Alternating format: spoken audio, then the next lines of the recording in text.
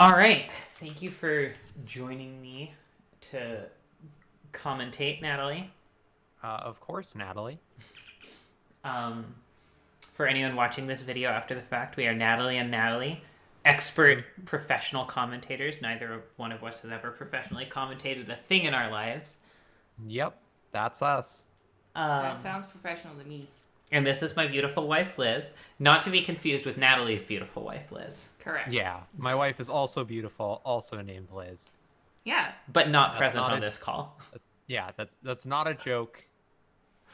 It's not. It's just It's not true. a bit. It's just true. It's a joke the universe played on all of us. Yeah. Yeah. A delightful one. So I'm pretty excited about this rotisserie. I feel like the metagame has settled into more of a rhythm than it has in the past. Well, This it kind of is exists. right. This is, let me check, the third, fourth maybe monthly rotisserie we've done. Fifth. It's the fifth monthly rotisserie draft we've done. Dang. I think. It's hard to tell because I don't clearly date them. Maybe I should clearly date them. Isn't that just the lesbian problem, right? Need to be clear about your dating intentions. That's right. Yeah, so I believe this is the fifth monthly Moddy Rotisserie draft. We'd run drafts prior to this, but it was on like a maybe 2 a year basis. So there wasn't really a strong chance for a metagame to form.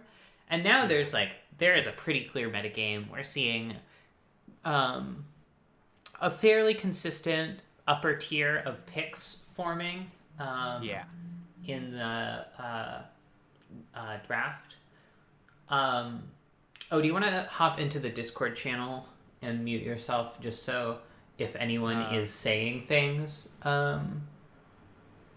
Yeah. For just this one, right? Yeah, that one. All right. So some cards I expect to go pretty early. I would be really surprised if Lutri wasn't taken in the first 3 picks or so. Oh, absolutely. Lutri, Oko, I think I would also be surprised if it wasn't one of the first 3 picks. There was a draft, I think it was number 9, where Oko didn't even go round 1. Which is bizarre to me. Yeah, that was draft 9. Oko was taken by C8, technically second pick, but that's kind of round 1 anyway. Yeah, so that sort of doesn't count. Yeah, and that is completely bad. I hope by now people have realized the sheer power of Oko. I would hope rate it so a little as well. more highly. Oh, it was number 8, the draft where the companions were at full power. That Oko went round 2 to seat 3, so that would be pick That would be 12. 5 of round 2. Yeah, 12th pick overall, which is truly like hot bonkers. Yeah, truly bananas. But yeah, I think you're right. I think Oko is more properly evaluated. I've been talking with a few of the drafters about their pick thoughts, and Oko is definitely a name that's come up several times. I personally think it's a really strong starting pick for a drafter who wants to stay fairly open, even though it's 2 color. Yeah, even though it's 2 colors, it's relatively easy to splash in this cube.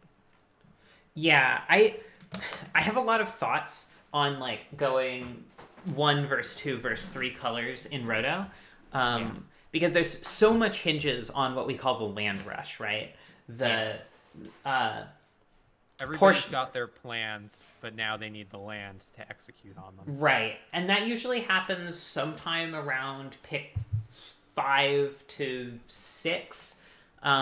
When someone takes a fetch land and everyone says, all right, it's time, I gotta snag the lands I need now, or at least the highest tier of lands, like the fetch lands, the shock lands, maybe the triomes if they're trying to do a 3-color thing. Yeah. But the thing is, the lands that make it easiest to play 3 colors go really high. Fetch lands, shock lands, and triomes are all highly valued if people are in those colors. Fetch lands even if you aren't in those colors. Yeah. So it's hard to bank on being able to play a 3-color deck. Yeah, definitely. The reason I think Oko's strong is because one of the ways around that is to just play green, and rather than relying mostly on lands for your fixing, just rely on green's spells. Because green has so much good fixing available. It's got a lot of very good fixing, especially in this cube. I think running Oko, even if you have, say, no other blue cards and you're trying to run, I don't know, green, white, or some bizarre thing like that, I think that you can very safely still run Oko. Yeah, and we saw that last draft. In Rotisserie 10, Sarah first picked Oko and ended up going red-green, but still played Oko to great effect. She was able to cast it off of... I think she picked up... Her lands were Verdant Catacombs, Stomping Ground, Breeding Pool, Ketria Triome, Reflecting Pool, which... Of those, the Breeding Pool, the Triome, and the Verdant Catacombs let her fairly readily cast Oko without necessarily needing to bend over backwards for it. She also ended up with a really late Utopia Sprawl. That was a 35th round Utopia Sprawl, which I think is one of the reasons that green is so strong, because green just has so many cards like that. I think Utopia Sprawl should go earlier, but... Yeah, I'm just shocked at how late it went. Like, if you are in green, you want Utopia Sprawl, probably. Yeah, I think it's arguably better than a lot of the 1-mana elves. It's loses a little bit of luster in table draft because you can sort of end up in situations where you have so many non-basics that it's actually hard to find a forest to enchant it on. But I think that's a lot less of a problem in Roto. Yes.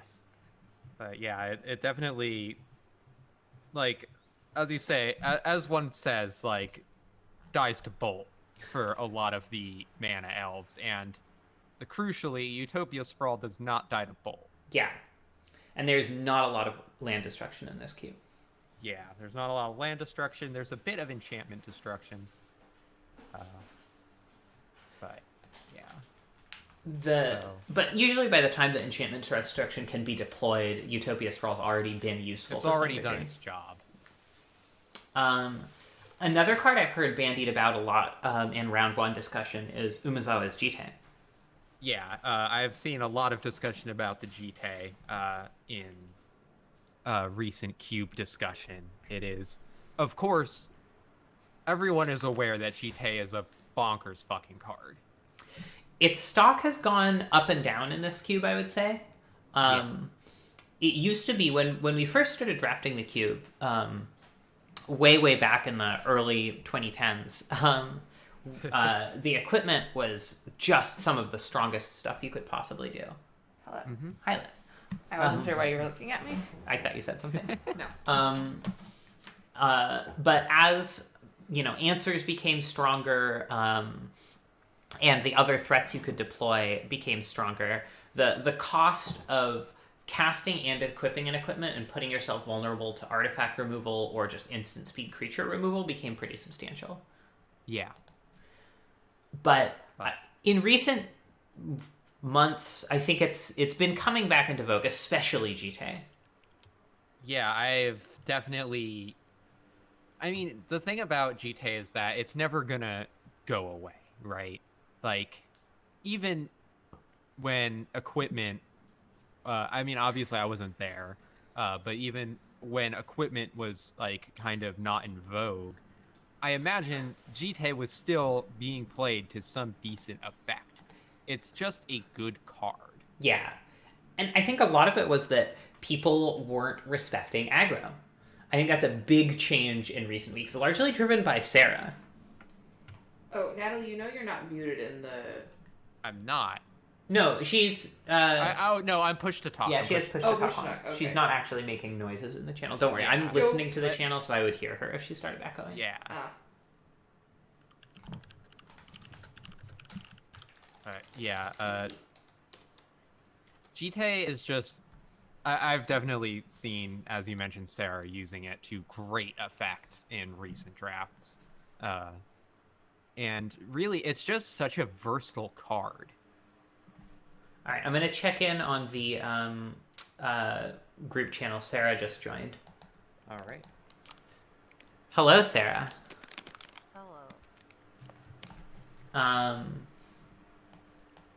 Are you excited for the upcoming Rhoda? Got your plans all set? I kind of do. I woke up this morning at 10, and I was like, after going to bed at 4, because I was playing Moon. And I was like, wait, what am I doing again? It was like, completely forgot. But, You're drafting. I mean, I know I'm drafting. I think I said this to Nat, last weekend when I was talking about what I might do, where I was like, I kind of just trust myself to go in and just like, I have a couple plans, but if those like fall apart because people take the cards I want, I kind of trust myself to just like freestyle and go from there. Just kind of wing it. I'll say that is It's not a less strategy. winging because it's more like, yeah, it is a strategy because it's like, rather than being like, I'm going to force this deck no matter how bad it is, I think is not a good strategy in Roto. I think that's definitely true. What I was going to say is it's a strategy that I wouldn't advise of most people, but I think you have put so much thought into this cube over the past few months and into Roto in particular. If anyone can pull off that kind of... I'm not going to call it flying by the seat of your pants, but playing by feel. I think you will be able to. The kind of ability to pivot midway through the draft. I mean, that's literally what I did last draft. Like, I was not planning on being red, and then I was just like, okay, here we go. And I did it, and it worked out really well. But yeah. I mean, in the very few times that I've actually... ended up having to be the backup drafter and do a rotisserie draft. That's always what I do because, of course, I never plan ahead because I'm never, like... planning to do it? Yeah, I'm always hoping I can find someone to take my place. Yeah.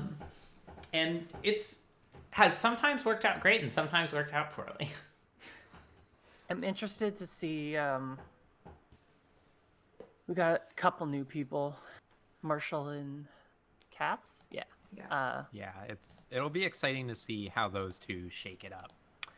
Yeah, because that's the thing is, like, you would think that, like, new people would just come in and get, like, trounced. But that's not how it goes. It's kind of like the best example I can give of this is there was a World Series of Poker where the person who won was just this, like, basically amateur who just was very unconventional, like all-inning very frequently, and like pros who had, you know, been playing poker for like 20 plus years, they just kind of didn't know what to do. Like they were just like, where it's like someone who's new will just like take a card. Like in my first draft, I guess there's no other drafters in here so I can talk about this. In my first draft, I took Young Pyromancer second pick after Splinter Twin, and Jesse was just like, people don't take that card that highly. Like, I was not expecting that. And I was just like, oh, I think it's a really good card, so I took it. I've been chatting with some of the newer drafters, and I've been telling them, like, I've been hearing some of their picks, and some of the advice I've been giving is, like, because I give advice to anyone who asks for it prior to the roto. Some of the advice I've been giving is, like, you're probably right that card is heinously undervalued, but that doesn't mean you should take it second. Yeah, there are, but because also it's like the people who have been here a while, there are cards that we know like on the podcast, you can listen. We're like, this card is going way too late, and like when new people, and so we try to float it later, and then when new people come in and they're like, I guess no one's still in here. Hex Drinker's one of the best green cards. I'm taking it like third pick. Thank you I'm for like, being careful about table talk. Yeah, I'm like, whoa, I floated that like 21st pick, like because no one respects it, and it's like, Hey, cats. Table talk is over. yeah, table talk's over. Heyo. I'm gonna So, get water. How and are stuff. you feeling about the draft, Cass? Nervous. Oh no. Oh no. I mean, I don't know. We have prepared a lot. The problem is that all the information is, well, quite a bit of information, and there's a difference between having a bunch of stuff written down haphazardly in a Google Doc and actually effectively making use of that information. And we are not entirely sure that we can bridge that. It's kind of like you've got a fire hose of information, and you're trying to like very delicately fill up a glass of water. Basically. So you're one of the new drafters to Roto. So I'm excited to see how you approach it. Yeah, so are we. We're not really sure how we're going to approach it yet, so we'll find out. You've been doing pretty well in the table drafts. I've been really impressed. You came in without experience with this cube, and I think your first table draft was a 4-0. I think the first one was 3-1, 3-2. I believe it was 3-1, but the most recent one was definitely just a complete 4-0. Yeah, I give some of the credit for that, and like a non-trivial amount of the credit for that, to you reining us in from drafting like blue dirtily bullshit. By you, do you mean Natalie or Natalie? I mean Natalie, sorry. In the weekly drafts, normally, because I don't know how to use Moto, normally instead I just help Cass draft, and then I go off and play Mahjong. But, you know. It honestly owns. But you don't have me to rely on this time, so. It's true. Hello and good luck. I mean, when Natalie and I draft together, it's definitely like I'll contribute somewhat on the draft portion and be like, okay, have fun playing Magic together. Sometimes I stop her from like conceding with 3 damage and a giant growth in hand. I contribute that much, but it's like I can't get the last 2, and I'm like, yeah, you definitely can. You have an unblocked creature and a giant growth. Like, please don't concede. But joining us now is Teddy. Hello. Oh. Teddy, how are you feeling about your plan? Decently. It's less clear cut than last time, but I've also got more flexibility this time around. We'll see how it goes. Nice. I feel like later seats kind of demand more flexibility. Yeah. So- What seat are you again, Teddy? I'm 6th, and honestly, the biggest thing was talking to Natalie. She pointed out some very obvious things that I just hadn't thought about as far as backup plans. So those are a little rushed, but I at least have them if things go sideways right from the start. Yeah, it's definitely good to have backup plans. Yeah, not to dunk on Ketsy, but you can But you're definitely tell gonna. when Ketsy But you're does gonna. have a backup plan and when she doesn't, and it's very apparent in the drafts. Yeah. I think that's true for most people, but I think the clearest example was the one where Ketsy ended up drafting blue when there were 5 other people drafting blue already. Yeah. Yeah, And it was me taking Brazen Bar or throwing her off really, like, yeah, Was that Finish draft that 10, the last one? yeah, that was the previous yeah, draft. that was the previous one. Yeah, that was an interesting one. But Yeah. speak of the devil, and she Hey. shall appear. Is that me? Hello. Ketsy is joining us now. Ketsy, you want to tell us how you're feeling about this draft? Nervous, I guess. That seems to be a common emotion. I was gonna say, are we just all nervous this time? I think it's because there's fun bucks on the line. Like everyone is like, Oh, I could not possibly care less about Funbox. I'm going to be completely honest. Heathen. For me, it's Wow. like in the past, I've always had a plan and felt pretty confident that I could execute on the plan. Oh. And the one time that my plan got derailed, I like totally had a disaster draft. Yeah. Um, It's hard not going first. yeah, Yeah. it's hard. So now I have sort of like 2/4 plans, kind of. Basically, 2 of them are just sort of like, if this is open, go this way. But I don't have like a plan for it. It's just like maybe try that if it's like plan C and D. Yeah. You've got some ideas. I mean, That idea. that ability to be flexible is absolutely crucial in Roto. I think Yeah. there's I have really never planned. I've never gone into this intending to be flexible. Absolutely never. Well, it's a pretty important skill, I think. I was gonna say, I remember on the podcast, Ketsi was like, I go into Roto typically like having a plan and like this is what I want to do, even if it's not like immediately clear or whatever. Like I won't table talk, but you talked about it last time, Yeah. like having a plan, and I was like, wow, that was what? I would have never guessed that. We've got Marshall joining us now. welcome, Marshall, hot off of a victory against elves in an asynchronous online legacy tournament. Yeah, congrats. Thank you. Add more qualifiers to that, Natalie. I'm not sure we haven't made it quite not count yet. So, Marshall, how are you feeling this fine Saturday afternoon?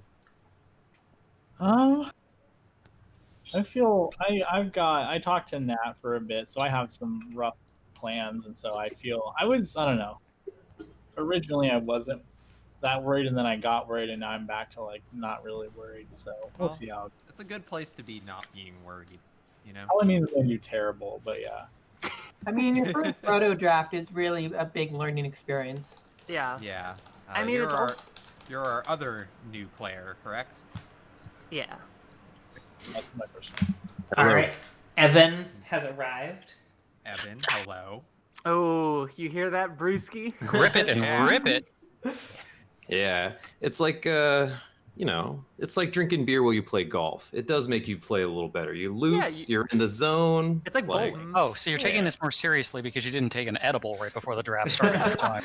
So what are you drinking, Evan? What are you drinking?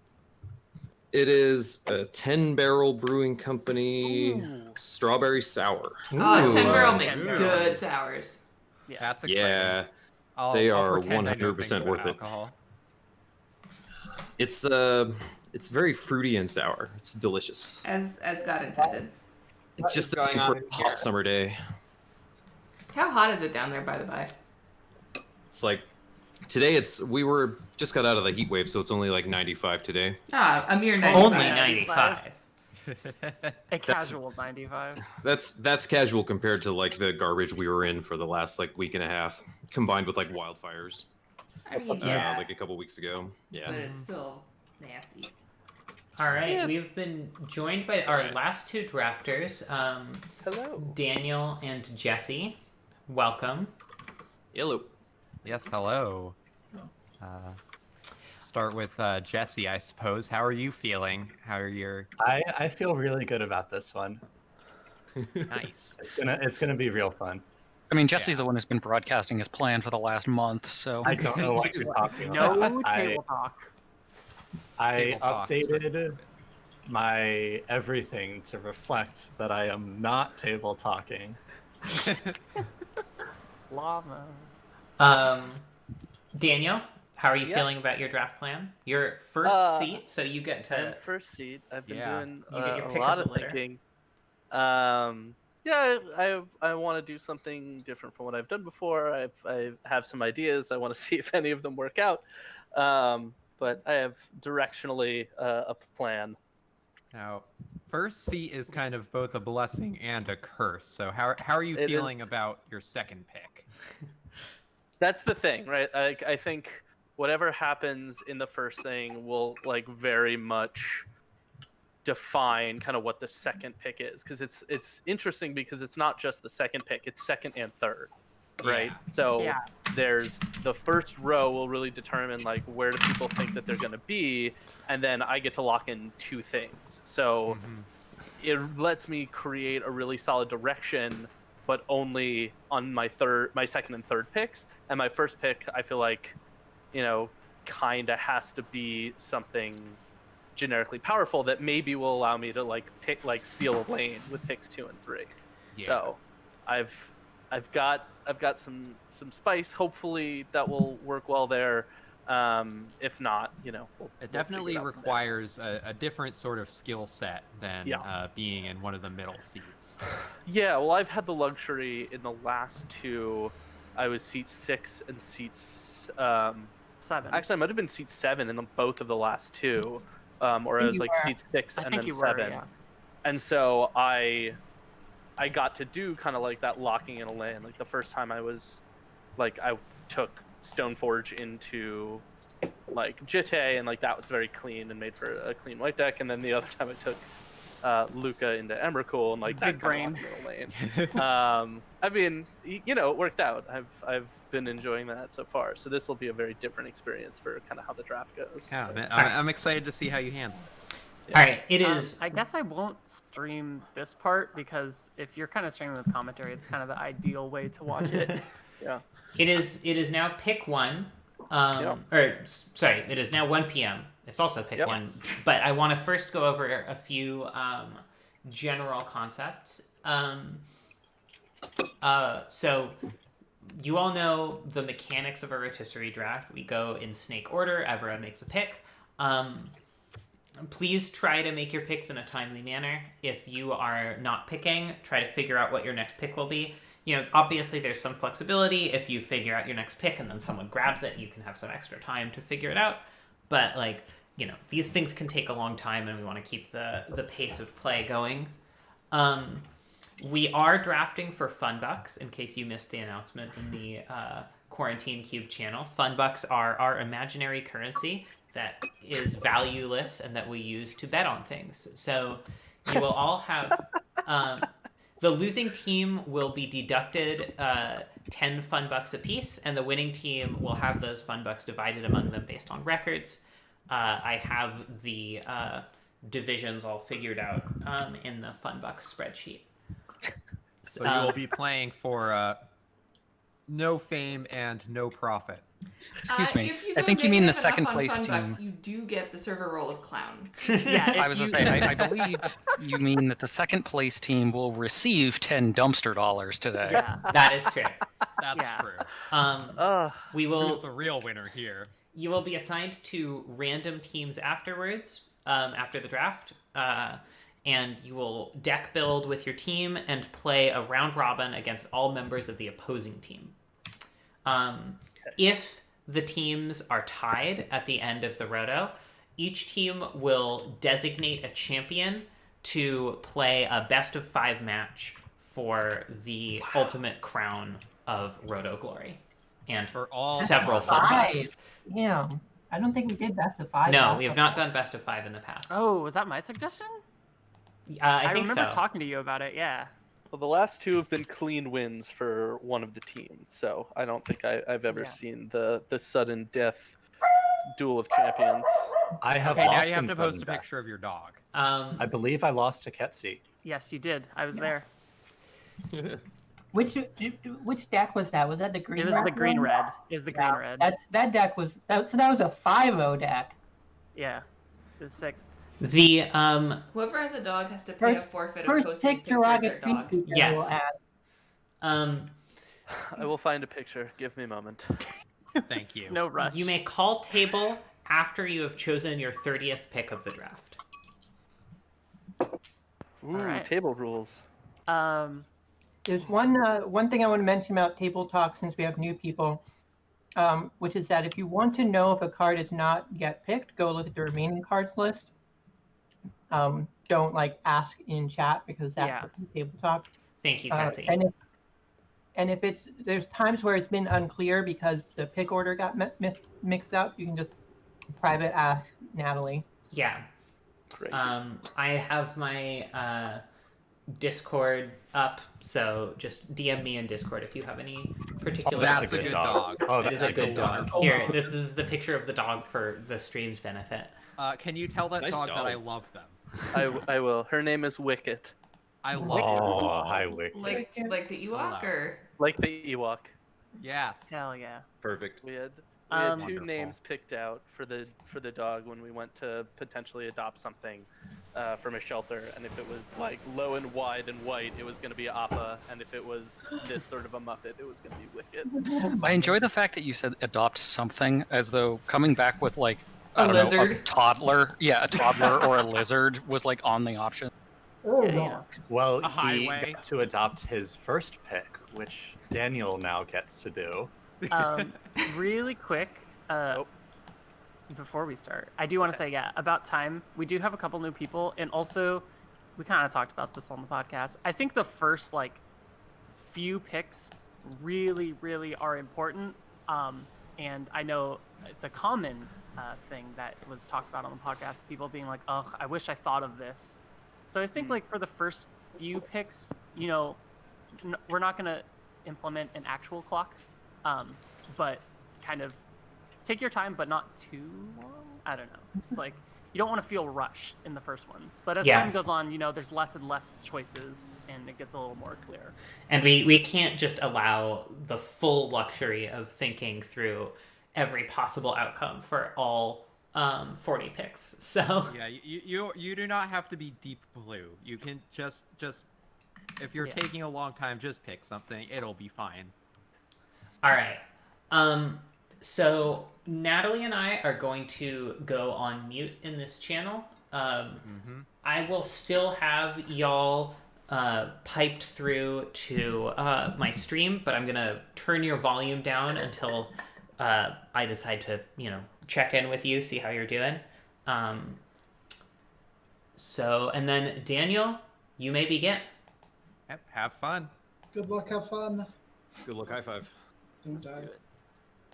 All right, Natalie. Let's see what the Excited. first pick is. Ah. Jace Vryn's Oh. Prodigy? Holy Okay, shit. So I know that everyone knows exactly what I'm going Holy. to pick. No big surprise here.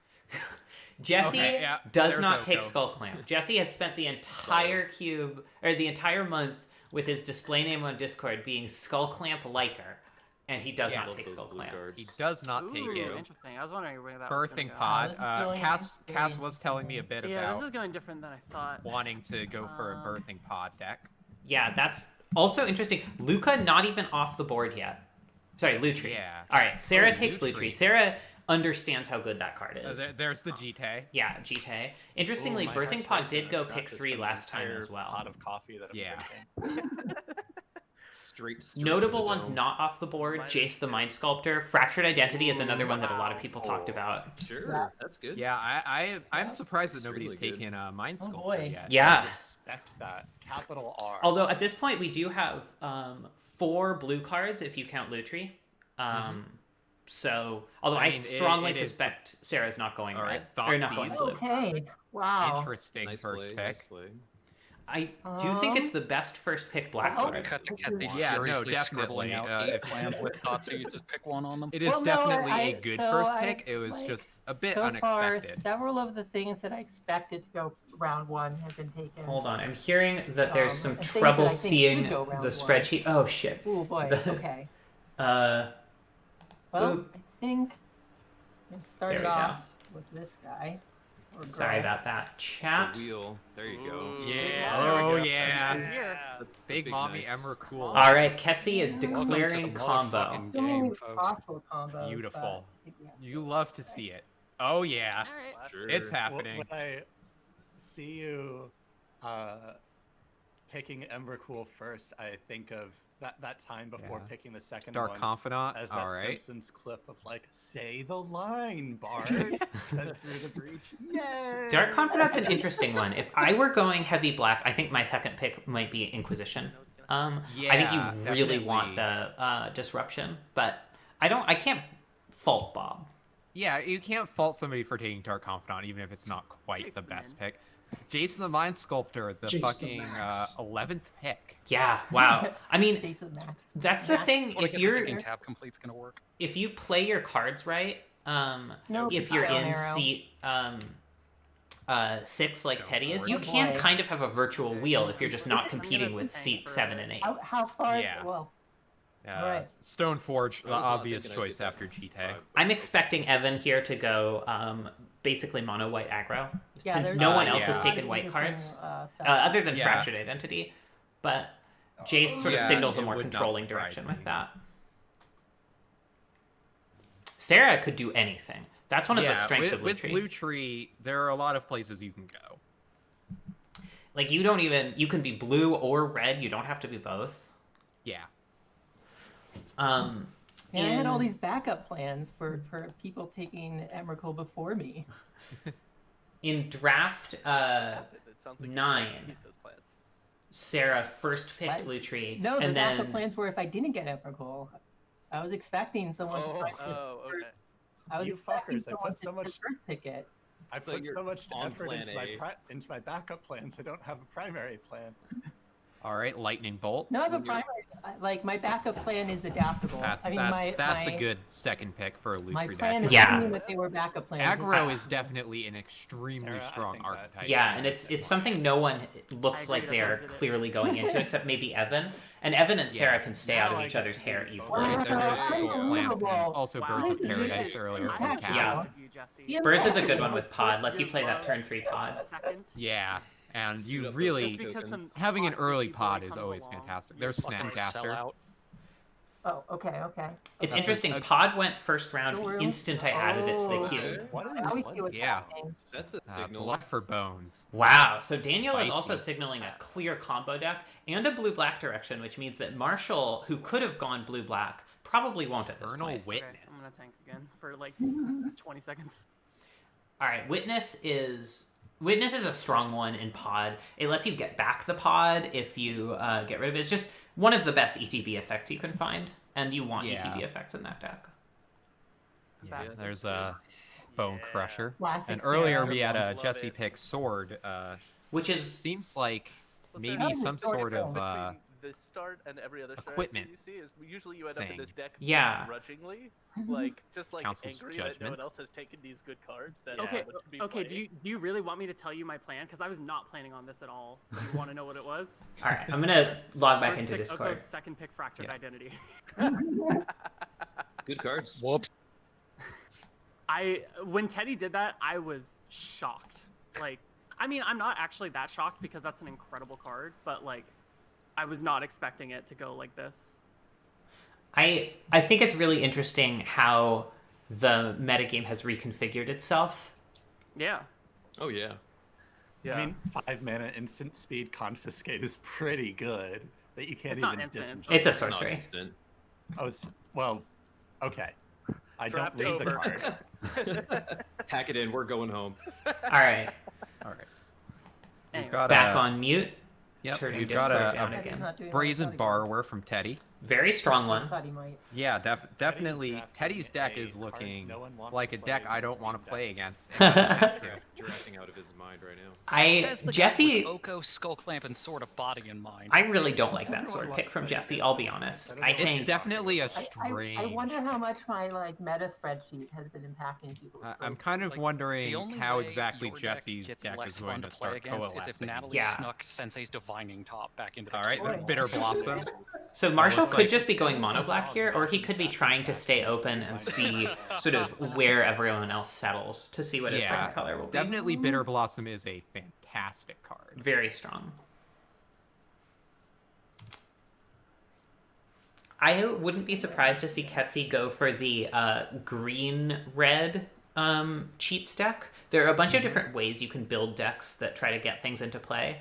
Yes. Teddy, you know that there's Sudden no demise. way that I would Okay, take so Sensei's staying Divining red Top for now. Unless it was like to make sure that no one else got to play it. It's possible Ketsi is going to try to compete with Sarah here. That is a nice pick, Ketsi. Yeah. Okay. I Very like it. underrated. Yeah. We've Would Ketsi been just rating take it pretty Sudden high. Demise? Not Nice. bad. Surprisingly, we have not seen anyone Um, take Splinter Twin okay. yet. Yeah, that's usually one lane that people very solidly put themselves in. I am Yeah. suspecting Sarah's going to go for that. wasn't Yes, if I no one else definitely does. agree. Quite a lot of discussion. I only have listened to Arc about half the Trail. podcast to be fair, but wasn't there like Arc quite a lot of Trail. discussion about twin combos Love specifically? that. Yeah, on the absolutely. Arc podcast? Trail, Yeah. Hostage Taker. Okay, All right, so Marshall yeah. is still going blue-black despite knowing he's going to fight Daniel for it. which is Yeah. a risky strategy to be Evan, this is the sure. card I'm gonna take. Yeah, but I don't I'm gonna hate stab it. you. Like Marshall's got a Yo, really that's, solid uh, base so far. Don't threaten him with a good judge buy. over here? Going more of like a kind of control. What is that called? A very controlling, USC? mostly in There we go. black deck. Yeah. That one's Well, a I mean, we'll USC see what major. Daniel's fourth Yeah. pick is. All right. There's So I Mendelian gotta Click. think about the card that like I like it. Sarah I don't know if I like Oh it my here. God. I don't think you're gonna like it. I'm really surprised no one's fighting over the cheap blue disruption. I think cards like Mana Leak and Condescend Yeah, Bone Crusher Giant and already did Remand take are really, really my, strong. my second Yeah. invitational card. After another card that I will not name because it's table talk. Oh, I missed that Arc Trail was off the I'm board. going for it. Oh yeah, I did mention it. It's an interesting pick, but it's not one I hate. Yeah, it's Oh, there's very the strong. cocker. For Evan the definitely commentary, going. Got it. Sarah's Solid other aggro. invitational card is I mean, I feel like that's on the your radar. ninja. That's why Yeah. I had What's a it feeling called? you were going to pick it. I just forgot. The blue-black ninja. Yes. Good magic card right there. Fallen Shinobi. That's some good Sure magic. Thank you. is. I You're knew it until I was about to say it. Let me think for a single second. We need a catchphrase like "That's magic." That's Roto. Yeah. Yeah, my Sarah, it's Rototown. my general feeling on blue is that like it has some really powerful late game was stuff, thinking but Chinatown, because thought it was. people are All of starting them to with the value bust of aggro more Rototown. highly, you really want the cheap That's interaction. me. Yeah, but I'm Welcome not to sure diners, people have drive-ins, quite and realized drafts. that yet, unless they're just waiting that. until like there are a few more picks. Sarah Sword of taking Fire and Sword of Ice. Fire and Ice. That's also That's a this is That's earlier than we've incredibly seen spicy. all of the Oh, Noble Hierarch. swords that's going. That's Okay, a so I have- very I have a very song cast pick. that I I have think. to Yeah. look up to listen Again, to. elves are really good with Birthing Pot. Can you do it Yeah, after? it's interesting that Cass has mostly taken setup and not as Oh, much lands. stuff to Alright. pod lands, into. lands. Yeah, I'm surprised. Although no one else is going green, Oh man. other that's than fun. Jesse, I suppose. Jesse's Um, already picking a land. Did that boy Fourth go? pick. That's a last really time? early I land. think it did. Yeah. No, No. no, no. I mean, it's a fairly early Okay. land. So- Alright, Five it is looks when like I sounds expect to like see one the of land It looks rush like start. It looks Daniel's like it's going, beginning. And Reanimator. Yeah, for sure. The Blood for Bones made that pretty Yeah, the clear. Blood for Bones is obvious, but now we've got the Greasel Oh, brand in there, it's and in the that chat. should be exciting. I'm a little surprised Ketzi didn't take Grizzlebrand just to like steal it from him. Taking Blood for Bones without Grizzlebrand when there's someone with a Through the Breach at the table is Kind of really bold. Pre-installed Game of Yeah. Hearts, like you have like the glass shatter whenever someone breaks. It's entirely possible hearts that for the she first just didn't time. think it's of like it. that. Yeah, Another land from Jesse. I mean, this is how the land rush often works. Is like people Jesse All right, taking it's the land card. I want time, to I make sure guess. this in Dotha Triome, that is black, white, green, I believe. and as Mario would say, That here sounds we go. about right.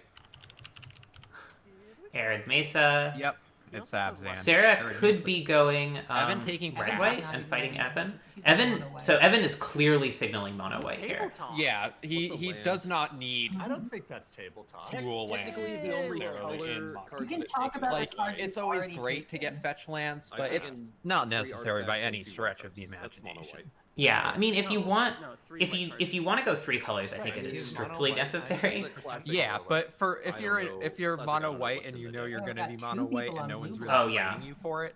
Well, one Like- of the payoffs of doing that in Roto is that you get to take these really strong cards Let's see while if I everyone can else is taking Thread lands. the needle of the Yeah, other blue drafters and- again and just do Right, my Especially own thing for the next Evan is 25 picks. really one of the Pretty only happy people about my in blue lane. Cass has drafters. taken Ooh, the there you go. hierarch, but Blue other black than drafters. that, there's not a lot of Oh, white. shit. That was a cool Yeah. review. Wow, Mana Leak over a land in a 2-color deck is kind of shocking. Although I suppose Marshall knows he can get back Polluted Delta. Oh no, Polluted Delta's off the board. Interesting. Yeah, Polluted Delta's gone. It was I'm not- it was taken by Jesse, which is interesting. I don't know how Marshall's On, planning to Gamer, cast there's his a catchphrase. colors. You do blue black really openly. That's not very demure of you. Yeah, I don't know, but it should be interesting. Wow. Myriad Landscape gone really Myriad early. landscape. I mean, that card's really powerful. I got I Galaxy think it Brain should have been too. going earlier than it has been. yeah. Marshall is remand. like, fuck your land rush. I'm taking good cards. Honestly, if Marshall Remand hadn't declaring been his taken, intent. or if Emrakul had been taken, I probably would have, depending on what colors people would have taken, I would have first picked Remand. It was I not mean, in my primary obviously, strategy, Remand but if is I a had ended up in fantastic blue, I would card. have. It is really good. And again, these cheap interactive spells out of blue are what let you get to your really strong payoffs, like Sorry, this is taking so long. Hostage Taker, fine. or presumably Marshall's going for Fallen Shinobi, and Yeah. all of the other sort of... Although we'll see if somebody snipes In the Fallen zone. Shinobi from him. Yeah, Right. Daniel's the He- only one who would, but yeah, it's Yeah, totally he possible. is. Draft Dark Marshall is not the Fortress, only one in blue and black, they are seats 1 through 4. So that feels good. which is very interesting.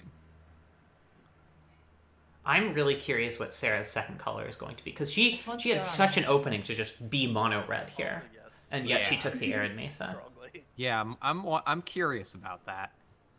I'll take Evan too. Love that. It's Love possible that fucking she just card. wanted fetch lands Like, so that she could splash good gold cards of whatever color ends up I had- not having its Yeah. gold I cards had another taken. deck for it, but I knew I wasn't going to Oust. get there in C5. It's Yeah, really I good. like Oust a lot in blue-white control. Ah, taking the Oust, Yeah, huh? Okay. you could. It's a good If card. this is the case, Taking it over Hallowed Fountain, though, I don't know how I feel about that. Yeah, I think I definitely agree. I just don't think it's going to be gone by the time it comes back to Teddy. The only one who might take it is Cass. Evan's and- trying to take Mana Tithe and mistyping it.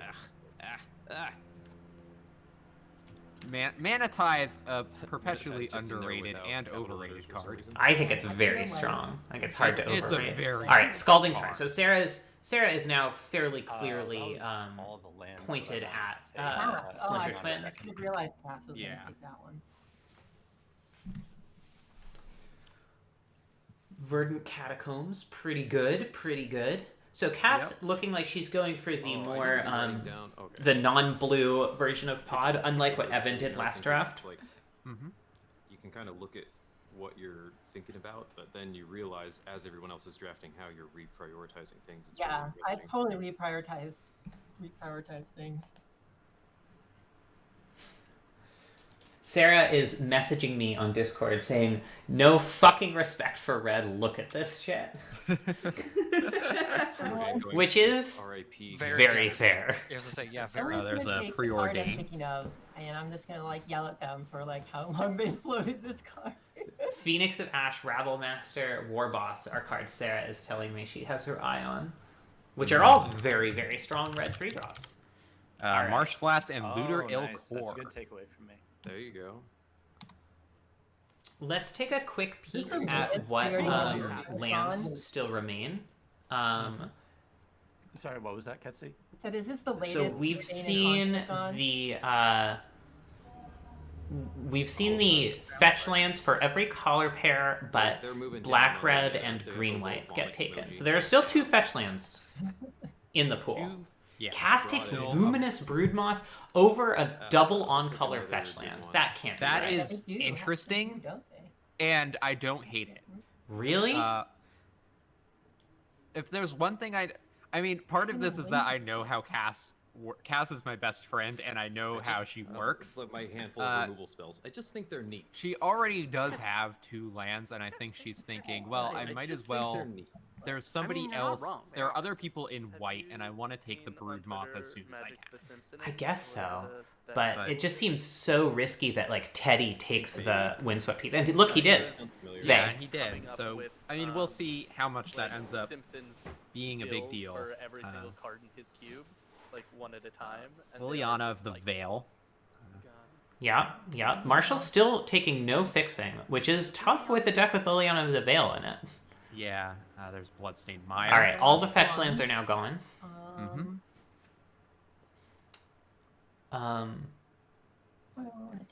I value fixing really highly. Yeah. Especially if you're going 3 colors. I think you just can't have too many fetch lands. And Yeah. I just don't think it's likely that Evan was going to take Broodmoth in particular in those 2 Yeah, picks. I just think Cass is probably figuring she's got the bird, she's got Hierarch, she's got the Triome Yeah. and the Catacombs. Yeah, but Hierarch There's doesn't fix another- black. No, it doesn't. That was another but, plan you know. that I didn't go on. It'll be interesting to see in the games You had if considered Cass I ends up hadn't- stumbling I on colors definitely at some had point. considered it. Yeah. Well, a Lily plan, not what Marshall is currently doing as his plan. All right. That was for a different deck. All right.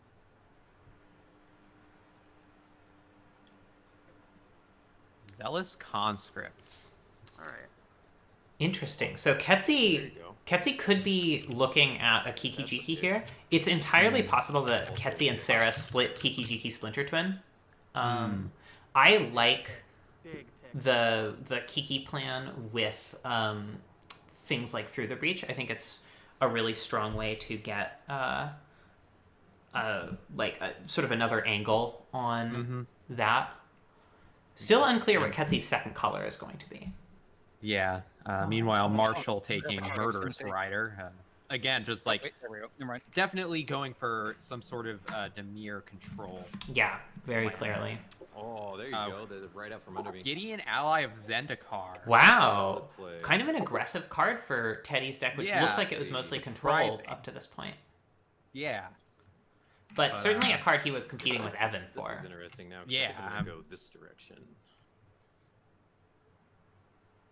Whoa! Arena Rector. Spicy. Whoa, my mind is blown. That is so much less aggressive than anything Evan has taken so far. That's extremely spicy. Evan has 0 planeswalkers. I'm very curious to see where Evan goes. Yeah, with that Arena Rector. It's so weird because Mono White doesn't have great ways to kill an Arena Rector, kill its own Arena Rector. And if he's playing the aggressive deck that he's signaling with Smuggler's Copter, Jite, Definitely not.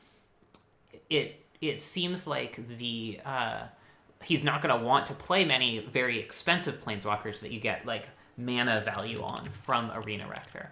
Really like, I gotta say, maybe Captain he's got some Luminous cool Green thing up his Market, sleeve, but I don't like that pick.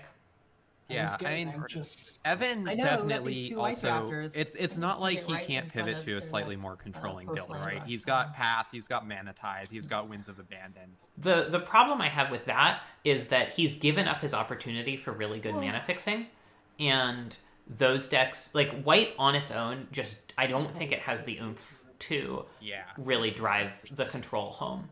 Yeah. Chandra, Torch of Defiance. wait, Interestingly, what? sorry, go ahead.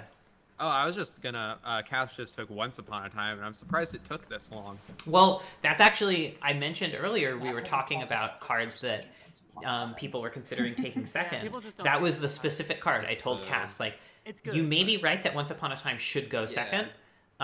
You will not It's be just able, such like, a, no one evil else is going to green take card it second. where you, like, Yeah. if you're green, I every know green deck Cass wants to have it, very but highly the values power Once Upon a level Time, isn't, and I like, think that's so high. honestly that accurate. It is. that's what Sometimes it is a free spell, and even when it's not, I mean, it's if you pretty did decent. first pick Birthing Pod, I would have taken it eventually. There's There's not a lot of green drafting going on. It seems like. Or we'll see how things go. Cements. Tabletop. I think Oh, it's table. interesting that no one bats an eye about Ponder and Preordain going Yeah. in the first 10 picks, There's, but Once Upon a Time generates Like conversation. green drafters. Right? It's it's definitely interesting. Yeah. You've got the 1.5 makeshift ish. mannequin from I Daniel. think it's Instant speed reanimation, it's pretty I strong. don't know, Nat's ruling. Yeah, no, it is I didn't talk definitely a about this. great card. Table talk is strictly about cards that have not specific cards that have not been taken yet.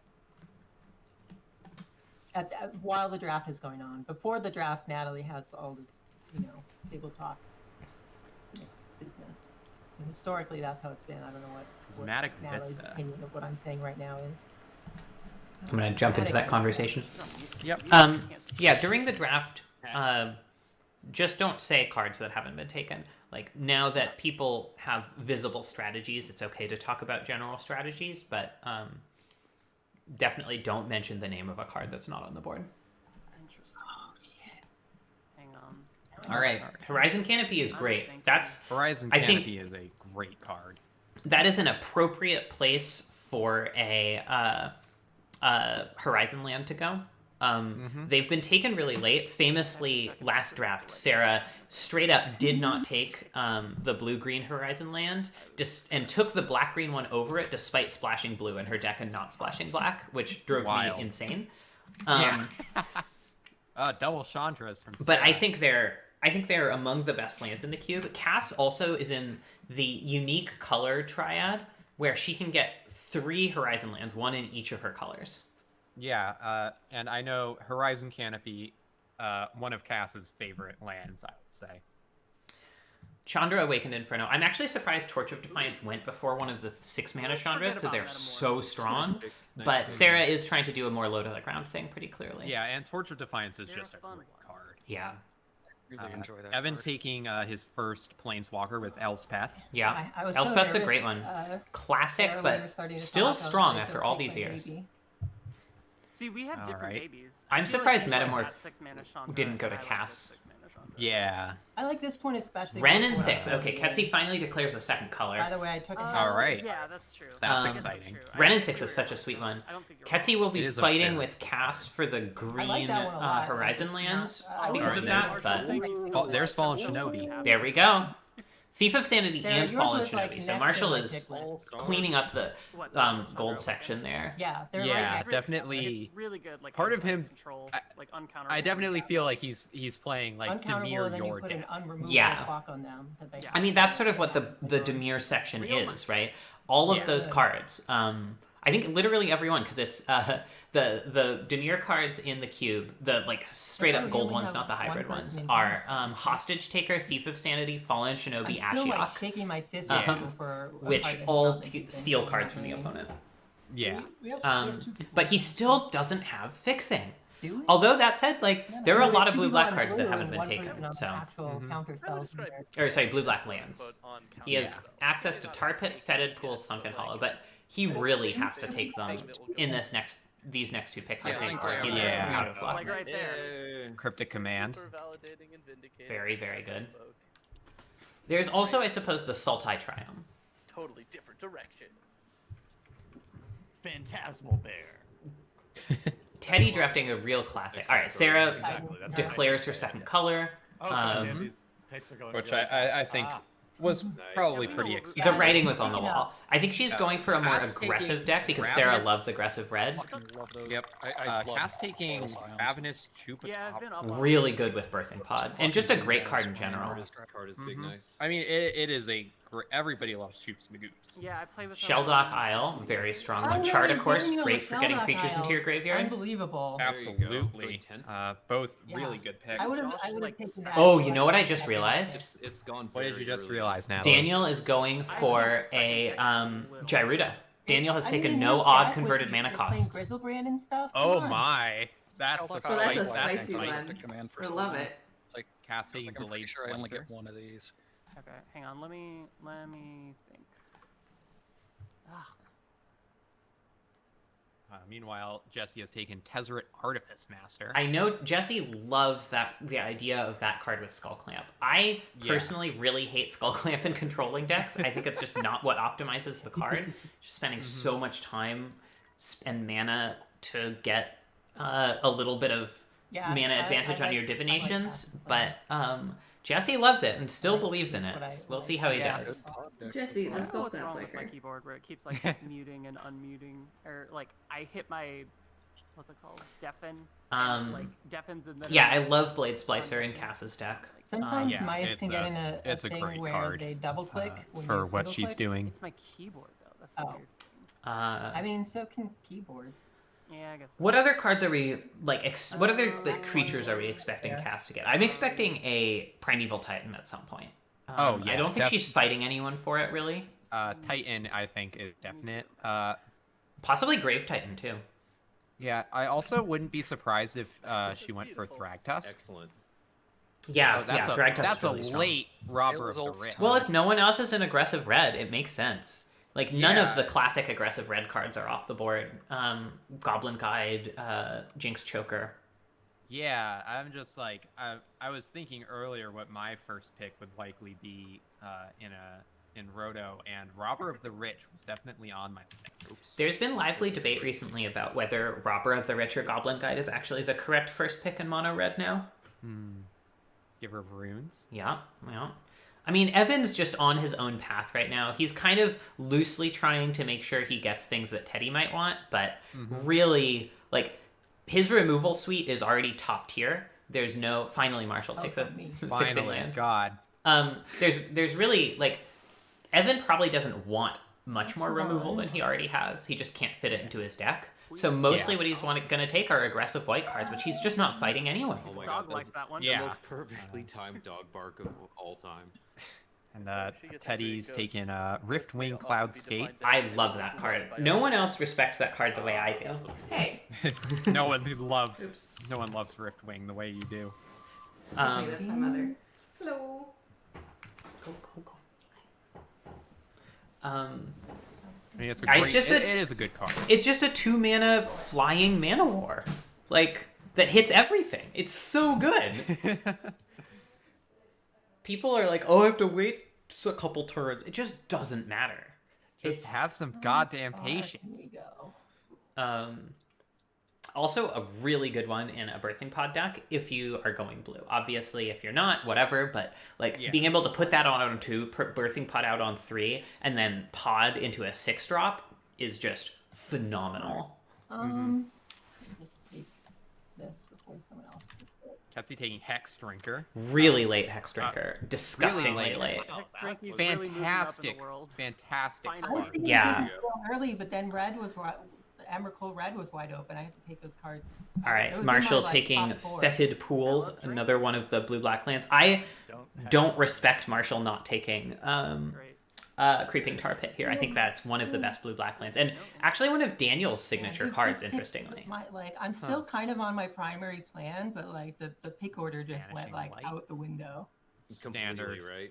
blue-white control. Yeah, it's interesting. I don't like Oblivion Ring effects all that much. Like they're good. It's just they're kind of expensive for what they do and for how disruptible they are. But I actually really like Evan's Oblivion Ring pick there over many much better cards. Like Adonto Vanguard's still off the table. Probably the best aggressive white card. But Teddy just wants that effect, and Teddy doesn't want Adonto Vanguard. So yeah. Thalia. Interesting to take Thalia with so many non-creature spells in his deck already. Nice. Yeah. Over Adonto Vanguard, which I think might be better than Thalia in an absolute sense. It's Thalia Heretic Catholic. Oh, you're right. Sorry. So it's a 3-mana Thalia. That makes sense. It's not the tax. Yeah. It's taxing, but only the Rattler Babbler. You know. Oh boy, Sarah really trying to float this twin combo, and boy, it's making me nervous. Rabble Babble. Although, like, Yeah. Ketsy could easily get Rabble Master too, and that would be really good for her. So I could see it either way, really. Nice picks. Cass taking Red Cap. Coalition Relic going. Daniel relatively finally late. takes Creeping Tar Pit and Great Grave choice Titan, here. which is Young something Monty. Cass might have taken from him. Yeah. Gives him a good way to win the game. It's a pretty decent reanimation target too. Anafenza. Anafenza. Oh. Is she going for an Anafenza I combo wanted here? that Anafenza. That was on my radar. I guess. I'm It- not it- familiar it- with Family Anafenza was, combo. like, one of my Yeah, favorites. Anafenza red cap and a sack Theoretical outlet land is stack an was infinite one of win. his, It first is an infinite allowed damage before combo. it was So, first.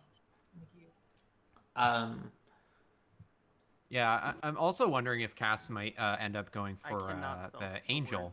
as Phoenix. well. I always So go Restoration Angel? Yeah. yeah, I think that's very This likely. one's just for Natalie, but I know what Cass is going for, and it's 4-color mono white. Very, very bold. Thank you, Jesse. I appreciate that. Let's see if it pays off. For context, everyone, way back in the day, when we were drafting this cube at my old apartment, Jesse, the worst deck Jesse ever drafted The worst deck anyone's ever drafted. in this cube was a deck we called 4-color mono white, which was just a pile of cards, just white with 3 splashed colors that did nothing.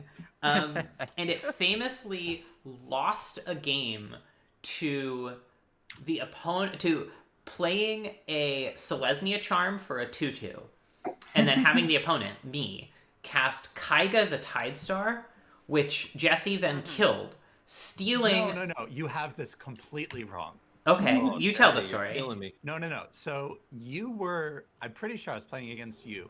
You were mana On screwed. blue-white aggro? I had hit every land drop, but I didn't have spells to cast because my mana base in 4-color mono white didn't work. So the only things that I could do were... But you couldn't cast literally anything. So I cast Selesnya Charm to make it 2/2, and I finally hit my 6th land, and I could cast Kaiga.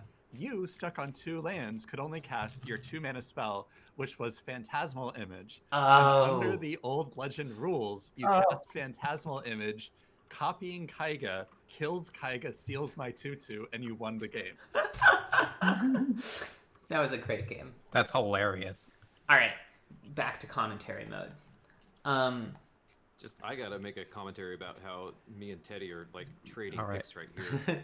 Yeah, like Teddy like, looking like closer, he's like, they're succession going for a point. more aggressive blue-white deck. Yeah. Interestingly, taking History of Benalia as the first like clear sign of that, and not something like a Danto Vanguard. Yeah. Although Evan they is do good. have. I like it. Sorry, go ahead. I And was just also going to it's, like, mention super Evan nerve-wracking. taking the other Elspeth. It do be Yeah, like, this is all The very 6 mana nerve-wracking. Elspeth. So Evan's leaning more controlling, and Like, Teddy's we're leaning all more kind of aggro, which It's is really very, interesting. Very interesting. no one really has like a runaway. Marshall taking like, Hangerback Walker. Yeah. I don't that's like true. that. I think that card I don't is know what you're medium talking and about. could have gone way later. I was gonna Yeah. say I like your. I would have like, taken the like, Sultai what's Triome going over on that. or whatever, but, like, And then Yeah, like, Ketsi my going initial for plan Green was Sun actually Zenith. to be Nothing surprising there. on No, Evan's Green deck, Sun plus and Hexbreaker is hadn't so taken strong. GTA right ahead of Yeah, me, I would have taken that. And Ketsi- then Green Sun Yeah. Zenith is But- just such a good card. Well, luckily, since you took Fractured Identity, you can still take Gonzalez GT. Yeah, interesting to see what Not wrong. people start I took going Fractured for now. Identity They've or kind of double started GTA. to figure out their lanes. You get a GTA, you get a GTA, everybody gets a Thragtusk. GTA. Taking that That from was- Cass. That was too early to take that. Sarah is messaging me that she's considering 39th and 40th picking Splinter dude, Twin that's a pot and player. Pester Gotta Pain, go in. but I think that's bad. I won't let Yeah, her that- know, that but is- I think that's bad. Possibly the Yeah, first no, card that's I've been terrible. disappointed to see something So like that. Marshall, interestingly, is I mean, that is a why I took it. It was much an further old down hand on at the constructed, list, but I'd not be sad if someone not took the a cards I wanted to take. sort of There's still experienced cards cube that I'm drafter, pretty and I think shocked that might haven't taken, influence his, given let's just say, colors that lack people of are- respect for fixing cards. Yeah. Although I will say, no one has yet taken Cruise. any of the 2-mana rocks, including Tragedy. Cruising. what's the snow one that fixes you, Cold Steel Heart. Yeah. So there's a lot My of stupid room for ass was the. about to say like, Arkham's Astrolabe. Like, no, No, the older snow one that fixes you. the older one. Which would be a Wow. great fit in Marshall's deck or Daniel's, or even Cass's, honestly. Madman. Evan, I was literally thinking about taking that card. Bold play. Absolute madman. Selfless Alright. Spirit. Let's see.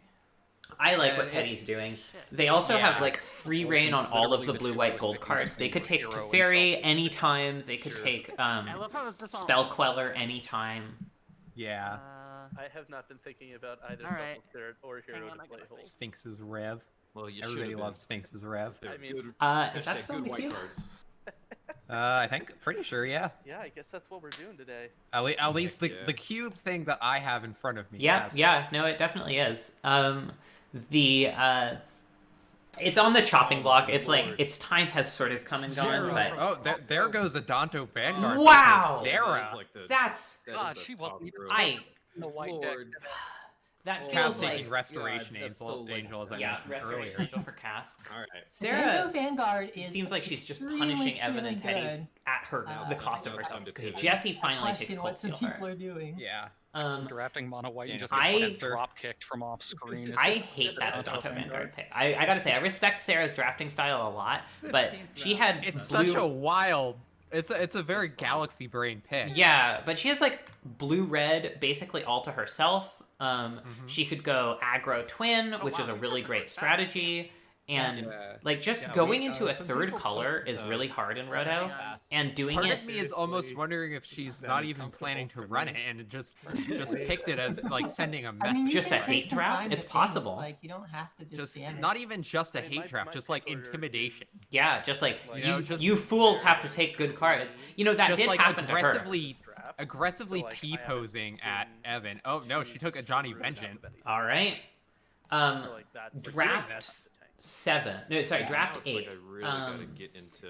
Sarah was just clearly I'm going- declared I'm Splinter going Twin. deep in First the pick sauce Splinter now, 'cause it's Twin. like cards that were on, like, Second the pick bottom of Jace the my Mind list. Sculptor, Yeah. etc., etc. Mm. And Absolutely. Brian Wong Evan waded took through the the Deceiver Exarch from The her sauce is- in the a deck sauce that is was thick absolutely and- not capable or planning to play Deceiver Exarch, and just to spite her, It's like that basically. scene in- So it's possible. Was it Princess Bride? I mean, it's in her range, I think, to just Oh, spite take a it. formative No, not Princess experience. Bride. Neverending Story. perhaps. Maybe that's what I'm thinking of. Interesting that Ketsi got Thragtusk over Cass.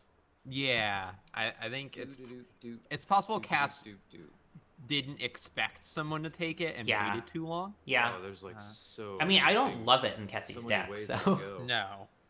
Sun Titan I really like for Gotta Cass. take- That's a Yeah, very that's strong, clever pick. Here we go. Yes.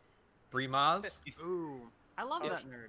If I really you're like seeing going, people then fighting over white. This is Everybody's great. favorite king of It Oreskos. is would- unusual. Is Sarah not just planning on expecting ditching the Royal Scions, do you think?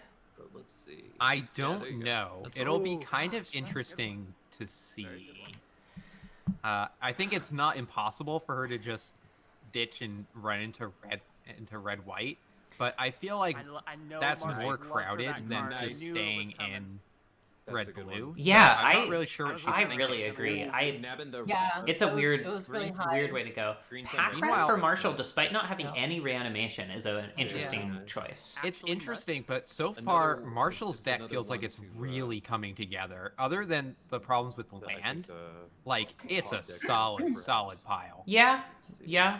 Has Condescend been taken yet? I do not believe so. Interesting. I would have taken Condescend over the last 3 picks Marshall made. No question. Probably also over Murderous Rider. Sometimes you see Treasure Cruise and you just think, damn, I gotta pick Treasure Cruise. Yeah, sometimes you do think that. I like Reclamation Sage for Ketsi with Green Sun. I'm sad for Cass that she couldn't pick it up. Yeah, I'm really wondering what exactly Cass is doing, not picking I some of the thought important green cards for her deck. Yeah, especially the ones with solid ETBs. Like, Restoration Angel is fine, but its main benefit is that it rebuys good ETBs, which she doesn't have a lot of. Like, her really strong ETB effects right now are Noble Hierarch, Eternal Witness, and Ravenous Chupacabra and Blade Splicer, and that's kind of it. Murderous Redcap is just fine unless you're comboing with it. Yeah. Difficult.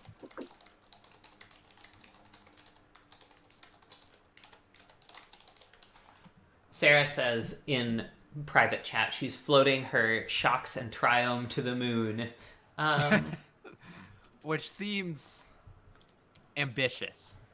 She also points out that Jessie took Steam Vents, which makes her I took Lotus Cobra. like blue plan a lot harder.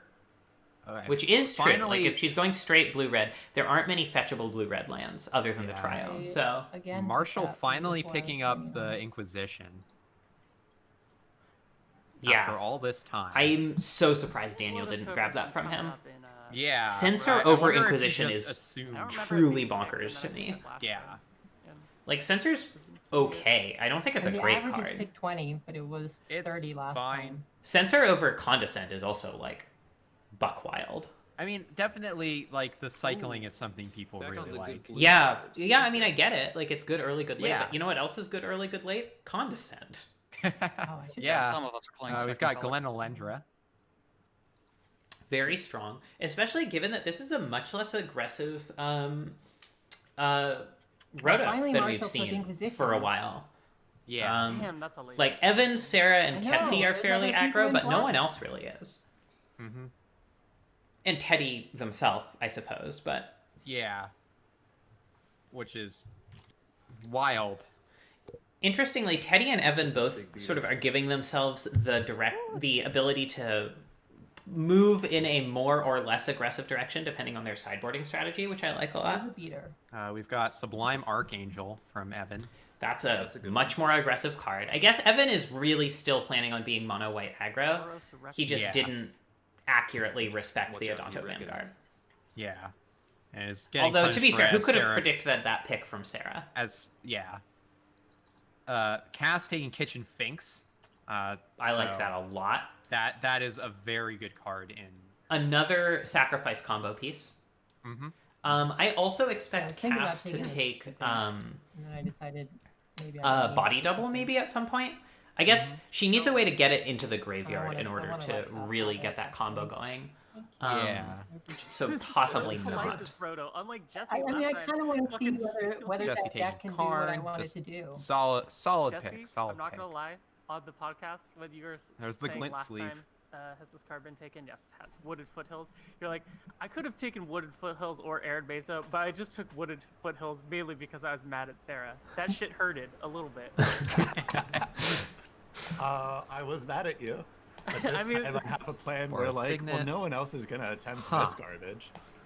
Fun fact: one of the Yeah, Revel that was Arc. one of the my- roto my cubes I subbed in decks for, that I wanted first to picked try. Boa Signet. Oh, Lord. I think signets are really strong. I think Sarah. Well, no, Sarah's too aggressive to really make good use of it. Like Yeah, a paper Cass draft. picking Revel Arc. Yeah, I I like that. Paper Record. One of I think one of Phenomenal. Cass's favorite cards. Good with Blade Splicer, Eternal Witness, Chupacabra, Red Cap, Anafenza. Revel Arc can get back 2/3 of the sacrifice combo as well, which is really strong. Cass still iffy on mana though. Like Yeah. Cass and Sarah are both really floating these triomes, which is very dangerous. I think it's super likely that Teddy just steals Sarah's triome at some point, for example. Yeah. We've got Thalia, Guardian of Thalia. Thraben, which is okay, now we can go back to what you thought Yeah. when you thought earlier, which is that he has a lot of non-creatures. Yeah, look, like Jite, Council's Judgment, Smuggler's Copter, Path to Exile, Manatide, Winds of Abandon, Elspeth, Oblivion Ring, Elspeth, all, like, more than half of his picks so far are non-creatures. Yeah, it's definitely a weird pick. I would have expected Teddy to go for that People are instead. taking cards so fast. Oh, I hope people Or didn't not- see no, what I was not even, highlighting. They not might even. have. Oh, what happened? Venser, go for the throat. Go for the just throat. now I think saw one that of, it just not is actually for a the signet. best 2-mana black removal Yeah. spell now. I think that honor That goes is a to nice scientific signet. Love it. Horrific Execution or whatever Yeah, it's this called is from Ikoria. Interesting. Okay, go. Okay. Crosses. Ketsi cleaning up these like 5-color fixers. I guess Daniel got Prismatic Vista. All of these are Yeah, things that that I would have expected Cass to take as like the most solidly 3-color Yeah, of these drafters. And then like Jesse's got the Coalition Relic. Yeah. So, Um, but yeah, Fabled Passage. Interesting Boros Signet out of Jesse, who is presently neither white nor red. Yeah, I just that was realized. what I was thinking earlier. You were telling your story about Boros Signet, and I was just thinking like, what a weird pick. I guess he got Steam Fence, but So yeah, that's one of those colors. You got Jesse- Nice stuff. I gotta make another. I gotta Jesse make is another tab on my personal doing the thing that I don't really like in Roto, where he's sort of going 3 colors just because he sort of feels like he can. Kind of Sarah No, too, I although like- Sarah made a good point about Steam Fence being off the board. I have a Just a spread, But, like, like- a sheet that organizes your current picks by mana cost would be nice. The Yeah. Like a way to keep track of your CMCs in your deck as you're going. Yeah, just like the typical sort by mana cost. the Oh, thank you. like Jesse could easily have just been green blue. There's not really any competition for that color pair in particular, and I just think his deck would have been more consistent, and he would have been able to spend fewer picks on lands, and just generally ended up with a stronger outcome. Yeah. Like, I don't know. Ketsi meanwhile taking another finisher. Thank you, Ed Fam. I put a lot of work into iterating on this spreadsheet across the various rotos we've done. Do it. No, it's my go. We should make a magical version of the "this makes me hit the desk" for Moto crashing. I mean, Moto crashing honestly isn't that rare. I feel like it's just kind of like it just. Like, Porcelain Legionnaire is a really strong one. Another one Sarah could easily have picked up if she wanted to. Honestly, I like it better than Adonto Vanguard in a deck that's not going to have like a super easy time with its mana. Yeah, but sometimes you just got to make a statement. I'll You take know? a- You just Yeah, gotta, yeah. You just I gotta guess so. windmill slam Adonto Coercive Vanguard. Portal. I think that card's I don't know, great. We've gone completely off book now. Putting it in an aggro deck madness. is pretty what is it called? bonkers. I don't like that pick. I mean, again, Evan is sort of leaning a weird, very like intersection of control and aggro, but especially after taking like literally the pick after Thalia Guardian of Thraben. Yeah. There you go. Sarah picking up Sacred Thank you. Foundry. Finally.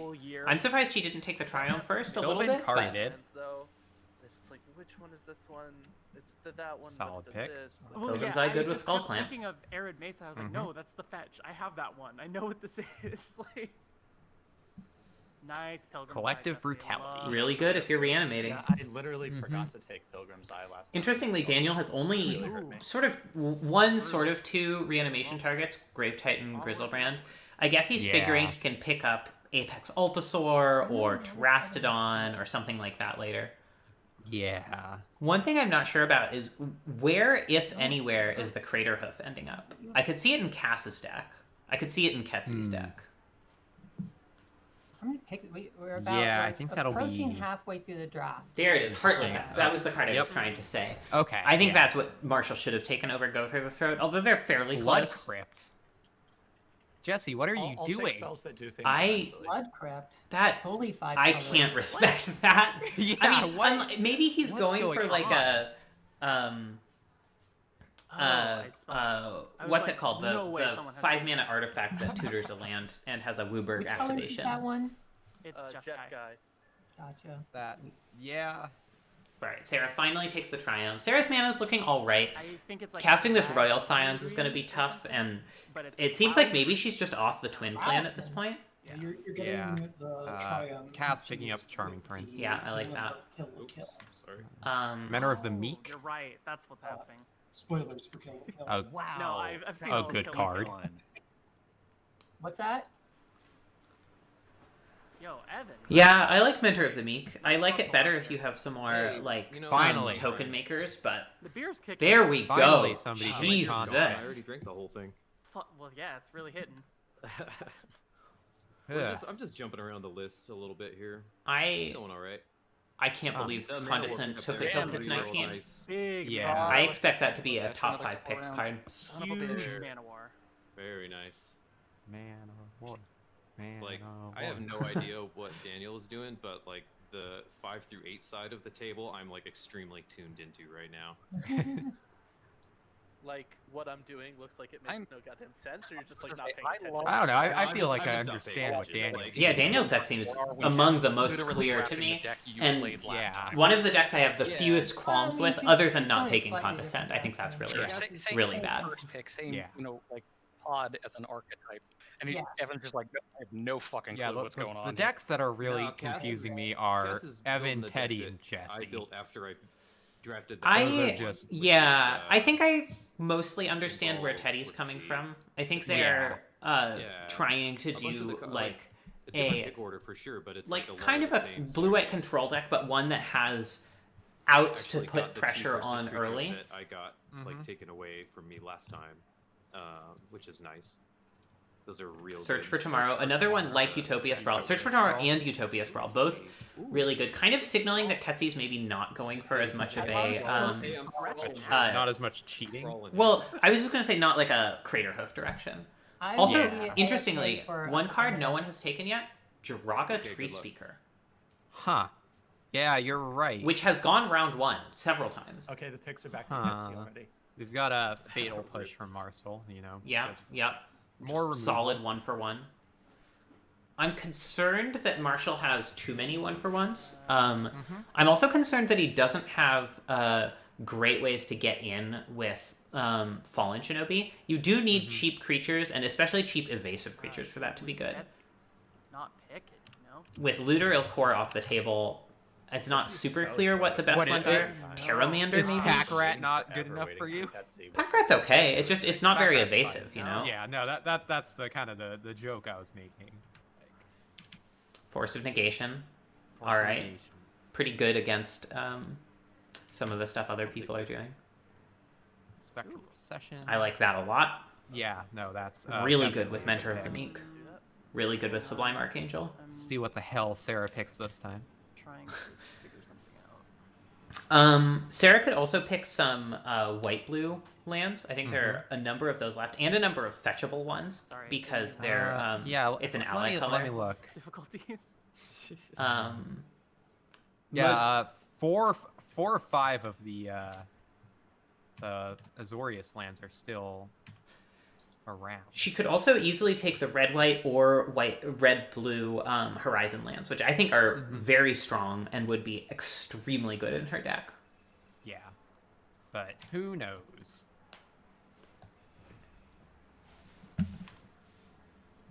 I just think it's really unlikely. Like, obviously she wants the red, white, gold cards. I just don't think it's very likely that anyone's going to compete with her on those. Yeah.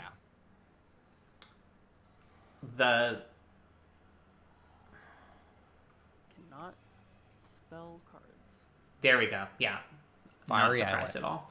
Vivid Grove is a great one. I think that card is extremely strong and underrated. I think it's one of the better 5-color fixers in the cube. I mean, certainly less so now that things like Prismatic Vista and Fabled Passage exist, which are badonkadonk, but Oh god damn it! You just Badonkadonk, fuck. huh? still really good.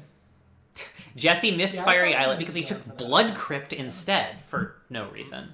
I guess it I- makes Polluted Delta fetch red? Shit! Which one is What it? the hell is Jesse even doing? Okay. Okay, Catcher Jesse takes the Triome. Rug Triome. Pretty Oh, good. yeah. Or Teamer, if Really you like. ties the deck together. I'm funny. Dread Return and Boon of the Wish Giver. Interesting. I mean, very solid card. Solid card. I don't know if Not it's sure I something... would have taken it. This Yeah, early. I don't know if it's anything anyone was fighting over. Zagoth Triumph is an interesting one. It's another blue or green land. It gives Jesse black for whatever he's trying to do. Whatever the hell is going on. That's the one I would have expected Marshall to take a while I ago. wonder if he's going to take Golos. Jesse is respecting Oh, lands. it I will didn't say attack that. me. I Yeah. feel like Jesse plus Marshall, if they shuffled their decks together and then redealt them into 2 different decks, would have much better decks than either of them have in Sunblaze isolation. Sun Smacked Canyon. Sarah just taking Boon of lands the at this Wish point. Giver. Yeah. I mean, Same those are with the Pass. exact 2 lands I predicted she would take, and I think they're really strong picks. Yeah. Silent Clearing, that's one of the green-white fetchables, right? I believe so. I like that. Wait, no.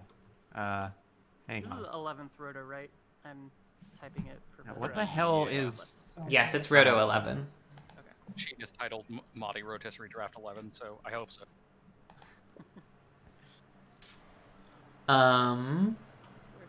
No, it's not. Yeah, what the hell is... Do I know what Silent Clearing thinking. is? Oh, it's Orjov. Okay. Is it the Yes. white? Yeah, it's the white-black Yeah. Horizon land. Yeah, I like that a Yeah. lot. It's definitely off the board. Evan taking Flicker Wisp. Yep. Cruelly denying casts having it. Yeah, I mean, I think Flicker Wisp is good in that deck, but sort of similar to the Restoration Angel pick that I didn't like very much. I think, like, you really want to have the really good ETBs before you get things like Flicker But Wisp. fetches Still go- going in round Yeah. 21. But I think at this point, The- Cass the was a fetches lot, go so early in I'm the surprised actual that duels, she didn't get Flicker Wisp like slightly the- earlier. Yeah. Yeah. Kind of The flop trickle. for I don't think it's later, the best card for um, Evan's deck here, but yeah. taking it from Cass might be It worth depends the how many people the are fighting pick. over them. Like I. Right, put Hallowed some Fountain, stuff down finally, once I my realized god. that Jasmine Teddy Green- really seeing the writing on the wall Then there he with went into Sarah. white I'm and shocked black Sarah didn't or just something. snatch that I from was them. like, okay, maybe he's Yeah. not whatever teamer. All right, scrolling down the spreadsheet a bit.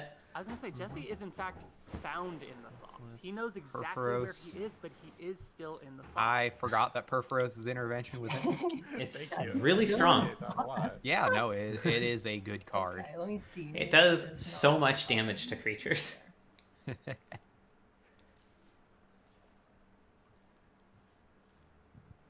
Oh shit, this is instant. This card is sick.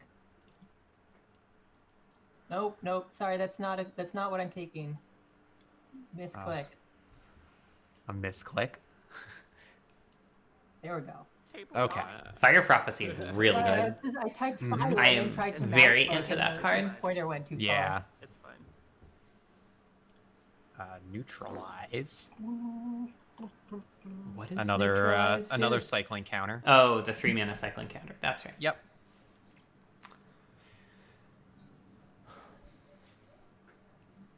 If I were really clever, I would have like a little How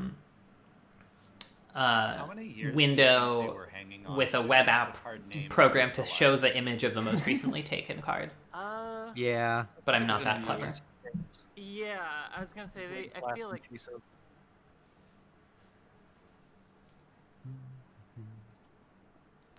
You could probably even set that up within the spreadsheet if you were a maniac. Waterlogged Yeah. Grove. Okay, Teddy taking an off-color Horizon Land, which I do like. I think half-color Horizon Lands are still really strong. Yeah, yeah. Glorybound Initiate. Interesting. Over the other Adonto Vanguard, the one that makes you discard to make it indestructible. Dismember Card for my deck. is Shot in hell. Do you mean Seasoned Hallowblade? yeah, Seasoned Hellblade. Thank you. Nice. Dismember That's taking disrespectfully massive late. Surprised that people are flipping out over Massacre Manowar. Girl I like a lot. I know, Jesse. Thank you. I would have taken Dismember. One of the decks that has Darren's- less Darren's still access under the to radar, maybe not anymore. The double blue. good 1-for-1 removal. I It's a probably little would have taken Dismember in, like Ketsy's maybe. I don't know. I don't Because really everyone like has which pretty is decent symbols in the 1-for-1 top right. I don't know colors. what So I just try to fine. cast Yeah. it, and if Moto says I can't, Jesse I'm just taking like, oh, Baron, weird. which is a relatively new addition to the Yeah. game. Try again Yeah. next turn. Knight's Whisper and Brain Maggot. Solemn Simulacrum from actually, Jesse. how I wonder if does that Jesse's go because eyeing it's up stored? a Crystal Shard. Yeah. I want to point out, Daniel still has not taken a single odd converted mana cost card. Yeah, that's definitely interesting. There's no That's chance he's finally- not Gyrudaing at this point, I think. Yeah, no. Which I don't guess think- also restricts the set of reanimation targets he can have. I think he cannot have Apex Ultisaur, but he definitely can take Thragtusk or Craterhoof. Thragtusk is gone. Thragtusk has been gone a while. Has it? Big Thrags? Oh yeah, Ketsy got Big yeah, Thrags. Ketsy took You're it. right. Yeah. So there is a taking it kind from of out from under Cass's nose. Yeah. I mean, I don't know if Cass really wants to ramp that high anyway. I feel like Cass tops out at... Well, Craterhoof Cass could probably do, because it's just such a game winner. But I think Yeah. Cass also really wants Hornet Queen. Mm-hmm. I'm surprised it's not gone yet, but now that I think about it. All right, where's Sarah going from here? Okay, back on the strong, aggressive red 3-drops plan. Yeah. One of the interesting things about aggressive red decks is between Legion Warboss and Goblin Rabblemaster and Phoenix of Ash, they just have so many strong 3-drops now that you, like, the risk of losing one of them isn't actually as high as it might be otherwise. Yeah. We've got another level up creature. Yeah. I don't know how much I like that. No one else but Evan wants Student of Warfare.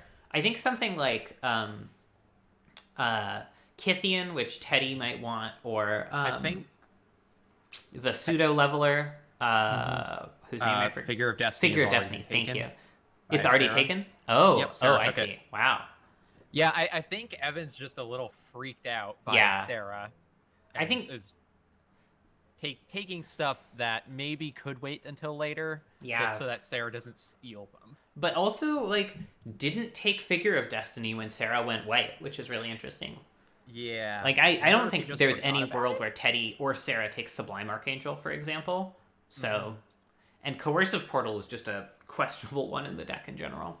I think Evan got nervous and let his nerves get the better of him a little bit. Yeah.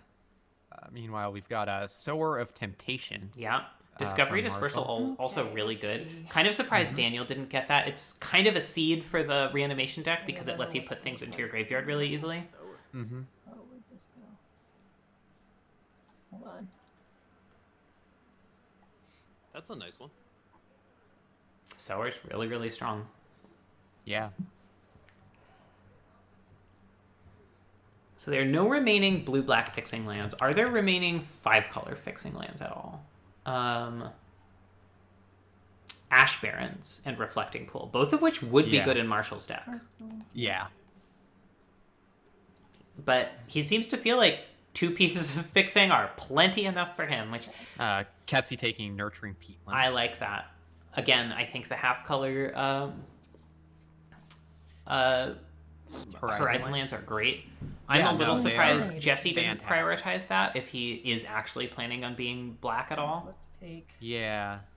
I think Jesse I'm might like, only let's want take this. Wait, no. black for Golos. Yeah. Maybe? Yeah, but I mean, at this point, with Blood Crypt and Zagoth Triome, it's actually not that painful for him to play black. He also has Misty Rainforest and Polluted Delta, both of which fetch black. So he has virtually 5 free black sources. Harmonize. No, 4. Cold Steel Heart also, and Coalition Relic. So Jesse has a lot of outs to play good black cards if he wants to. Cassie and there's taking Harmonize. Yeah, I like that. Good card. That's a good one. Nature's Chant, I like it. Your own people. No one has taken, neither Marshall nor Daniel have taken Phyrexian Arena, which I think is one of the better cards in black because it gets you card advantage so cheaply and it's hard to disrupt. Yeah. Sarah taking some removal. Yep. Chain to the Rocks is strong. Sarah's low on removal right now, so that makes sense. This is for Solemn Simulacrum. Although, again, that's something... Cat's taking the gold. Wow! Really Right out from Jesse. Spicy. I didn't think that anyone was going to contest it. Dang. Yeah, and Jesse's saying he didn't think anyone was going to contest it, which I agree. I didn't think so either. Yeah, no, I did not see that coming. It's fine. I'm not What mad a at all. wild Jesse, for the stream viewers, how's that feel? It's good. It's good. It's great.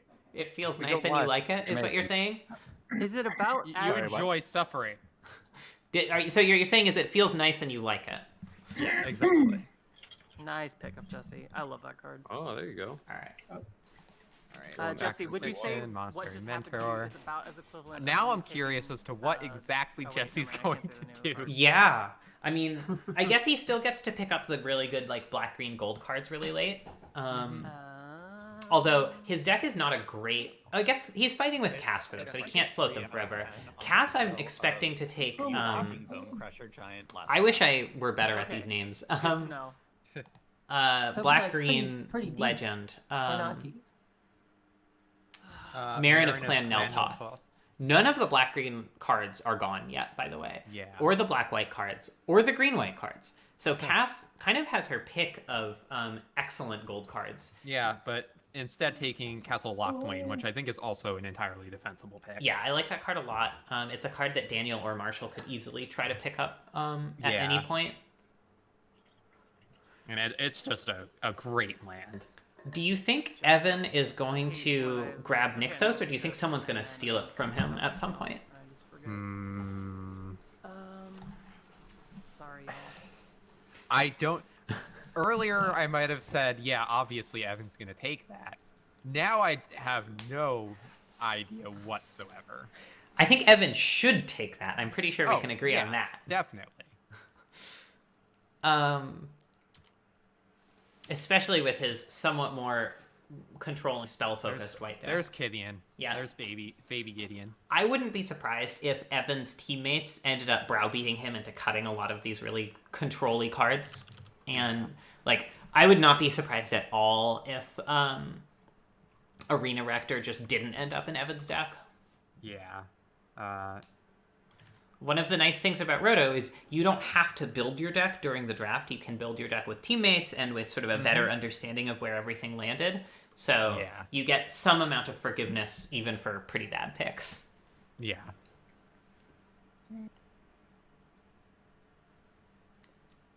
Which is good news for Jesse. Yeah. So Cass currently has no blue or red sources other than Vivid Grove. Yeah. Which is interesting. I wonder how she's planning on activating that Golos. Yeah. I don't know if she just took it as a spite pick or if she's actually planning on using it. I mean, it's not the stone worst as a pod target that gets a land of any kind, but... Mole Drifter. Everybody's favorite Mole Drifter. It's a pretty good Mole Drifter. Yep. It's just really good at being Mole Drifter. Mind Control, very strong magic card. Yeah, Marshall going back into the blue-black Euro deck. Yep. Ketsy Tooth and Nail, which is not remotely surprising from that deck. Yeah. This is actually, I think, only the second cheating out a big creature card we've seen from her after Through the Breach. Yeah, I think she's maybe figuring that people aren't going to take Champion or Piper or anything. Yeah, I mean, I think that's really smart. But we're in the back half of the draft now. So it's about the time people start taking, like, the crucial cards that they aren't planning to compete for, but that someone could scoop them on. But yeah, Cutsy definitely has a few of those. Ulamog is another one. Yeah, Ulamog would be really strong. Either of the 6 mana green spells that lets you Kiki-Jiki put Mirror creatures on the Breaker. top. Yeah, I mean, Ketsi took Zealous Conscripts ages ago, so I think that Kiki-Jiki was fairly telegraphed, actually. Yeah. Big Titans. Frosty T. Good old Frosty T. I'm- That's what they would call me if my last name was my first name, and then my last name started with a T. They would call me Frosty T. That would make sense, yeah. My last name is Frost, is the joke here, in as much as that was a joke at all, and not just some words I said. You are commenting with Natalie, so I don't know that that's out of the ordinary. No, you're mistaken, Liz. I'm commenting with Natalie. Ah, yes. Imposing Sovereign. Imposing Sovereign, really good. Cast out. Another controlling card from Evan? Yep, bafflingly. Mark? What is Evan doing? I don't know. It's a mystery. Lightning Helix, Unburial Rights. Teddy, I like that really a worried lot. about something. I think That- just giving Cass's deck Teddy, another I just access to work on is wanna really make good. sure that we Although can she still can't someday possibly be float friends Primeval after this. Titan that much longer. I'm really not sure. Yeah. I mean, she can definitely float it through Jesse and Daniel, no problem. No But way. Ketsi is going to take that card It's at some fine. point. They'll just fracture their identity and take it from For some you, reason I so thought it's Titan had really already nothing. been Hell, taken. God damn it, that's right. You could have Consecrated my, Sphinx and my Vizier, authority just in your strong cards. Vizier also good for playing out of your Yeah, graveyard with Titan- things like Factor Primeval Fiction. Titan was taken already. Oh! I don't remember by who. Card got picked What is already. going Huh, on? Interesting. Oh, by Cass. Cass took it 4 picks ago. I'm just dumb. Yep. Yeah, okay. Woof. All right. Jesse taking Teferi, Hero of Dominaria, Yeah, I was waiting. and Okay. Urza, Urza, High finally. Lord, High Pretty long. Artificer. I think messaged Nat, if I think doesn't Jesse is take kind of Urza, I'll pivoting shit. into Just a like- artifact Well, I knew kind that of. others I did. think he was odd. Like, I think what he was told already me earlier already- was he was planning on going Artifact Skull Clan, which Yeah. is kind of what he's doing. Yeah, Yeah, but I feel like he was really wanting that Golos. gotta look you.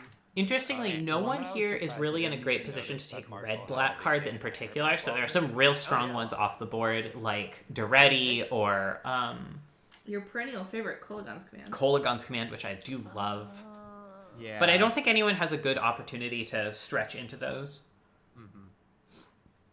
Cass taking Hanged Executioner, Yeah, pretty solid. which is Pod fodder. it's a good card. Good card. Feed it to Pod. Problem solved. Feed it to Pod, or just use it to get rid of a problem. Koth of the Hammer. Like it. The main thing that I know about Koth of the Hammer is that if you turn into an acronym, it is Koth. Yep, pretty good, pretty good. That is the only thing I know about the character. I think it's in the only fact. one because he died. He died in Scars from Mirrodin at some point. Did he die? Yeah. I think he I died. thought he was still leading the resistance. Oh, maybe thought he's still leading the Venser was the only resistance. one who died. Venser certainly died. Venser definitely Yeah, did die. Venser's very dead. Sad to hear Um, about this rip. Yeah, Koth is interesting. Sarah really not Elspeth is prioritizing like the this to cheap Koth, red probably. aggressive cards. Goblin Guide still on the battlefield. I know Sarah adores Falconwrath Noble, still untaken. So Sarah, what's I've decided to double check the lore on Koth. Thank He is you. still alive. He is still on Yeah, that was weird. when New that happened last Phyrexia. time. Got it. I was working shocked. with the Mirren Resistance. Cool. Haha, I was right. Mindstone going really late to Evan. Evan, I guess just really doing a control deck now. Yeah. I mean, the pivoting sense. I am surprised Jesse didn't try to pick up Mindstone earlier. Really, After that hero me Blade too. Hold. Everflowing Yeah, Chalice well, is right still around a mana hours rock in that her, is actually. not I taken. was like, oh. Nat, which Mindstone do you have in the cube? Do you have the one with That's the Joy when I Flavor knew text? he wasn't doing I what think I I thought. tried to find that one on Magic Online because I love you so much. Yeah, he took it Wow. in an interesting direction. True lifetimes. Yeah, Everflowing Chalice now the only remaining 2-mana rock. Compulsive Research. Mimic Fat is something I would kind of expect Cass to take at some point.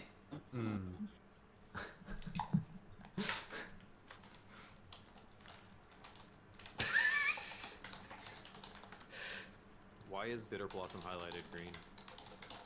Hey, Nat. Actually, that is a good I don't question. know. That always happens like one time. It's fine. It's just funny. Uh, Oh, here comes Nat to fix it.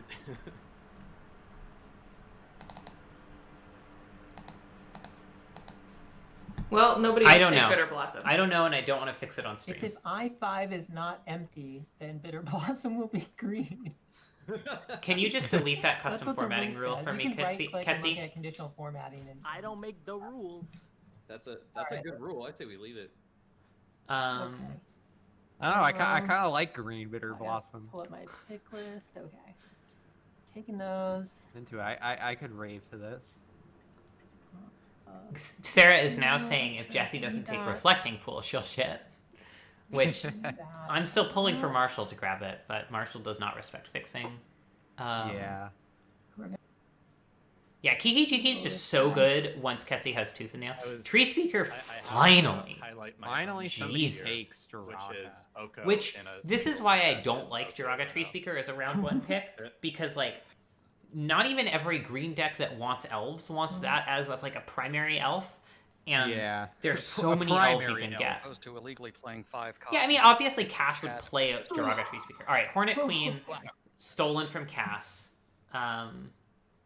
That's too bad. Cass is going to have a lot harder time finding some really good top end to ramp into now. Play 5 Okos, and I guess if your sealed pool had 5 Okos in it, then you could legally. But do you think play Hornet Queen is like the best 7 you can possibly get in Cube? Although Elishnorn is still an option. Do you play if you open your sealed pool and there's 5 Okos? Do you play all 5, or at a certain?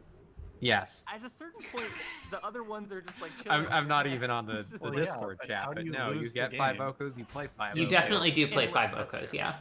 Yeah.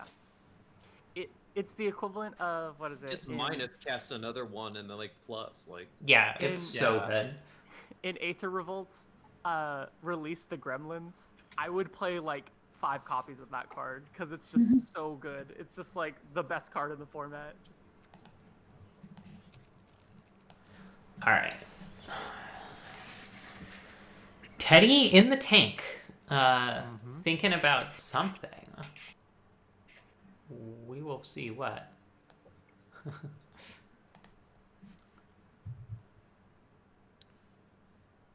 Getting towards the end. Spell Queller. Yeah. Yeah, I mean, again, this is the time to clean up all the cards that you know that you guaranteed yourself. But no one has ever gone to Limp Bizkit to learn things. 11 or 12 picks left, so you can't just. I'm imagining it no longer feels like you have infinite picks to build your deck at this point. I mean, okay, I know this is a joke that a million people have said because I saw it on Tumblr in like 2011. You know, you do learn about gender in the song where he says, "Hey, ladies, fellas, and the people who don't give a fuck." Yeah, exactly. Dauntless Bodyguard, decent 1-drop. Not as good as Figure of Destiny, but what can you do? Yeah. Searing Blaze? Sure. Perfectly cromulent pick. Wickerbow Elder is alright. It's unfortunate that it doesn't ETB to destroy an artifact, so you do have to spend that extra mana to get full value out of it. But I hate that card. You can have it. Chrome Mox for Jesse. Yeah, I like that. Yeah, no, that's especially with Urza, like it's much less of a dead draw late. Nice. Oh, there's the Garuda. There we go. All right, y'all. I just want to say, I called that like 20 picks ago, and you can watch the VOD. Yeah, she really did. She was just like, okay, only Garuda cards. Yeah, I was like, Daniel has only picked even converted mana costs up to this point. What a master. Sick life. Yeah, so sitting here on my 1-mana cantrips, Curator of Mysteries, and Boon of the Wishgiver. That makes sense. That actually does make the Boon of the Wishgiver make sense because it's the only ponder that Daniel gets. So it's. I mean, I still think he could have floated it later, but. He's drafting more conservatively than a lot of people. Like, if Ketsy were doing that plan, for example, guaranteed she would have taken Garuda exactly 40th for the style points. You take that back, Sarah. I got an Abrade. What do I want it for? Alright, Jinx Choker for Evan, which is... Yeah, Sarah and Evan now fighting over some of the aggro we'll cards. Have fun. I'm really Sarah excited If we play if against I- each other, acting like she's not I'm upset scared about to losing play the that Jinx against Choker, you. but she's upset No, about losing the Jesse Jinx doesn't Choker. want That it, card but would you be want it. truly bonkers in her deck, and it's not even very good for Evan because he's drafting such a fucking control deck. No, it would be Yeah. good with it, but it's like I wasn't You gonna. don't care about it. I mean, I wasn't gonna pick it as highly as this. It's like if I get it, I get it. Meanwhile, Cass Kinda taking how it Angel of Sanctions. All right, I have to I know go I don't berate respect Sarah it for a enough. sec. Okay, Matt have gets fun. Mad at me for it. I think it'll Sarah, be- I'm It's a mad good at you card. for it. It's a. I mean, You are disrespecting that card. scoreboard. extreme levels of disrespect. Like if you were playing like Goblin Guide Robber of the Ritz, just Jinx Choker is so good for you.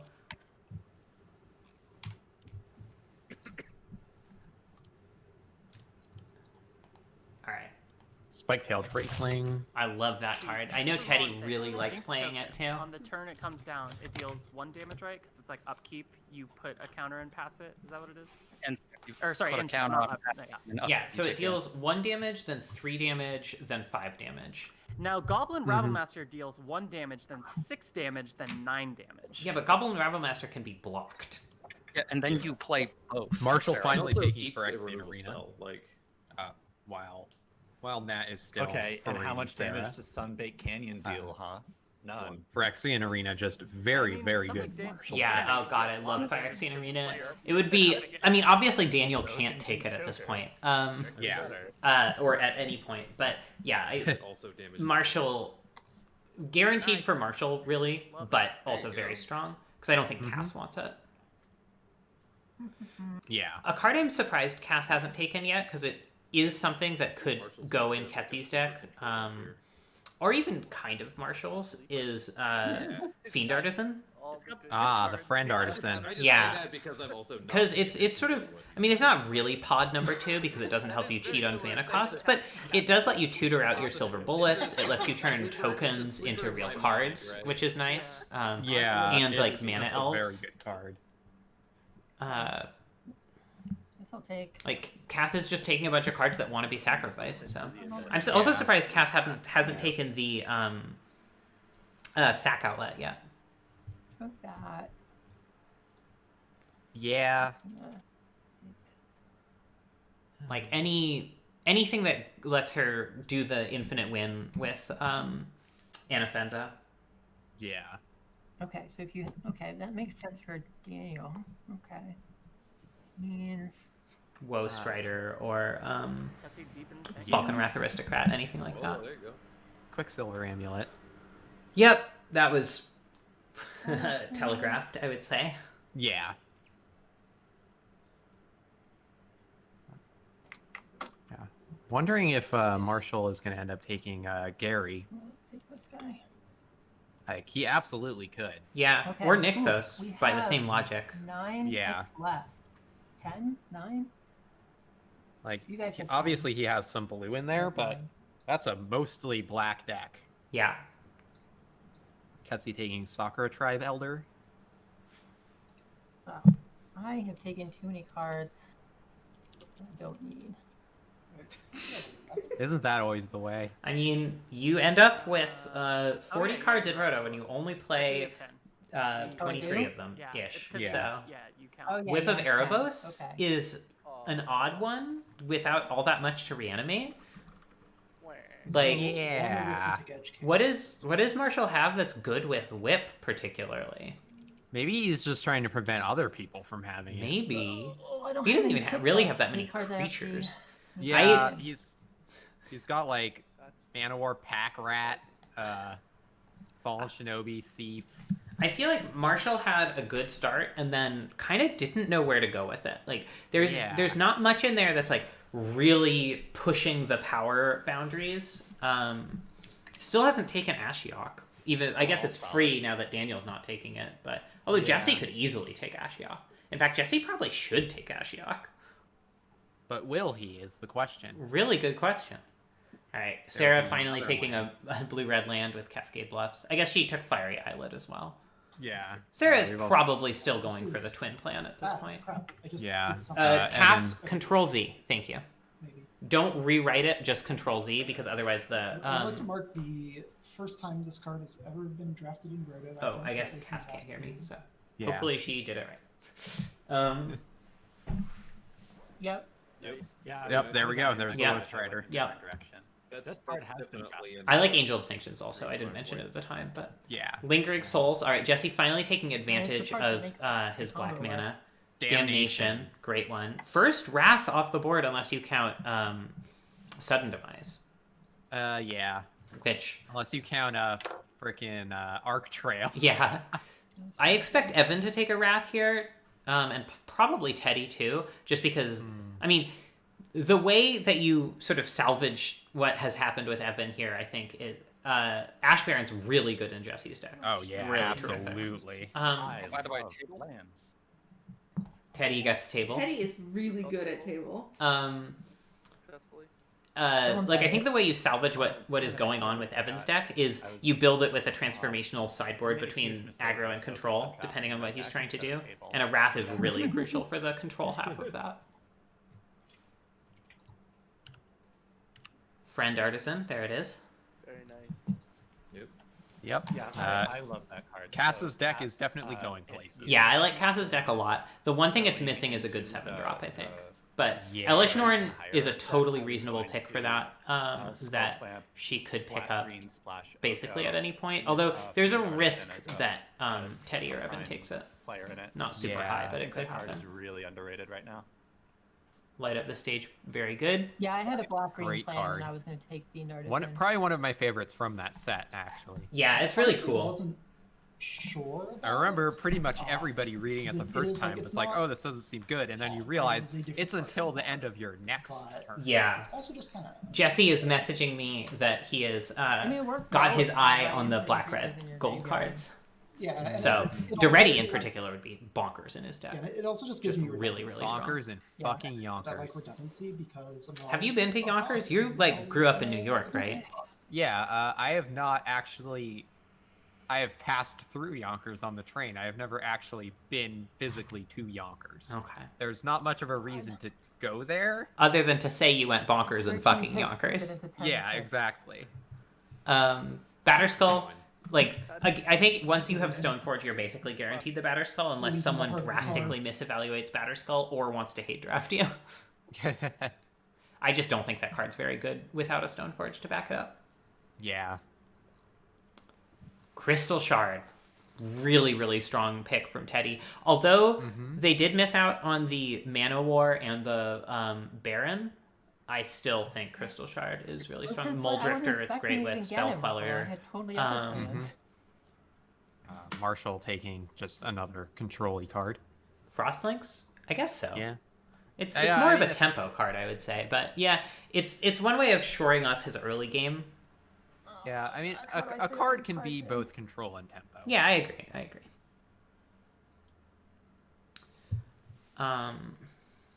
Wonder what Ketsy's looking at here. Oh, it's me. Not the answer is spreadsheet, not the apparently. draft. Card I've been sticking on. Answer that Fires one of real quick. Invention. Wow. Wild. Oh I my like it. So that God. card really made me Beautiful, wish that I paid beautiful. That's attention really to it interesting earlier, 'cause because I'm like, I know it's that card is good, but I terrible have with no idea what Utopia it does or Sprawl how to use and it. Derogatory Speaker. Yeah. I looked up some Fires of Invention decks, and I don't know that you can do that deck with the cube because of like it just Marshall lots of almost 4-ofs of trying cards to that have almost activated typing abilities. Midnight Reaper, not realizing that it Not is, his in fact, turn. It's not his turn. I'm doing a different. Jesse version is of also it. eyeing the green, black, and white, black section. So Cass is going to have to Not bad. get on the ball with those gold cards if she Yeah, wants to I mean, Quicksilver Amulet works nail with it. them. Yeah. Yeah. In Yeah. particular, the cards I'm looking at for Cass's deck Some are Myriad Voice of Ones. Resurgence. All right, so Tide Hollow Scholar is a really nice one to get some like early disruption out and then sacrifice once that's not as relevant. Sorin, Lord of Innistrad is just really good. Same with Grim Nemesis. Yeah. I just have to. Marin of Clan Neltoth, as I mentioned earlier. Pelucranos is nice to sacrifice because you can play it from the graveyard.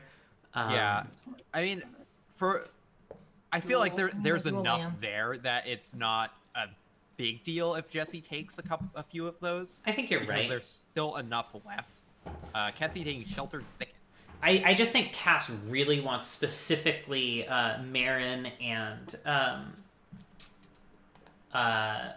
Voice of Resurgence. The others, I think, are kind of fungibly just generically powerful cards. Yeah, Voice of Resurgence is just a fantastic card. It's so good, and if you can sacrifice for value, it's even better. Midnight Reaper. Teddy finally taking Reflecting Pool. Not even in the deck it's best in by a long shot, but still really good. Teddy did not end up with the Hallowed Fountain, correct? Oh no, they did. Still a bunch of blue-white lands. Evan taking Isamaru. Good doggy. I believe. Yeah, Celestial Colonnade, Irrigated Farmland, and Prairie Stream are all still available. Irrigated Farmland and Prairie Stream are both fetchable too. So I'm really surprised. Sarah could take those, Jesse could take those, Teddy could take those. Sarah deciding that her opponent should not be allowed to gain. Ferocodon is an interesting one, specifically because Sarah already has 3 really strong 3-drops. I have like 10 more picks. There's a couple different decks I still But, I mean, Ferocodon is also a very strong 3-drop. Yeah, it is. Although I would put it at a tier below War Boss, Rabble Master, and Ash Phoenix. Cass taking Perilous Myrrh. Really strong one. I like that pick a lot. I was gonna take Yeah. Jesse taking Spellskite. Curious what his thoughts are for what that's good for. I mean, I guess it counterplays twin stuff out of Ketsy's deck. There's Dreadhorde Invasion. I like that a lot. And Dig Through Time. Also like that. Dig Through Time is another one. Like, one of the things that Daniel's deck is going to value a lot. There we go. Fauna Shaman. Fauna Shaman's weird. For this too. Not sure how I feel about that when there are so many excellent gold cards that Cass is competing with Jesse for. Yeah, I mean, I guess just another way to get creatures into her graveyard. I guess so, but creatures in her graveyard aren't even like that amazing for her in general. She's not doing much reanimation. So like it makes sense to me. Should have considered it. I wonder if Cass is gonna take I can consider literally. It's not really fair. what's his Teddy can play that name? card, too. Yeah. Can you describe the boy for me? Hell's Caretaker. As another sack outlet and a way to reanimate stuff. That does would make Fauna Shaman better. Evan finally taking Seasoned Hallowblade. Finally. Missing Adonto Vanguard, but taking the other Adonto Vanguard. Yep. The other substantially worse Adonto Vanguard. Yeah.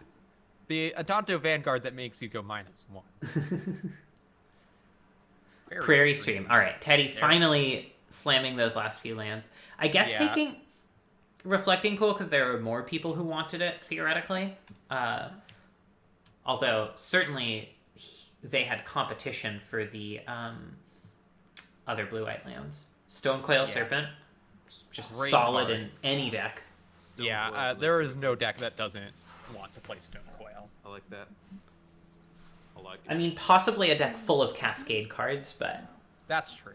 But other than that, Stonecoil is just good in whatever deck. Yeah, speaking of Cascade cards, Ketsy could easily take Bloodbraid Elf at some point.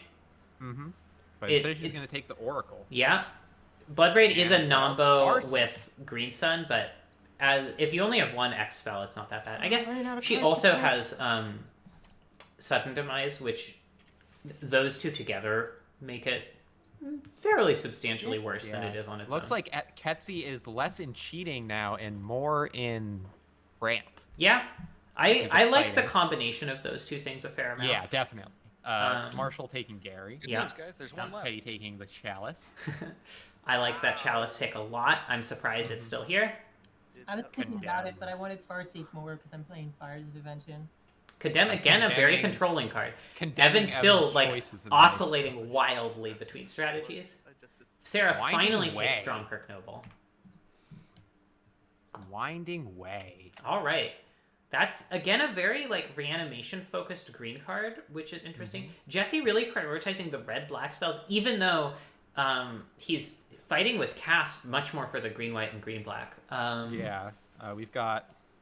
Yeah, Search for Escanta, Liliad, and Dreadhorde General, just good cards for Daniel's deck. Yup. Search for Escanta. There's Assassin's Trophy. There we go. All right. Cass, I think, now understands me. the risk the 4-color madness of stuff being taken by Jesse. I think she just sort of didn't understand that those were cards in Jesse's range. Yeah, I mean, 5-layer dip sauce. it's definitely really hard to interpret what exactly Jesse is doing. Yeah. I think that like if it was just me instead of both of us, I would have been just as confused as Cass likely. I like that cool. Yeah. I think one of the skills Thinking in about Roto being is judged paying at attention one to what point, lands people have but then I got to and Emrakul sort of where I understanding wanted what to go spells are pretty castable by them, All even you if have it to doesn't do look is like spend your first what they've taken 25 so picks far. not Yeah, doing anything, definitely. which sets you up. Um, I'd pick so I'm every expecting a color. gold card. That was not the one I was Unmaking. expecting, though. Oh boy, Bad that's Assassin's a Trophy. anguished on making over Maelstrom Pulse from There's still Cass. another one, isn't there? Assassin's Consolation Prize. You already take one. Yeah, I Assassin's mean, I guess Participation Trophy. just thinking, seeing Assassin's Trophy go, thinking, oh yeah, I need removal. But like if you want removal, Maelstrom Pulse I think is better, given that Maybe there are she just assumed it's already been taken. maybe so. Maybe so. Grim Lavamancer, Mutavault, both very reasonable unsurprising picks. picks. Yeah. Royal Those 2 card two. right there. Assassin's Participation Trophy. Sarah, I really. There's hope nothing that- much from Sarah that I'm like Untapped shocked Spiral. hasn't been taken yet. I know she likes Lightning Helix, but I'm not super surprised that she hasn't slammed it. She already did. It was her 26th pick. Oh, That's okay, like in Mark okay. Rosewater's voice. Sheesh. Millennials. There's Ink Eyes. One. Nahiri is not really a card Sarah's looking for. Yeah, Ink Eye is good. Copperlink Gorge, just, solid fixing. Ink Eyes, again, though, suffers from the same problem that Oh, there's Ulamog. the other ninja does, where Marshall just doesn't have a lot of stuff that gets in very effectively. Like, his main Yeah. plan for getting in is just removing the opponent's stuff, which can work, but it can also Yeah. fail. Pestermite Yeah. from Marshall. Holy shit. By wanting to. The fucking I think Galaxy most of mine have Brain. been. Mark Is that Rosewater, Galaxy Dylan Brain, Terry, or is it like and Tiny Tom, Brain? I and someone's cannot like, tell. "Oh, how did you I get think the it's vocal Galaxy. filter?" I mean, you He's were like, just "What saying vocal he doesn't filter?" have a lot of ways to get in. I guess so. And Pestermite is absolutely a way to get in. Yeah. Depths that were not Yeah, that is true.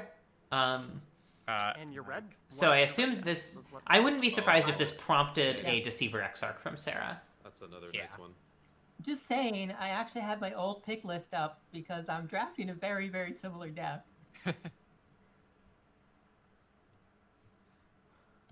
Okay, Yeah, I actually have to he's got a. Teddy, out of everyone here, just seems like they're kind of laser focused on the specific thing they're doing, and they're just executing that. And Ketsi too, I I already suppose. took strong. Yeah. Do now. Evan taking the Sky Marcher. Yeah, Just all right, Another sure. solid mono white There's a aggro tab card. that tells you. Yeah. I'm looking. Don't worry. Don't worry.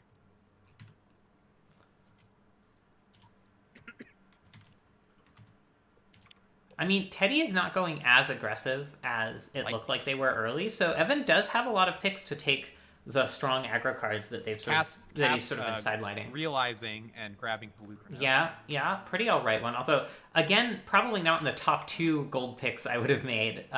Yeah.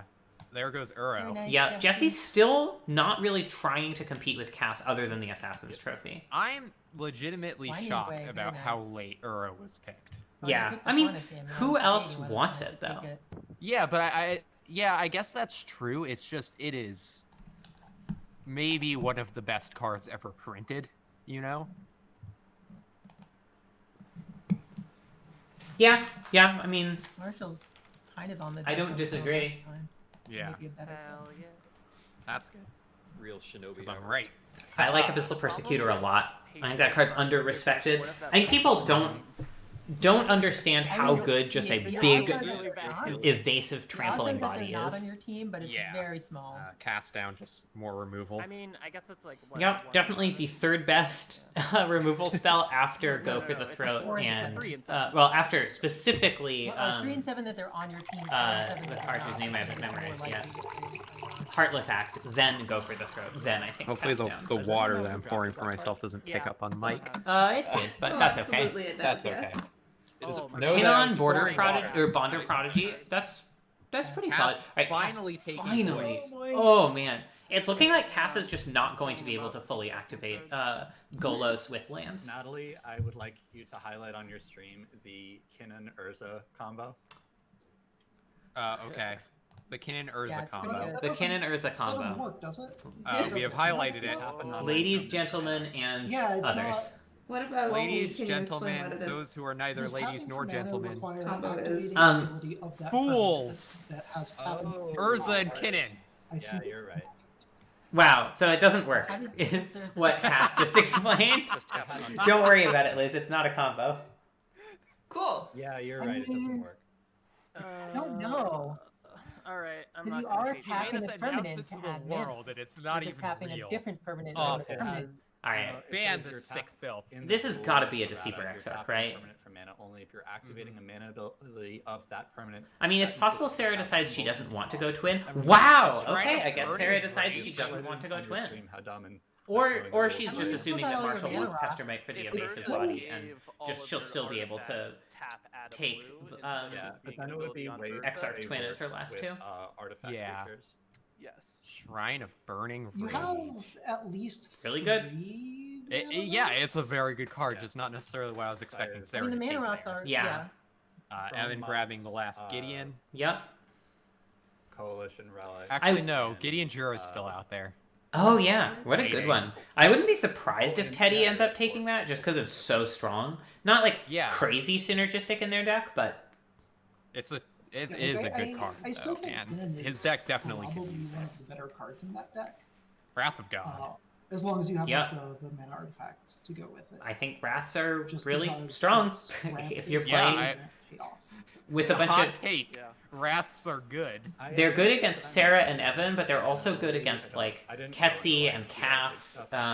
Jesse is so token heavy that they're Yeah, I mean, you not don't have to terrible be in, there. The cheat out Mhm. stuff deck, though, right? You can just be in the deck that has a bunch of ramp. I guess maybe you don't have what would we Tragic call Slip. a bunch All of right. ramp. Yep. Fine one. Perfectly- Marshall has a lot of 1-for-1s. Yeah, But, like, but honestly, I think that's what his deck wants. Yeah, yeah. I wonder how many slots you actually have in your main deck, and like how much he should maybe be prioritizing sideboard cards over like the 8th 1-for-1 removal spell. I believe that's canonical. If you all listen closely, that is the sound of a fanfic writer's fingers frantically mashing a keyboard. Like, you know, yes, against a deck that has more cheap creatures and fewer planeswalkers, you could take out a Hero's Downfall, put in a Tragic Slip or whatever. But I don't know. I wonder if that is really providing the value he's looking for in terms of being flexible against the different things people could do. He has no mass removal, for example. He could take Black Sun Zenith at some point. Yeah. Massacre Girl's already gone. Divination went really late. But there are a lot of options for him that he's kind of just Ignored. Yeah. Or just not realized. Like, again, Marshall is one of. Yeah, he's a new the drafter, so. players. And relatively more constructed focused than limited focused as a Magic player in general. Whereas I think Cass, although also a new Roto drafter, has been much more, well, cubed with us more times and is just much more of a limited focused player in general. So Yeah, definitely. And like, I have coached her as somebody who mostly plays limited, so like not for this Roto draft, but in general, I like to think that I am a positive influence. Yeah, Champion and Crater have Nice. despicably late. Yeah. Really I'm kind of gonna- surprised Cass didn't go for that. I'm gonna Same push with the Picture Hornet of our Queen. dog. same.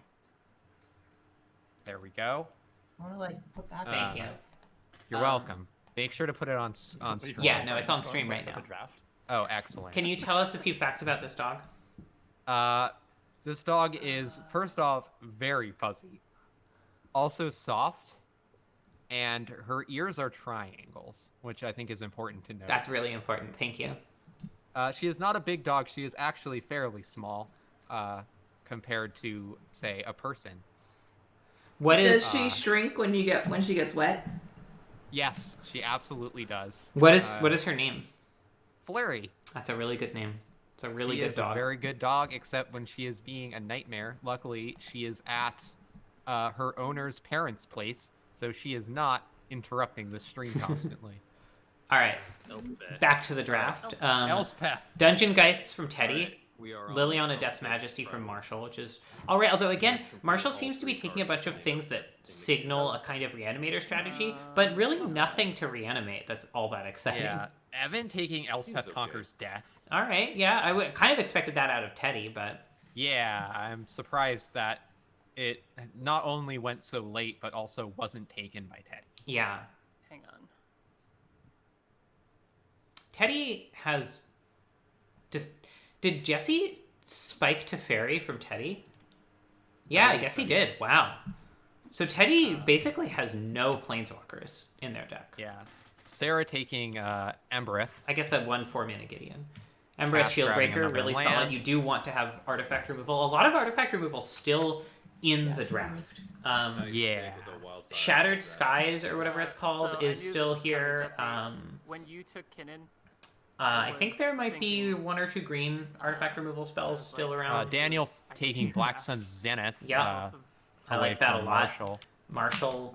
and I mean, Marshall had every really opportunity. thought about it. Yeah. But I I'm was wondering, like, a can't card that do hasn't been that. taken that I could There's better things for theoretically me to see pick, Teddy and taking if we're is on the same team, Approach. I just like kill your. Yeah, I don't think that's I'll terrible. be right back. Um, Alright. sort of following in the lines of Ketsy's draft in Everyone Roto say 8, on their personal streams Yeah. the card that I'm about in to which pick. she I say yeah, last like I know picked any Approach of of the the Second other Sun.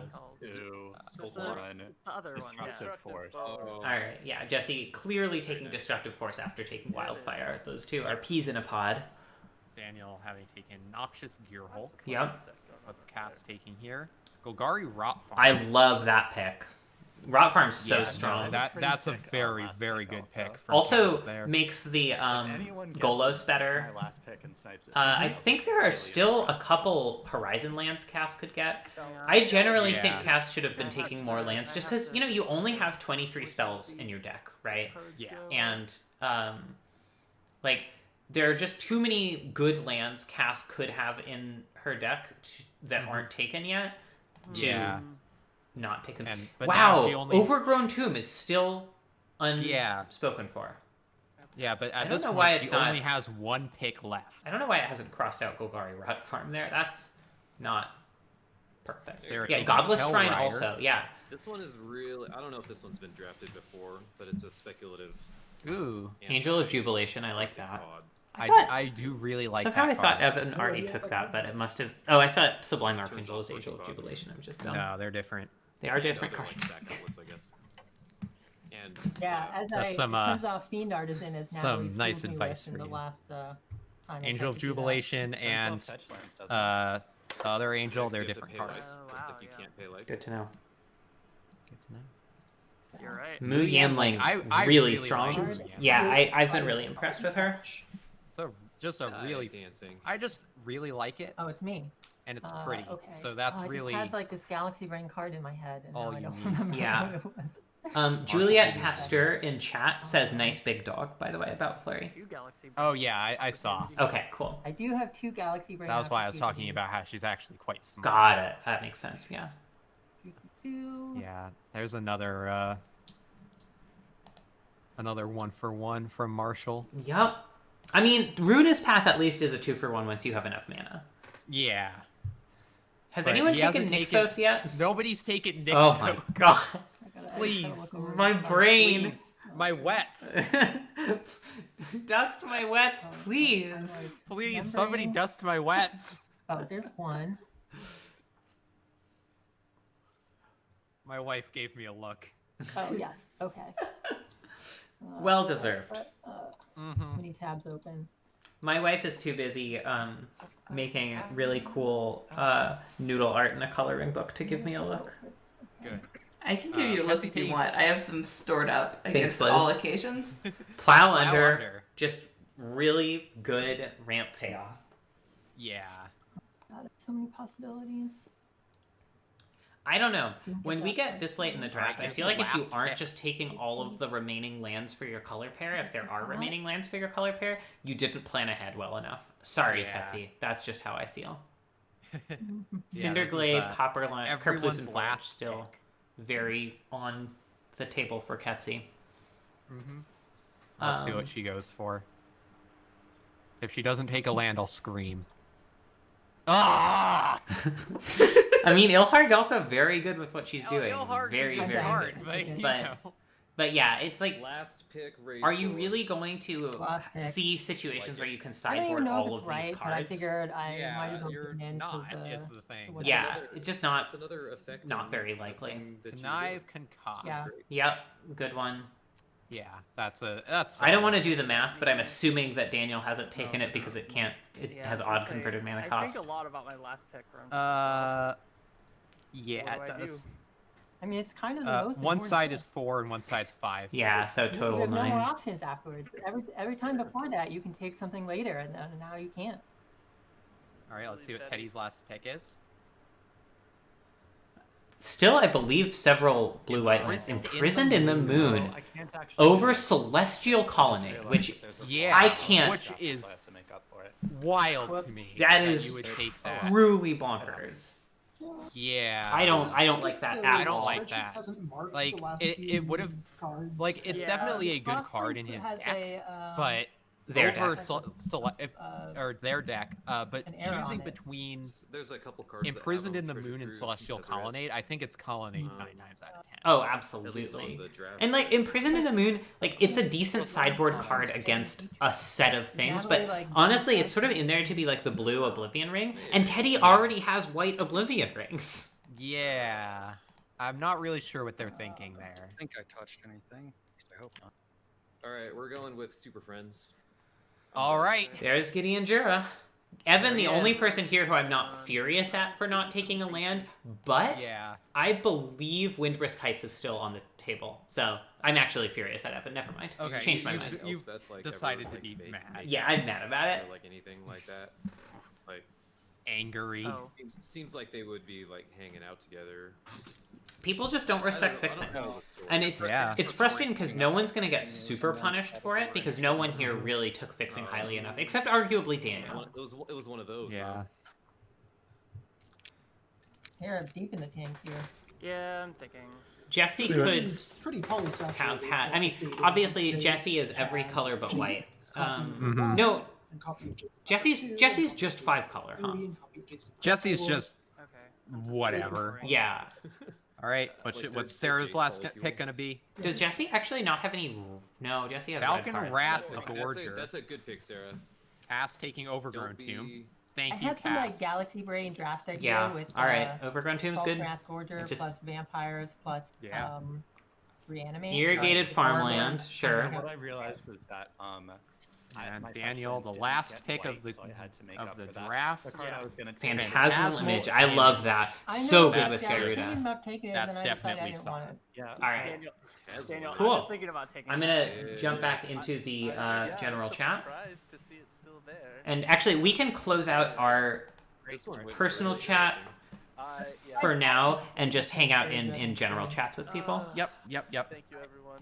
So thank you for co-commentating. This was a delight. Of course. All right, Hopefully now we we're can do done. this again next month. I We would just debate absolutely who's do got this the again. best deck, and, All right. Farewell. I will see you Okay, in when the we normal were chat prepping For room. this, we were trying to figure out like, okay, what are like the top 10-ish cards for each archetype that we're looking at, and we were writing it up for Pod, and we noticed that all of the cards that are important to Pod, nobody wants, nobody ever takes them. So, Yeah. what to yeah, a lot of the time, All for right. the most part. I mean, there's like Rex Sage and Eternal Witness, which you really want to get, but yeah. Yeah, I should have taken Rex Sage sooner probably.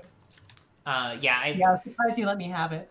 I feel like I want to berate everyone for the picks that they didn't make, but actually I have this wonderful recording of me and Natalie together berating you as you take the wrong picks every single That's time. so good. So I kind of feel like I don't need to, other than to say, if you still have lands in your colors on the table at the end of the draft, you drafted wrong.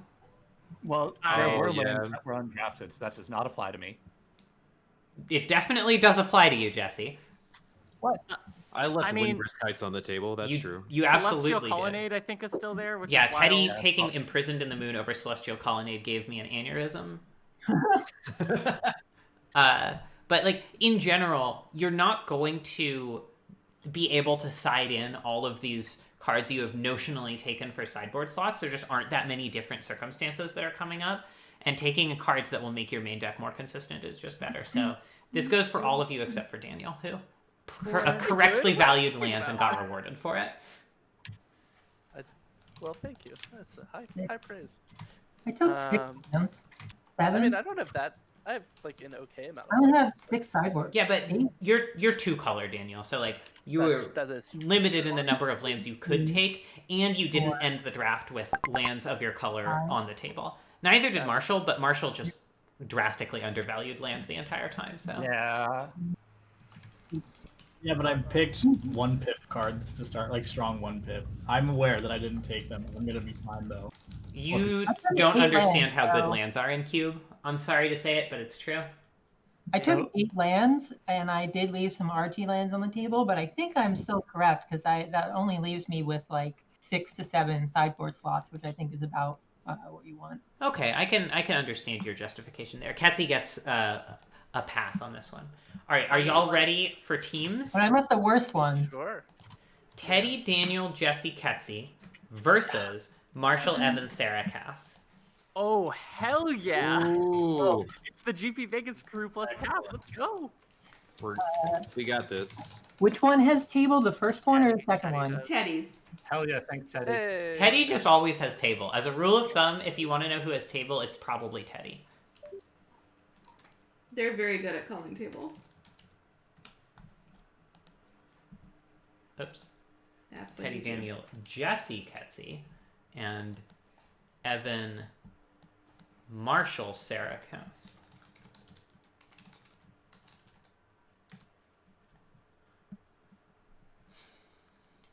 All right. Natalie, do you want to jump into Team Table's deck building room and see what they're up to? I can't hear you. You, I think, are still mute. Oh, no, I zeroed out your volume, so I didn't hear any echo if you were talking in the Okay, channel. yeah, no, There we go. I am going to use the bathroom, and then I will drop in and see how Table is doing. And how are we going to do that kind of commentary? We'll just hang out in the channel and talk with people, I think. We can do, like, quote-unquote interviews if we want to by dragging people into other rooms, but... yeah, it's just more like because you're the one streaming. Yeah. So just like follow me to whatever room I go to, I think is basically the plan. Okay, yeah. Well, let me use the bathroom, but you can get a head start, and I will join you in a sec. Felt like it had to be very high power. Hello, team. Have you thought up a team name yet? No, we haven't. Remember, you must have a team name, or I'll be sad at you.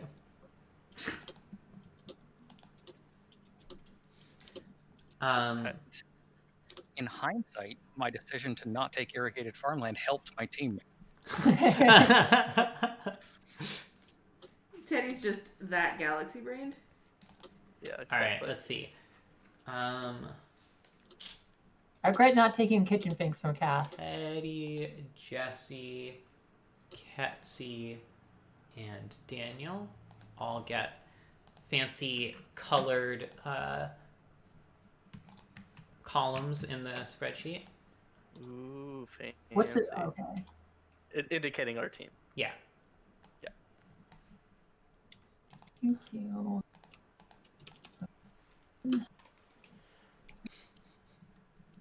All right. Natalie, we're supposed to message you our deck list. Message is that right? Liz, please. What? Message Liz. Can you do trades or no? No, I'm doing interviews and stuff. Why do we have to message? Okay, You have you the should spreadsheet. tell me these things so I can go get set up. Because you have to turn it into Juggling a lot of stuff. a valid format. and- Okay. I thought that I understood how to import decks, but it says in Magic Online, files with extension .txt are not supported. That's absolutely not true. Are you trying to import it as a deck or a binder? A deck. Did you follow the instructions in the I'm pretty sure that I sheet? have. I'm looking at the instructions just in case I fuck something up, because chances are I have.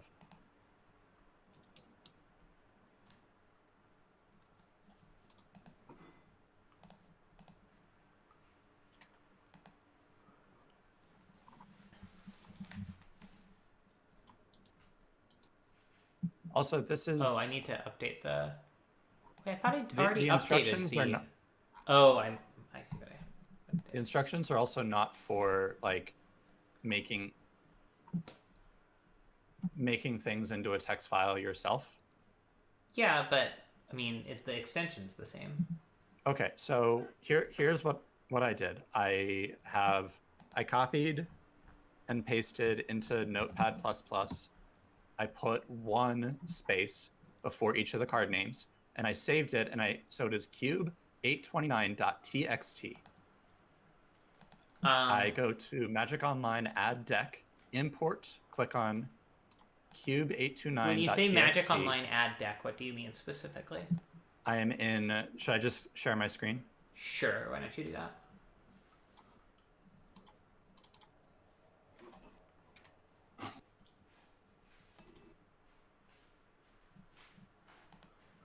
Sorry, stream viewers. I promise the stream will get more interesting than debugging Jesse. Oh god, is music playing again? Is that try saving it as a TXT file without all caps. Oh god, if that's what Magic Online is mad about, I'm gonna be so mad. It 100% is, because the file type is case sensitive, I bet. Is it really? Because Magic Online is dumb. Yep, that was it. Unbelievable. Happy to help. All right. Who do I need to send my deck Liz. list to? Liz. What is that person's like Discord name?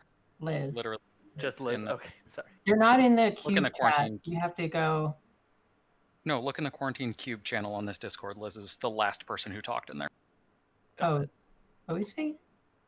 I was looking at the wrong channel. Do we send? Oh, now she did.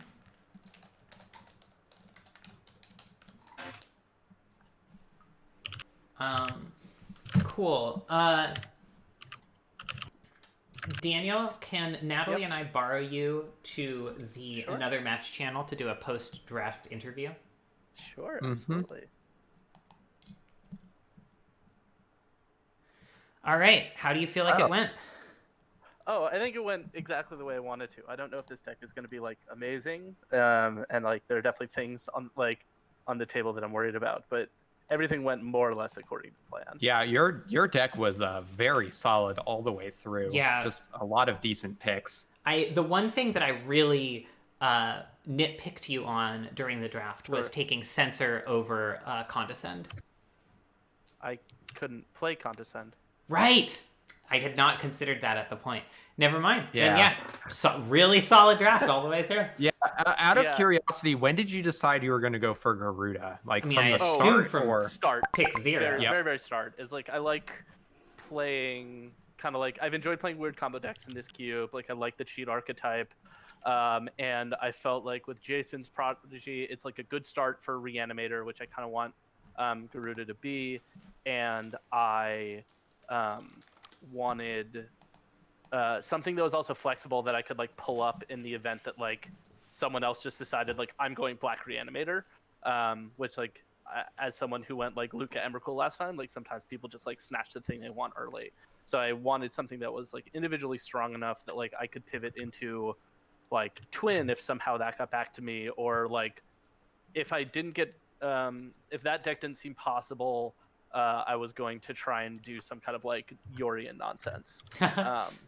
So that was like the first pick, and then it went pretty swimmingly. Like I lost very few things that I was hoping to have. Like I wanted the Pack Rat, I think, is like the only thing that was that was an early Pack Rat pick. Yeah. What was your logic for taking Blood for Bones over Grizzlebrand when a Through the Breach had already been picked? That's a good question. I think I've kind of felt like the fatties are more or less interchangeable. Wow. In a lot of ways. Like, Grizzlebrand's great. And I probably should have picked that up. I actually think that, like, the reanimation spells are, like, getting all the 4-drop reanimation spells is so important in this version of the cube, and especially with Garuda. Like, I can't play Liliana, like the Liliana Planeswalker that's a reanimation spell. Yeah. I can't play I'm forgetting the name, the Orzhov one with flashback. Unburial Rites. I can't play those if I'm gonna have Garuda. So if I whiff on Gristlebrand because someone else takes it to kind of like go aggressively, and like I end up with like Grave Titan, Grave Titan, Frost Titan, Wormcoil Engine, like it's not the most optimal version, but it's better than taking a Grizzlebrand and then particularly the way that Marshall ran his version of the draft. Like I thought that was he wasn't in black. Or no, he went in black. He went into blue later, so he was already in black. And I thought like if he took like a value Blood for Bones, that would leave me at like only 2 reanimation spells, which just wouldn't have been enough to make the deck work. I think the most interesting thing for me right now is like looking across the table. They have both of the super fast aggro decks, and I'm wondering if I might just be something that's like starting at having Damnation and Black Sun Zenith and some removal, and then siding into combo where it makes sense. I think that's a really solid plan. Yeah, I think you had a plan, you stuck to it, and you were rewarded, I think. Yeah, I've drafted like red black in this cube. I've drafted mono white in this cube. Now this is my first time drafting blue, which like obviously is good and competitive and all those things. So like if I'm not on some kind of green nonsense next time, like I'm probably doing it wrong. All right, we will let you get to deck building. Thank you. Can you ask Ketsi to come interview us? For sure. Yeah, we'll kidnap somebody else. Great. I'm choosing Ketsi because she already posted a photo of her deck, so we can put that up on stream. Mm-hmm.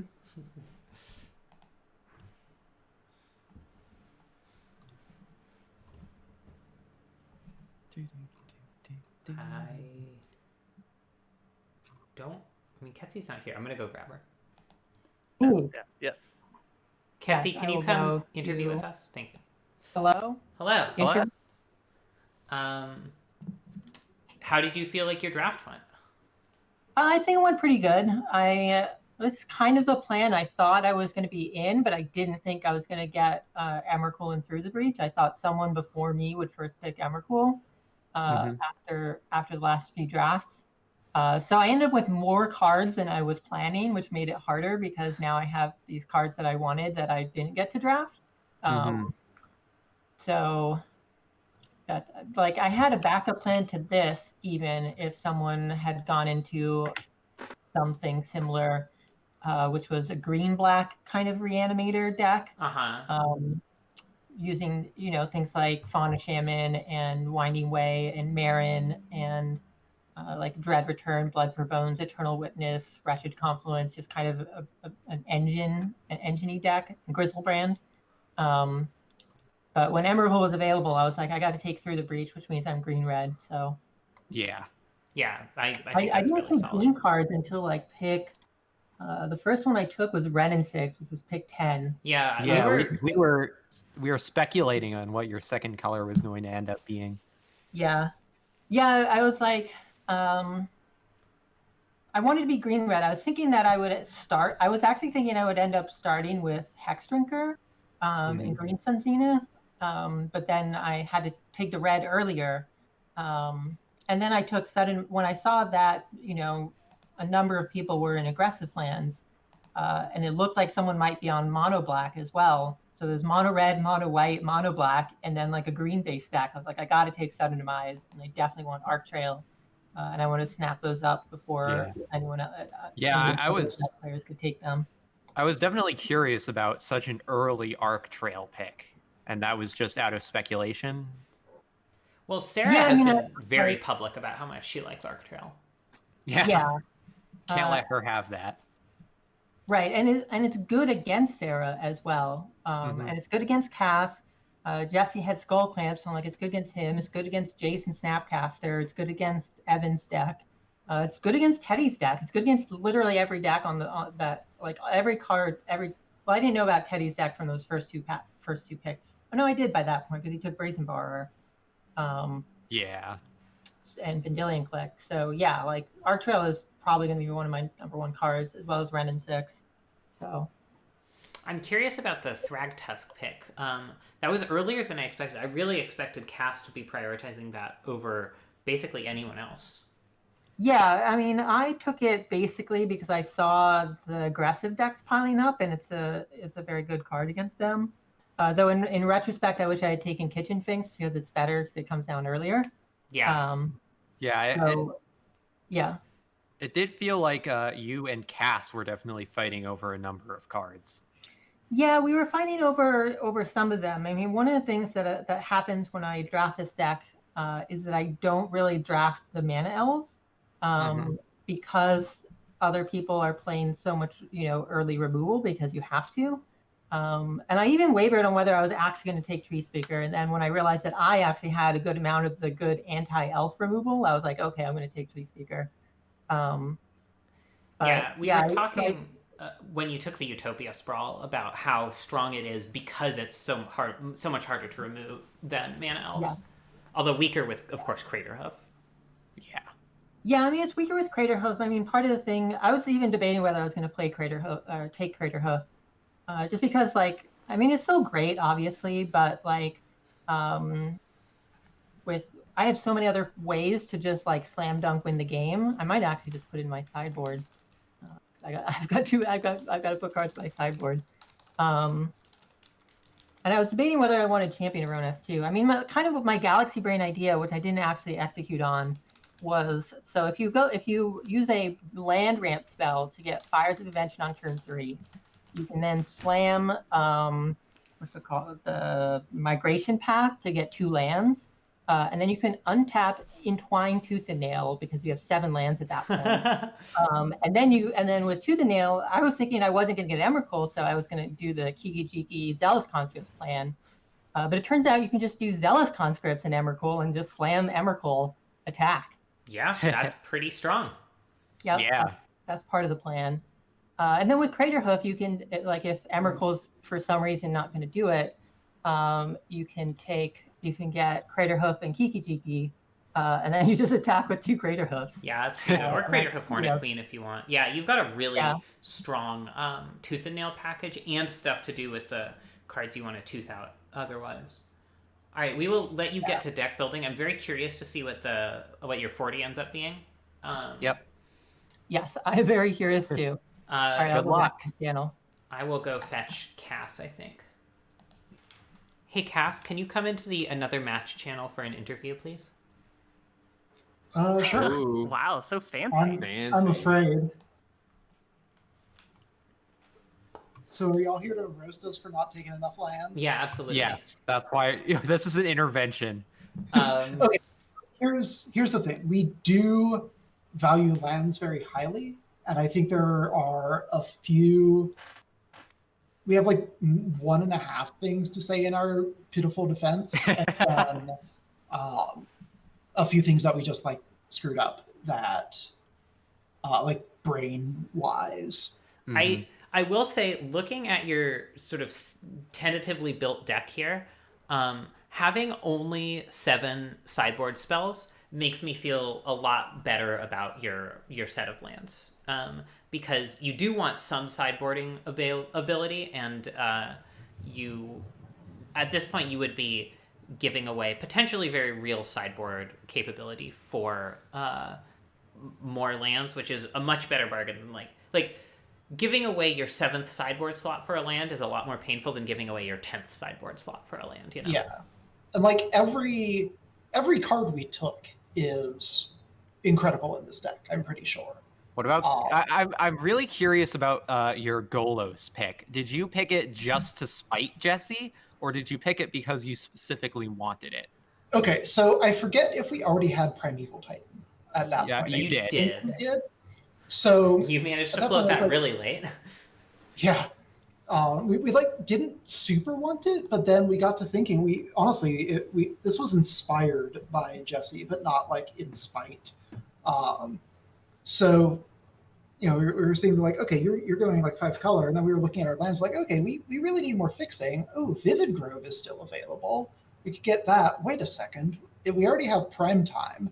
We can Prime Time out the fucking Vivid Grove Reflection Pool thing, and we have other good fixing, and we have, I guess that was it, right? We have like Birds, we have Noble Hierarch, we have Caryatid.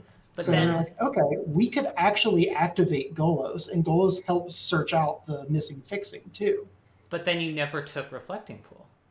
Right, because it got taken before we could take it. We just assumed no one else would want it because we are fools. That was foolish. Because it was, what? It was something like... It was It was 30 almost seconds. 10 picks after you took Golos that Reflecting Pool went off the table. Yeah, I mean, if you go back and watch the VOD, we like, as soon as Teddy took it, we were like, no, Teddy, why? I mean, you did pull one of those, as I said, for Jesse taking Golos. Absolutely. Oh That yeah, no. was- So okay, this is a good segue into why we didn't take as many lands as we should have. This is one of the things that we just screwed up that we need to do better at next time. And it is that we got into this kind of groove after a certain point where going to the left, we would hate pick something from Jesse, not hate pick, but like take something that we wanted that we knew Jesse also wanted. And then going to the right, we would take a good white card that we knew the white players would want. And so we like ended up in this groove where we're like, okay, we're gonna take, I think this started with Luminous Broodmoth, right? We're like, there's two at least semi-aggressive white drafters to our right. And I cannot float Luminous Broodmoth. It's like yeah, I was the at, that best was card in the actually deck. my speculation when you took Broodmoth and we were discussing it. Yeah. Yeah, that was a really early Broodmoth, but I can't fault you for it with both Teddy and Evan potentially fighting you for it. Yeah, so we took Broodmoth from them, and then we took Once Upon a Time, so Jesse didn't. And then we took Horizon Canopy, so the white drafters didn't get it. And we took Ravenous Chupacabra, so Daniel wouldn't get it. And we took Blade Splicer, so the white drafters wouldn't get it. Murderous Redcap, so Daniel wouldn't get it. Resto, so the white drafters wouldn't get it. Sun Titan, so the Reanimator wouldn't get it. Kitchen Finks, so the white drafters wouldn't get it. I want to zoom in on this And then it Resto kinda pick, ends. though. You picked Resto over a number of really strong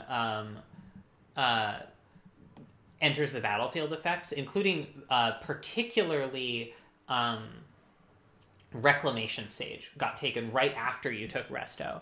God, yeah. And at the time you took Resto, you didn't actually have that many really strong ETB effects. So what was the logic behind taking Resto over Reclamation Sage when you were passing in a direction where, like, you knew Ketsi was at least a little bit in green at that point because she had Ren and 6 and Stomping Ground? Let's see.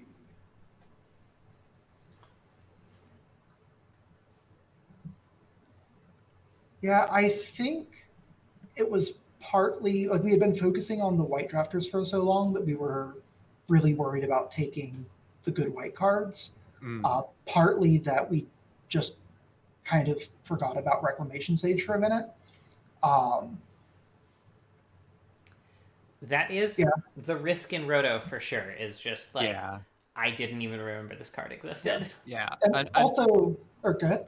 Oh, I was gonna change topics, so if you've got something more to say. Oh, yeah, like we didn't have that many ETB effects at the time, but or I don't know, I think we have a decent number of them now. Yeah. We should like go back and count, but I'm pretty sure.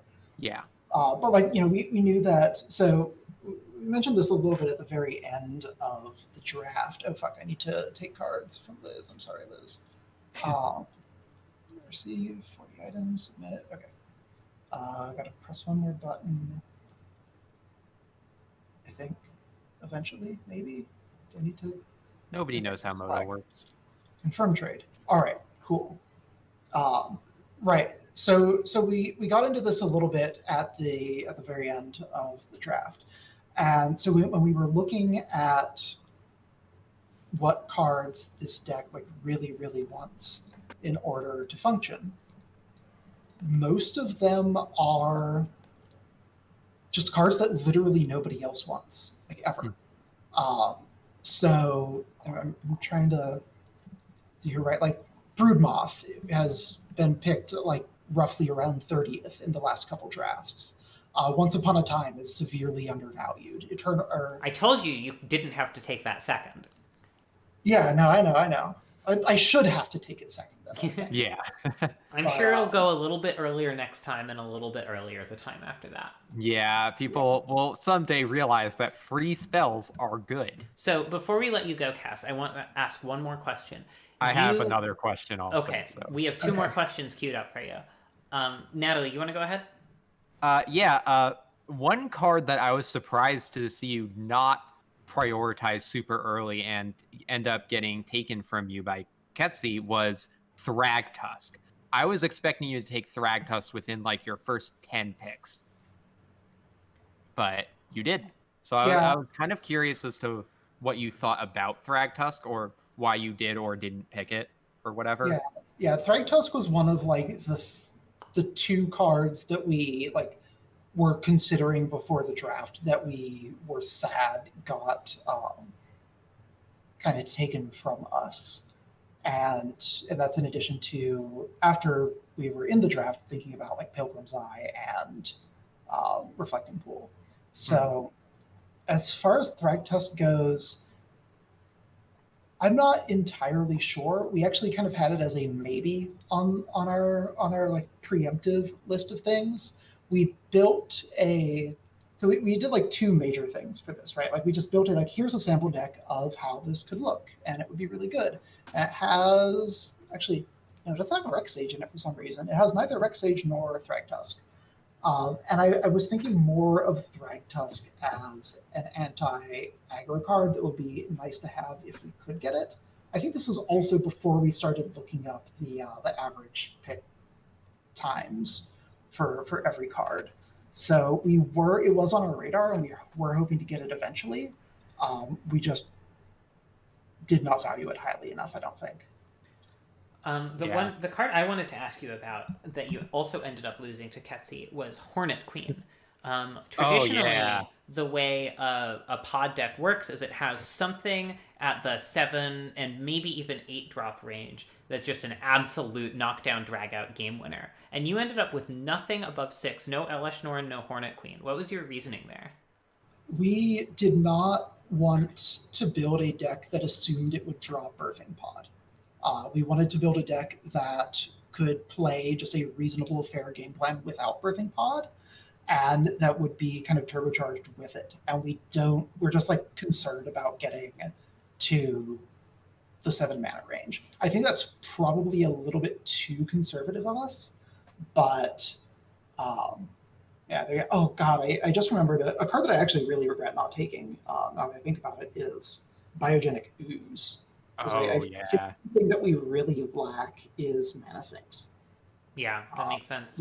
We have what's it called? Yeah. We have that. We have a few different ways to draw cards, I think, but not that many ways of just actually spending all of our mana. So we were hoping to get this sort of fair backup-ish plan going in case we just like didn't get to go off with pod. But I think we were kind of underestimating how long games could possibly go, and underestimating the value of something like Hornet Queen for sure, and then overestimating something else that I already forgot because my attention span is tiny, tiny, tiny. Well, at least the Thragtusk pick seems like it is something you won't get too punished for because all the aggro decks are on your side of the table. All right. You know, the Massacre Girl, like not even in the main deck. Yeah. We have Sarah here. So Cass, you can go build your deck. Good luck in the good luck. Have fun. Round robin. Thanks.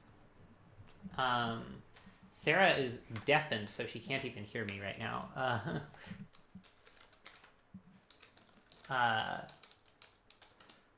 Let me bring up her deck so we can see.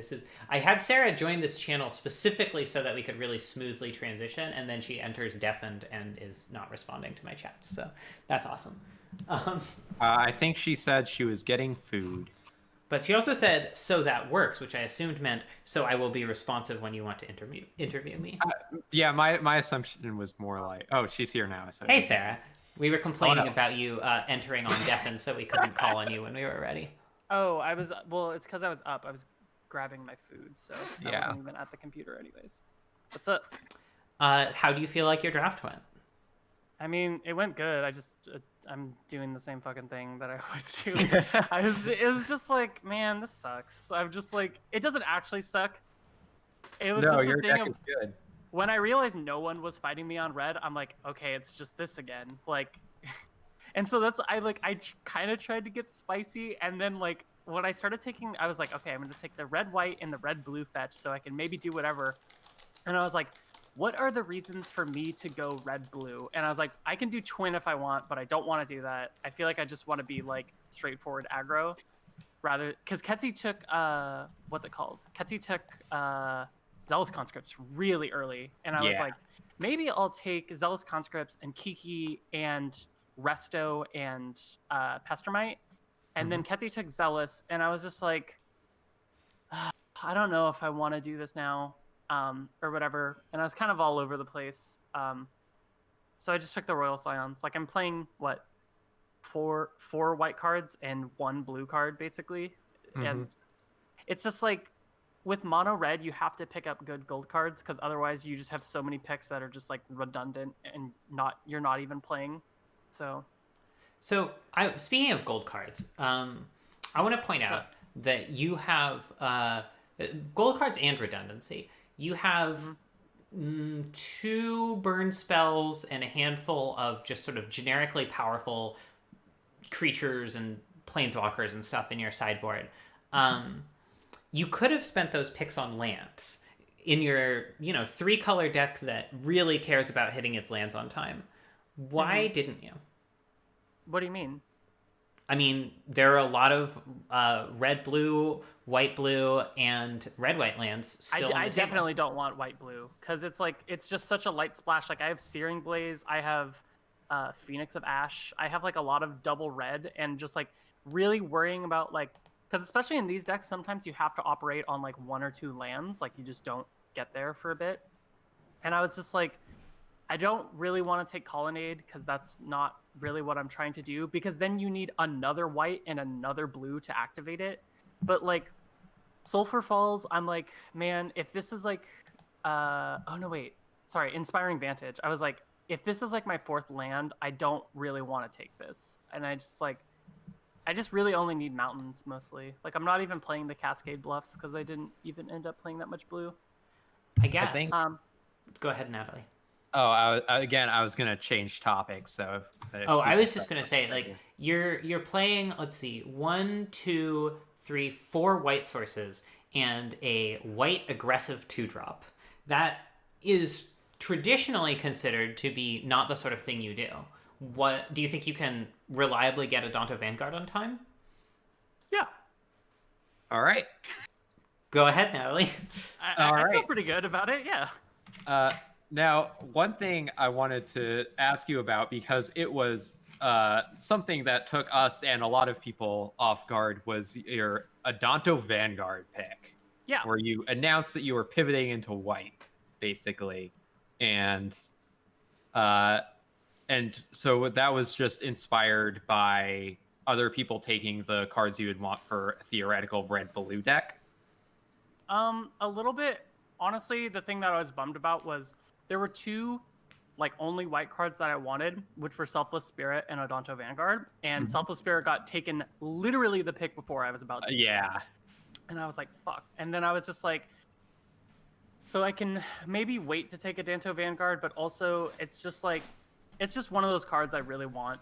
It's just such a like annoying thing for a lot of decks, such as like Ketsi. Like, how does Ketsi deal with this card? It's like she only has burn removal or whatever, and it's like, yeah, I don't know. To be honest, I'm not super worried about what I'm playing against, TBH. I think there's a lot of cuteness. I've played I'm interested to see how the Gyruda deck goes. I've played that deck before and I really didn't like it. And playing against me and Evan, I wonder how that's gonna go, where it's like me and Evan are just super low to the ground and just like can just get in there. Ketsi's kind of all over the place, kind of like the multi combo. And then Teddy's deck is pretty cool. I like their deck, but yeah, I don't know. This is a pretty straightforward draft. It's just kind of like when I was messaging that, I was just like, no one's taking red again, and it's the color that's open, so I'm just gonna do this. Well, I will say this. I think this is my least favorite of all of the Roto decks you've drafted recently. It's probably the least favorite of mine too. I agree. It's just kind of like, because at least like with the red-black one, it had the spice, had the Luca Emrakul, and the other one was like kind of first pick Oko and then take what's it called? It's like first pick Oko and then start taking Bone Crusher Giant and Rabble Master. And also that draft was more interesting because I was fighting I was fighting Evan on green a little bit, and I was fighting Jesse on red and red-green eventually. But with this one, it's like only that little spot in the beginning with white where I was just like, I don't care. It's kind of just like, well, now I'm taking a 28th pick Goblin Guide. Now I'm taking... Yeah, I feel like people are still really undervalue red. Yeah, and people are starting to value white more, which I like, because I think white is really good. There were like 4 white drafters this time. I mean, I'm like a very light splash or whatever, but yeah, I think people don't necessarily respect the fact that there can easily be 2 aggressive red decks, just like there can easily be 2 controlling blue decks. Yeah, I think what happened this time was you had the people in the first 2 seats. I don't know what Cass was playing. If Cass was from the beginning, like, I want to do pod or whatever. But you had 3 people on the very first 3 seats, just like, I want to do this plan. And Jesse's was like 5-color skull clamp, cute shit that he always does. And then Daniel is like secretly this Gyruda, I mean, not so secretly, to y'all. And then it's like pod, where it's like, okay, that's very clear. And then it's like everyone to the right, it's like, I don't know. I was surprised that Marshall stayed blue-black, but it's his first time. Whatever, I get it. Because I think Marshall easily could have gone like red-black and taken like Duretti, K-Command, stuff like that. Yep. Anyways. Oh, they need my opinion for deck building? We'll let you get back to that. Thanks. Right. I do agree this is the most boring of my decks that I've drafted. I don't even necessarily mean boring. I mean, I think your pivot into white was pretty sketch. I love the red-white cards, though. They're so good. Yeah, I don't love fracturing your mana as much as you do. I really don't like that Adonto Vanguard I have 5 in your deck. white sources. Yeah, that is... Good luck. Good luck indeed. All right. Later. Natalie, let's go Bird, Evan, and Jesse's match. Yep. We are here to view What is your online user handle, please? Sir Boxalot.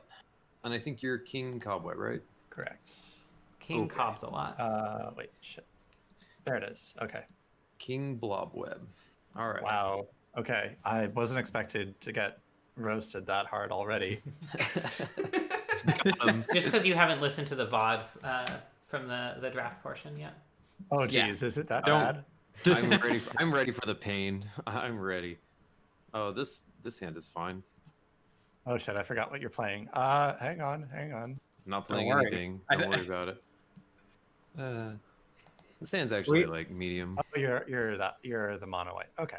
Now, Jesse, we didn't get a chance to interview you. Is the first question going to be what the fuck were you thinking? Yeah, actually. My first question is why. My second question is what, and my third question is how. I don't know how to answer any of these questions. Fair enough. Let's go to the match. Let's see. I'm very curious to see how your deck performs, Jesse. I know you've been trying really hard to rehabilitate the reputation of Skullclamp, which has historically done very poorly in Rotisserie Cube. You say that, but I've when I play it, I've had the one bad draft with it. Okay. If I hit OK to this, it's not gonna like fizzle it, right? I have no idea. I'm not used to Magic Online. Yeah, if you hit OK, it just resolves the thing, and then you get to choose to imprint. Wow, turn 1, Ash Barons just hard cast. Fascinating. Whoa. Absolutely wild. Some stuff is definitely happening over on Jesse's side of this.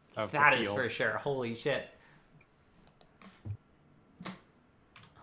I've been starting off strong with a giver. Heck yeah. Mize it off the top of the deck too. Totally sweet. Oh, I see how it is. Okay. Sad Solemn robot. Simulacrum, stolen viciously from Cass. It's like, it looks like a strong start, but he's only got 2 cards left in hand, see?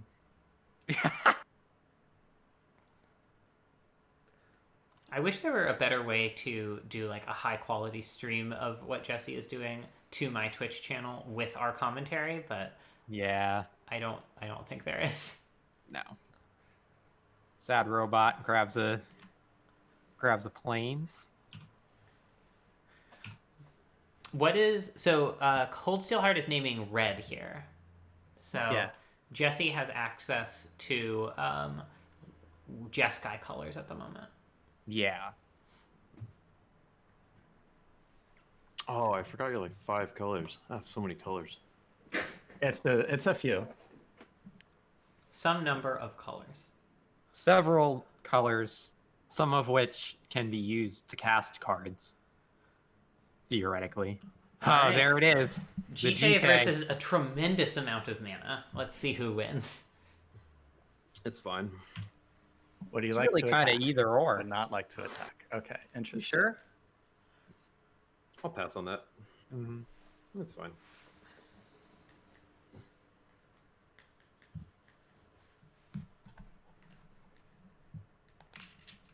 All right. 4 colors even available. more? Tale as old as time. Cracks it. Just somebody going ape on ramp. Now I know. Oh. All right, interesting. Not Double going blue? for colors that he doesn't have yet. What Really is wants this? that double blue. It seems like. Tezzeret or Urza? Teferi? Who knows? Nothing? Natalie, just maybe straight you and nothing? I should start up the line call again to. I mean, I can't see what is in Jesse's hand, and I am being careful not to say anything that's in Evan's hand, but if you want, we can definitely do that. I'm just wondering if it might be a better idea, given that Yeah. we can speculate on things that Evan may not have thought of, or that Jesse may not have thought Okay. of. All right. I will- will get set up for that, Rugen. All right, let me know when you're ready. Hello, people. Hello, Party Ketsy. Hello. Ah. Scion of Urza. Oh, boy. Hello. Is it- Oh, Let's see. Ah, 2 powerful cards. That's Tezzeret, Artifice Master, and Kolagon's command for. Yeah, sure. Have Artifice. All right, cool. Hello. I will mute myself in the chat room. From bad doors. Turn down.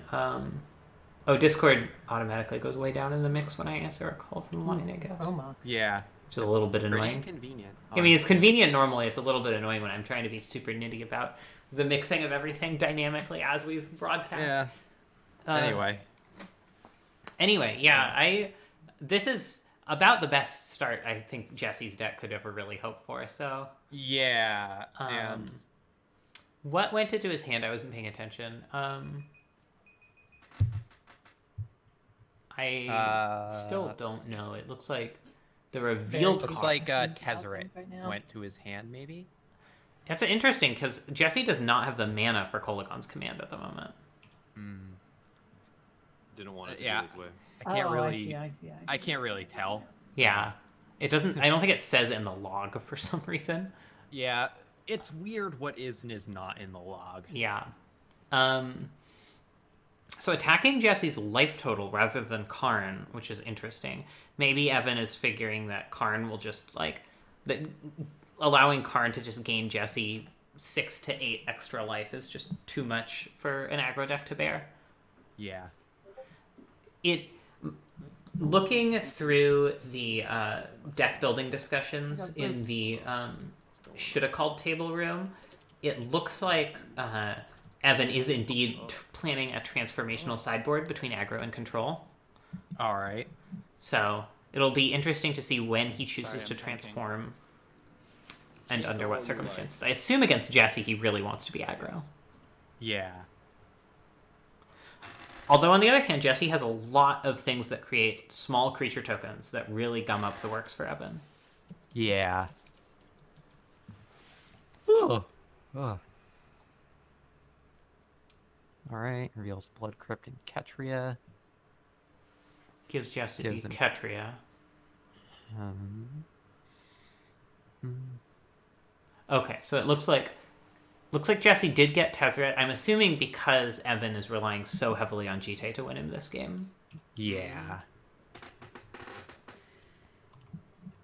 Yep, there's good old Tezzy. Is Drawing 2 cards for Jesse here.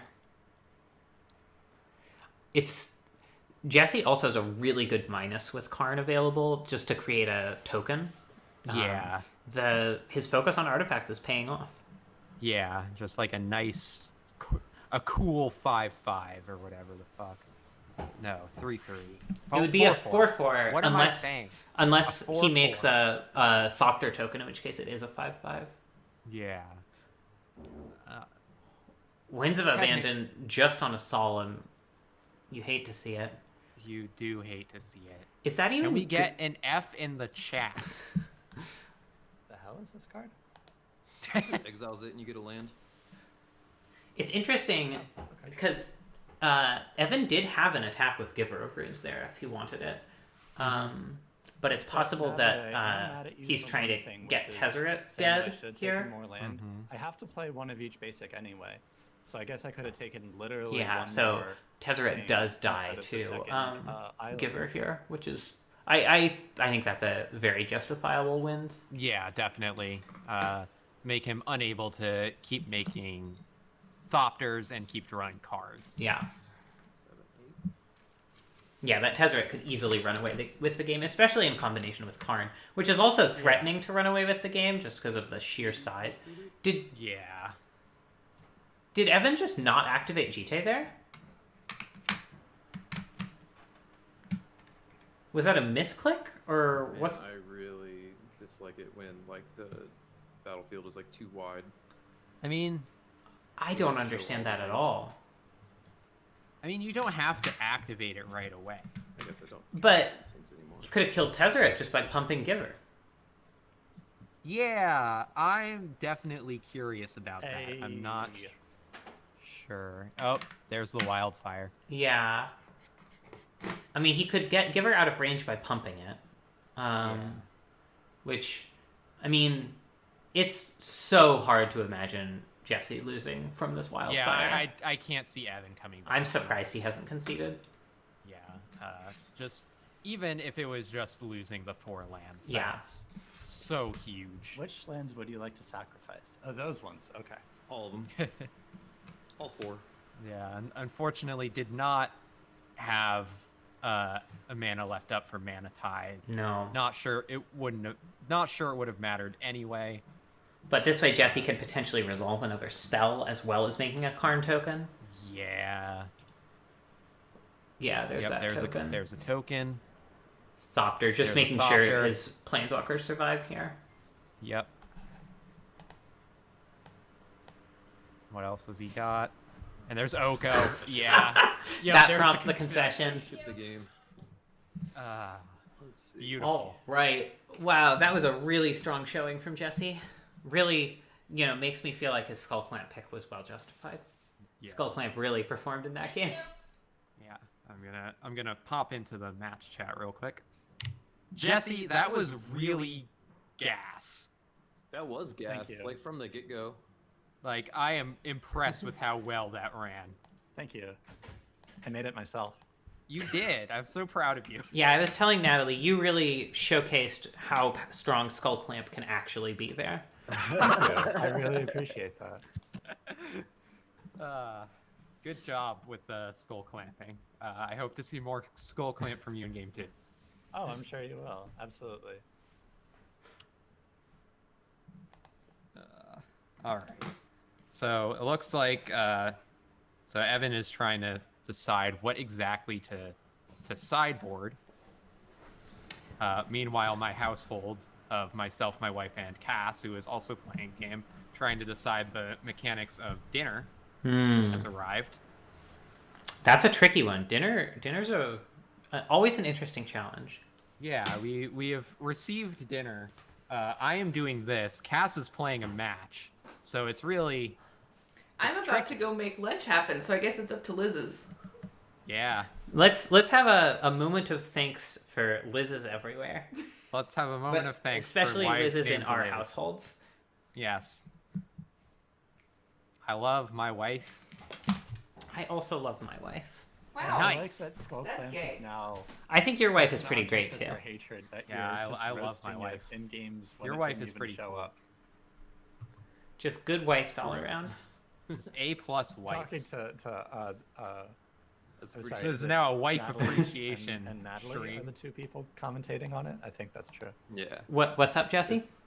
That roasting. your hatred of Skull Clamp is so pure that you're roasting it in games where it doesn't show up at all. I wasn't roasting it. I was complimenting it. Yeah, it did a really good job in that game.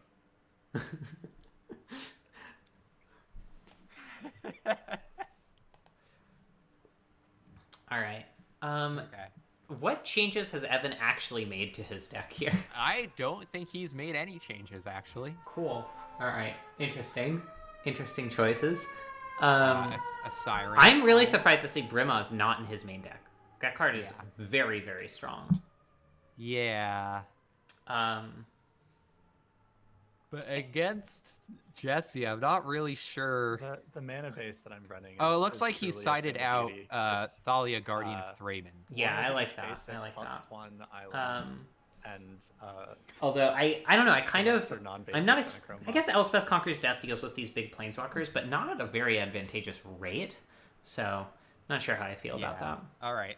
It looks like the game 2 is beginning. All right, starting on the play with the Mana Tithe is really strong here for Oh, Evan. yeah, absolutely. Stoneforge with Batterskull, able to find Jite as well, also really good. Yeah.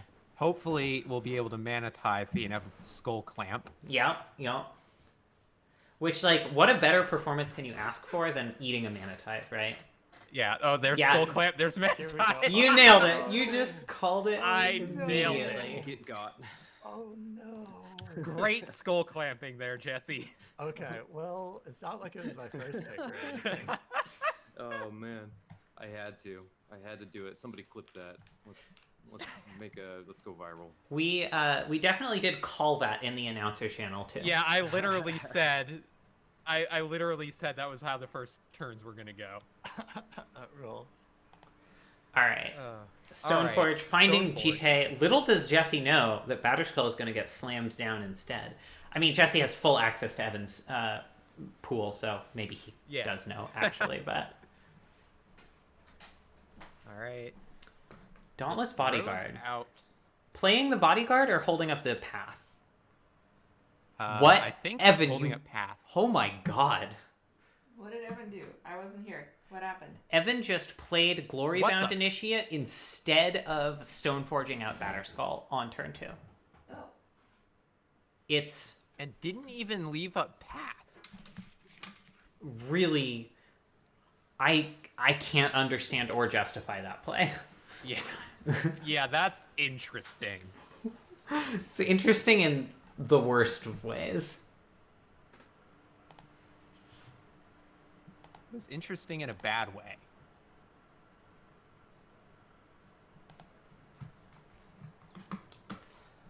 All right, there's Duretti. Really brickwalling this Dauntless Bodyguard, forcing Glory-Bound Initiate to exert when it attacks. I think it's possible that the construct...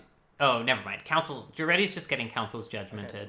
Batterskull's gonna have to wait another turn, I suppose. Artifact. Yeah. Attack or do anything to interact with my 1/1. Thank you. Or my Planeswalker. Duretti I is specifically just said don't one interact of with those... Planeswalker. Interestingly, voting for Duretti Very and not the exciting. construct, Love to interact. even with though it. the construct is still brickwalling this Dauntless Bodyguard. Yeah. So now the exert's still forced. Duretti, just one of the strongest cards against mono white. Yeah, definitely.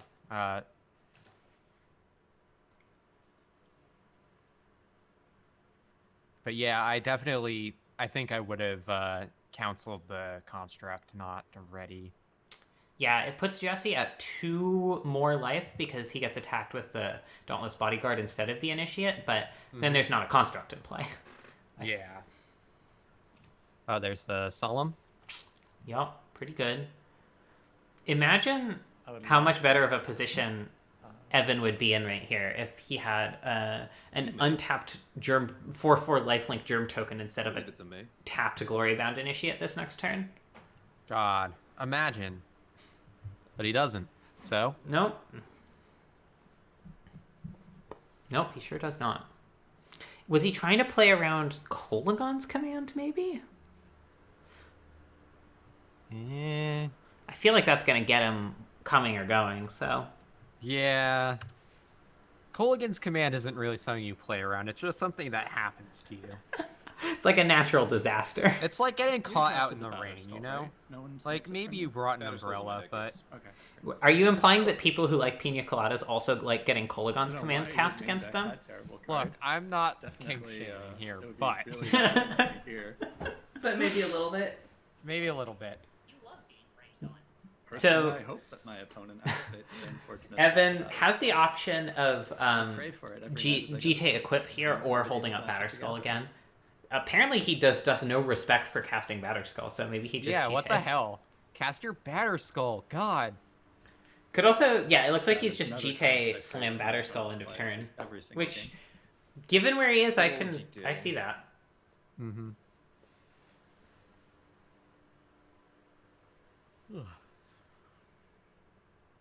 I can't wait to hear like Nat's commentary on this game. Sequencing the hell out of it.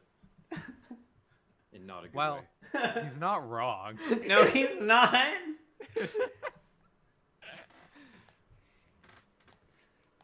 Well, at least he leaves up Path. Yeah.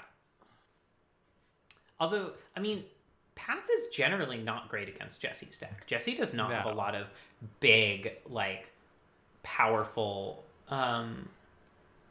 just normal creatures. Jesse is But mostly it can't- focusing on planeswalkers. Yeah, but definitely Path Probably can have the like K command. clear the way I to don't know. hit at a Planeswalker or something. Oh, for sure. So I think leaving up Path is actually a relatively decent idea. Although, you know, Evan has so many blockers already at this point.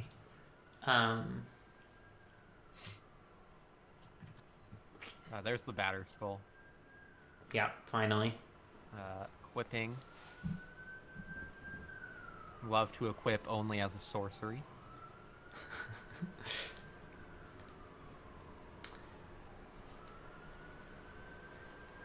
Are there any cards that let you equip as not a sorcery? Yeah, there's some cards that like allow you to instant speed equip them. There was a whole cycle of cards in Fifth Dawn that had Oh, there's the command. colored mana equip costs. There's the command. There's the skipper. Yeah, no, I more meant like a card that said you I guess I may should have done that. activate I equip fucked that up, 'cause now I anytime can you equip could it again. play an instant. I mean, I don't know if there's one that just does that in general. Feels like that would have been a thing they could have given like a Nahiri card. Yeah. It seems Anyway. like the sort of enchantment that they would have done in like Kamigawa block as just a sort of one white global enchantment. You may use equip costs as instants. It's just like, Yeah. well, okay, no one's gonna play this. Yeah. Anyway, the command getting rid of Evan's board a bit. Yeah, What's that's the Stoneforge? a rough one. Yeah, Stoneforge makes sense because Bodyguard can make it indestructible. Yeah. So it definitely gets one Definitely. hit in. And one hit's kind of all you need most of the time to get going with GT. Yeah. What I'm worried about here for Evan is the 3 cards in Jesse's hand. Yeah. We don't know what those are. Like, Evan is pretty substantially winning on board, although presumably Solemn just dies here and draws Yeah, Jesse another there is. card. Evan just really hasn't been able to come out Fetch fast before enough Solemn? to compete Wow. with Jesse's card That's advantage fancy. engines. That's some fancy. Yeah. I actually wasn't even thinking of that. I just didn't want to forget to fetch. All right. Also kills the Understandable. construct. Yeah. Let's see I'd love what to use Jesse's Solemn. got in hand. I wonder if that construct kill That's a was fine just a dueling. like. Yes, it would have been optimal to do it end of turn, but you got to do it when you're thinking about it, kind of thing. Yeah. I That's definitely kind of how I play. And Jesse mentioned that's why he cracked the fetch so early. Yeah. Yeah, a little bit of cube design insight here. I'm generally pretty careful in this cube to limit the number of cards that really brutally punish X1s, because X1s are kind of the lifeblood of white aggro decks, and I do want white aggro to be a good thing. Yeah. One of the exceptions to that is Duretti, which is probably the single best card against X1s in the cube, and that's because it's gold, it's in a color pair that's sort of generally a little bit underdrafted, and it can, because it's red, it can also slot into aggressive decks as like sort of a way of clearing the path and producing sacrifice fodder for things like Falcon Wrath Aristocrat.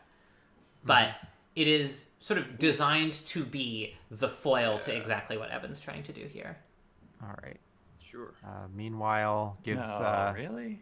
Gives Jesse Crow Mox. Yup. Naturally. Which is obviously. Wouldn't be surprised if Jesse just minuses card next turn for Teferi, because Teferi is really good, and good against GT too. Yeah. Tucking the GT and forcing the counters to be used for... All right, Pilgrim's Eye. Pilgrim's Eye. Just more ramp. Yep. So Jesse does get to, or sorry, Evan does get to activate, or get more counters on GT, but how valuable will they be with the Teferi coming down? Yeah. And it's not like he can easily kill Karn right now. No.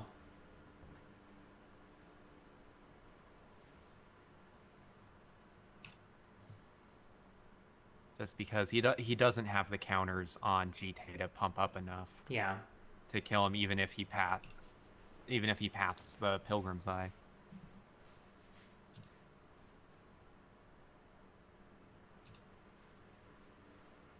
Jesse not even bothering to block with Pilgrim's Eye. Yeah. Kind of damned if you do, damned if you don't. Running up a block. If he tucks the GT, then presumably Evan kills Pilgrim's Eye anyway, so he's just choosing to give... basically take 2 life off Evan in exchange for a loyalty counter on Karn. Mm-hmm. Alright, Jesse grabs Teferi, comes out of land, assembles Tron. Technically, he does not have a basic mountain yet, so... That's true. Although there's still a Path to Exile in Evan's hand, so... If I were Evan, I probably would have sided out Path to Exile and possibly Winds of Abandon for just more aggro power. Yeah. Alright, Preordains. Do you think he's going to choose Pre or Dane? You know, I was originally thinking Pre, but just based on how this game is going, Dane seems more likely. I think you're probably right, yeah. The Hamlet option, as we say. Yeah.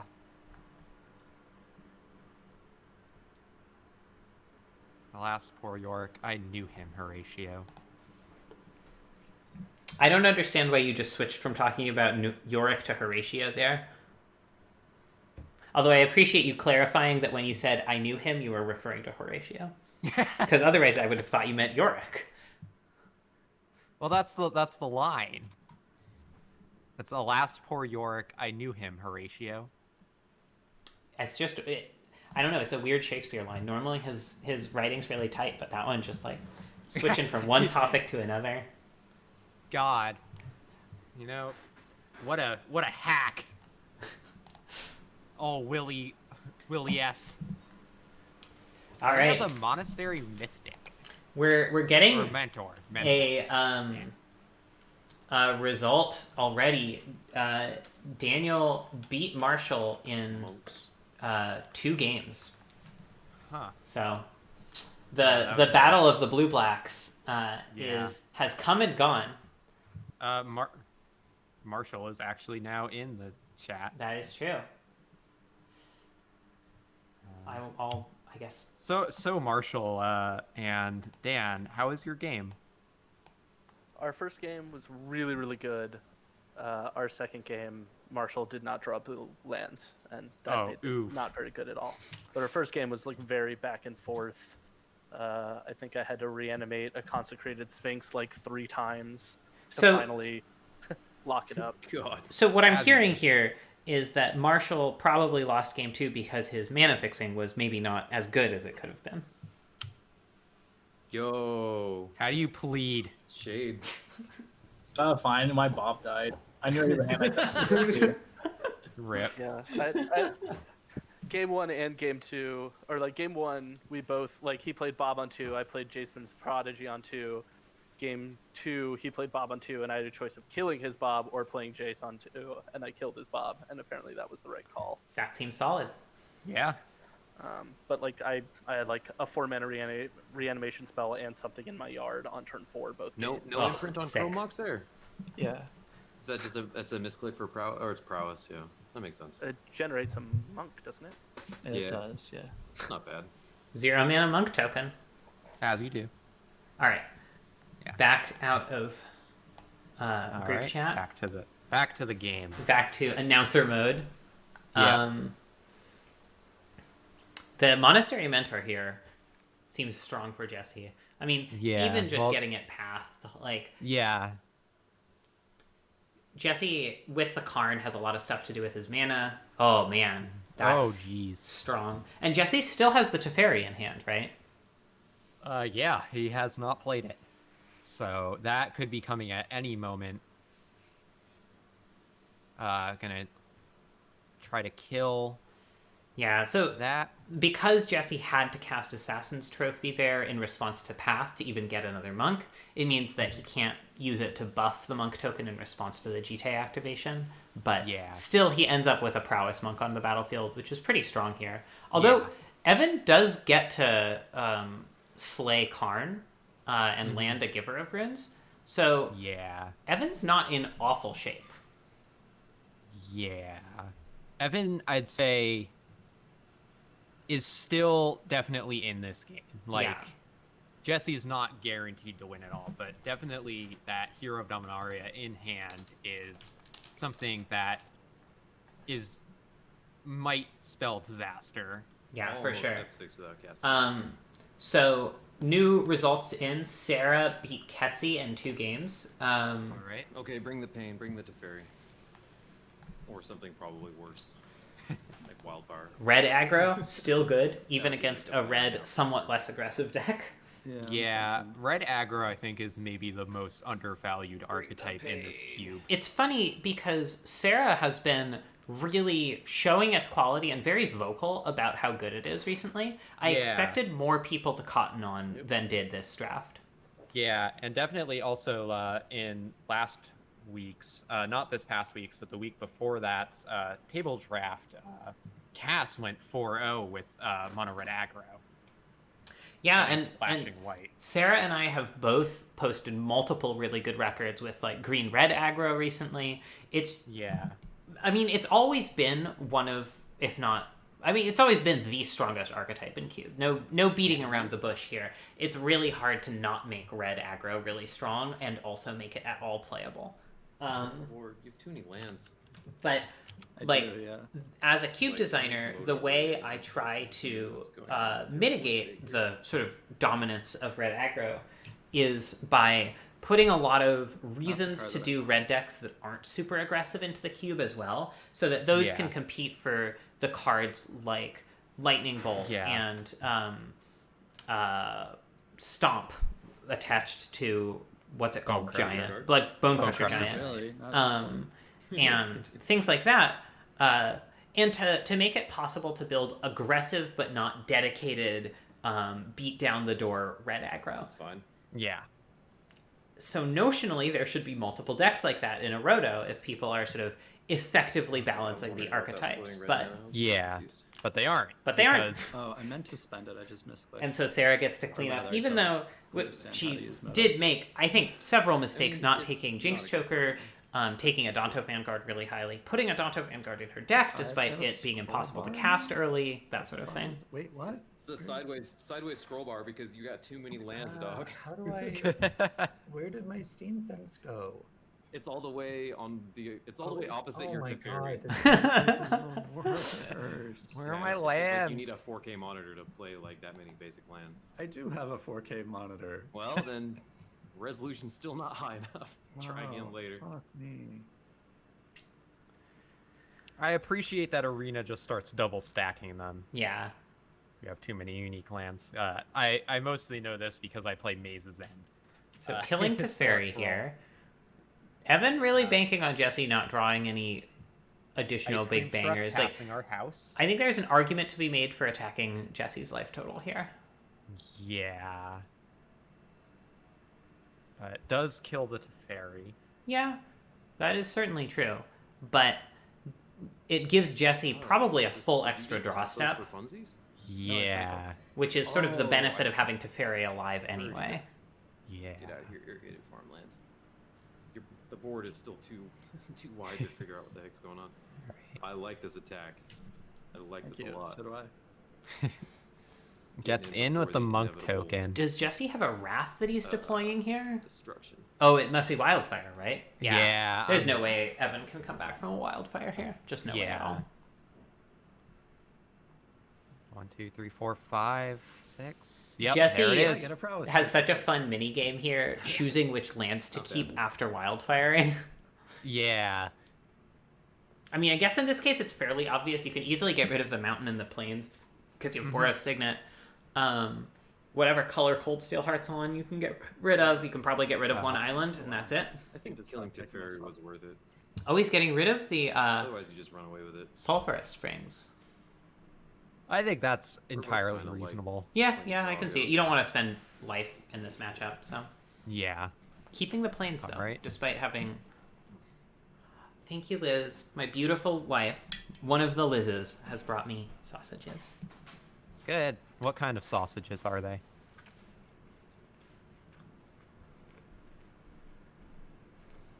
I'll never know. I'm trying to figure it out. Sick life. Thai green chili, maybe? Nice. I know the ones she was thinking about were creature. like Thai green chili and Oh, andouille, the but creature. I don't know my No, sausages not well that enough life. to know the answer, really. Yeah. Not, Sausage. not gonna risk it. Not gonna risk it for that biscuit. 3 mana, You got a bunch of 4 like, mana, listings 5, that I haven't 6. seen. Oh, There you there's go. Tezzeret. Draw a grip of cards. Soul Tezzy. Just as seems- his friends call him. It's just a matter of. I'd probably just seeing his top deck before Evan concedes, I would guess. Yeah. Yeah, unfortunately, Evan's deck just really can't recover from a wildfire. No, Wildfire's so good against him. Yeah, Evan just wasn't fast enough Mm-mm. to. Yep, and that's a plains. He can activate Mutavault. But so what's that's that doing? something. I don't know. Like, Hitting Jesse. if Jesse wants to, he can just outrace that by making 1/1s. Yeah. And instead he's choosing to draw cards, which can also presumably at some point muster a blocker with 3 toughness or higher. Yeah.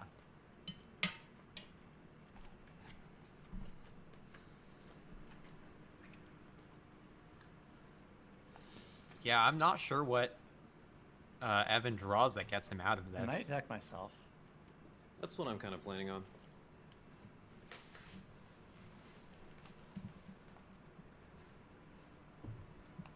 I mean, you'll definitely get to Oko eventually.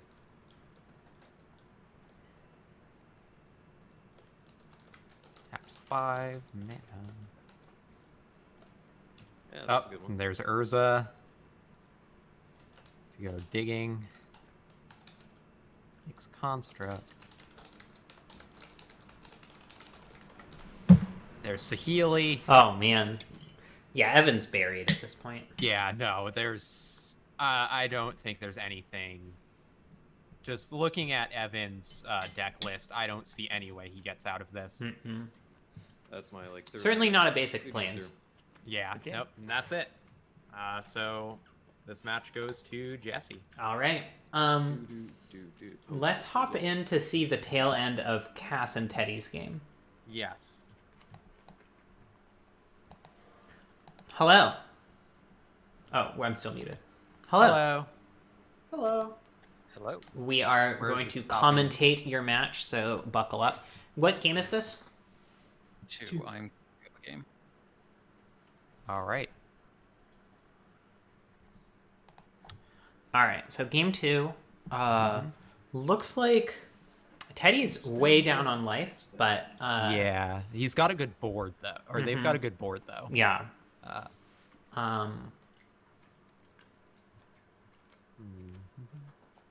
But honestly, Cass's board isn't bad. No. The Flying Prince is pretty solid because it gets a counter from Anafenza here. Mm-hmm. Which means that it tussles with Spell Queller. It looks like Breeding Pool or Birthing Pod is under Spell Queller. So if Cass can get rid of that, she can really start turning on Plan A. Yeah. Which puts Teddy in a really awkward position with this Charming Prince attack, which I assume is coming. Actually, I guess I'm fine with you, Raffin, sort of. All right. They just take it, go down to 4.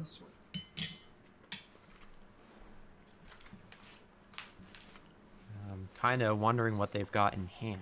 They do have a Wrath in their deck. Yeah. So that's definitely a possibility. They did Looks like pick up, Fractured Identity has already happened, so that's one big knockdown, drag out spell that is not an option. Yeah. So.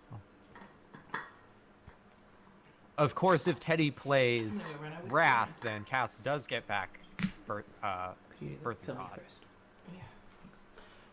Yeah, which means that Cass can actually Broodmoth into I don't know, some sick 5-drop.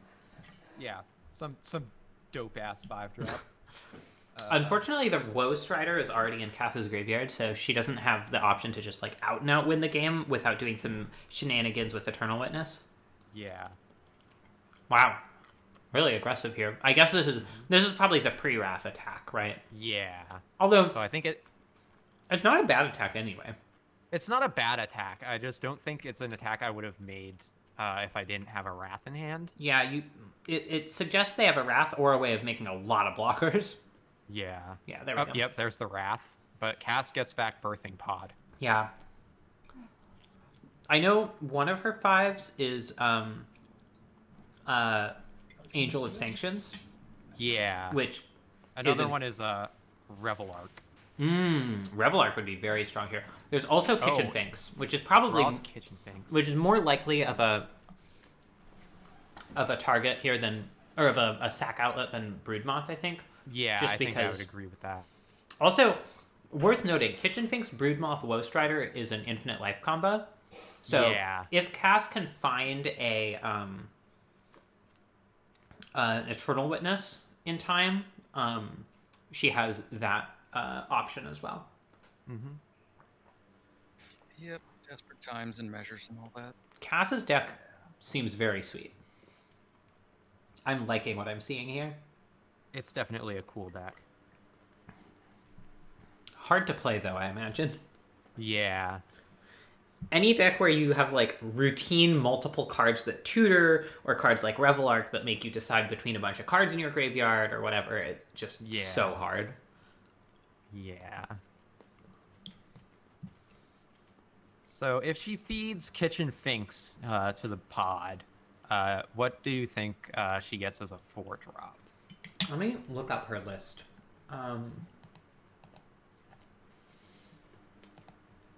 She does have Resto, which is always a great card.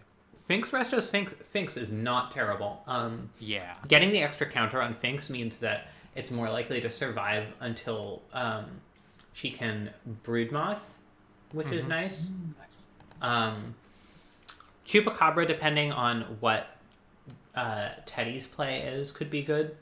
Yeah. Well, it looks like there's Brazen Borrower bouncing the pod. Playing the pod. Yep. Doesn't really have to worry about her life total because there's so much Finks action going on. Yeah. Faction, as it's known. It is known as Faction. All right, and Right. the writing's on the wall for Teddy. Yeah, Teddy scoops it up. That was a weird game on our All side. right, cast sideboarding out Noble Hierarch and Bird. We're South Pod. That is, Yeah, and those are I punted with fractured. very interesting sideboard decisions.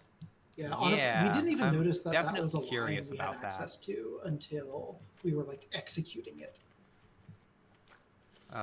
Like I'm looking at Teddy's list now, and I'm not sure. Is it just trying to counterplay Oust? That would be interesting.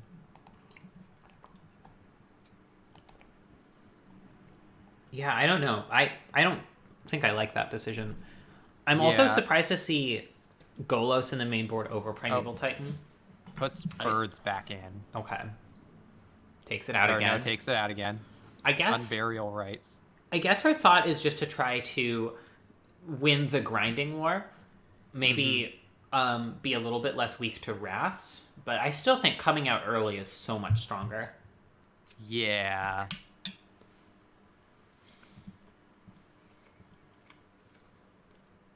Pretty medium Starts hand. with a solid hand, though. I don't know. It's missing a color. It only has one play. I mean, that play scries, but... Yeah, I mean, the thing is that it has one play, but it's Charming Prince, which is a good play. That's true. That's true. That's just kind of how I feel about this hand. Oh, but she mulls.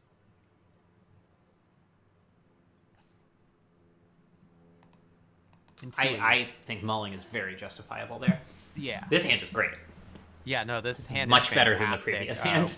What do you think she wants to put on bottom, though? I mean, I would put Fauna Shaman, but I think she likes Fauna Shaman more than I do. And it is something that she can play turn 2, unlike Voice of Resurgence. Yeah. Putting voice back. Like putting voice. That's wrong. I'll just come out and say it. That's definitely wrong. Yeah, especially against control. Right, and Teddy has do not multiple counter spells. Like, yeah, I do not see why you would sideboard out voice here, or why you would put voice to the bottom. Yeah. Like, I think I probably would have put shaman to the bottom, like you were saying.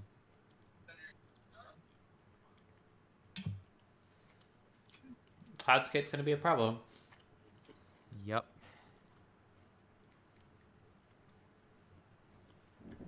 Although draws another land. Yeah, like Cloudskate means she basically can't play Blade Splicer until after the Cloudskate comes down. Yeah. This is rough.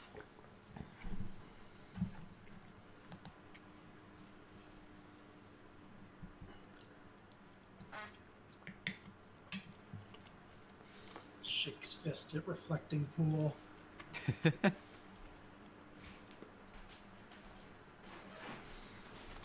Alright. Click isn't too bad for her, just because there's no single spell in her hand that's, like, super powerful. Yeah.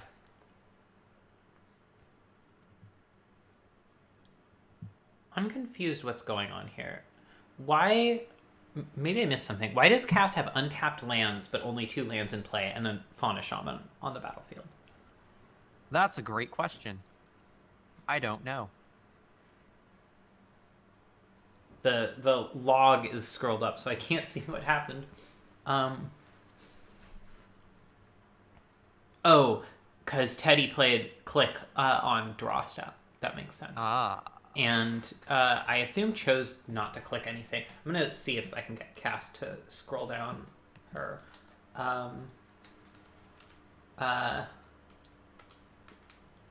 log.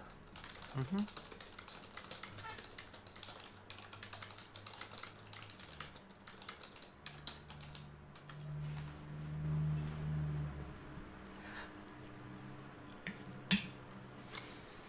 Normally I'd say play Rot Farm here, but it is terrible against Cloudscape. Yeah, just plays the swamp, runs out the kitchen finks. Yeah, I think that's kind of a forced play. Not willing to trade Shaman for Click. Mm-hmm.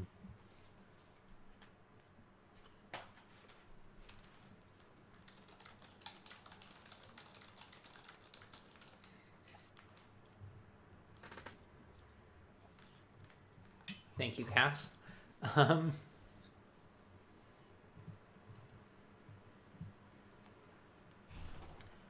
Cass really values this Fauna Shaman highly. We'll see what she ends up using it for.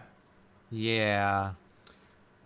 I wouldn't be surprised if she held up Restoration Angel just in case Teddy tried to bounce a creature. Although I think it's more likely Teddy bounces like the Ketria or the Indoth Triome. Yeah.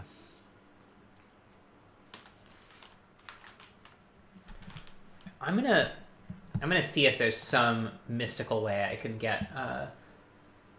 I can observe this match in Magic Online. I've had trouble doing that recently, but if I can, Good luck. Might be able to get better visibility for the stream. Although I guess I don't get to see people's hands if I do that, which is unfortunate. Yeah. All right. Cryptic Command.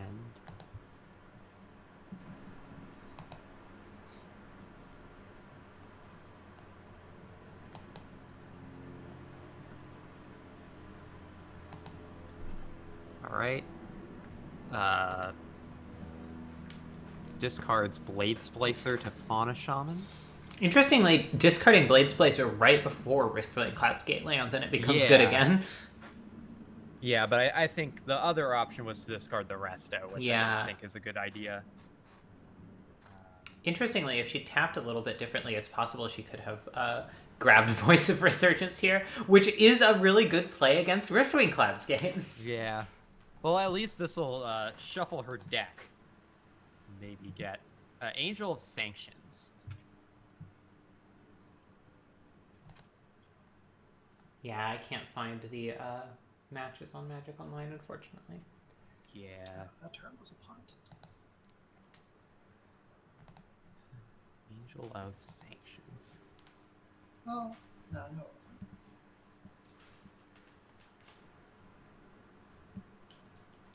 Goes to 14.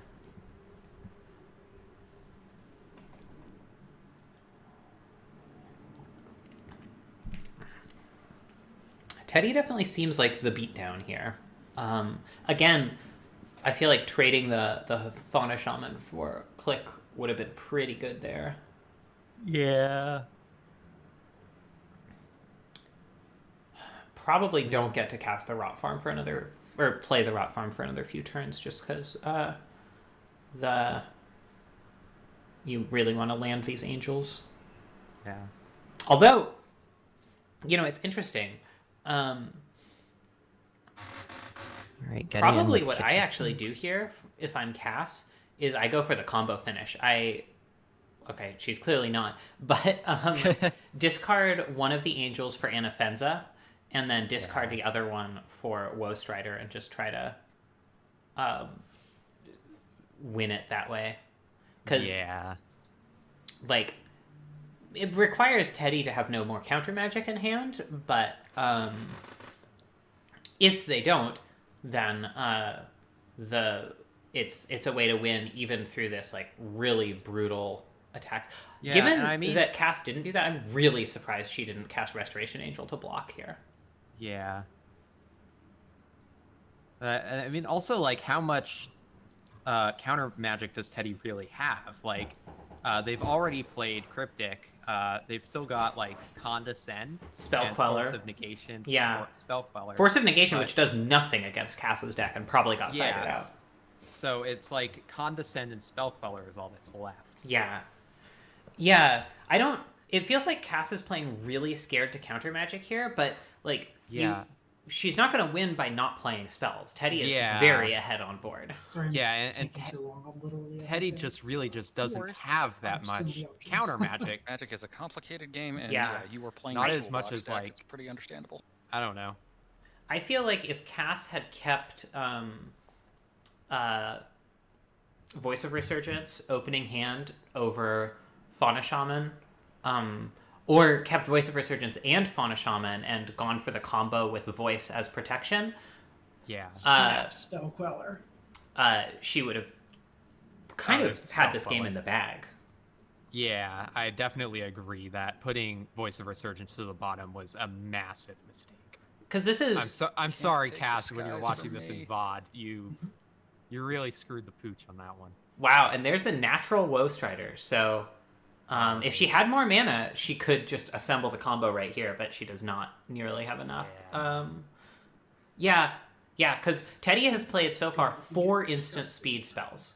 Yeah. Counting the Cloud Skate, which is... Oh, I guess Cloud Skate doesn't trigger, because it's doesn't trigger voice. There's Choops Magoops. I think. Choops gets back. Yeah, cast a spell during your turn. So Cloudskate doesn't trigger, but Click would have to be played on Teddy's turn. All right. All right. Choops was a really good top deck. Yeah. Never punished. Right. Gonna kill the Click. Yeah. That was a good sequence.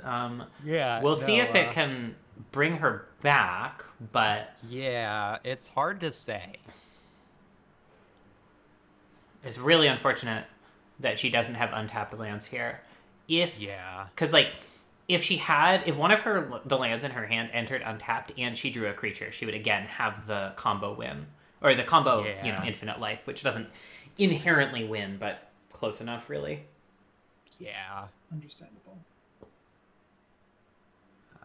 Ousts the angel. Yeah. Cass goes to 6. She really, essentially doesn't have another turn here. I mean, she has one, because she can double chump the night tokens next turn. Yeah. Once. I mean, land Woe Strider, cast Once Upon a Time, land Golgari Rot Farm, returning an untapped land, does set her up really well for comboing out.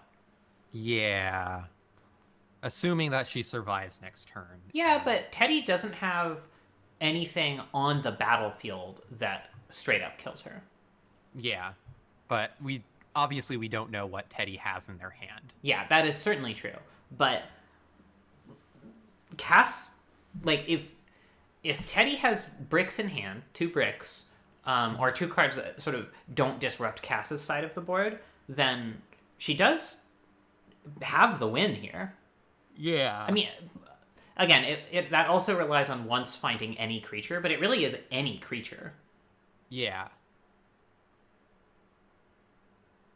I'm wondering, like, the fact that she's tanking so long here makes me wonder if she just doesn't completely understand the range of combos she has in her own deck. Yeah. I'm definitely kind of curious about that. All right. Plays once. Aw, Jesse says I'm cool in stream chat. You're cool too, Jesse. I know I give you a lot of crap, but I think you're cool. No, Plays see, once at sorcery he was saying speed. that I'm cool. See, oh, yeah, you're probably right. That's my name. You're probably right. He was probably referring to you. I mean, it really doesn't matter what she takes, I think. Jesse's just like, sure.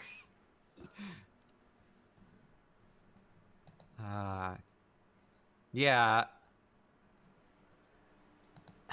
All right.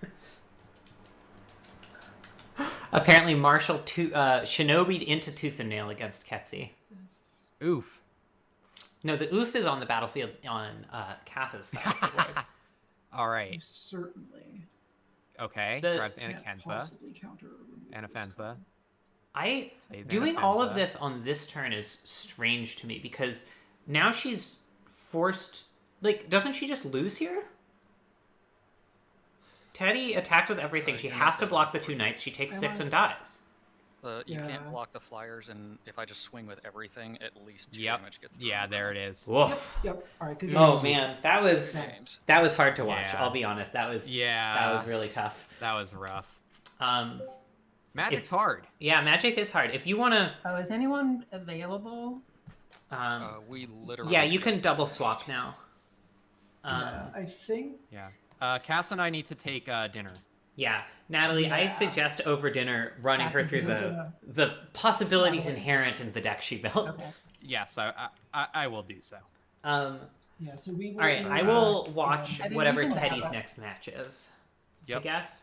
Evan, you can. Maybe I'll just pop into Dan and Sarah's. Because I haven't Evan, seen you can either of those challenge decks in And action yet. I will go eat dinner, and after that, I will be back.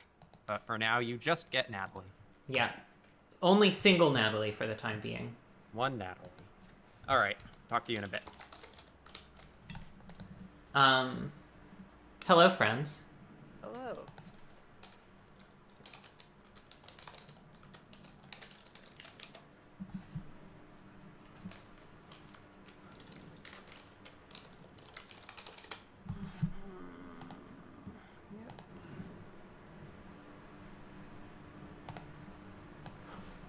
All right.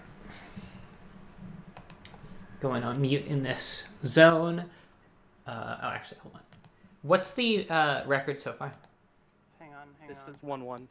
I'm tanking. This is game 3. Okay.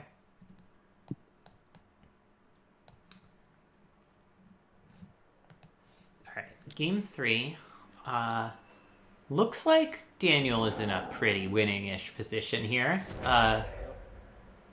Sarah. I'm playing a red deck for sure. Yep. How do I? There we go. Don't want to hear Magic Online noises. Sarah, killing her Lavamancer with itself to prevent Dan from gaining life. I mean, all she needs to find is 3 damage here. Plusing Chandra brings Dan to 3. But if you can't do that and she can't fade Warm Coil connecting another time, it's hard to imagine her winning this game. Which maybe means I should go follow a different game, I guess.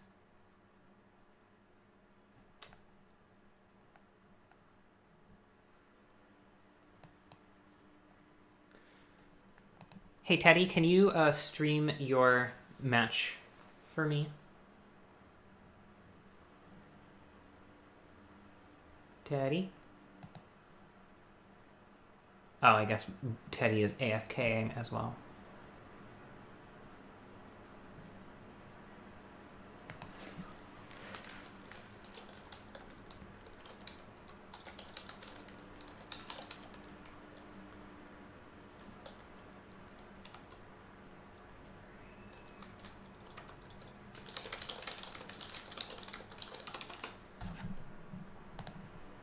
Now breathing can happen.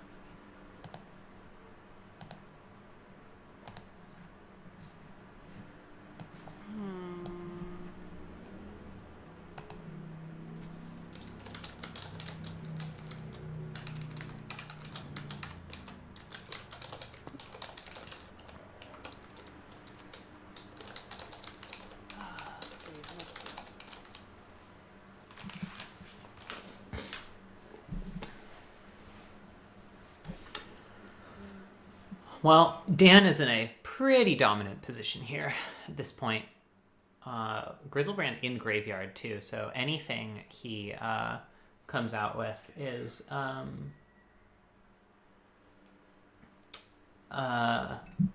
going to be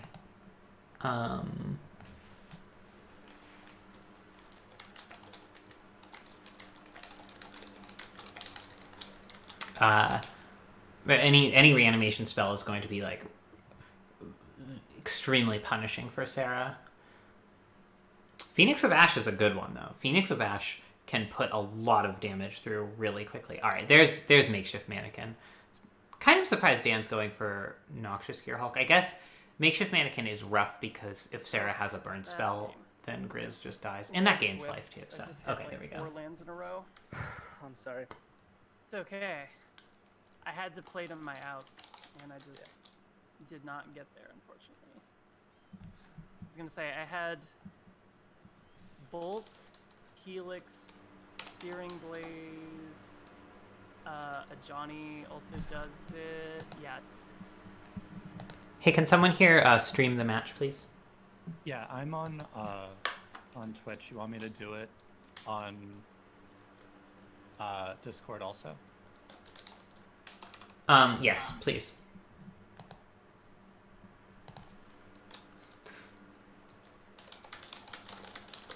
Okay, you get to. I'm really bad at playing this deck, so you get to mock me. Cool. I'm not going to name names, but we've seen some people be pretty bad at making decisions already, so.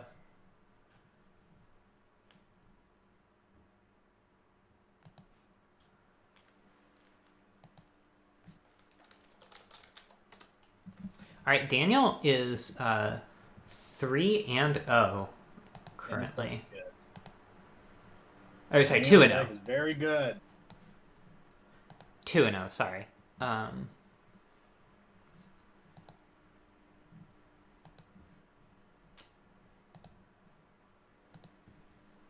Exciting early pulling ahead. All right, let's see. So, what's the game record so far? This is game 1. Cool. Would you like to counter it? You would not like to counter it. Interesting. Okay. Is that interesting? I don't know. Maybe you had the Exile one. Maybe you had Remand. I don't remember what's in your deck.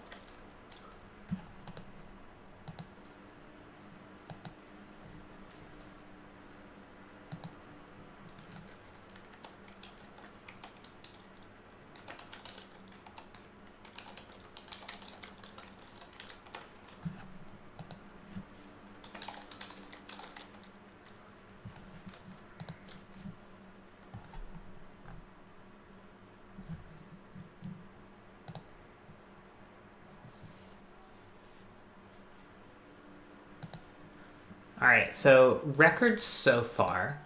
Here, I'll bring up the tab. Daniel is 2-0, Ketsy is 0-2. Everyone else is sort of figuring out where they are. Only done one match so far. But aggro be plan interesting to here. see if this continues to play out. Can't imagine anything. Okay, well that does pretty well. Well, it's not the worst for me. It's not great either, I guess.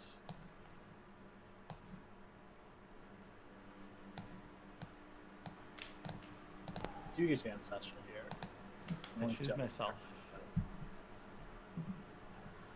All right.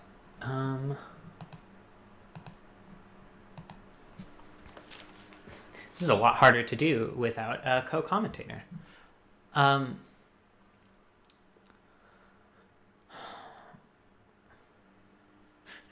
Classic Sower of Temptation stealing a spirit token. A little bit less than optimal there. My sense is that this is going to be an intensely difficult matchup for Marshall. Jesse has a bunch of Planeswalkers, and while Marshall does have Planeswalker removal, the sort of characteristic thing about Planeswalkers is they get value before you have a chance to kill them. And Marshall just doesn't have that much stuff that can get X for ones on Planeswalkers. He doesn't have Wraths, which can deal with like this wide board of Spirits and Thopters. And a lot of his powerful creatures kind of depend on crashing through and connecting with the opponent in a way that Jesse's deck is well set up to prevent with how many tokens it generates. So I am skeptical of Marshall's ability to pull this out. Although we'll see. A lot of things could go a lot of ways. Did you draft Mana Leak? Yes, I did.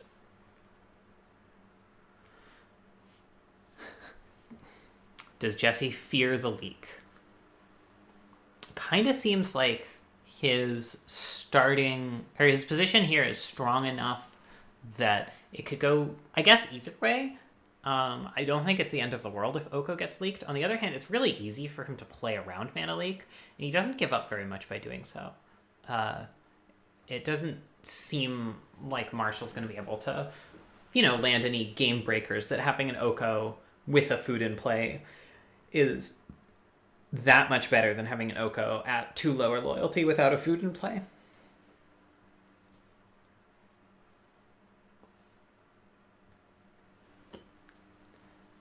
Ketsi sinking into a bit of despair in the Discord chat. You hate to see it.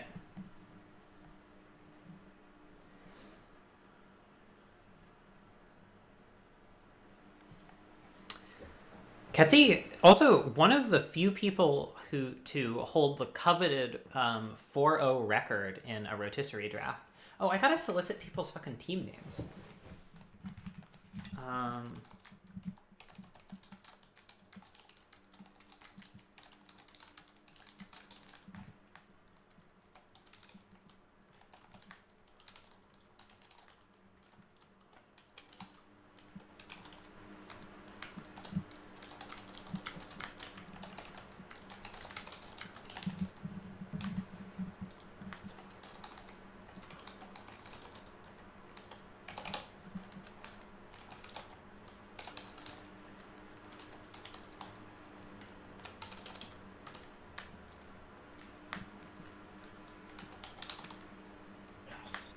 I got back the flashback value. Oh no! Oh shit! I didn't even think about that. Oh no! Oh no!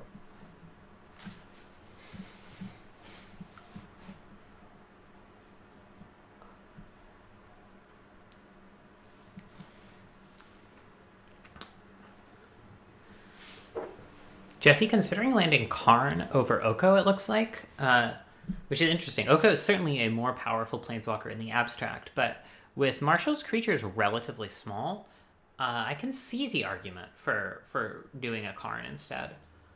Goes for the Oko. Oko is really hard to fight back against, so I can't blame him. I wonder if one of these flyers is going to get elked. Presumably, if so, Thief of Sanity. Or does Marshall have a 3-mana counter that he's going to resolve? No, just a Mana Leak, possibly followed by a Spell Pierce. Marshall's deck does have Spell Pierce, which is quite strong against Jesse.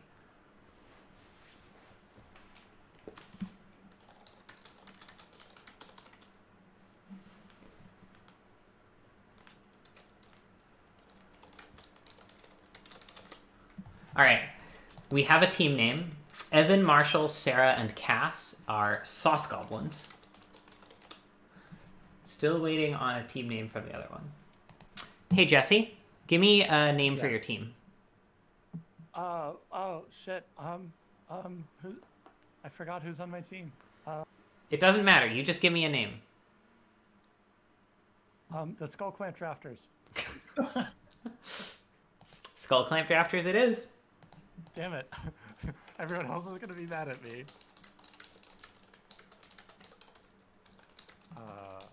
Shit, sorry.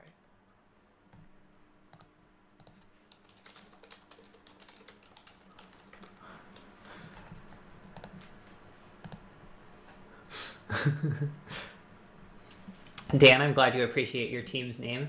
All right. Team Skullclamp Drafters, by the way, is currently 4-2. Team Sauce Goblins is 2-4.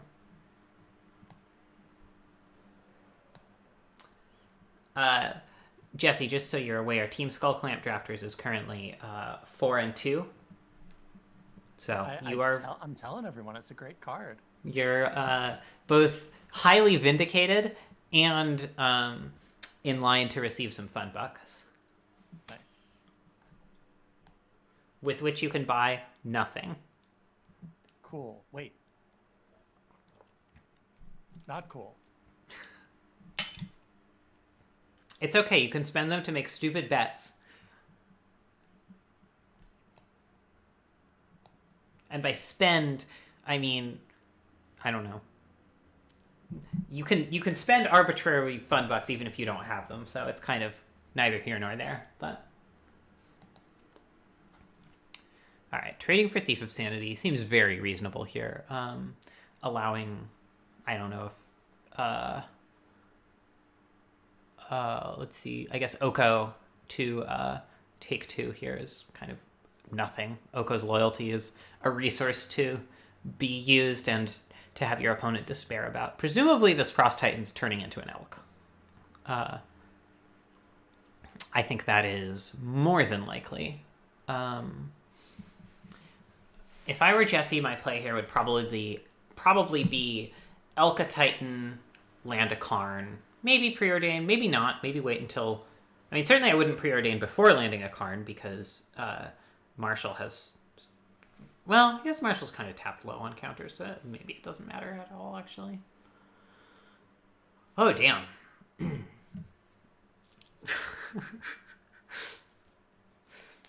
I may not agree with Jesse on how good Skull Clamp is. Jesse, by the way, cannot play Teferi here. And no, actually, he can just play Teferi and Elk the Titan. He has just enough mana for it. Damn. I may not agree with Jesse on how good Skull Clamp is, but I certainly do think that the sort of 5-color all Planeswalkers deck can be very strong. Given that he got a bunch of good lands for it, and that he has ways of shoring up the early game with his wildfires and stuff like that. Also, if I were to do Evan's deck just wasn't great, and that's one of the decks that's supposed to punish this. So, well, it'll be really interesting to see how Jesse fares against Sarah when they battle.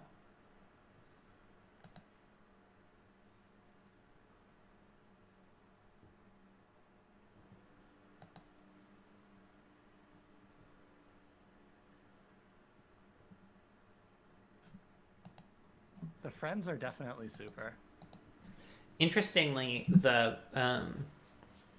team with an OX drafter is currently the winning team. It's also the team with an XO drafter, so... I mean, several teams have XO drafters just by virtue of the fact that they are... they've only played 1 round, but...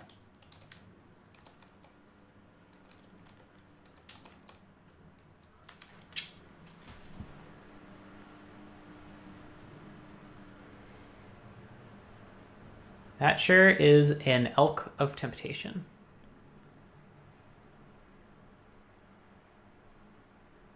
Huh.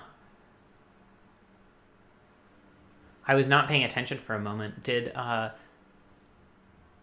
Frost Titan get elked or get bottomed instead of elked? That's unusual. As usual, though, using a wildfire to close out the game will probably be pretty successful here for Jesse. I would have attacked probably before doing that. Just to get in a couple damage for totally free. But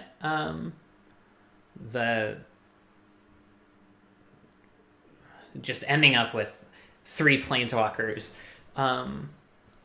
against Marshall's no creatures 3 lands is pretty strong. Even though Marshall is drawing an extra card every turn, it's just like with this this board on the other side, it just doesn't matter. You're supposed to make an elk there, Jesse. There you go. Good boy. Jesse, unfortunately, does not really have the instant speed action to take advantage of... I misclicked. I meant to hit you for 3. Okay. Well, pretend you're at 12. Okay. Instant speed action to take advantage of that aspect of Teferi, but you don't need it. Teferi is still really good. I guess Urza, actually, is very strong there in that particular respect. Treasure Cruise is something. Although, if there's... like, cards in hand are not really what Marshall lacks here. It's board presence. And it's hard to imagine what board presence gets around all 3 of these planeswalkers. Like, Liliana of the Veil is so mediocre when it just makes Jesse sack an elk. that was totally free to make.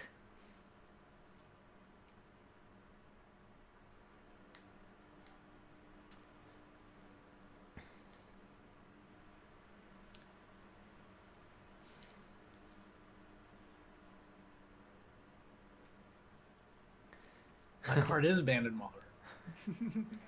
So Urza token gets boosted off servo, gets boosted off food.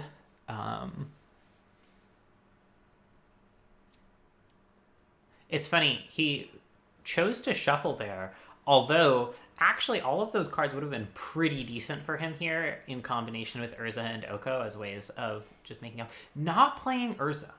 Wow. I guess Jesse's just really interested here in making sure that Marshall's creature removal is like the only targets it has are random tokens. I really like making a construct with Karn here. A Karnstruct, if you will, as people often will. Interestingly, Jesse has missed a total of 5 damage so far that we've seen between failing to attack with the Elk token and failing to attack before wrathing. Probably still going to win, but yikes. Oko's a fucked up card. Who thought that was okay? I know this has been like litigated to hell and back, but Jesus Christ.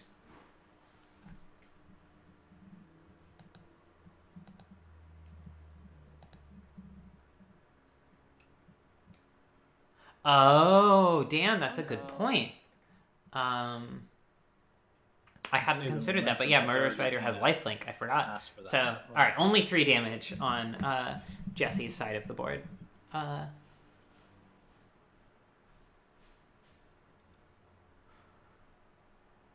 3 missed damage. Bitter Blossom. I don't think that's going to do it. I don't think that's going to outrace the stuff Jesse has. Jesse can also just bottom it with Teferi if he needs to.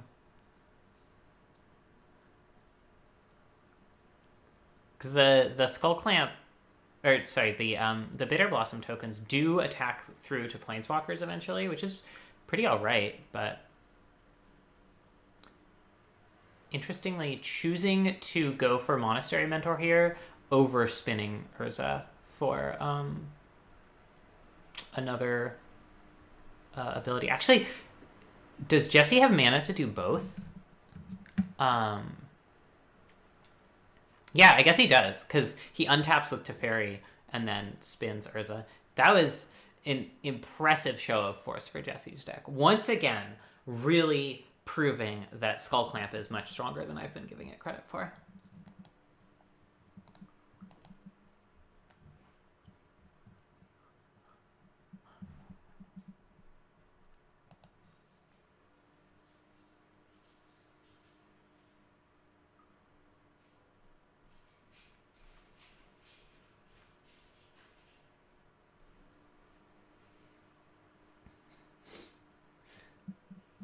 Jesse taking advantage of open pick lists to make sure he knows how to counterplay Marshall here. I think his deck just kind of inherently counterplays Marshall. As long as he dodges the removal spells, or dodges the counter magic for his Planeswalkers, Marshall's just going to have a really hard time outracing them with normal removal. Kolaghan's Command does seem bad. I actually quite like Destructive Force against Marshall, I think. Uro seems really good.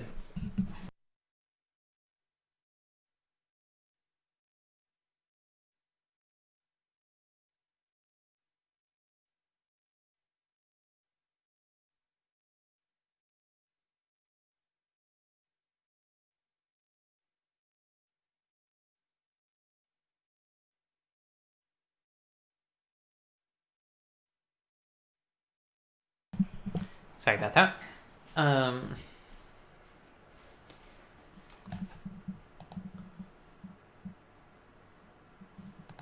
Another demonstration of the unbeatable power of Skull Clamp. Clearly. deciding. I mean, as soon as I saw it, or as soon as I like remembered that I had it, yeah. I was like, game I over. should succeed. At this point, I've forgotten you have it though, so I'm gonna continue to play. Wow, Cass reminder. is Oh, in shit. no. chat Oh, arguing God damn it, my hand is so good though. that she was This one's correct switched to out. bottom I mean, voice in this Game is a 3, really which is good wild hand. to me. Yeah, she was saying that she couldn't cast it, so. I'll, But that's yeah. not true. She had a triome that cast it. Serum I vision. thought so. I don't Also, know. like, Really? the card is so good against Teddy that Yeah, I was trying to insist on that. Also, she fiercely Not defends Tetsu Fauna like Shaman. someone took my fucking serum. I Anyway. guess so. This what game number is this? This is game 2. All right. Who's up? That? What do you mean? I am Oh. Who won for game 1?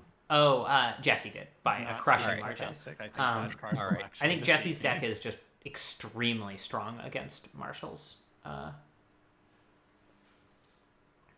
think basically the only thing Jesse has to worry about is if Marshall rattles off a sequence of really immediate counter magic against Jesse's planeswalkers, because otherwise they're going to bury Marshall in card advantage. Mm-hmm. I choose not to activate Spellscape. I mean, you could do it like a ton of times if you really wanted to. Not this time. Thanks for the offer. Okay. Never mind. Okay. Cool.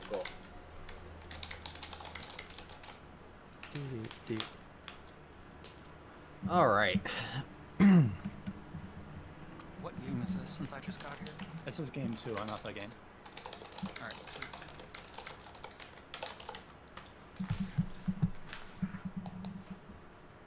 So.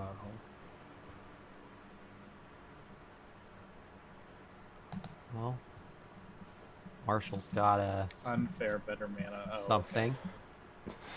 Still unfair, Signet.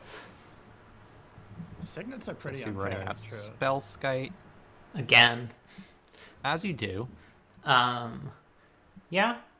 I assume the Spellskite's in here basically to absorb things like Murderous Rider that can also target planeswalkers. Grabs Inquisition of Kozilek from Dark Confidant. That's a good one. Yeah. It is definitely a good one. I like Jesse's sword sideboard plan here. Yeah. I think it's a card that's really hard for Marshall to deal with once it's on the battlefield. Yeah. Wouldn't be surprised if Marshall took it here, in fact. Yeah. Yep, there it goes. I would have probably been distracted by Hero of Dominaria and taken that, but you're absolutely right. Well, That Inquisition sort can of only buys hit you on. converted mana cost 3 or less. Oh, so yeah. You're right. no way Jesse tries to resolve Hero here. Marshall's just got too much counter magic. Mm-hmm. Instead, runs out a Baron.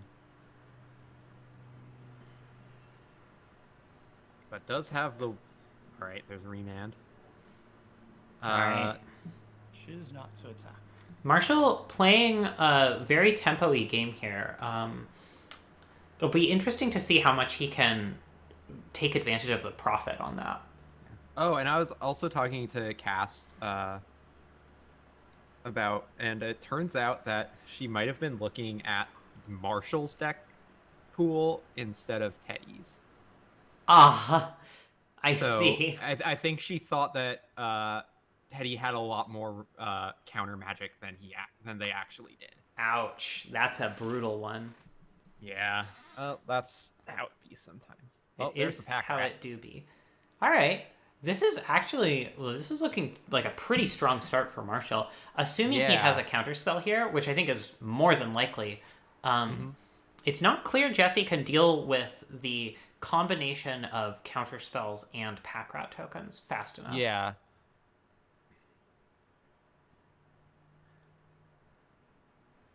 Was it Chrome Mox? Not a great draw. No, not by a long shot.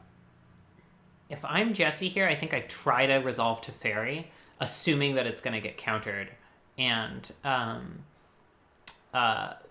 just to pave the way for Wildfire next turn.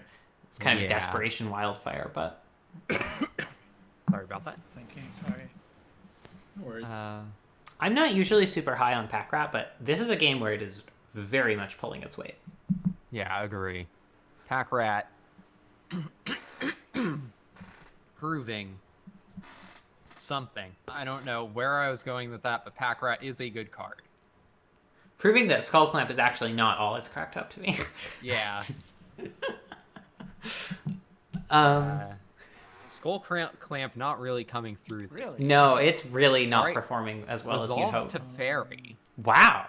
I guess Marshall feels like he can get attacks in around the Spellskite, yeah. Which, he does have 6 damage. Who gets an untapped land. Setting up for Wildfire next turn, hopefully. Hopefully. It sort of depends what Marshall ends up doing, and if Marshall has counter magic. Yeah. Like, okay, I would have said presumably he does, but I also would have assumed he would have tried to counter Yeah, Teferi. I feel like if he had counter magic, he would have countered Teferi. Because, like, obviously Jesse does lose Teferi here, but Marshall's assumption that Jesse doesn't have a cheap removal spell is bold. I don't know. Did Jesse actually draft many cheap removal spells? He might not have. I'm looking through. He kind of didn't. He kind of didn't take any. No, he doesn't have any. So removal spells. he's generally quite weak to a Pack Rat, then I would say. So maybe Marshall's just being really clever. It's hard to say. Just from Although now, I mean, we'll see once Jesse tries to resolve a Wildfire. Yeah. I guess it doesn't matter. But this is a matchup where Pack Rat does shine, because Jesse doesn't have Wraths beyond Wildfire, which is really expensive and easy to counter, and doesn't have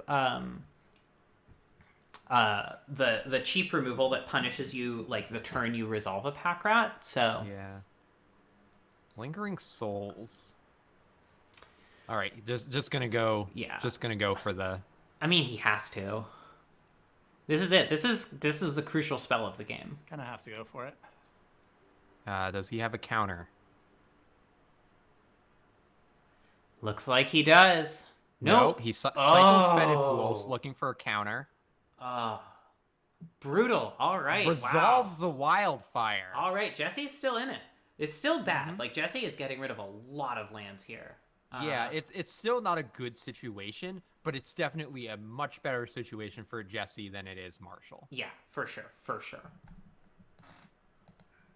Especially next turn can run out Lingering Souls. Yeah. Oh, the Thief of Sanity. All right, that's good. Although Lingering Souls does block it really effectively. Yeah. Cold Steel Heart. Do you think he's gonna imprint the Baron and just go for Lingering Souls? I guess he has to in the face of Thief of Sanity. That card's just too good to ignore. Yeah.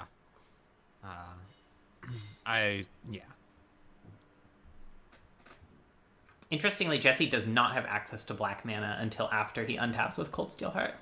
Yeah. One of the hazards of Wildfire is even if your mana base is really good, you can only keep so many. Yep. All right. What's that? Lingering Souls. All right. Well, let's see what Marshall's got.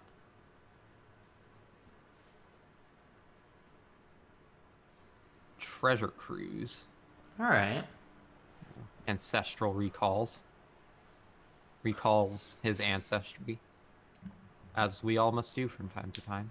I've never recalled my ancestry. I couldn't even name my parents.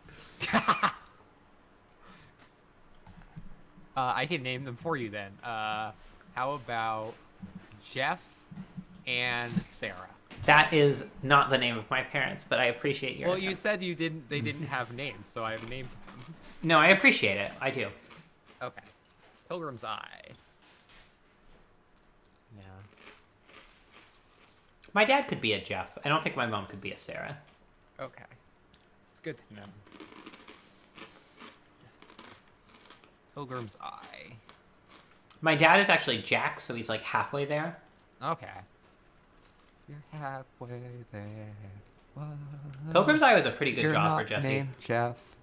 Yeah, it was. Finding a planes, though, what is the logic behind that, do you think? I'm not sure. What double white spells does Jesse have? Well, let's look. Does he have any? I don't think he does. Oh, the basic swamp is in his graveyard. Yeah. What you eating? It's Frosted Flakes. Are they too crunchy? It's fine. I mean, I don't care. I was snacking on peanut butter M&Ms like all through the first. Peanut butter M&Ms are good stuff. I've been really high on pretzel M&Ms lately. Yeah. I just really like I just had to peanut butter read M&Ms so might hard be my spinning favorite that. candy. They're definitely up there. Hangerback Walker, now a 2/2. Hangerback Walker is going to run away with the game if Jesse's not careful. Yeah. Although, there are a lot of Well, planeswalkers that deal with it. Alright, Oko might seal this game back up for Jesse. yeah, I mean, yeah. It's interesting, Marshall is sitting there, 4 cards in hand, 6 mana up, no counter magic for an Oko, no, like, banger spells, not even able to, like, attack in with Thief of Sanity, remove 2 creatures, and, eat the other one. Like, Yeah, I'm very curious about what Marshall's thinking. Spell pierces the lingering souls. would you say you're wondering about the Marshall plan? No, I'm familiar with the Marshall plan. No, not Oh. fair enough. Unfair. Swift ends the Oko. Damn, That alright, is an that's pretty unfair good. Card. Just killed my favorite Oko card. I guess that's one of the cards in Marshall's Unfortunately, hand. it's chosen to make a food and not, Yeah, I'm really surprised he didn't elk up his Pilgrim's Eye or something. yeah. Although I guess it just trades for Hangerback Walker, not very profitably. Yeah. Grows the Hangerback Walker. That Hangerback Walker is definitely becoming a big problem. Yeah. And can't just block all and kill it because of the Thief of Sanity. Another card I wasn't super high on when Marshall took it. Oh! Oh, there it is. Farts. Oh, that. And probably Jesse, once feels again, bad. Jesse's total lack of, like, instant speed 1-for-1 kill spells is punished. Neat. Although, alright. Appreciate Maybe it. not as much as it could, but getting those off the top of Jesse's deck is also really brutal for Yeah. Marshall here. The swings with Fallen Shinobi are so wide. Alright, Murderous Rider comes out. I'm happy for him. Oh, come on. Oh, Jesse still draws a land, oof. despite getting Okay, 2 you got me. removed. Yeah. Whoa! Let's try it. Yeah.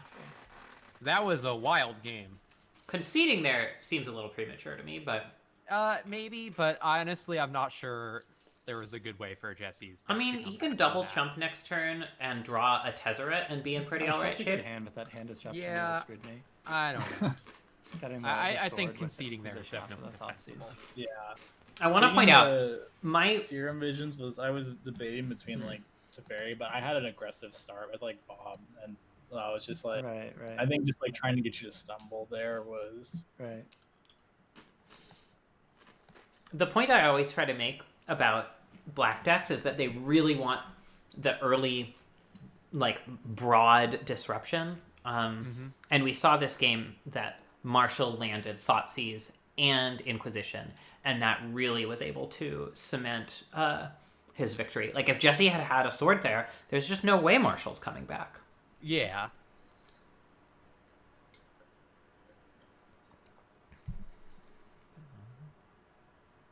I think that's an entirely defensible hand to Yeah. keep. It's got a Serum Visions. What could go wrong? Yeah, what could go wrong with a Serum Visions? You've got a sad robot, you've got a Serum Visions. What more do you need than tripping balls and being a sad robot?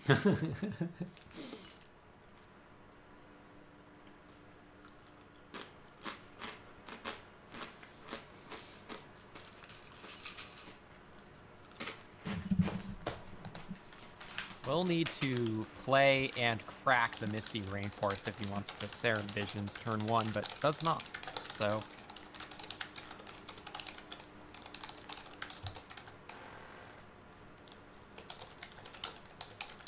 Okay, Cold Steel Heart.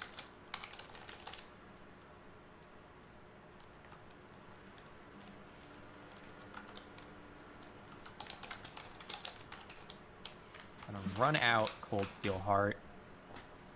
Naming red. Yep. No red cards in hand yet, but setting up for the potential wildfire.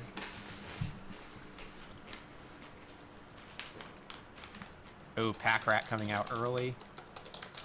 Plays Misty Rainforest. Gonna crack it. Gonna run out Urza or some bleh. Solemn Simulacrum. Solemn, Yep. I guess, does block the Pack Rat Yeah. more effectively. Gives Jesse more mana to play with, although it also makes it much more likely that Urza gets countered. Yeah. Well, I mean, we'll see. It's possible Marshall will still tap out this turn. Yeah. In a deck as instant speed focused as Marshall's, against a deck like Jesse's that really wants to resolve sorcery speed spells, it seems like even if Marshall has Stone Nothing in hand, or like only sorcery speed stuff in hand, not tapping out here gives him so much more flexibility just to threaten Jesse, you know? Yeah. Jesse, meanwhile, draws Preordain. So the all right, kind of reverse redundant Serum with Serum Visions here. Yeah. It's just Serum Visions, but reversed. I heard that when they were designing Preordain, they were like, why didn't we just make Serum Visions work this way in the first place? And then they printed Preordain, and they were like, oh. Because it's better. And that's why we have Opt.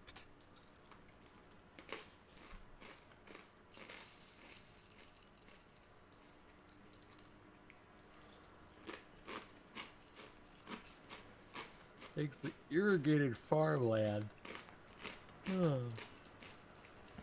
Baron's pretty alright here. Yep. Effective way of dealing with Pack Rat tokens. Yep.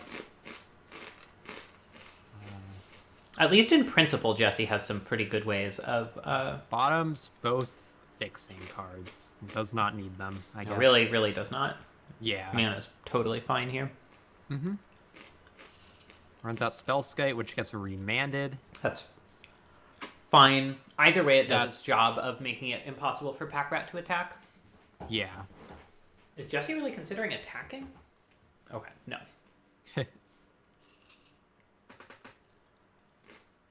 Ooh. He's probably gonna take Urza, I imagine. I would assume so, yeah. Really? Yep, there goes Urza. Really hurts. And now Jesse's not in a great spot. Yeah. He's really relying on that Urza to kind of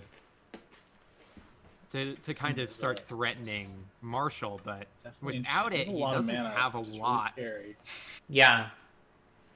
I'm gonna try to he run can out the Archmage.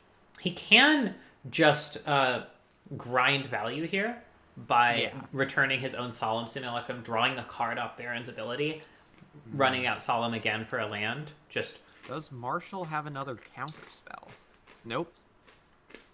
but he doesn't want to. Probably doesn't want Solemn to get countered on the way back down. I think that's entirely reasonable. So bounces Pack Rat instead. And Marshall doesn't for make a 2. Pack Rat token, probably fearing a 4-mana Planeswalker. Although, no, that doesn't make sense, because Marshall knows Jesse's entire hand now. Yeah. I don't know why he didn't make a Pack Rat token. Might have just forgotten. You do have a lot of mana. Possible. Well, there's Spellskite. Our friend. Oh, Nixilis. Robert Nixilis himself. He's here. He's queer. Is he? I'm Not canonically, no. Or at least not as far as I know. Well, yeah. I knew not canonically, but, you know. All right. Runs out the Teferi while Marshall's tapped out. Bounces the Nixilis. All right. In for 4. News from the front. Ketsi beat Evan, so rescuing herself from her OX record. Mm-hmm. Evan now 0-2. Definitely curious about how that game was. Yeah, for sure. I wish I could watch all of them. Yeah, honestly, same.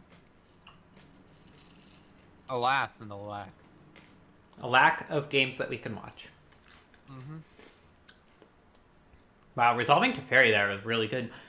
It seems like Marshall's deck I thought had so many counterspells in it. It seems like Jesse's really just resolving stuff with impunity most of the time.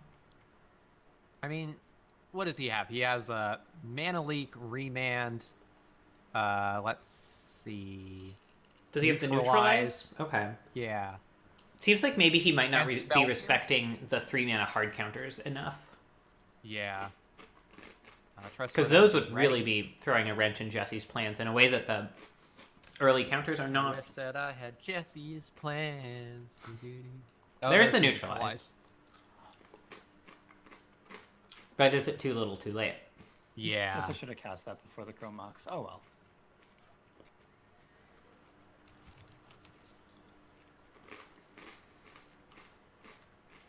Marshall, not at infinite life here. No. Which is relevant especially because he has a fair amount of stuff that costs life to use. Yeah. So, like, he can't play Dark Confidant here. If he draws it, it's a pack rat. Yeah. Phyrexian Arena would likewise be really difficult for him to play. Jesse continuing to draw lands. Yeah. Matters a lot less at this point, though. Yeah, it's honestly not a big deal at all. If Jesse had Golos, this would be a tremendous Golos draw. Yeah. But he doesn't. Alas. And Urza is in his graveyard, so there's no, like, Urza action either. Nope. Decided not to. Yeah, I mean, Marshall, he would basically be forcing Marshall to discard 2 cards, but Marshall would get 2 rats out of the deal anyway, so. Yeah, but at the same time, Jesse would get to draw a card. Yeah, that's not nothing. Jesse does have the Crystal Shard, right? Or no, Teddy got that, I think. Yeah. Crystal Shard's so sick with Baron. Alright, Marshall is now Rat Party. believes himself to be the beatdown. Or at least really wants to kill Teferi or all of Jesse's creatures. One or the other, it doesn't matter which. Looks like he's gonna let Teferi die. Makes sense. Yeah, I think that's the correct option. I agree. Oof.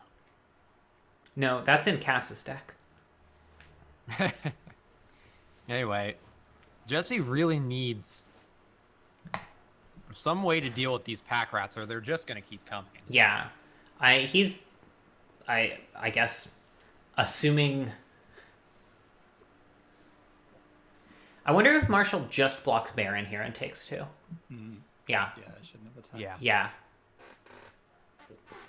Prevents Jesse from drawing another card. Yeah, I think that's really smart from Marshall. Yeah, I think Marshall realizes with how many cards Jesse is drawing that Jesse doesn't have anything useful in hand. Yeah. Just keeps making more rats. I mean, that's the pack rat challenge. Yeah, That's it. Yeah. That's 20 damage That's coming at pretty Jesse's much. face, even I just after a drew- Spellskite block. That wasn't upset. I really thought Jesse was strongly advantaged in this It's okay. matchup. I mean, yeah, it's but magical no, nature, just it the happens. pack Yeah, rat. it's like All you right. get like the Teferi, it's like in that one window, then it's just like, oh, sick, and now I'm just gonna draw lands. Yeah. The yeah, pack well, rat. The for pack gathering. rat. Okay, thanks for the match. All right, Beautiful. I want to jump into Dan and Cass's match because those decks seem sweet. All right. Hey friends, can one of you stream, please? Yep. Oh yeah, we can. What's up, party people? I believe I've lost game 1. God, I don't know. I don't know what the hell I'm doing. What a mood. I'm like certain that there's a way to win from here. I just am not certain that I can. Team status update. Team Skullclamp Drafters is up 5-3 matches. Sounds right. Skullclamp likers. Okay, whatever. I can let Kevin resolve. Let's try that. All right. Oh, okay. Yeah, I can definitely find that line. No, I cannot definitely find that line because All right, back on group chat mute. Yes. Let's see what is going on here. Well, Dan has a Yeah. Gristlebrand, which is He sure does. Oh god, it's a rough one for Cass. Thanks for tuning in as soon as we All right, so punt I see. moderately badly. This is a complicated stack, but Cass was going for the combo win, casting Murderous Redcap with Anafenza and Woast Rider on the battlefield. Yeah. In response, Dan Snapcaster Maged to Flashback Heartless Act, killing Anafenza. So that this is no longer the combo finish that Cass desired it to be.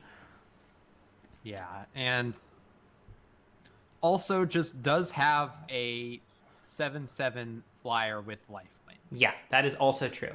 Which Cass can block with Restoration Angel, but Dan can once. presumably find a Damnation here, a Damnation, or even worse for Cass, a Black Sun Zenith, which kills all of Cass's stuff but does not kill the Grizzlebrand.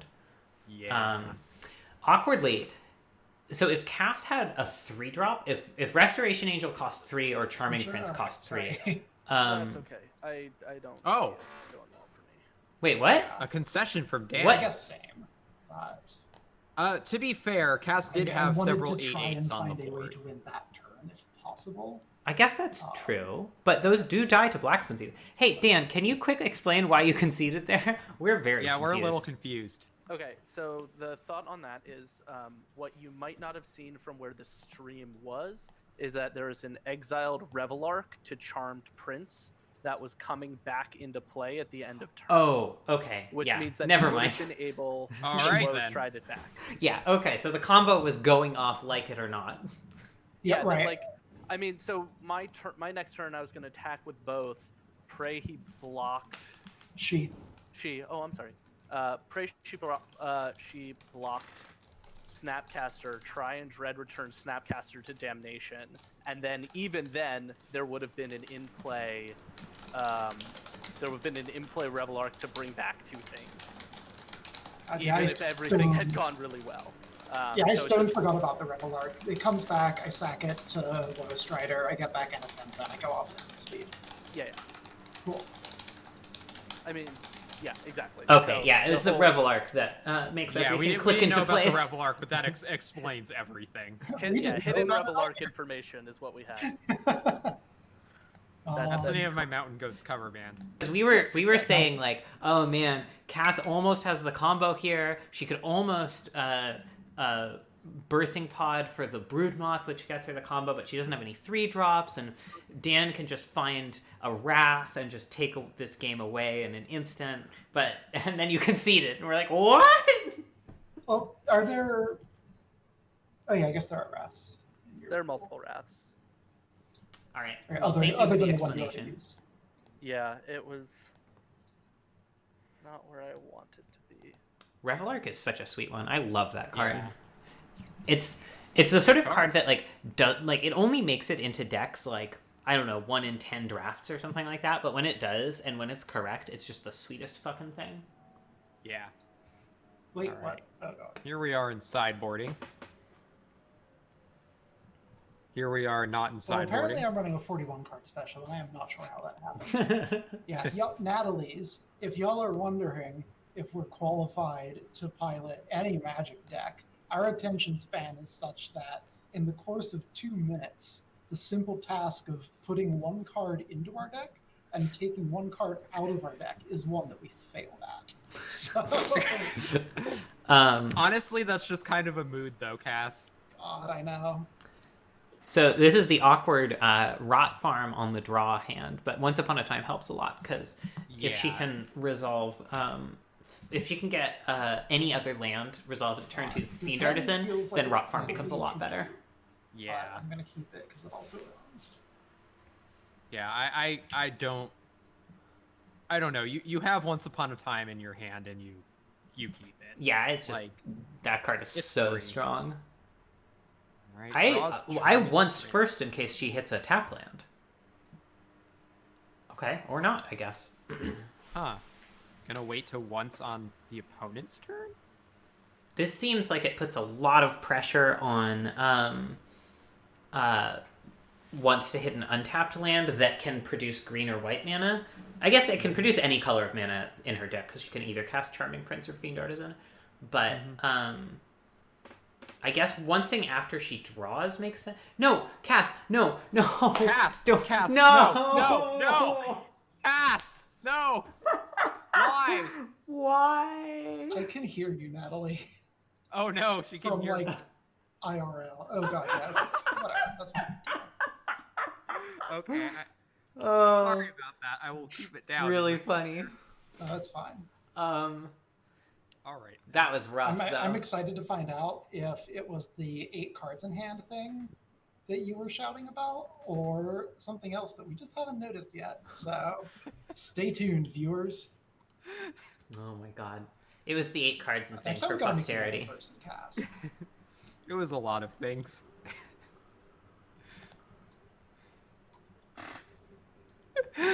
Oh Lord. Still has not cast once. I mean, it does make sense to sort of hold that until you're about to cast another spell most of the time. Yeah, but it sort of depends if you're trying to hit like a tapped land on turn 1 or whatever, you know? Yeah. Cass really likes Fauna Shaman, like to an unhealthy degree. An unhealthy relationship with Fauna Shaman. Like, you know, it's a pretty good card. She's pretty cute. Yeah, I don't Those I don't think it's terrible. It's just like the raw power on it isn't super high, and the I think Eternal Witness is a much better pickup there. Wow. Oh. Birthing Pod straight into open UUB. Oof. I think Cass is just not playing her best. No, I think that is sad but true. This is interesting from a metagame standpoint because, you know, people pay so much attention now that like Sarah and Ketsi have started running statistics and stuff on the records. People pay so much attention to how well individual cards perform. Mm-hmm. And if this Birthing Pod deck ends up doing really poorly, then people will notice that and they will sort of avoid it is more likely that they will avoid drafting it and more likely that the Birthing Pod will drafters go will late. remember this. Thank you. You're welcome. Whereas like I think it's pretty clear that the reason Cass is losing some of her games is not because the deck is bad. Yeah. That has been noted for the record. So, like, I mean, not to, like, shit on Cass. Yeah, this absolutely. is a really Like, hard deck to play, as we mentioned in the first match we saw. Cass is one of the best Magic players that I know. And, like, Cass is a really good Magic. And her record in the table drafts, I think, speaks for itself to that regard. Yeah. But she's clearly not on her game today with respect to deck building. Or not to like, actual piloting the games. Mm-hmm. Even though I think her deck is really strong. Yeah. And so it's not living up to its potential. Yeah, this is a deck that requires you to really be on top of your game, and if you're a bit off, then... My wife brought me a glass of sherry, I think. One of them is. My wife bought me a glass of sherry and a glass of whiskey aged in a similar sherry to the sherry she brought me. Correct. Because this is the sort of thing my wife likes to do because she's a huge fucking nerd. What? See, I was expecting you to say, brought me a glass of sherry and a glass of mystery liquid. A glass of what? Mystery liquid. Oh. I mean, technically Natalie didn't know that it was aged in the same sherry, but like that, yeah. I don't know anything I'm like about legit alcohol. like not even gonna be able to go back and watch this VOD. Oh. Cass will never learn about the sherry I'm drinking.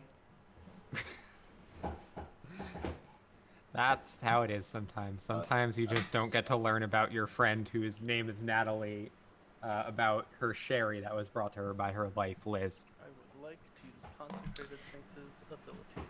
That's on honest. August 29th, 2020. I'm sorry, dishonest. There's Choops Magoops. I would like That's right, a Grave Titan. Could have targeted that with anything at all. Dead. 1, 2, 3, 4, 5, 6, 7, 8. No, not quite. I mean, Cass is pretty underwater here, I'm afraid to say.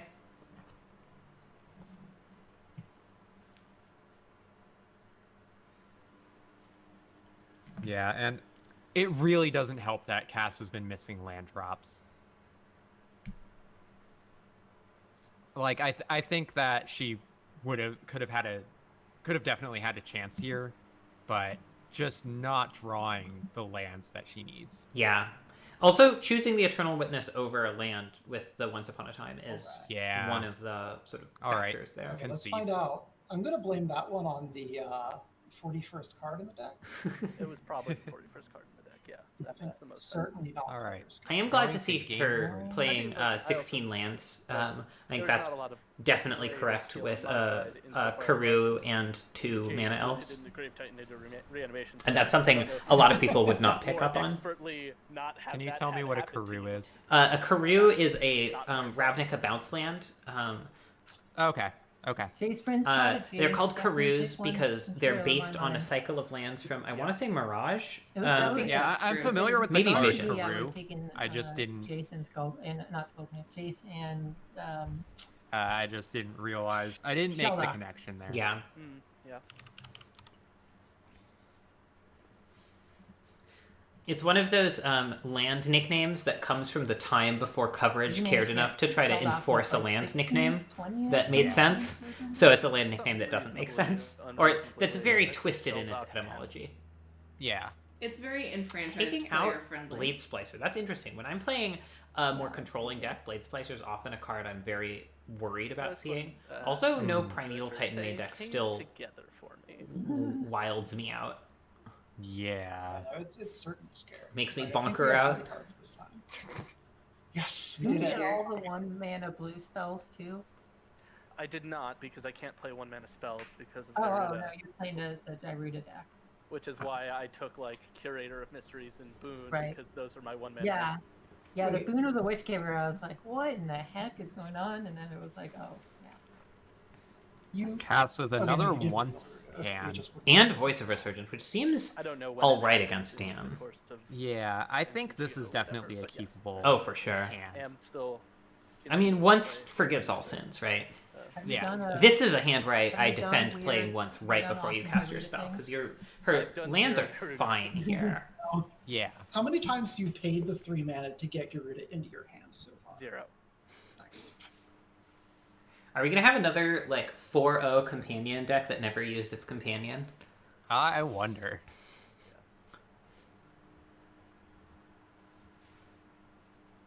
God, that was a sweet deck. Sadly, that part of it has not fully worked out. For the record, Cass's first ever Complain about table draft. yeah, but, like mostly very good. She and I drafted a blue-green cheating creatures out deck that ran Yorion as the companion. So we had 60 cards, and we had an almost perfect record. It was really impressive. But we But- never actually played Yorion. Interesting. Fauna Shaman, Woe Strider, and Anafenza. Just 3 combo pieces. She takes Anafenza despite the fact that Anafenza is the most replaceable of those. Like, Fauna Shaman theoretically could find the other 2. Woe Strider is her only sack outlet, or her only repeatable sack outlet, but Anafenza is replaceable with Broodmoth.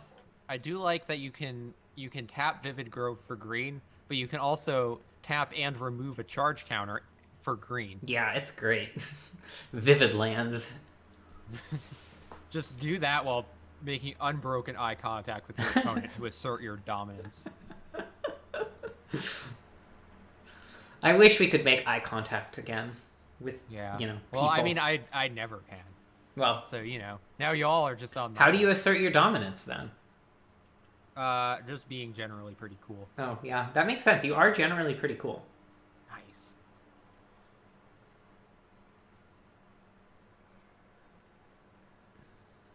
Swinging with the voice. I guess the Anafenza is mostly here just specifically to put a lot of pressure on Daniel early, which I can get behind for sure. Oh, absolutely. This Hanged Executioner is going to look real good next turn on the same principle. Just make 4 power of flyers for 3 mana. Mm-hmm. Then Charming Prince back the Hanged Executioner. Value Town. Free ticket to the Circus of Value.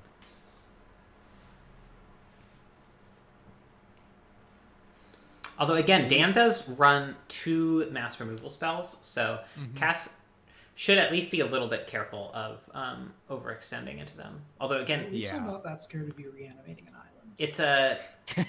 It's a tough dichotomy here between trying to get Dan dead as quickly as possible and trying to avoid getting really wrathed. Yeah. Draws a Sylvan Caryatid, which... Not the best possible draw. Pretty bad here, I would say. Yeah. What she really needs is another untapped land. Yeah. Would I think be good. I mean, even a tapped land is fine because she had playing Caryatid. I mean, that's fair enough, I suppose. I guess. I mean, as she says, she should have done that before combat if that's what she's doing. I guess this baits the wrath without being quite as bad if it actually happens as playing Executioner, because then she can resolve Executioner. I also then convinced myself that I might have heard tapping post combat, which I think is a more reasonable thing to hear. Dan cycling Censor because it's just terrible with Voice of Resurgence. Even though Cass is stuck on mana. Yeah, it's not. It's bad to let Cass start making the elementals. Oh, for sure, it's terrible.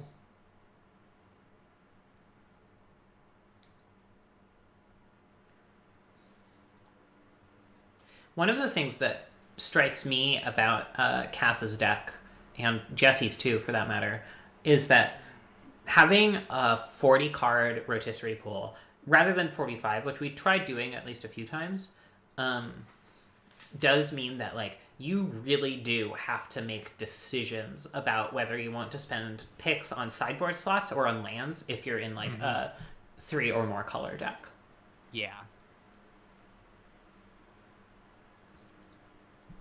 It's easy to say, oh, I get all these lands for free, quote unquote, but you actually just don't have enough picks for all of the ones you want necessarily. All right. Runs out Collective Brutality. Gonna kill Anafenza. And take Unburial Rites is the only option here. Yep. Which is arguably good for Cass to have on the graveyard. Yeah, right? Wow, it's cheaper now. On the bright side, I'll take nothing it. to bring back with Unburial Rites yet. Yeah.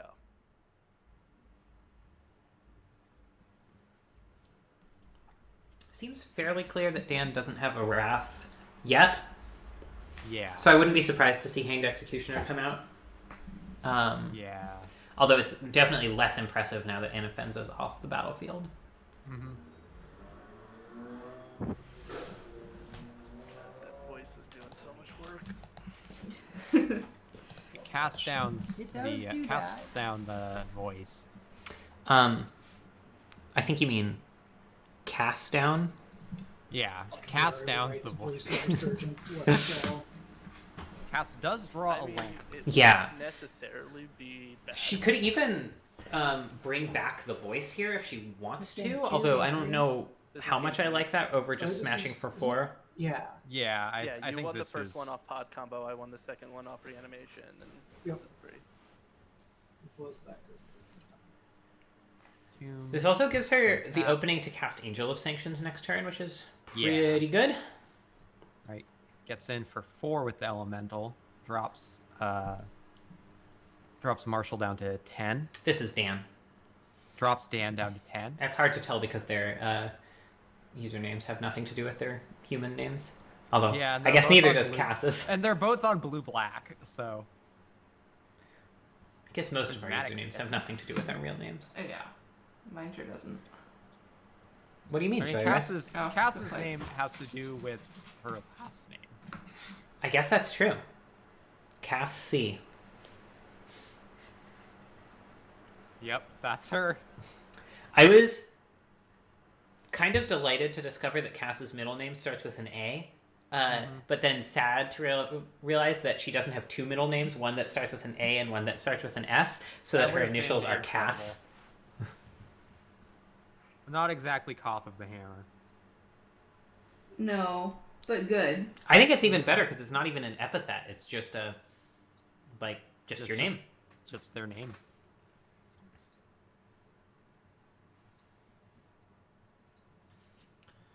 Dan does need to find something to stop this assault at some point soon.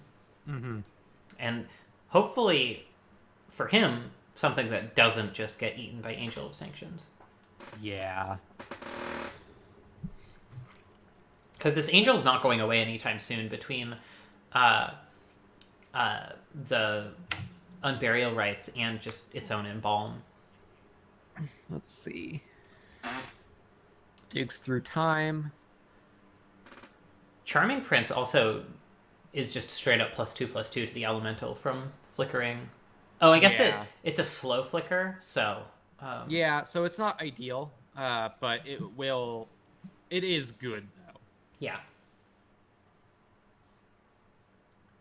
I'm sure this is It doesn't let her attack this turn. Bash for more damage. yeah, that's not Yeah. really what's most threatening. Glintslave Siphoner, pretty slow here for Dan.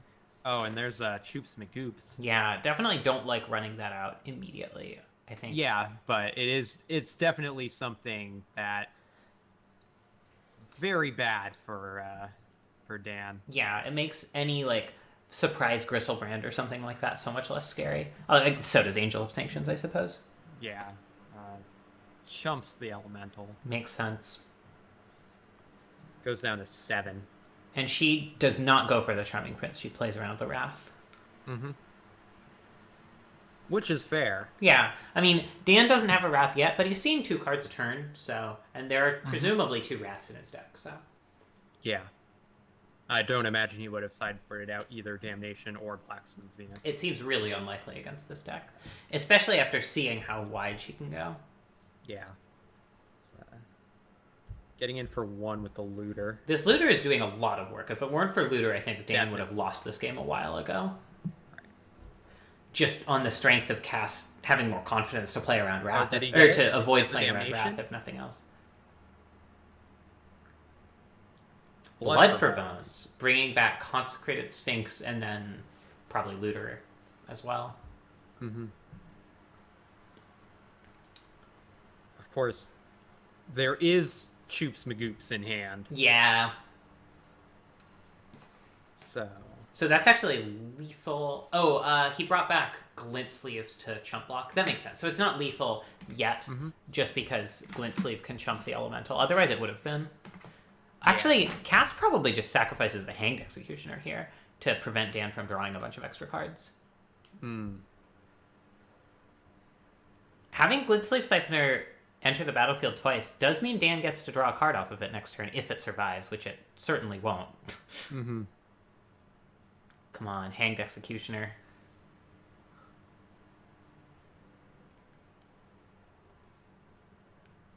I know damage is nice, but it's 2 cards in Dan's hand that you're trading for a 1/1. I don't like to hear that. I mean, And most of them are. I guess it also makes on the the elemental board. smaller to sacrifice it, but still. Yeah. Yep. Goes to exile the Sphinx. Looks Yeah. like. Or no. I think I could go either way with exiling the Sphinx. Really? Yeah. I just think, like, there are so many cards Dan could draw that, like... I think that is definitely true. Ooh, Sun Titan will be very fun at some point if it gets that late. I don't expect this game to go that long. I think I choop the glint sleeve here. Or maybe Angel of Sanctions is actually better. But I think I get rid of the glint sleeve. Cass has a bunch of creature removal, and this pumps up the elemental and lets it get in for more damage. Yeah. Instead of just getting chumped. Alright. Looks like she's running out. Choops Magoops. The Magoops himself. Mm-hmm. I think this is right. I think so too, Cass. Yeah. Also sets us up for a kill with Alright. Puts Dan to 2. Yeah. And The question is, does Dan top deck Damnation? Damnation. Yeah. If Dan does top deck Damnation, do you think she just brings back Voice as just a very resilient threat?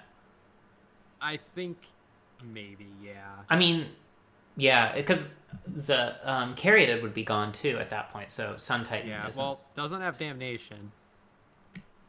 No, it seems like he's pretty dead here. Like, he could Snapcaster, block, and then block with, like, Tar Pit and survive, but that's those are bad trades.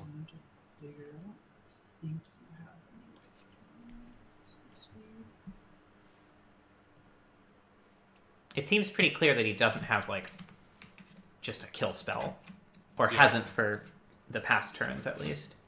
Mm-hmm. I might have played a creature pre-combat just so that if the Tar Pit blocks the elemental and something trades... Oh, there's Alright. Mannequin. On Wormcoil Engine. Alright, this game is a game again, that's for sure. Damn. That's a really strong play. Because even Angel of Sanctions doesn't just get rid of this Wormcoil because it has the Mannequin counter on it. Yeah. Wow. Yeah, that's sacrifice costs. I think you still have to Angel it. Yeah. Or I guess Charming Prince Chupacabra works just as well. Well, no, because then gets the... That activates Wormcoil Engine's ability, right? But Angel does too, because the Mannequin counter sacrifices it before it can get exiled. Ah. Alright, Sarah went 3-1. And she is the Alright. first one to finish all her matches. Well, that's kind of the benefit of playing mono red. And or mostly mono red. Sauce Goblins have tied it up against the Skullclamp drafters. Sauce Goblins. I love it. Destroys Wormcoil. Creates worms.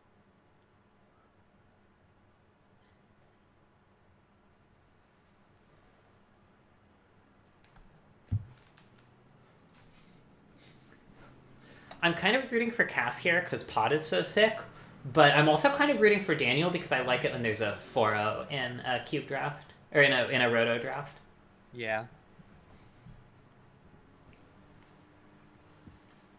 And it's really kind of anyone's game at this point. That Wormcoil did a lot of work for Daniel. Although getting Sun Titan active here probably seals it up for Cass. Because this means that, like, Sun Titan returning Voice, unless it gets countered, which seems unlikely. Yeah. Because Dan doesn't have that many counters. I mean, he's got a few. He's got a Censor, he's got Negate. Censor's already been used. Negate doesn't hit Sun Titan. Yeah, that's true, that's true. So, Sun Titan bringing back voice means that Cass gets a voice token from a Wrath and gets to Unburial Rites Sun Titan and get back voice again, which is just such strong protection. All right. Fact or fiction? Oh, there's the damnation. Oh dear. I wonder if Cass just splits damnation one side, everything else on the other. I think that's too good probably on the best play. Other pile. Yeah. Although I don't know, do like think obviously it's it's damnation phantasmal image here, so.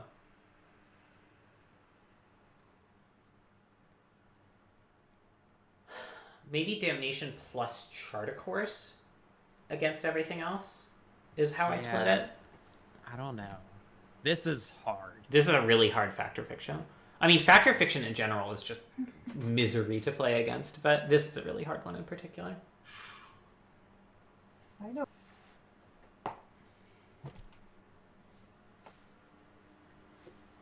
Huh.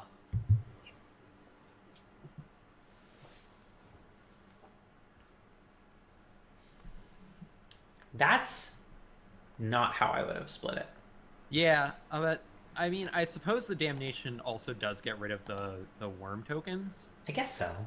Which are definitely a bit of a problem.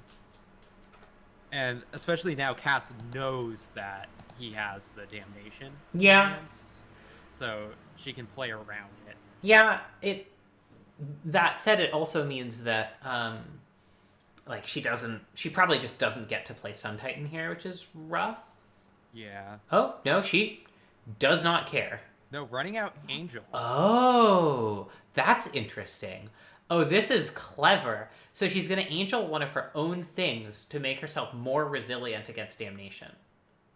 Oh, no. It's in opponent controls. Oh. Then I don't like this. Wrath was still really good for Dan. I mean, I guess this really just forces the issue, but, yeah.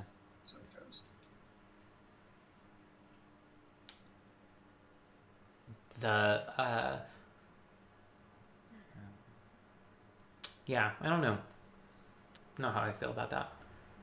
All right. Dan's going to get in with the worm before wrathing. Yeah, probably. just to gain 3 life, which makes sense because he's at very little life. Yep. Here comes damnation. Yup. And Dan, we can't forget, still does have Phantasmal Image, which will probably copy Sun Titan, probably bringing back, Glintsley Artisan again?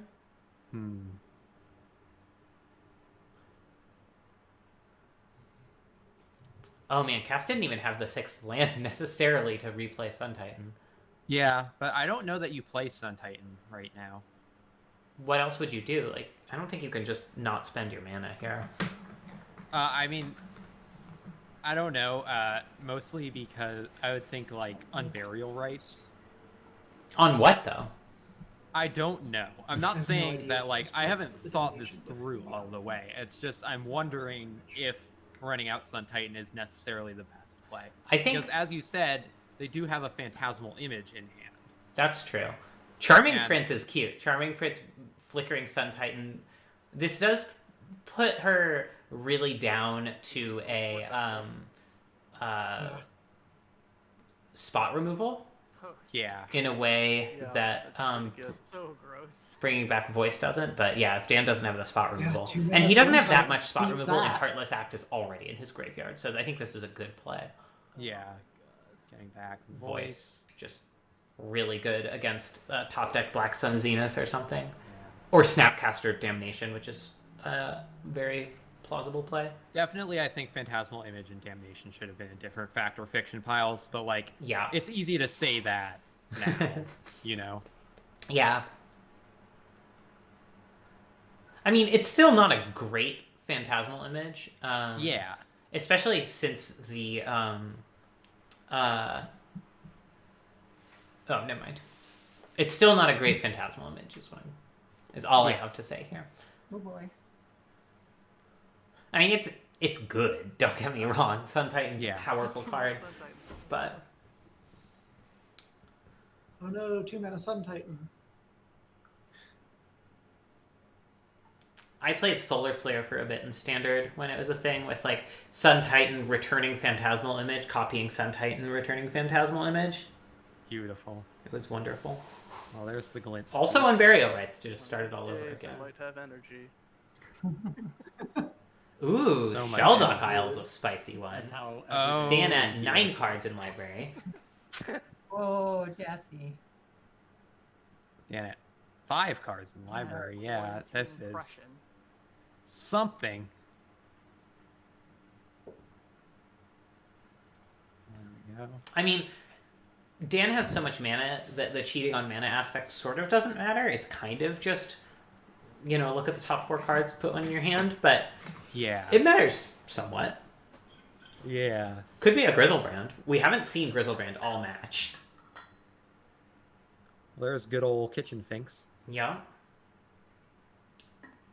Getting back Angel of Salvation, I guess, Angel or of of Sanctions. Sanctions, not too bad, even if it is Grizzlebrand, because you can still Unburial Oh, Rights boy. Troop if you need to. This one's gonna Yeah. be real tough for me. This is such a close game. Yeah. Right. Embalms Yep. the angel. Angel Exiles. Sanctions, good card. Well, just kills Sun Titan. Well, yeah, but Firm. intends to exile, actually kills. IMO, Sorry, what's that? especially in pod. I feel Yeah. like. I do love me a good Angel of Sanctions. I feel like she's just supposed to smash with everything, because you can always Yeah, get back absolutely, voice with a Sun absolutely. Titan later. And This is Dan's at definitely so a- little life. Definitely a Dan- swing with all of them. Like, either force Dan to, like, trade Tar Pit for voice or something. Oh, come on, Cass, no, Cass! Why not attack with voice? I think she's still good. Yeah, she's but still good. it's just so much better in her graveyard than it is on the battlefield. Yeah, but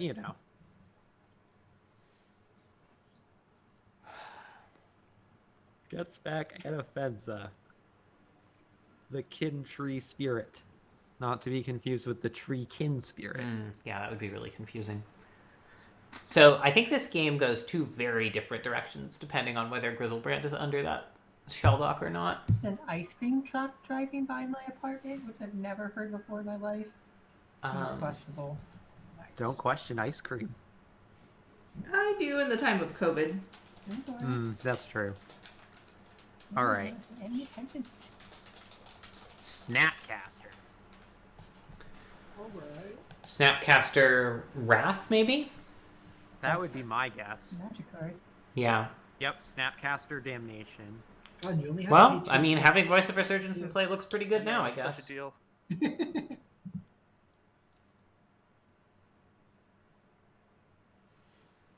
Dan also very few cards in library. Yeah. Although I still- don't know if he can I don't know if he can win before. I mean, Grizzlebrand attacks for a lot of damage. It sure does. And he could just hard cast a Grizzlebrand at any point. Mm-hmm.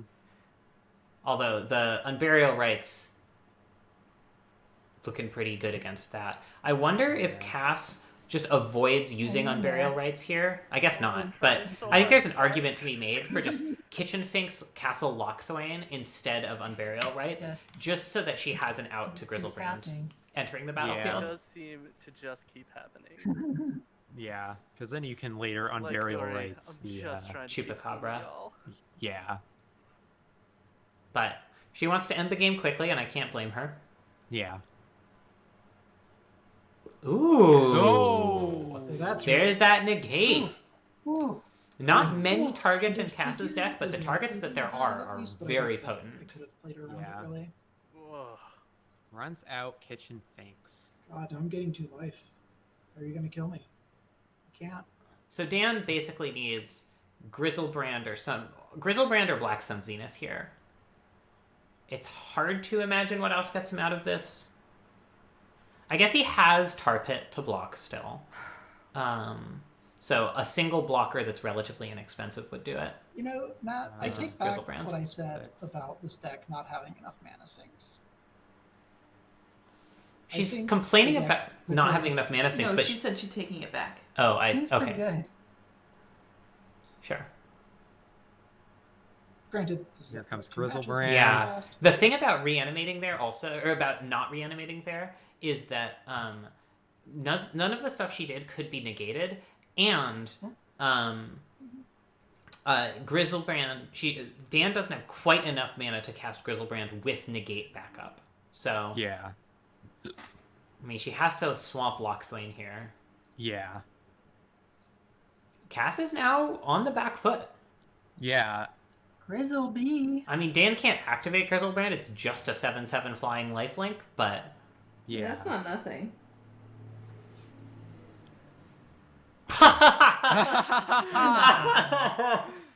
The top dash. Oh, top dash. Castle Lockthwain for the victory. Wow. Nice Damn. Beautiful. That was the first game where I really wanted to play Incredible. Garuda, and it would have instantly killed me. Wow. That was sick, All Cass. right. That was really sick. What was Good your job. favorite part? Was your favorite part the part where we accidentally killed the Death Touch token instead of the Lifelink token? That was our favorite part. My favorite part was you not tacking with Voice of Resurgence the turn before I wrathed, Yeah. so that I had 2 life to spare. Yeah, That was- like you That was really could have had Snapcaster and you could have just activated the land and traded. Like that was just on board, so there was no way. I don't know. Having Dan at 2 life there would have been pretty good. What do you think, Cass? Ready for round 4? All right. Hell yeah, let's do it. Good game. Who have we not seen yet, Very Natalie? good games. Very good games. I think we haven't actually seen Ketsi, Yeah, That's I think true. we have. so let's do that. So, Cass, that was just your second match? Yeah, Have we this deck is seen? hard and we took a dinner break. Yeah, I guess we've. Okay. So okay, yeah. So it's Ketsi and Cass now. Actually, I want to say, wait, somebody called dibs or something. I Well, think Ketsi, your Ketsi's only match left. Although I guess your Oh, okay. Jesse's only match left too. Yeah. Well, just fight it out amongst yourselves. I'm good either way. Also, I want to say, while most people are in this channel, Team Sauce Goblins started out 2 and 4, has come back to 7 and 5. So, Oh, damn. Good team. Okay. there's 2 more only one wins from way- Sauce Goblins, and they have the draft. Wait, I'm There's sorry. only one way to settle this between Ketsi and I, who plays first. Natalie, give us a category. Yes. Wait. All right, I'm Oh, going I to see what choose best Shinobi for Marshall. Sorry. post-hardcore album cover by art. Oh, by art. I- Okay. By art. I have no idea how to judge this. Ketsi, you want first card or second? I'll take second. Okay, so random card. Mine is Vivid Marsh. Ooh, that's a pretty good one. Yeah, that's not bad. And Ketsi's card is Silver Mirror. What is this game? I don't really I think the understand. I don't really understand the criteria. Just like a rock band's album cover. Which Silver Mirror? Important question. Yeah, there's Scar, several printings. Plane Chase. which is also Uh, Scar. It's Is a that Scar. the one I don't know. Yeah, I it's didn't. from OG Mirrodin / Plane Chase. OG This is Mirror. Scar's Okay. Mirrored in art. Can you for link being it in snobby the about chat because I have no. I don't know how to get to that part. I tried That's just doing the tough. cards in the chat. I'm leaning towards Mirror. Yeah, I think it's Mirror. I don't know. I think Silver Mirror. It's That's got a- the that's like some rock- that's got some the rock moody energy to it. storminess, but then also Yeah. the kind of like slightly punky, a little bit rusty metal thing going on. Yeah, That's a I'm good definitely leaning towards Mirror here. Like, Vivid Okay. Marsh is obviously a beautiful looking card, but I think for this specific category, I'd have to give it to Silver Mirror. Yeah, Vivid Okay. Marsh is more of Then a I prog will- album I will cover, spec- I'd I say. will continue spectating.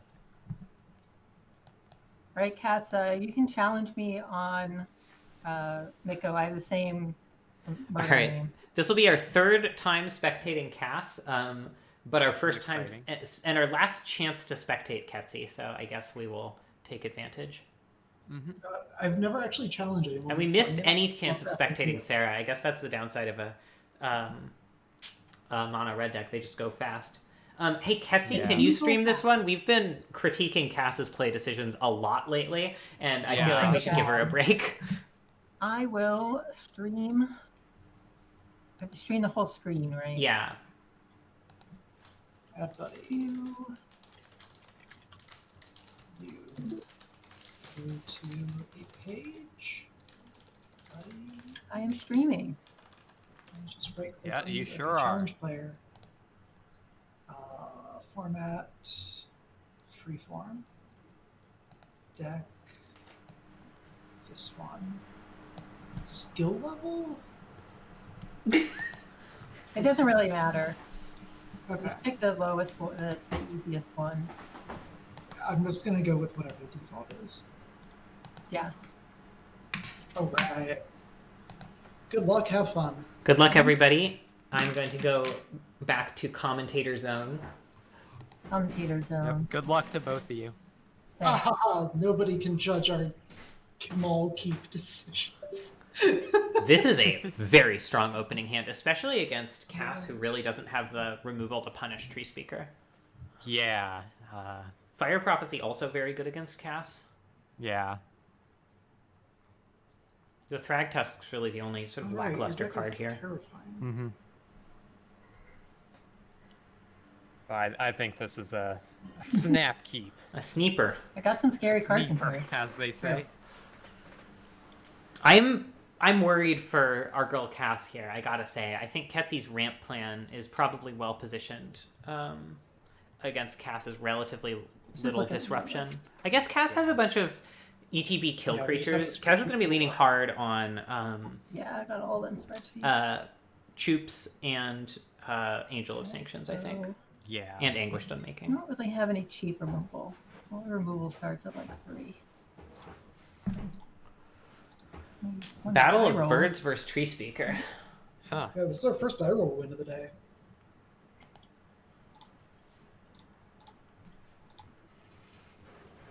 Nice. Good card. I like that card. Suspense search.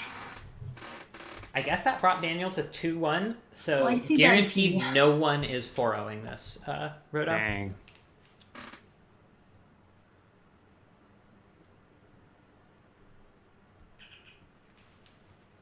Ugh.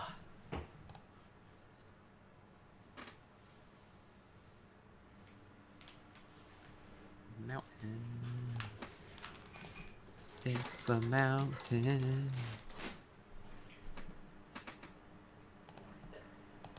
I don't have a lot to say. I mean, about mountain. wait, why didn't Ketsi play? What is going on? Yeah, I do not know why Ketsi hasn't run out. Does Ketsi not remember how few removal spells Cass has? It's possible. Yeah, I do not know. I was assuming that maybe you knew something I didn't, and that's why you hadn't mentioned it. No, I was just doing some administrative stuff. Okay. But yeah, I don't know why she hasn't run out the Tree Speaker, and now Cass is a pretty strong board. Yeah, it's going to be hard for Ketsi to come back from this. Thrag Tusk or Fire no? Prophecy's the golem, but... Alright.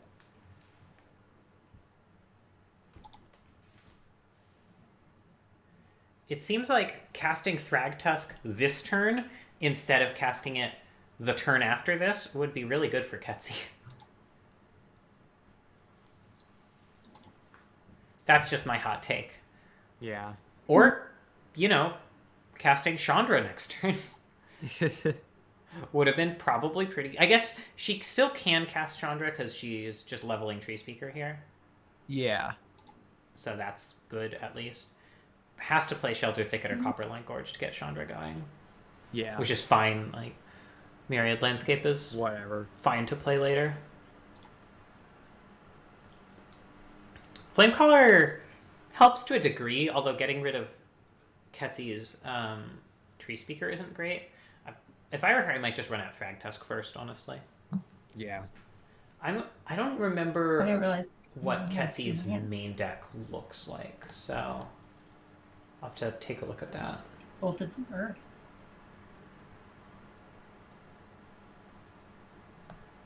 Cass gets in with the Finks. Ketsy obviously just takes it. As a reminder, if Cass can win this one and Sauce Goblins can win one more match, they have won the Rotisserie draft and are the proud recipient of some number of fun bucks. Specifically Just an amount 40. of fun bucks. 40 fun bucks divided between them. 40? Yes. Which with they can buy a shiny nothing at all. I thought it was Not the be a entry clown. fee was 10 per team. God, this No, the entry fee is 10 per person. Oh. Wild. This is for all the valueless marbles. Exactly.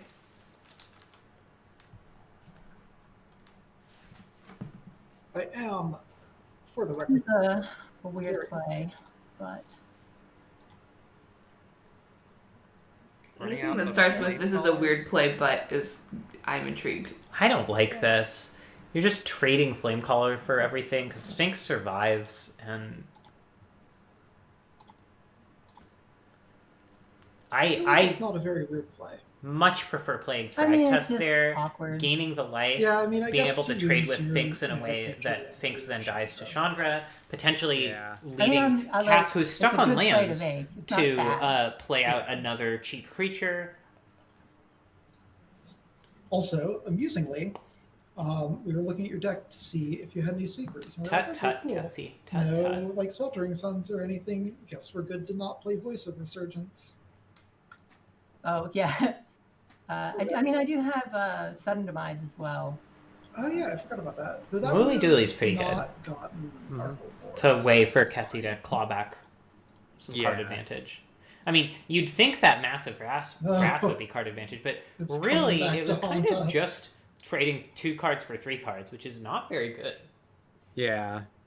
The thing is that 2 is a lower number than 3. What? But 2/3 is just Yeah, not I'm a very. sorry I had to be the one to Punished break that for, to you, Liz. Heck. not scrying. Or maybe not mullet. Cass still I don't know. stuck on 2 lands. Yeah. Presumably, once she hits more, her deck will start firing on Here's even the more Arc Trail. cylinders. All right, Arc Trail is No. going to be really good for Ketsy. Presumably, Ketsy is not activating Myriad Landscape, Oh, Farseek, I know or that. Fabled Passage this turn in order to draw that Arc Yeah. Trail. Or I could be wrong. I mean, I guess maybe she's just not that worried about Voice and thinks against Tusk, but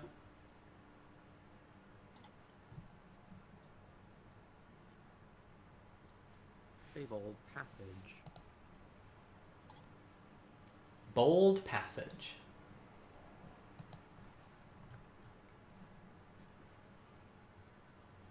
Eldraine really put the Fae in Fabled Passage, huh? It sure did. Cool. What a good joke, Nat. You did such a good job, Natalie. High five. High five. Question mark. What did Cass draw? Well, I guess the stiff does something. Ah, All right. kind of another land. Kind of. I probably would have waited to play that until after Ketsy resolves Arc Trail, but what do I know? Is Ketsy's going to Archer get. revealed or Yeah, it's revealed. okay? It's definitely a little strange. Here we are, not even watching Cass's stream and still critiquing her play. God.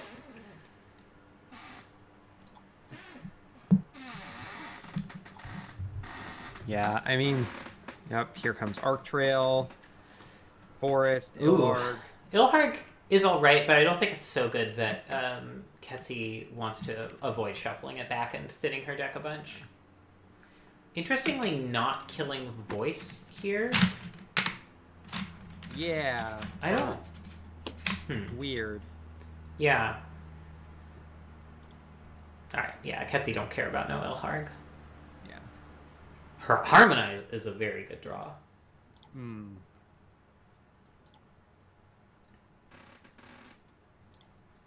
Gets in with the Thrusky boy. Big Thrusks.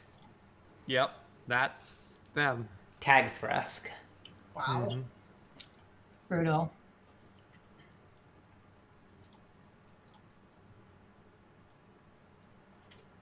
This is rough for Cass. I feel pretty bad.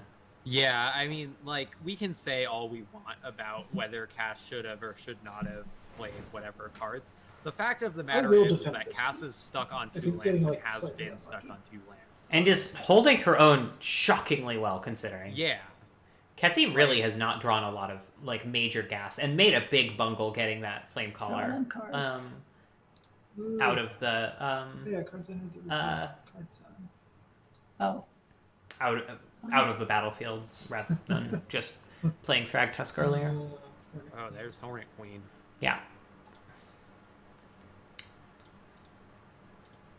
But I think something that's important to keep in mind with this game is that Undertaker did throw Mankind off Hell in a Cell into the Spanish announcers table, and I think that's important to remember.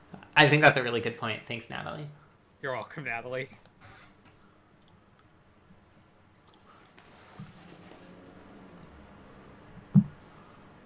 Oh, I forgot I had When you once upon a time. I could have just played fucking Hornet Queen last turn. Not quite how it goes.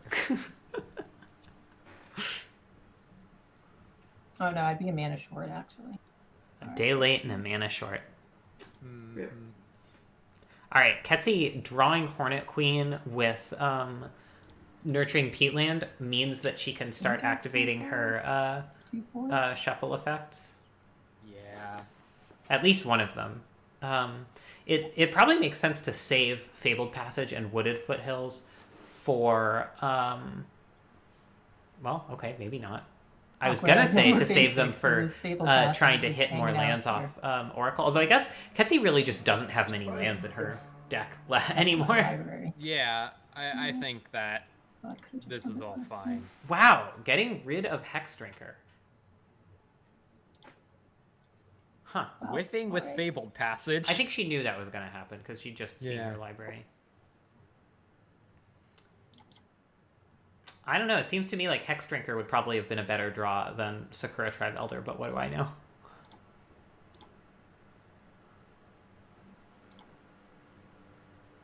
I really don't understand why Ketsi shuffled back that Hex Drinker. Like, she's winning because Cass just played her 3rd land on turn a billion, but... Yeah.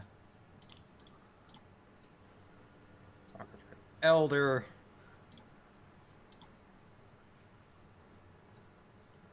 Gets in for 7. There's just nothing Cass can have that deals with this. No way she Yeah, can combo out quickly Cass enough. doesn't have any wraths. There's not a lot that can be done. Oh, Emrakul isn't in Ketsi's main board. I'm disappointed.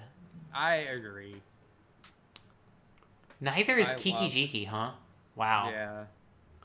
Nor Tooth and Nail. None of the cheating. Ketsi just built like a random ass ramp deck. Yeah. Disappointing. Really disappointing. I wonder if this was a reconstruction after Ketsi lost a few matches, or if this is why Ketsi lost a few matches. Obviously, there's no in between.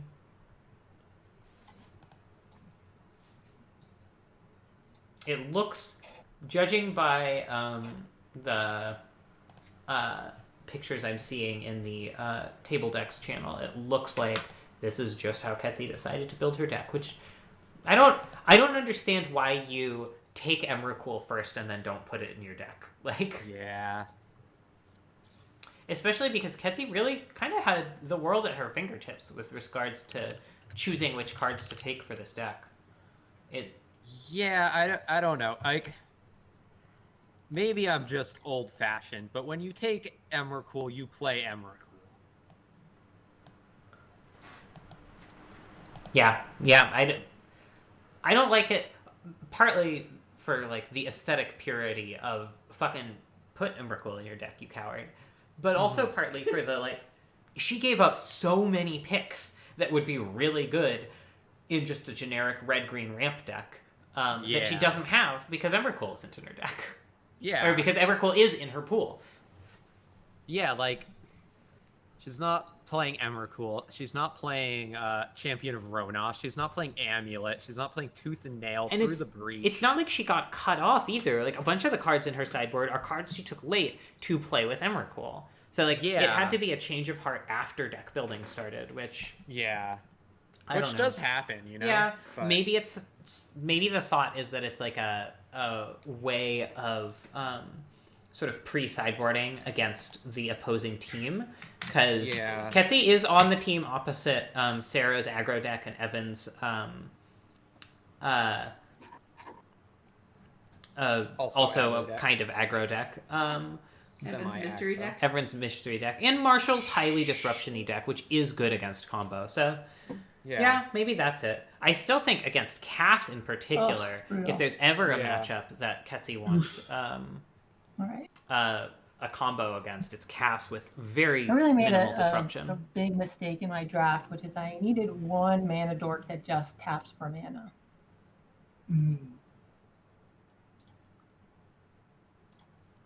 The Mole to 5.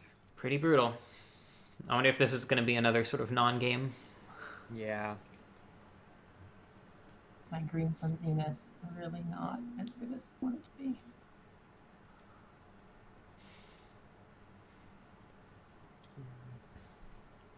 Draws another land.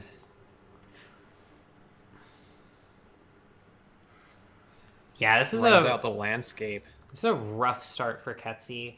Yeah. She has the intervention to deal with something from Cass, but Cass is pretty resilient to She has a magic card. one of her threats being removed. It's really Wrath Ketsi that she's worried about. Updating Steam. You got to keep that Steam up to date. Yeah. I don't know why. I'm not sure what the attack vectors are through Steam, but Once Upon a Times into Verdant Catacombs into Temple Garden into Hierophantza. Steam is connecting and is now open.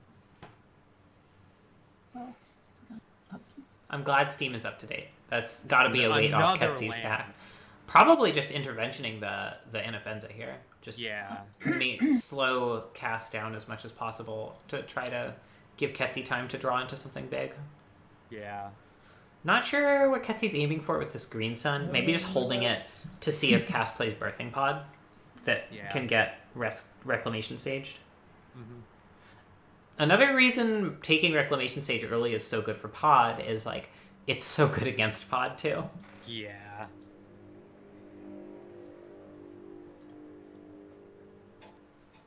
That's an interesting choice. Just gotta give it.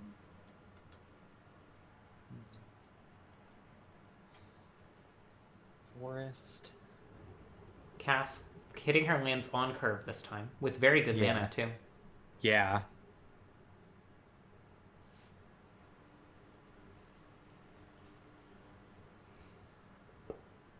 What's the scariest thing Cass could play from Ketsi's perspective? Is it just Blade Splicer?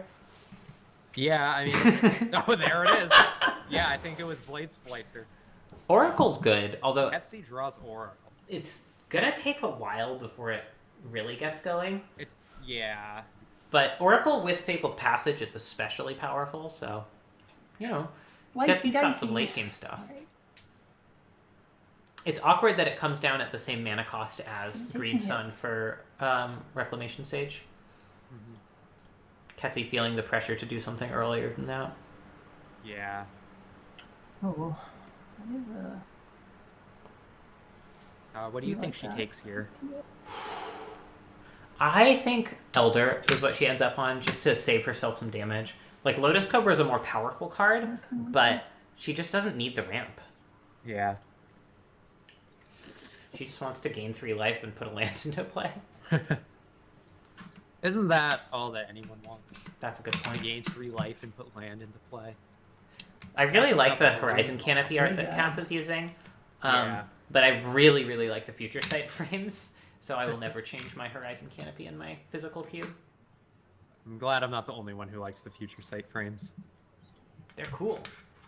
They're good. I like the Future Sight frames and the Planar Chaos frames. Yeah, no, I really like the planar chaos ones. I think they look really nice. Anyway, here's Brood Moth.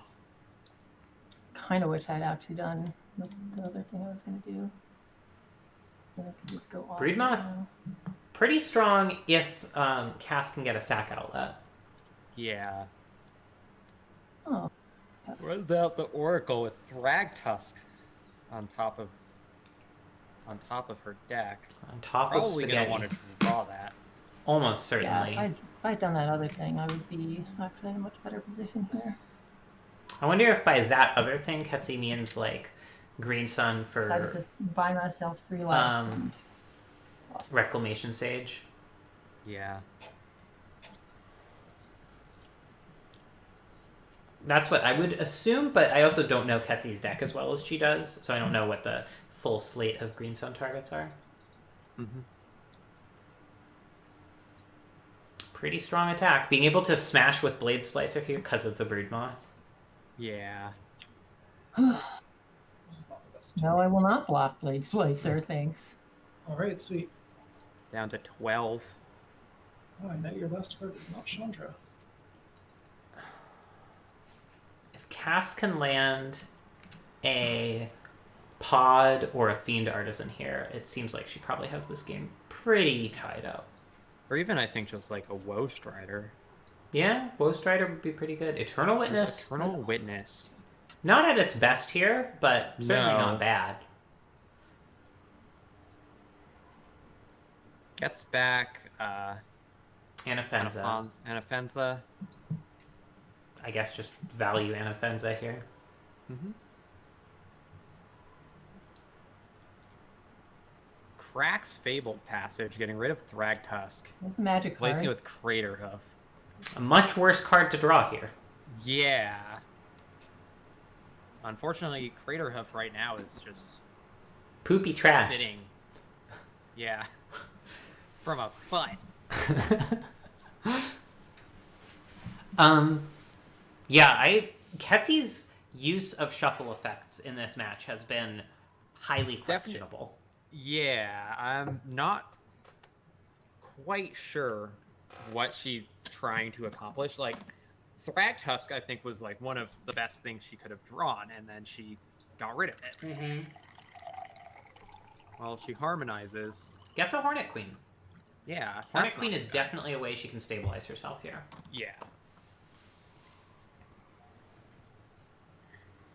Hornet Queen into Crater Hoof is probably also a win. So, like, Yeah. is this one of those weird situations where technically, like, in paper Magic, Cass would have seen all of the cards Ketsi drew because they were all the top card of Ketsi's library at some point? I don't ever remember how that works. Probably. I wonder if Cass has, like a, sorry. Viewers, it looks like maybe Cass does have some, like, revealed cards that are the cards Ketsi drew. So Cass may be aware of Hornet Queen and know to play around it here. We've gotten the confirmation that it was indeed that Emrakul wasn't good against mono red and mono white. Yeah, I would be so much better off if I had done the other thing. Yeah, but Emrakul's good here. Yeah, it is. I don't know, like, transformational sideboard. That's one of the main things you do in RotoCube. It's sort of Evan's whole draft plan, as I understand Brood it. Moth. Good magic card. Hell yes. Yeah, the Brood Moth does make it a The lot. infinite combo. Make No, the not yet. Cass. Yes, you have. You won with Dan against it. Oh yeah. I guess we didn't get to like execute it, but like or start to execute it. But yeah, no, never mind. Was it with Brood Moth or Anafenza? Anafenza. Yeah. Wait, is there an infinite combo with Brood Moth? Brood Moth does the same thing Anafenza does. With Finks or Red Cow. It also works with Thrall's Messenger. I thought that was part of why it was such a high pick in your deck. Oh, no, just fucking owns. I mean, it also just fucking owns. She's got a point. All right. Well, cool. I guess we were aware that you could do that. We just never connected it with like, oh, if you can infinitely loop things in this way, then you still have the combo with it. Yeah. I mean, it took a little Why bit. no I attack had with to Blade cue Splicer brain here?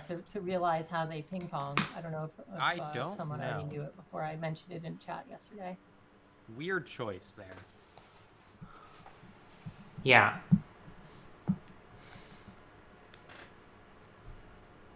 Ketsi at 4. Hornet Queen still will do a lot to stabilize her, but she's going to have to chump with a lot of the insects, which makes Craterhoof a lot less strong afterwards. Yeah. Cass, I think, aware of Ketsi's entire hand at this point. Yeah. And we don't know what's in Cass's hand. No. So. It's also actually not that bad for us.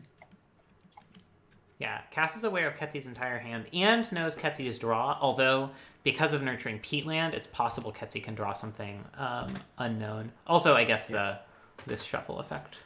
Yep. So is Cass playing nothing just to play around Chandra? That seems really questionable when Hornet Queen into Craterhoof is going to be not unbeatable, but very strong. Yeah. And especially because of Wrath is so weak against Broodmoth. Yeah. There is the Chandra. It's hard. Yeah. I mean... Draws Chandra. Fire Prophecy on the top. Chandra doing the first Wrath, followed by Hornet Queen, followed by Craterhoof is a very real way for Kessie to win this game. Yeah. Hence and us they're flying, and then I'm just effed. So that is not actually the plan. Although I guess, yeah, Chandra, as Ketsi points out, Chandra doesn't give... Chandra just kills Ketsi, because if she taps out for Chandra, then she's dead to Flying Blade Splicer, Flying Eternal Witness. Yeah.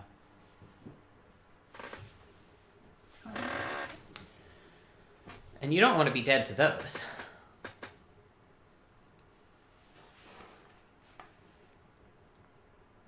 Ideally, you don't want to be dead to anything. Yeah, I mean, that's the dream. Right? Runs out Hornet Pretty good Queen. magic card.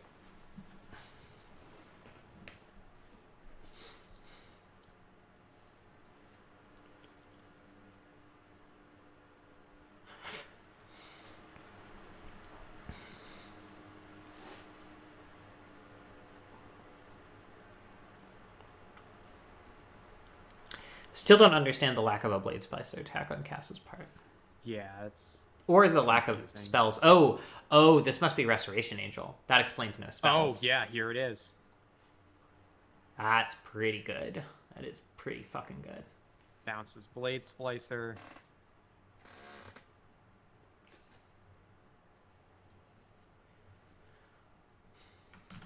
Because each of these golems eats an insect. Eternal Witness, at least one of Eternal Witness and Blade Splicer eat a creature. Restoration Angel probably also comes in, eats a creature.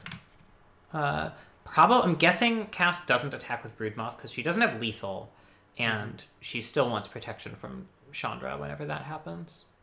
Yeah. I think swinging with everything else, definitely possible. Yeah. Advisable.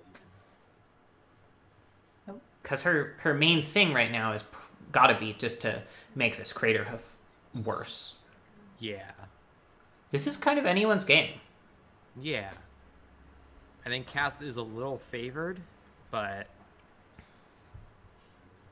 Alright, what's Cass gonna run out?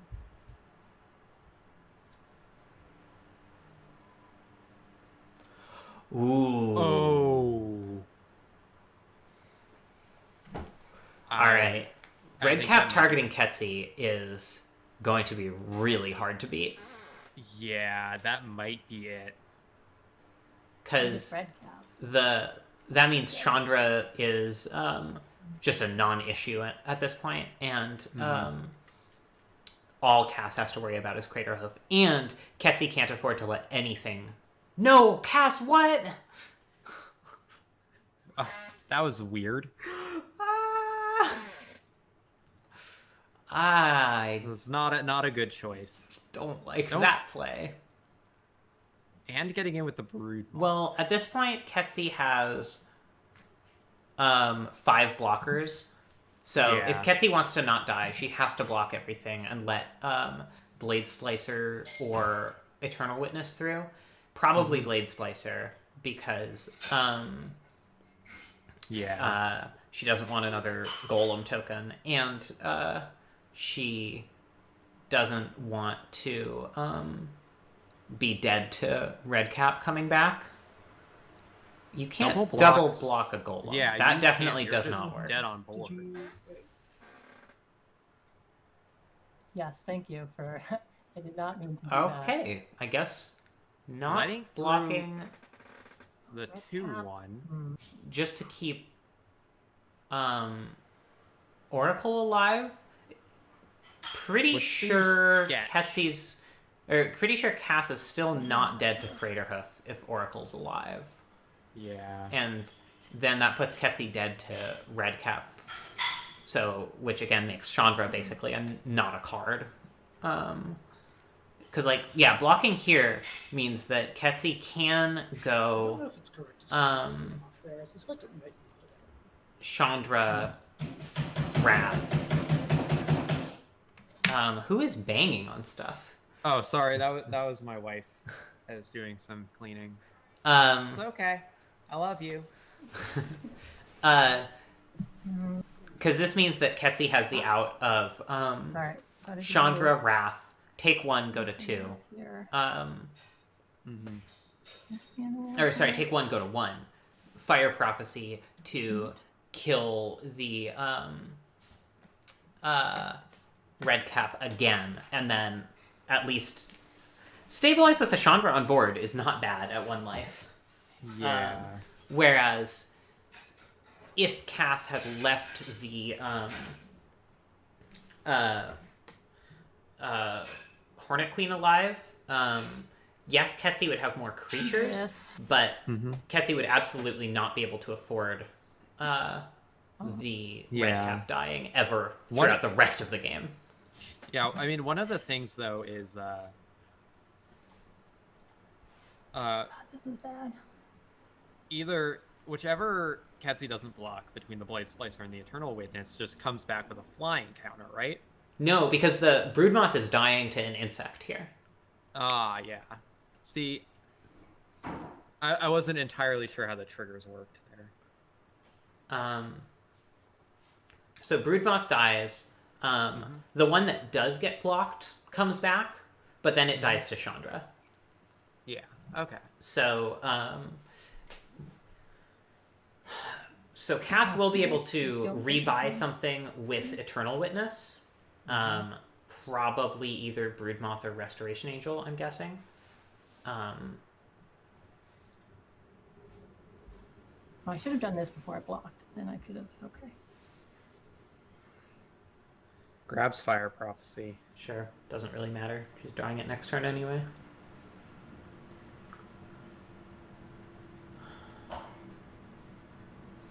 Very interested to see what Cass chooses here. It's kind of an academic decision. Like, yeah. But, I mean, she needs something that puts her in decent shape against, looks like Resto, against Ketsi with a board of Chandra. Yeah. God, that Red Cat misplay on Cass's part might really cost her. Yeah. Takes down Chandra. 2? Okay. Okay. I was gonna say. Red Cat comes back. Presumably Ketsi just runs off Fire Prophecy instantly, because otherwise Cass has Resto. Do you have anything?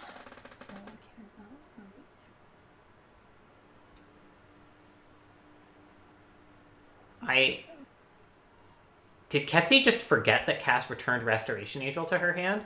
Oh my god, this has been fucking misplay tennis. Oh no! Jesus. I mean, maybe Ketsi is trying to just like bait out the resto, but that doesn't make sense because Cass just gets to attack for 1 here, and then okay. Ketsi punted this game into the stratosphere. Incredible. Restoration Angel, brutal. If I kill that last turn, then I'm alive, and then I think I win on my untap. Yeah, we were losing our minds at you not killing the red cap on your turn. I just assumed in my head that they took Broodmoth, and I just didn't even. Nope, she took Angel. It didn't give me any that was just me not paying attention. If I paid attention, I would have just killed it. This was this isn't even the match end. Wow. No, Oh my god, that's right. Oh Jesus. jeez. That's it too. Yeah, no, because I just untap plus Chandra with Craterhoof, and then that's the end. But whoops. Whoops, indeed. All right. Yeah. So Natalie's, we absolutely should not have attacked with Broodmoth though, right? That was just like very bad. No, I like attacking with Broodmoth. No, that was fine. What you shouldn't have done was targeted. You should have targeted Kenzie and not Hornet Queen with red cap. Yeah, if you put Ketsi to 1 there, then Ketsi's Chandra is just not a card anymore. She can't activate it in any direction without just killing herself. Okay, yeah, I see that. Cool. Yeah, I was very happy when you did that. While they're sideboarding, I'm gonna go use the restroom. Cool. I will keep up the patter. So Jesse, I see your comment that Natalie pointed out earlier that Emrakul is bad against mono red and mono white, which I don't think is totally wrong. Although Evan's deck is weird enough that was right. I'm not sure how it ends up. But if you're gonna tell her to do that, to wait for a minute. You got to tell her, or No, she has to figure out on her own to side back into that plan against the decks where it's good. I went and looked at your deck list for any instance that could punish me, and I just didn't realize that you had brought the Restoration Angel back, which of course makes sense as the thing you would do given I'm at 1 life, but yeah, I did not do this. Honestly, we were on bringing Broodmoth back until the last possible moment. We were like, wait, Restoration is just better here. Yeah.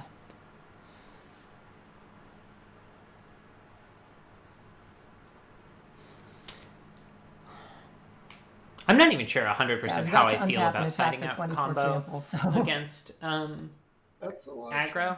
I think if you can combo out fast enough, it is absolutely a way to is that Hoth plus Chandra plus? Win those games. That's more Chandra reliable plus than ramping into just some big nonsense. So that's actually an argument for pinging the Yeah, this is a really good 7. down to 0 instead of you down to 1. Yeah. I mean, if you have if you're playing a Restoration Angel, then it does make sense to ping Chandra. Slightly awkward Utopia Sprawl without a turn 1 basic forest, but I guess Ketsi could have bolted herself to get that going. Although I guess it's given that she has a search for tomorrow, it doesn't really matter. There's the stomping ground. There's the skipper. So next turn, Ketsi has 5 mana, so she can Green Sun for what does she have in her deck that even costs 4? Hello. Trying to figure out what Ketsi's Green Sunning for 4 mana next turn. Mm-hmm. Meanwhile, I am bashing my arm against my desk. Nice. It's really Does that feel good? No, actually, it felt real bad. Oh gosh. I would describe it as painful. I think, Damn. have we done Once Upon a Time in every game so far this match? That's one of the least good feelings. Unless you're into that. I was gonna say, it depends who you ask. I guess she could get Oracle off of this Green Sun, which is pretty good. That's actually the only 4-drop she has in her deck. The only 4-drop creature. Yeah. Ketsi's deck is not the best Green Sun deck I've ever seen, I'll say that. Yeah. Green Sun would be a lot better in Cass's deck. Despite having so many different colors. just Eternal Witness makes it really, really good. Perilous Mirror. Perilous mirror makes me feel Perilous perilous fear. Yeah? It's a magic I'll drink a card. perilous beer for perilous mirror. Do not drink a perilous beer. That seems inadvisable. What if I drink a parlous beer? That's fine, probably.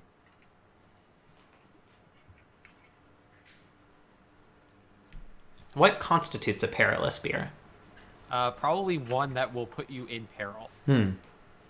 So like a beer that's set behind a bunch of swinging guillotine blades. I did that. I was just thinking like a poisoned beer. Oh, yeah, Yeah, that too. same. But you know, yours works too. Yeah, yours is also perilous. Like, Tooth and Nail makes the Oracle of Moldiah fetch off this even better. Yeah. Yeah. Jesse, that does make Liz go absolutely bonker. I was honestly hoping for Through the Breach. yeah, no, don't like that. What happened? Jesse says that a perilous beer is a beer glass slightly hanging off the edge of a table. Oh, that's bad. Pretty perilous.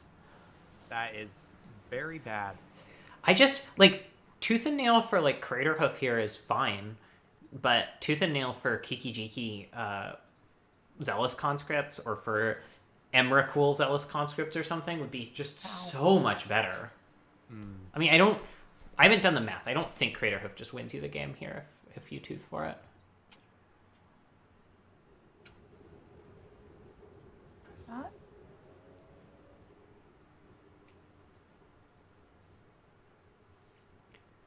Champion of Ronos on the top. Getting her cheat cards, but not necessarily anything to cheat. Yeah, I didn't see her cite in any actual, like, really powerful, like, Emrakul quality cards, so I'm not sure what's going on. I'm not sure why she cited in Ronos. It's pretty strange. I guess she can Tooth and Nail for 2 big creatures, exert champion, and put one onto the battlefield. Again, that would be a That's lot true. better with Emrakul in the deck.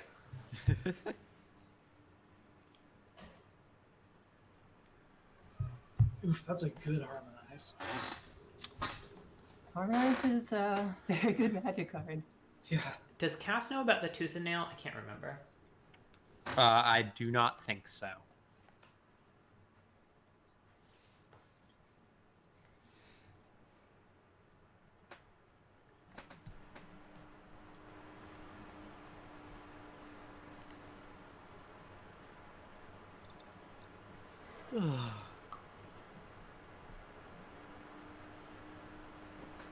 I guess this Roto is going to go a little bit over time Yeah. because of the Cass dinner break.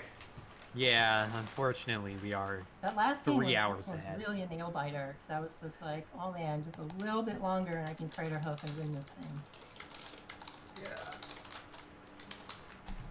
Yeah, it's like almost 10 p.m. over here.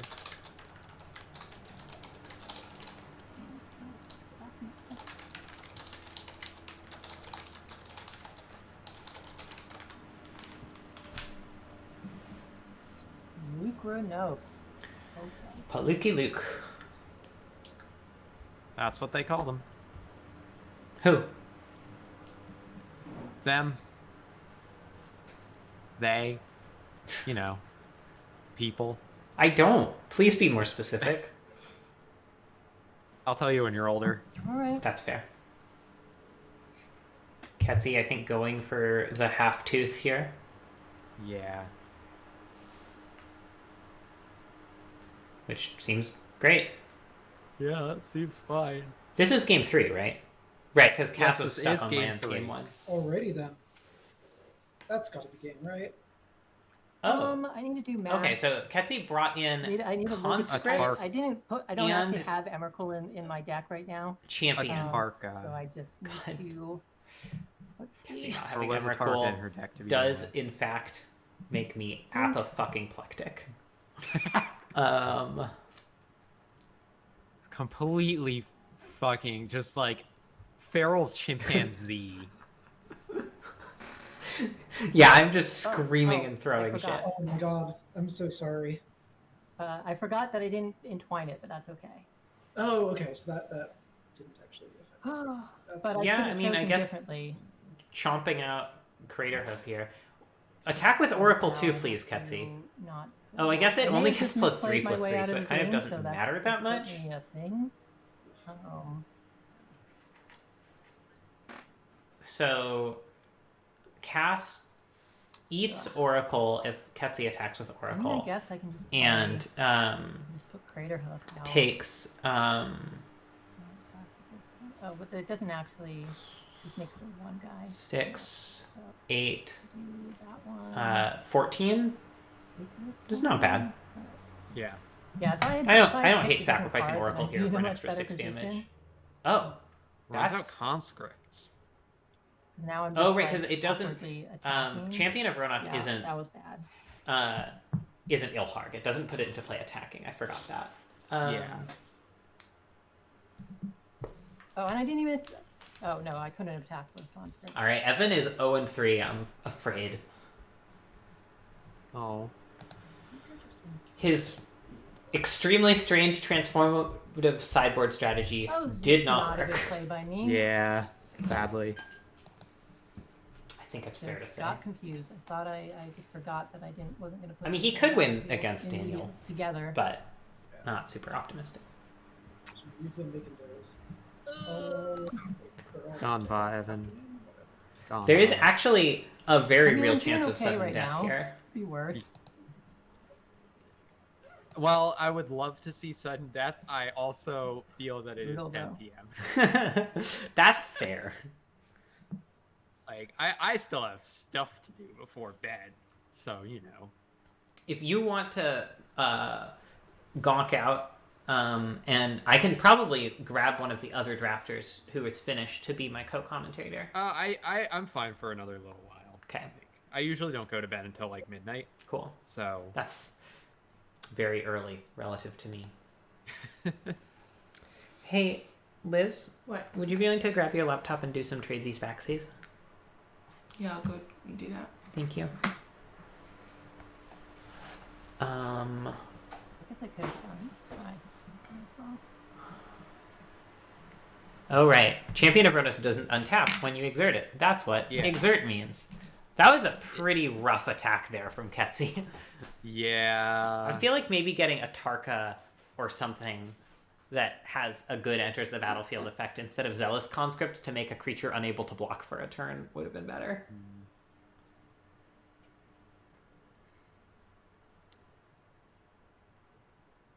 What game is this? 3. Though honestly, I'm not really sure what Cass does here. If I got an Atarka, then I would just have my board and be have an 8 I mean- battlefield flying triple. Jeez. That's what I was thinking I was Yeah. gonna get, and then I was like, oh, Yeah, I can Craterhoof keep is doing good. it. Just a I hard can't cast because Craterhoof not is definitely good. champion is Yeah. on the battlefield. And I'm not really sure how Cass answers it. Yeah. I guess eating a bunch of creatures helps a lot. Yeah.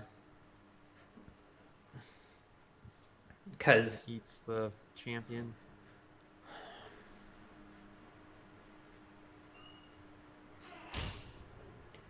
so this is lethal if Cass does nothing in Ketsi Craterhoofs. But Yes. Presumably Cass will do something. yeah.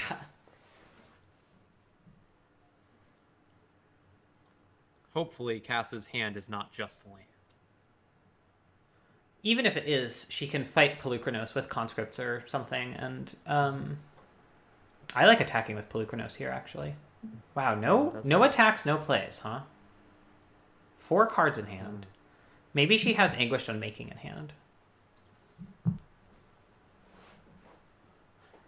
Yeah. I guess she doesn't have enough mana to do that and fight with Pelucranos. I don't know how I feel about this, saving the onboard Pelucranos activation to use at instant speed. Like, the chances that Ketsi draws something that can counterplay that somehow seem a lot higher than the chances that Ketsi misplays around the onboard activation. Yeah. I don't like waiting on Polukranos.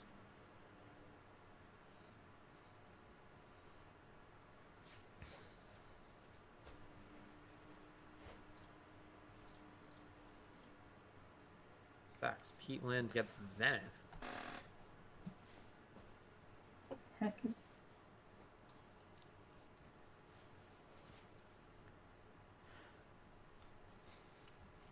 Intriguingly, sacking Peatland puts Ketsi down to unable to cast Craterhoof without sacrificing Sakura Tribe Elder. So Ketsi clearly not really planning to go for the Craterhoof this coming turn.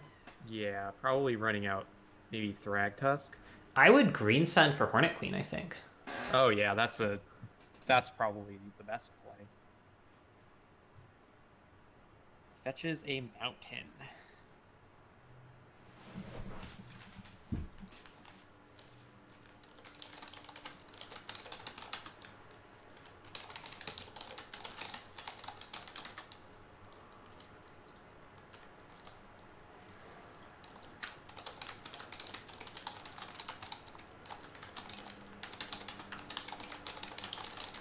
Cass cracks her Silent Queen Ring.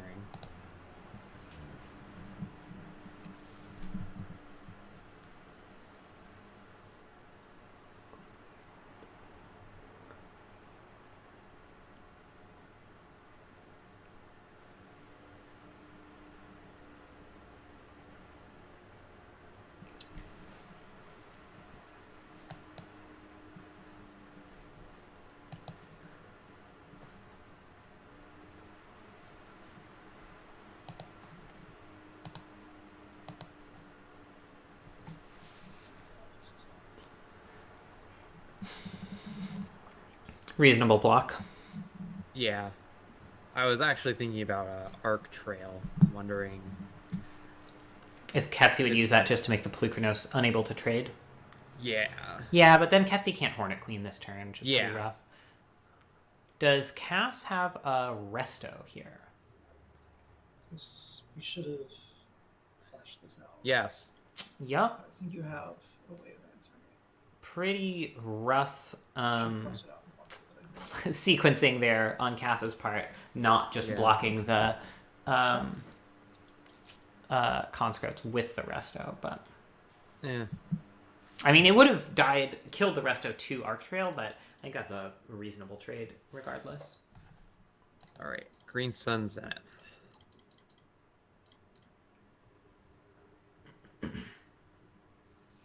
Four, 7 gets probably Hornet Queen. Yep, there it is.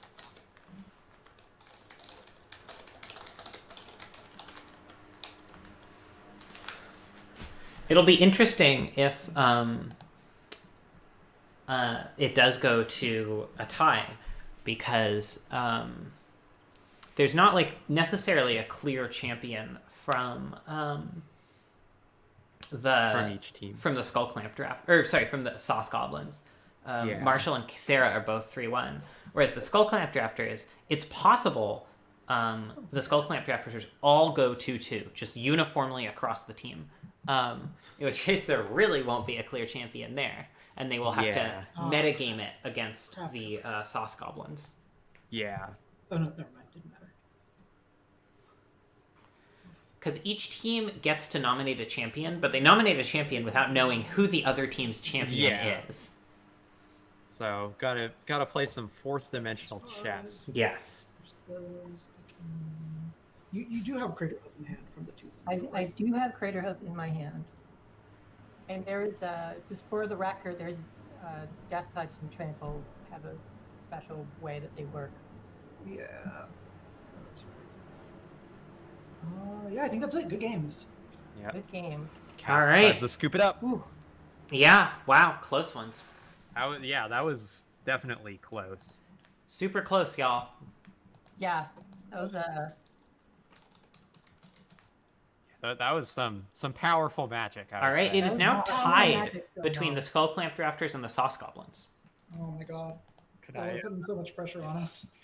I mean, I'm 2-2.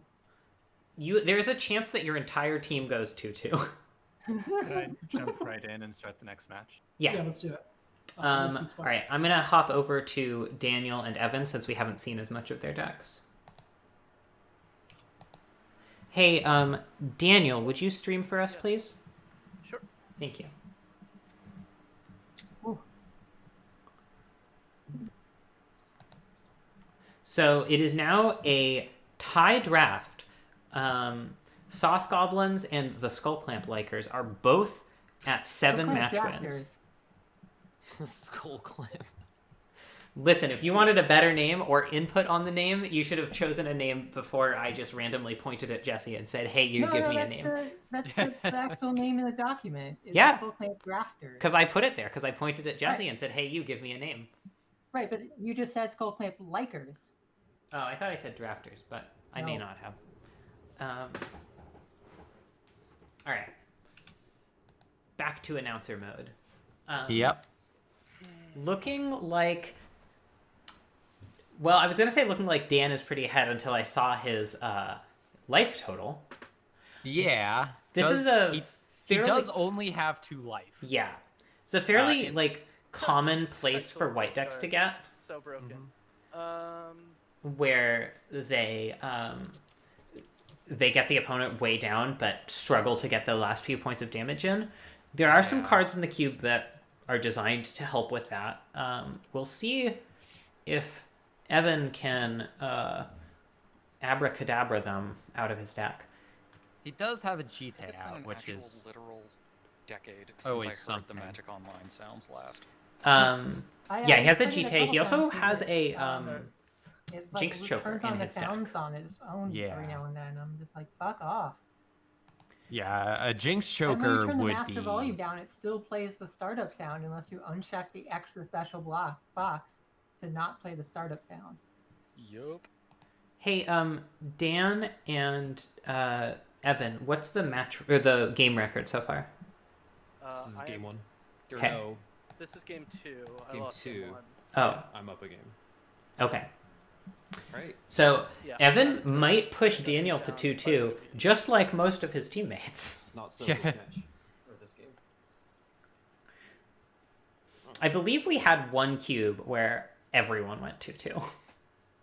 That's kind of funny. Yeah, it really That's like is. the bit in Earthbound with the 3rd strongest mole. 2 lands. Okay. I believe that it's like that. Okay, have you not played Earthbound? No. Okay, well, it's like that. I believe that it's like that. I'm glad we got that sorted out. Interesting, Dan, looking at Damnation here, just to 1-for-1 with Isumaru to make the GT not happen.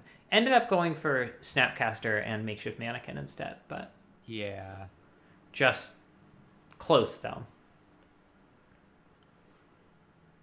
It is true that the... one GT hit when the creature trades and there are no other creatures on the battlefield isn't that backbreaking. Although I'm still a little surprised Evan didn't attack in last turn just to kill the looter.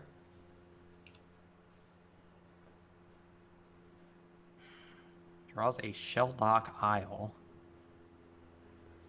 Look at this Looter Core Curator of Does someone actually have this Mystery's down on? Synergy. I do. Yeah. I'm sorry, everybody. No, it's okay. I was just like, I thought they turned them off.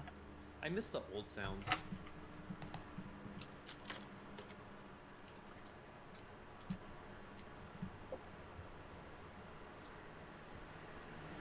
I always play Arena with it muted, and if I played Moto, I'd probably also always play with Moto completely muted.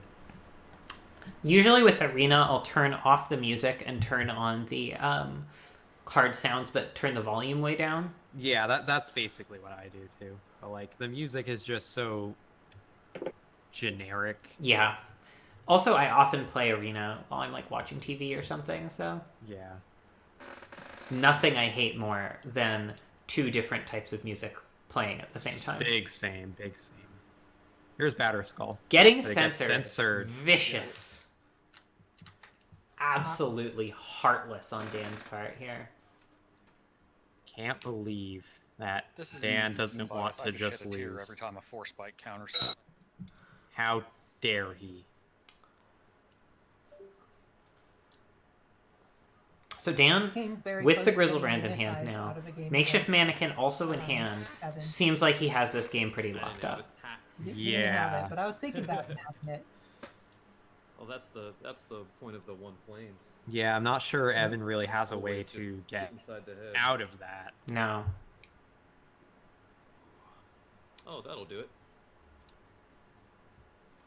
I mean, if GTA had a counter on it, then Evan would be able to kill the Gristlebrand immediately. But as it stands, in order to get that counter after Gristlebrand is in play, he will need to attack into Gristlebrand, giving Dan the 7 life that he so intensely desires.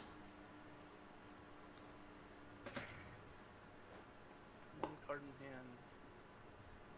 It is Talia, Heretic, Cathar.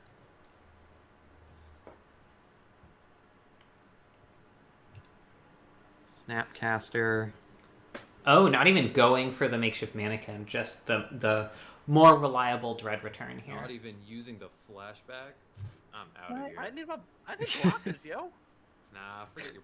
And that's it. That's interesting Grizzlebrand because play, that's all you the Dread Returned Grizzlebrand there would actually have been more vulnerable to Evan's exile-based removal than the Makeshift Mannequin Grizzlebrand. Yeah. So I'm actually not sure I like that line from Dan, although obviously Evan didn't think it mattered. Yeah. Jean's son, Zenith. Yeah.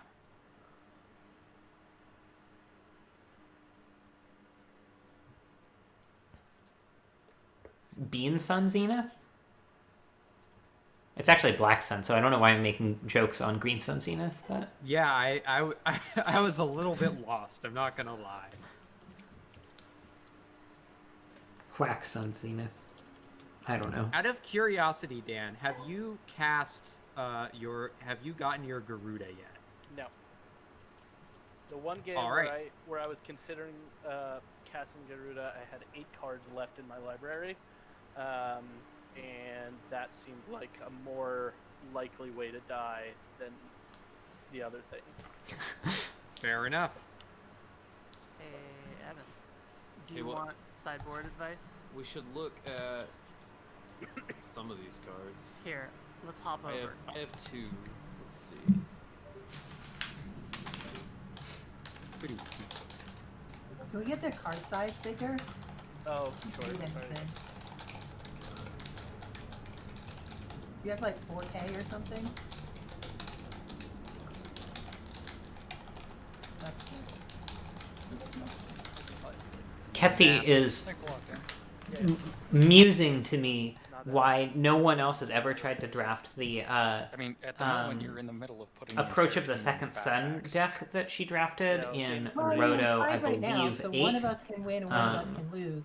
The Roto where Yeah. companions were real. Good stuff. Good stuff. Yeah, because Yeah. But if you win, then someone else can win and then we win. Got it. Yeah, I mean it's just gonna come down to draw. Like, Yeah, do you get a good card early? yeah. I mean he definitely has answers to, like he has Path, he has Winds of Abandon, and he Ow. has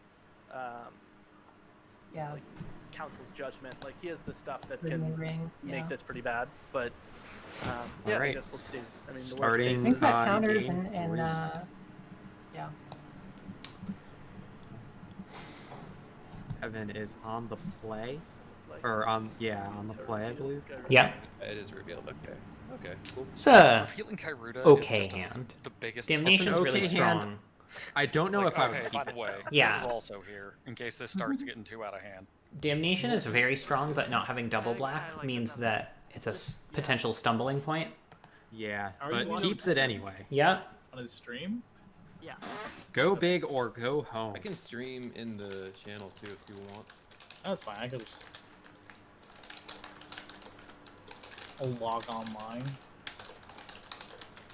I'll like, comment, and subscribe. Smash that MF bell to be notified when we upload a new video.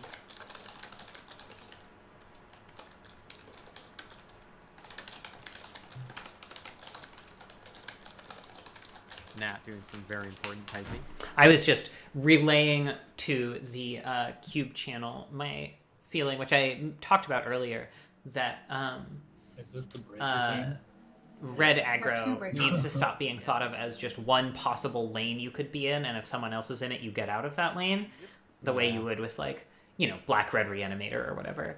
And should instead be thought of as, like, a very broad strategy that can encompass many decks and can support at least 2 decks in a roto the same way, like, blue control can. Yeah, there are no red decks that don't want attack with the giver. I mean, that's certainly true. But even like aggressive red decks, I think there's room for multiple of them That 1 point of without damage is losing gonna that be much juice. Like, that's I'm not leaving any damage on the table. Oh no, I respect the hell out of it, but runs out the siphoner. Yeah. I like that. Makes energy. Evan's attacks just a little bit more awkward. Menace. Have you ever spent your energy yet this draft? I've spent my energy once this. Although I guess Evan still just gets to attack in with the 2/2/1s, and it's not a great block for Dan. So yeah.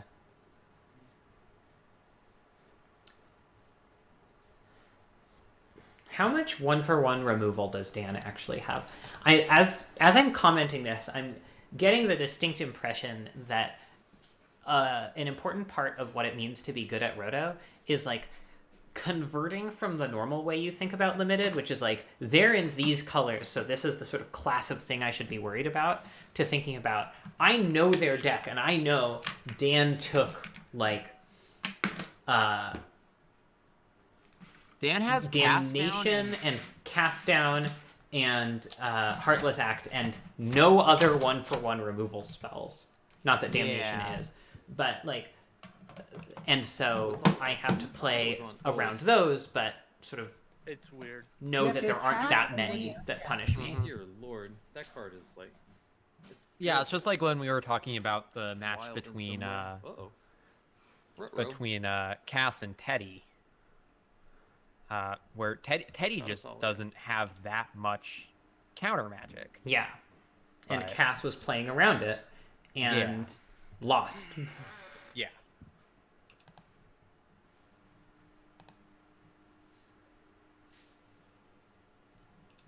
Send with 3 creatures to flip Kithian. Yeah, which is nice. Makes his position much stronger again against You didn't block. Like, no, I'm in declare blocks. no, I don't think you are. No, you just went past it. Oh, crap! Great, cool. Rip. I don't know, Malamet. I think I mean, given that it flips Kithian, I think it's pretty reasonable. Also, in practice, I don't actually know. Yeah, it definitely means that Dan... No, never mind. Dan can still turn 4 Damnation by finding a swamp here, but it puts more pressure on Dan's lands. Like, being able to flip Kithian means that Thalia is indestructible. Oh, copy Thalia. Yeah, that seems pretty loose because now Damnation is just terrible for Dan. I agree.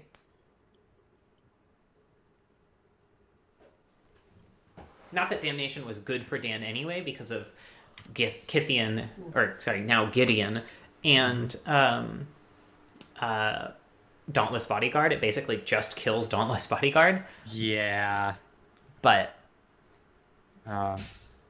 running out Baby Jace, maybe. You can tell who's most used to playing on Arena because they try to drag their spells onto the battlefield rather than just clicking on them. Yeah. It's more intuitive.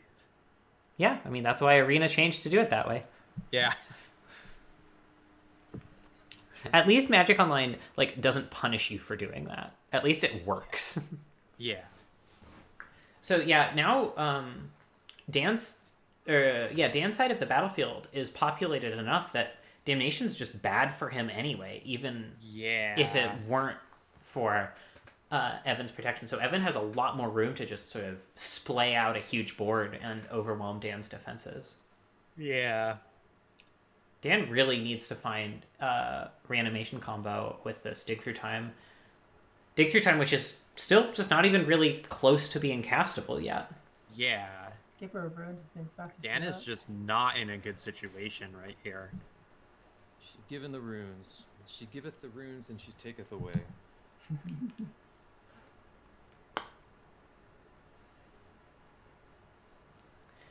I wonder if Evan will understand how bad. Oh, I see. Yeah, that's solid. I was gonna say, I wonder if Evan will understand how bad a damnation is for Dan and just choose to zero Gideon. But I guess that also makes sense. Although, awkwardly, a damnation is now better for Dan. Still and not swinging great. with the bodyguard. I like swinging with the bodyguard because you can just give it protection with Giver of Runes. That's true. That's true. And like that's what I was saying about knowing what's in Dan's deck, because Dan's preparing to damnation here. Because the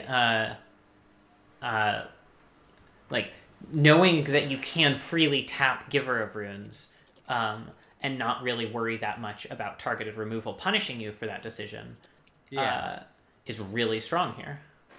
Okay. Well, Dan Watery goes down to Grave 4. Enters tapped, yeah. But Dan goes down to 4. I mean, can Dan even live through a Gideon 0 here? I don't know that he can. Like, if Dan just casts Damnation, even without the Dauntless Bodyguard in play, he just dies to Kithian. He has to, like... There's a Grizzlebrand, which is a step in the right direction. If Dan can draw a reanimation spell, yeah, he could have this. Or he could at least be back in the game. Actually, no, that's not even true, because Giver The old JVP gives Gideon protection from black and just attacks Yep. through. All right, That's it. that's game. Daniel goes to What are you 2-2, doing? making Sauce Goblins team Why 2-2. did you not play Stoneforge Mystic and get GTA and play GTA when they were tapped out? I'm just playing around. I mean, I'm playing around Damnation. But you have Gideon. Oh yeah, and Grizzlebrand Gideon enters attackers. taps. Thanks, Okay, in Malvin. that case, I suppose you're right. And also, why would you I not get rid of the suppose. Thalia the first turn when you like made your creature indestructible? Just like We're going to game 3? I think Daniel No, that's actually game. won. That's match. That's. It took me to sideboards. yeah. Was that only Did I game win one? Game 1? No, that was game 2. That was game 2. Did I win game 1? I thought. I think maybe you did. Oh. I'm well, very Yeah. confused. They I'm told in us sideboard now, that. so now that we really like hyped ourselves up, now we have to Oh play another Jesus! one. All right. Well, I. Y'all promise told I'm gonna us get that it Evan done. had won game 1, but I guess Yeah, what the obviously hell? that's not true. Gotta go back and check the game. Check the game Yeah, log. I'm actually checking the game log. One of these Here. people. Thanks to I mean, Magic Evan, how Online many for how many remembering. beers in are you? I'm 0, so like I have no excuse. Oh yeah, no, I was asking Evan Oh, because Sir like he's. Boxlot has conceded the game. Yep. So yeah, yes, we're because going the into average game 3. between the I Yo, think Sarah. the average between the two of you is that you're 3 drinks in. So Yeah, that's fine. Oh, you want to hop, Evan? You want to hop over? Okay. All right, I kept a hand Got on the that. strength. Kept a hand on the That- strength of damnation that was just blanked. well, and that missed block was so fucking bad. Like Yeah. it like just bad for you. He had Yeah. the perfect draw to just turn that into everything. Yeah. Game 3. Game 3. Oh well, you got a third game for it, and like you're gonna be on the play for this one, so. Yeah, it'll be interesting seeing how this goes. Yeah, play should be. Yeah. I agree that I'm still not used to. Dan the, didn't like, play super great that game, although apparently Evan really punted as well. So Yeah. Fine. Like, Everybody I'll do just that when, like, yelling really at him. I mean, that's the other thing about Roto is they're a fucking Especially with marathon. how much looting. Yeah. You should read mulligans really well. Yeah, I mean we're in the middle of hour 6. Yeah, although you and Cass did take a break in the middle there. I think I might mean, have yeah, to say we that have East to, Coast otherwise time we'd people die. should just budget the full time because it is rough to have to go past 7 for everyone. Okay. What are we thinking, team? Everyone is in here in this channel watching this game except for Cass and Jesse, who are just off playing their own game. Yeah, these are the last 2 games. Yeah, they are. I mean, I think that this one's really. And they are for But all the fun maybe. bucks. it's I mean, you've got you can cycle your guy. You've got 2 drops. You've got removal. I think it's That's not the hand that you're looking at my stream. Oh, I don't know who's talking to who. The other teams also. You want to look at your own teammates' we're all window, typing, Ketsy. like over each other. Like it's really Yeah, nice. I don't think Evan took any cards with cycling. I do have a card with cycling. The card is called Cast Out. Fair enough. Evan, I don't like this hand. Yeah, I do more. This is better. Yeah, this is better. I think we're gonna. Oh, you're in Discord. You know, you all can go to a different voice channel if you want. Just theoretically. Oh, they can't hear me because I'm only talking to you and the stream. You know, you can just go to another channel if it's confusing. Another voice channel. We would never. No? Alright. Cycle it. Cycle the curator? Alright. Alright. Turn 1 Giver, pretty good. Yeah. Always happy to see Giver. Yeah, probably just getting this thinged. Yeah. No respect for Sure. the duress Just mode on absolutely that, which, not. of course. I Not mean, dealing with that. Fair so enough. few things No, that it has it's an also- Evans deck. Thank you. Not today. It's not even a duress, it's just instant or sorcery. I'll play a 1/1 for 1. Go ahead. That is a pretty lackluster turn 2 on Evans' part. Yeah. Especially compared to, like, a Looteril core. Like, if you're going to play something off-curve, Looter's just so strong in Evans' deck. Turns on Chart a Course also, and exactly when you want to not have to discard a card to Chart a Course because you already have a discard outlet. Mm-hmm.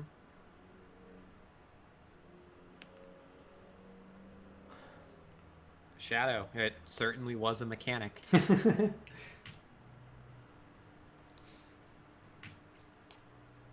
I would like it if it weren't so parasitic, you know? Yeah. So I guess Evan is taking like a somewhat more controlling role here and trying to tap down the looter. That's what I take from him not attacking. Yeah. Not having a play on turn 3 and not having a 2-drop on turn 2 is pretty rough, though. I'm wondering what exactly was in Evan's hand that made him want to keep it. Yeah, like a dog. Yeah. Yeah, like a dog. Like a dog. Yeah, I don't know. Maybe there's a GK in there. But why not play it last turn? Yeah. That would be still got the silly. He even had protection from potential censor.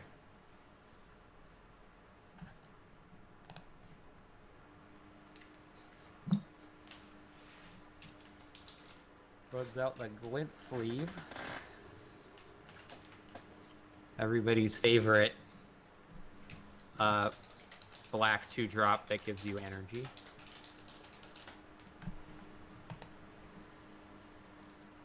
That is also a 2/1 and is an Ether Revolt. The Glartisan. The Glartisan. No, it's the Glyphoner, sorry.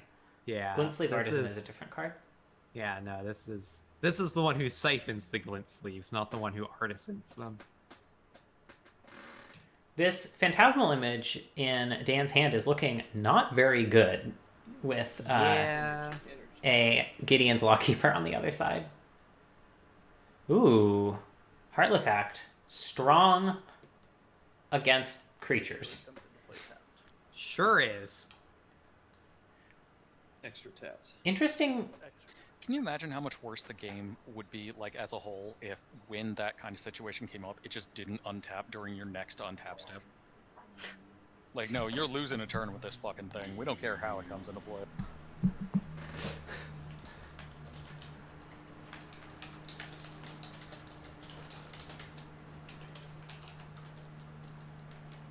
Did you ever play Duel Masters? No, I didn't. I played a little bit of like American Duel Masters Kaijudo because my friend Gavin, who you might know as Gavin, the guy who does magic stuff. Yeah. He started. It was one of his like first design jobs. Was working on Was he that. the one who gave me a ride? Using energy, yeah. I don't Pulling know. out all the cards, actually No, using Gavin. all the I don't mechanics think of the has a cards in her car. decks. Okay. Not even sure he knows how to drive. I don't know how to drive either. Yeah, neither do I. We all grew up in like cities and like central places in cities, so.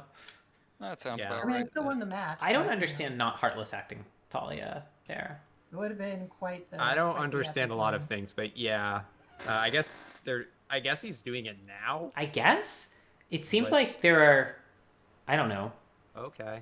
There's not a lot of reason to just wait. I guess if Evan equips up Thalia, that makes sense. So. Yeah. Magic sounds are so fucking creepy. Yeah, why are the Moto sounds so creepy? entire program is sinister. I've always Just thought because that. it's Forever. because they don't pay Hell people yeah, to do let's good spend that like energy. visual or audio design. Got it. They don't pay people to do We got it. anything good on These Moto. jump so many fucking hoops. Well, I don't know if I go mean, that it's far. siphoned. yeah, I mean, like, It took a while, but you siphoned. It did. The rule it engine is mostly very good. It's works. one of my Um, talents. My understanding is that given the constraints of the program, the continual UX improvements they do to it are nothing short of heroic. Yeah.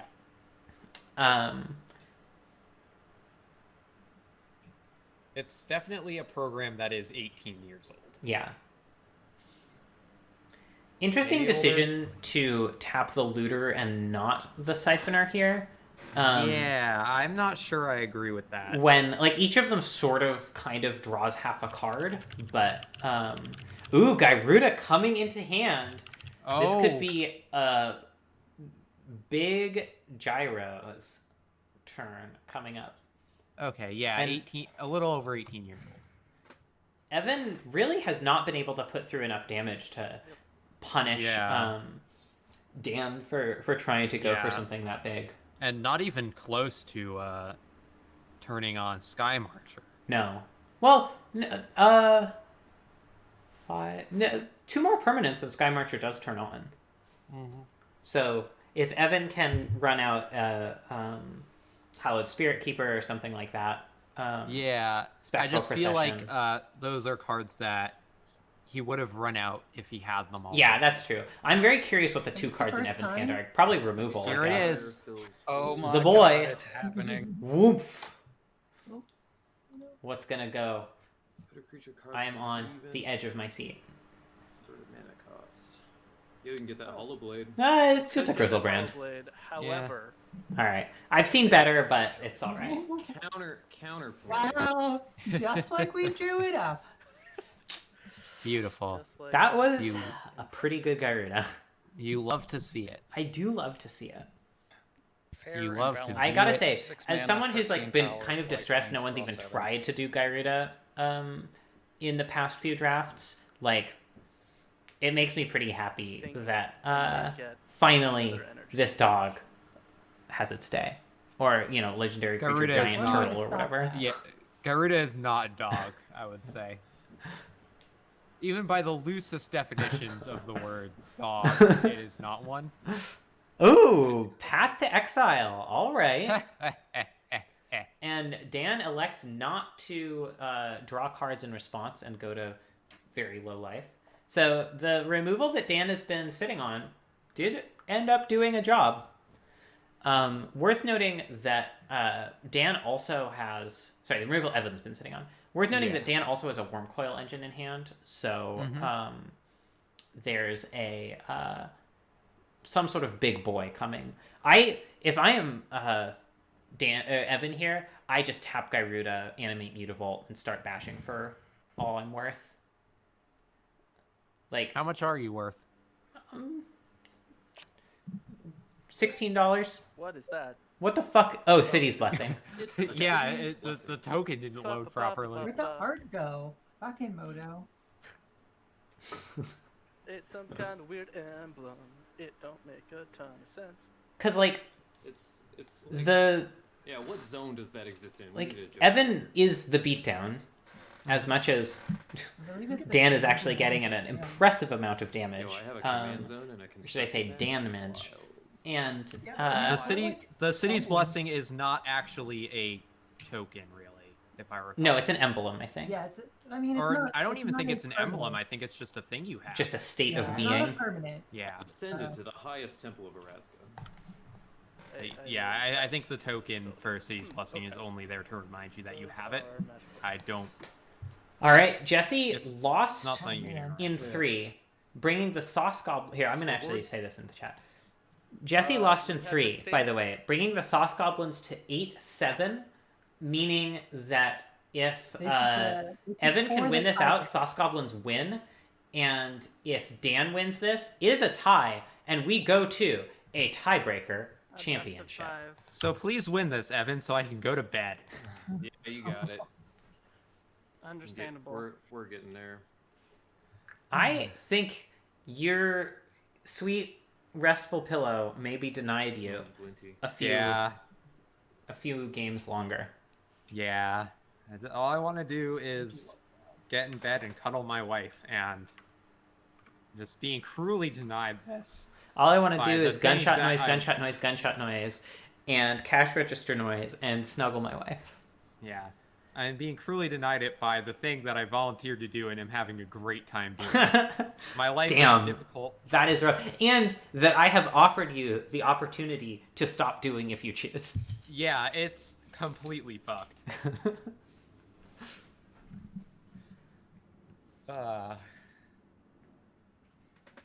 What does Evan draw here that is good?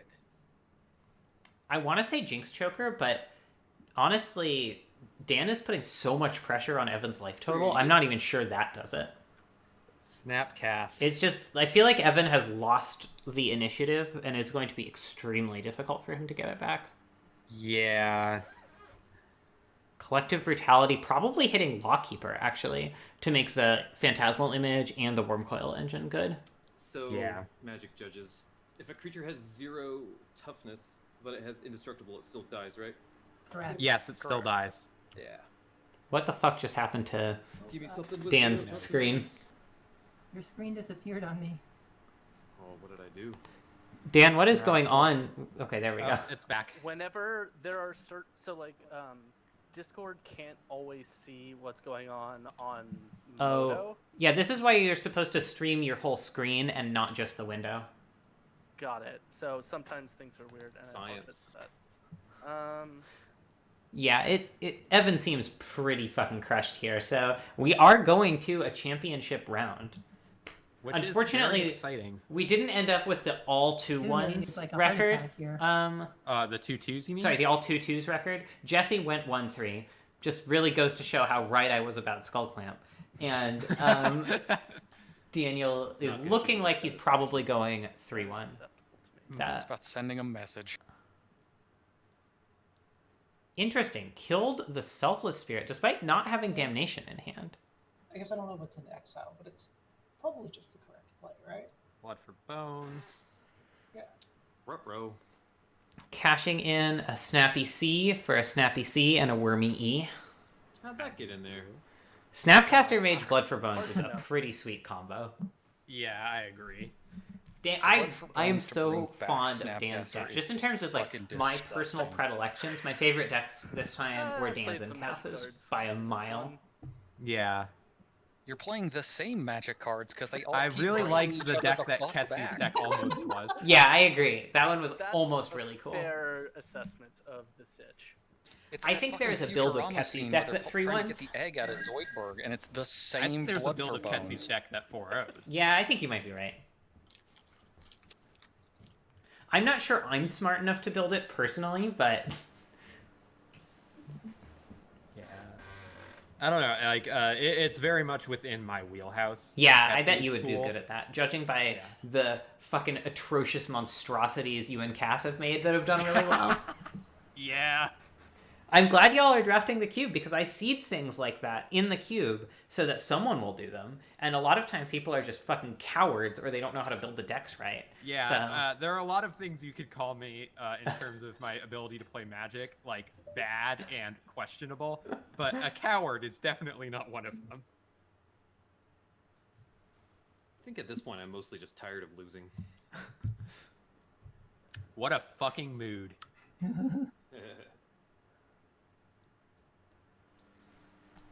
The main advantage of doing commentary is that I don't have to play. Yeah.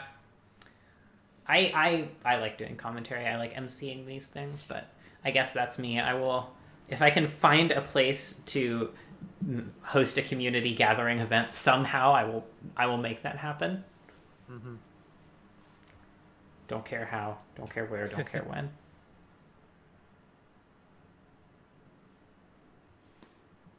Yeah. It's a rough one for old Evity Bevity. What does Evan have here that's like that he's not tapping out for student for? Oh, just So triple blitz sleeve activation incoming. double blocking the glint sleeve maybe, or just blocking Gyruda and something else. Damn. Snapcaster, Wormcoil, Snapcaster. Interestingly, if Evan had put one counter on Student of Warfare, it would not be a legal target for Heartless Act. Yeah.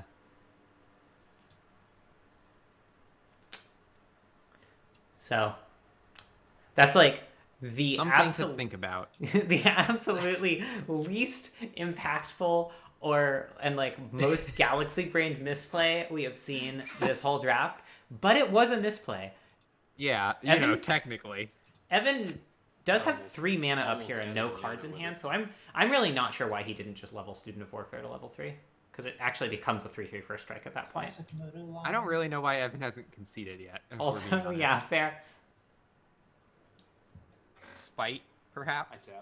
If he doesn't copy the Gyruda, I'm going to be pretty sad. All right, no opportunity to make Matt sad. Winds of Abandon! All right. I All right, friends. As an out there? Yeah. Dan tying it up for team Never not bad. Skull Clamp Drafters. Never. That was game 3, right? Okay, cool. That one was really game 3. Do we want that to was talk? actually Does our game team 3. want to talk about what we're doing? No, hold on. Yes. I did my math wrong. What? Math? No, sorry, I did my math right. I'm just dumb and typed Dan instead of Daniel, and that made my spreadsheet go wrong. Okay. Cool. Yeah, so you are tied up now. What that means is that you will each team will go off on its own and designate one champion. That champion will play a best of 5 match, only one of which will be with pre-board deck lists against the opponent's champion. Wait, 1 or 2? One. Only one. Only one game? Isn't that how best of 5 usually works? No. It's the first 2 are pre-board. Yeah, first 2 are pre-board. The first 2. Yes. Well, that's really hard to do on Moto. Can't even do it logistically on Moto. Like, As long as both people stream, Yeah. it's Yeah, okay, I guess, yeah, pull just them honestly, yeah, just right? honor system, first 2 games pre-board, I guess. Yeah. And I mean, 'cause you're gonna have to restart anyway because of. well, what like, we'll you do can't is we'll play one match, and then we'll play another match, Yeah. and concede at the appropriate time if necessary. Okay. Got it. Oh, I see. Okay. So, you do not know who the opposing team's champion will be, so choose wisely. Okay. Have fun. All right, Natalie, you want to go to shoulda called table or to table and sort of bird? Sure. Well, they're in our everybody's channel. our channel. Yeah, they're in our channel. Oh, Cass is. Oh, All right, God. Sauce Goblins. what a mess. Okay. You are sorry, the I team fixed it. with 2 Are 3-1s. Are Are we you? table now? Yeah, we are. I mean, Are sorry. we I just moved I to was an open muted. channel. We're not. It doesn't. We tabled Okay. all over him. Okay, Um, so what do we want to do? I don't know. What are you thinking? I Who feel feels- like they're who feels probably good? nominating Daniel. I don't know how. Cass did beat Daniel, but I'm not sure. I felt pretty confident in my deck's ability to beat Daniel. I just flooded out games 2 and 3, and even on 3, it was like top deck situation. I don't know how everyone else. I feel the same about that. Yeah, we did not feel super confident in that matchup. Also, we're just like not super confident playing this deck. It's Okay. Yeah. very, Ian's very very hard. talked. I think I have game against that deck, but I think Sarah has more by just going under. There's margin for them to, for Daniel to go above me, and Sarah can just get under it. Okay. So it's me. I mean, I'll go if you don't want to. No, I mean I'll do it. Sarah wants The so thing is, bad. like, I She need, wants you so I fucking need the bad. fun bucks. I need the fun bucks so bad. I'm extremely negative on fun bucks. Like, Evan, I was watching you play. I was like, this Dude. doesn't look good for my fun bucks. If the three of y'all think it's we not. should go because we won, we will disagree with you, but we will go ahead and do it. But I vote Sarah. Yeah, I think Sarah will be good there. yeah. Yeah. Okay. Also, I mean, Sarah I felt really is good good about on your my any deck, what? where like I have Yeah.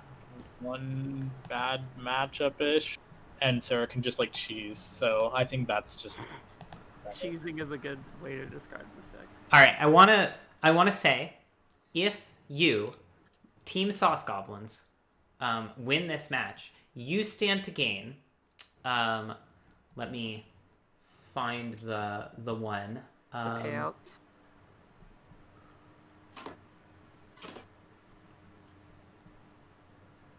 Where's the fucking payouts? Where is the correct payout thing?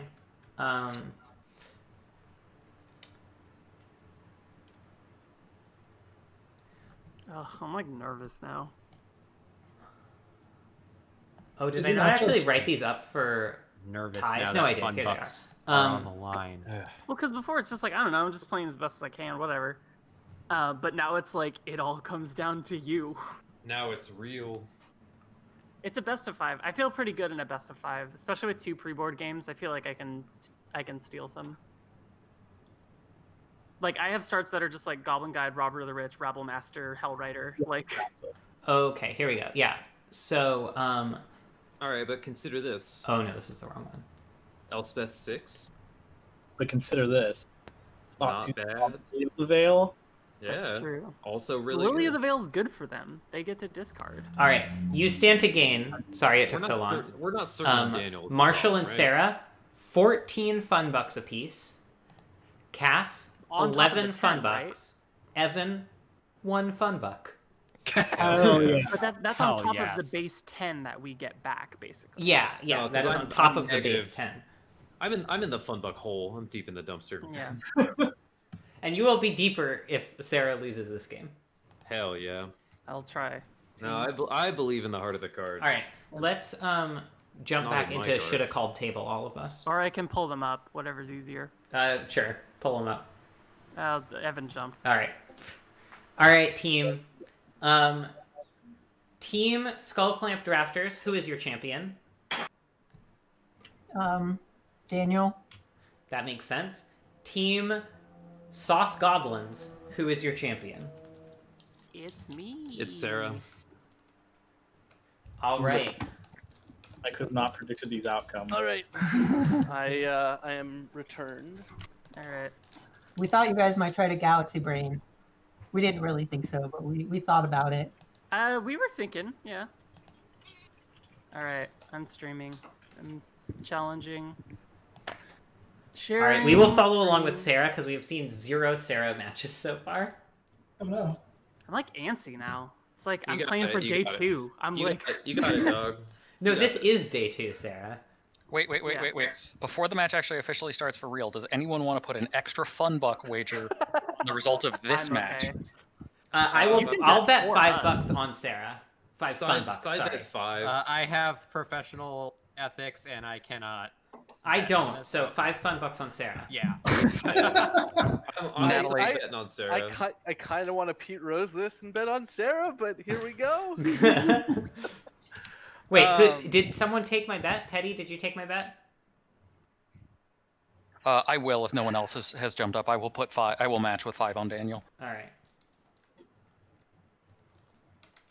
All right, let's reveal our companions. Oh hey, it's the 2 companion decks. Who would have fucking thought?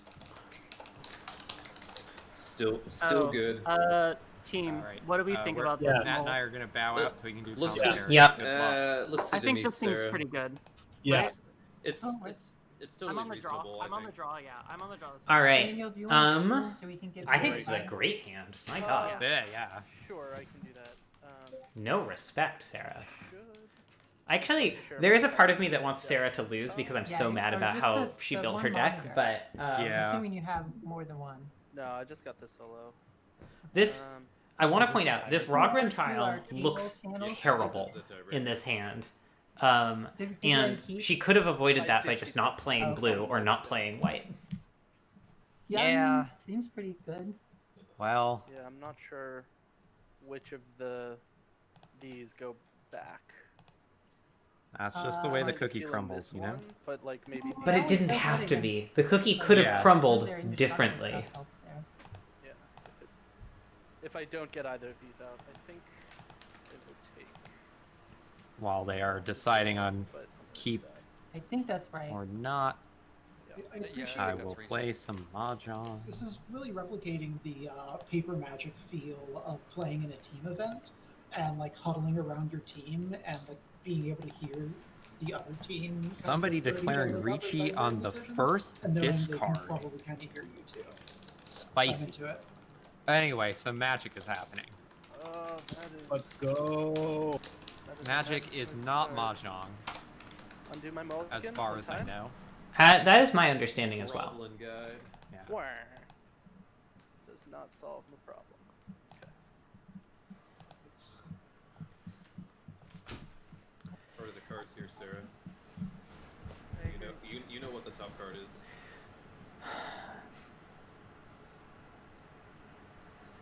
Yeah, I just not having. Okay, there's the untapped turn 2 source. So Yeah, there it is. There it is. stomp over robber. That's the Interesting. strategy here. I can get behind that. Yeah, Yep. Rip.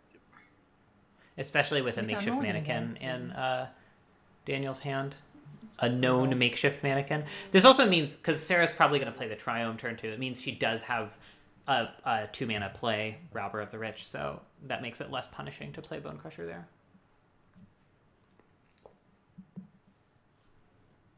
I'm so mad that somebody got Roan on me after they had called double Ricci. That is brutal, I assume. Yeah, it is. Anyway, I should not be playing mahjong. I should be paying attention to this Triome. beautiful game. The All beautiful game is what they call it. They do call it that. So I assume Robber of the Rich is getting casted down here. Or Yeah. not? Yeah. Yeah, you can't let it No, absolutely not. stay. It would be sweet if there were more rogues in the cube to make that card good. Heartless Act. All right, so Okay. Dan is going to have access Still to a lot nothing? of 1-for-1 removal. Just more removal. Brutal. It's not nothing, but it's also in a different way not something.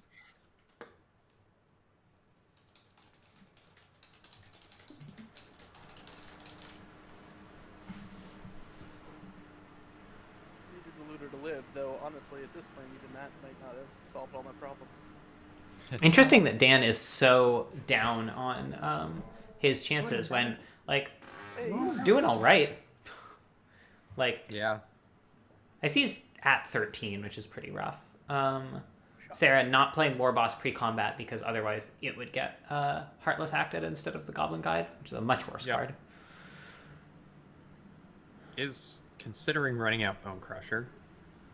Yeah, I don't think that's crazy. Yeah. Like, one of the main Yeah, reasons no, War that- Boss is that's- good is because it attacks it's fine. that turn. So Yeah. It's like it's interesting seeing how other people use computers.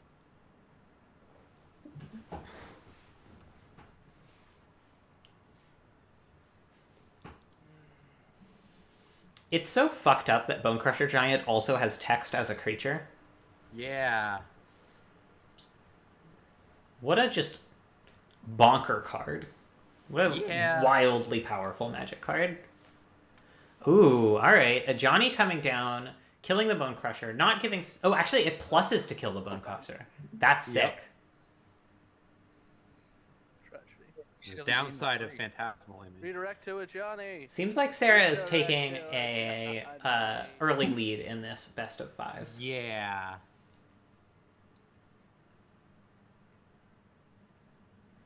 A Johnny gains the 3 instead. What does Dan play here that turns this around? I think a discard spell and then makeshift mannequin for something really good. The problem is a lot of Dan's like reanimation targets are not like they don't affect the board super immediately. Like Grizzlebrand is fine, but a makeshift mannequin to Grizzlebrand does nothing against an aggro deck with a Johnny on the battlefield, right? Yeah. Wow. Oh, I guess yeah. Dan is just dead to Sarah's burn here. So. Yep. All right. All right. Game 2. All right, so just straight into the next one. Oh, no. Yeah, no sideboard. for this one. No sideboarding. No sideys. Friendship ended with sideboard or no sideboarding. Best of 5 is my best friend now. The Fun Bucks debtor's prison. Yeah, people were talking when you this said that, Malamet, seems but okay, I thought it was right? funny. Sand seems fine. Yeah. Missing a 2-drop, but everything else is good. Yeah, I mean, this is. I'd keep this as an experienced aggro player. Like, this is the kind of hand you want. Oh yeah. Just like 4 lands is a little bit awkward. Is the only thing. Yeah. This I is hope you don't draw anymore. Again, one of the downsides of like the red deck is you have so many killer 3-drops that like you can kind of get a glut of them.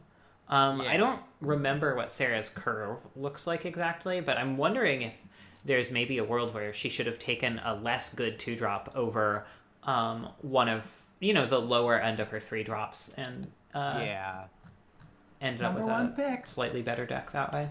All right, there's Every baby time Jace. it has survived and done things, I have been very pleased with that choice. Because her 2-drops are her like Card is 2-drop really, permanents really are good. Adanto Vanguard, which is just not going to be castable a lot of the time. Yeah.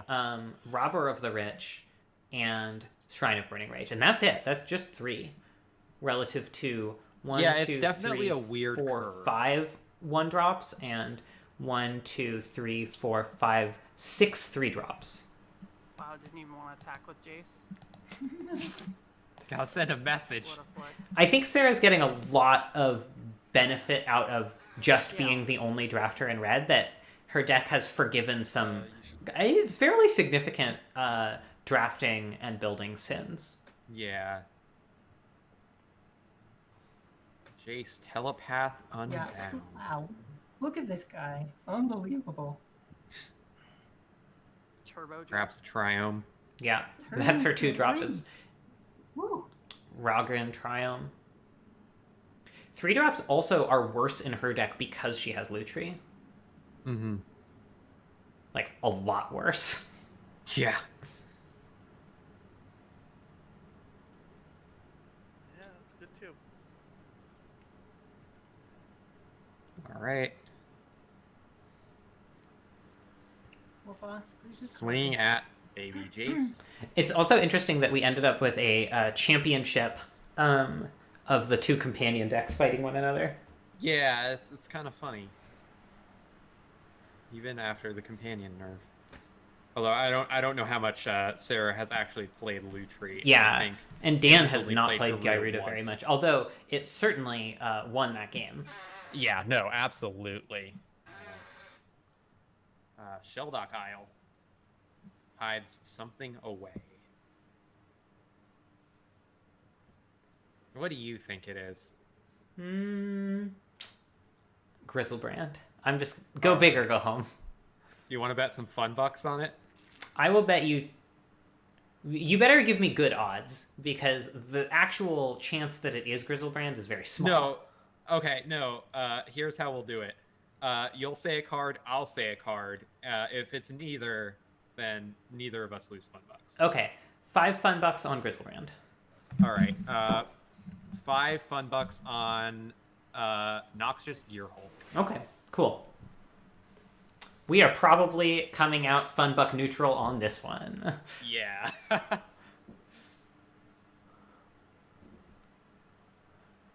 If it is Grizzlebrand, I'll be really sad. I think I am actually slightly advantaged in this bet because if both Grizzlebrand and Noxious Gearhulk are under there, or were in the 4, she would have taken Grizzlebrand. Yeah, but whatever. Or he would have. Yeah. Sarah's the other one.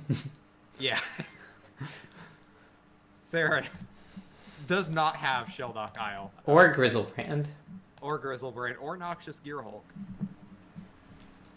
Honestly, if I was thinking, I would have said Wormcoil, but whatever. Fucking commit.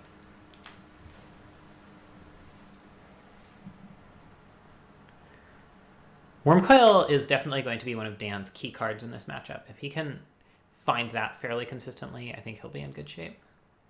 Interesting, he did not cast a spell and didn't put Garuda into his hand last turn. Yeah. So he's holding up something. I guess we'll find out. What it is right now. It's okay, Snapcaster cast down. That's pretty good. Phoenix dying. It gets to come back, or at some point it gets to come back. Probably next turn with Fiery Islet, I would guess. Yeah. Phoenix of Ash is really strong and goes to show why cards that deal with creatures in ways that aren't just destroying them can be so strong in Cube. Like a Dungeon Geist would be really good. Yeah, I mean, except for the fact that a Johnny is on the other side of the battlefield. The thing about Dungeon Geist is that it always reminds me of this one Yu-Gi-Oh! Game spin-off called Dungeon Dice Monsters, and I think of it every time. That's a good thing about Dungeon Geists. Thank you for telling me that. You're welcome. It won't do a ton against a Johnny. Is a thing. Dan, not in a bad spot at all. Yeah, now that you mention it. 17 life, once he had 6 lands, is pretty solid against Sarah. Yeah. Gets back Chart, of course, and cast it. Looking like he's setting up... no, never mind. He's trying to get Sheldock active.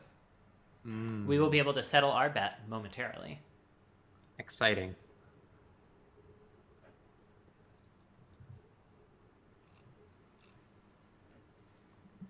Being coy about what it is, not just writing it out here. Something good enough that he's willing to either sacrifice Jace or that he's confident it will block Jace. Oh. Yeah. Or not.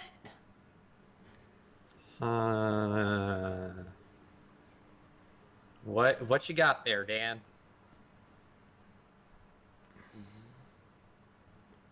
Okay. Okay. This makes it easier for Sarah to get back Phoenix of Ash, of course, but... Yeah, but, Garuda also... She was going to get it back anyway. Yeah. Garuda also helps Sarah get back Phoenix of Ash over and over again. Well, yeah. Balls.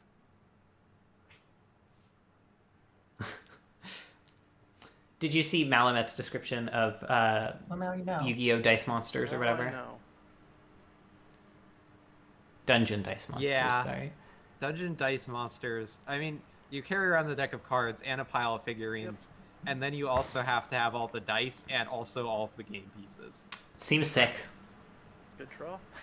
I never actually got to play it, which is sad. I had the starter set, but I was never able to get anyone to play with me. That's the one. Meanwhile, Jace dies. Jace does die. Dan was definitely hoping Sarah didn't draw a haster. Although, there was always a chance Sarah was just willing to trade a Johnny Vengeant for Jace. I think now Dan would really like a Damnation. Damnation. Yes. It could be that that's what's under Sheldock Isle. Yeah, I mean, we have no idea what's under Sheldock. It kind of looks like maybe Damnation is under under Sheldock Isle. Here it is. Here it is. It's fact or fiction? Holy shit. Galaxy brain. Oh my god. Well, 0 fun bucks for us. Yep. That's not as good as Damnation. Yeah, I mean, this is a very reasonable Had a split at this single point. reanimation target in there, huh? Yeah. Yeah. Wow, and he takes it. I probably would have taken the others. I definitely would have taken Damnation there. I definitely see the argument. Might Yeah. just be dead. Yeah. Do the math.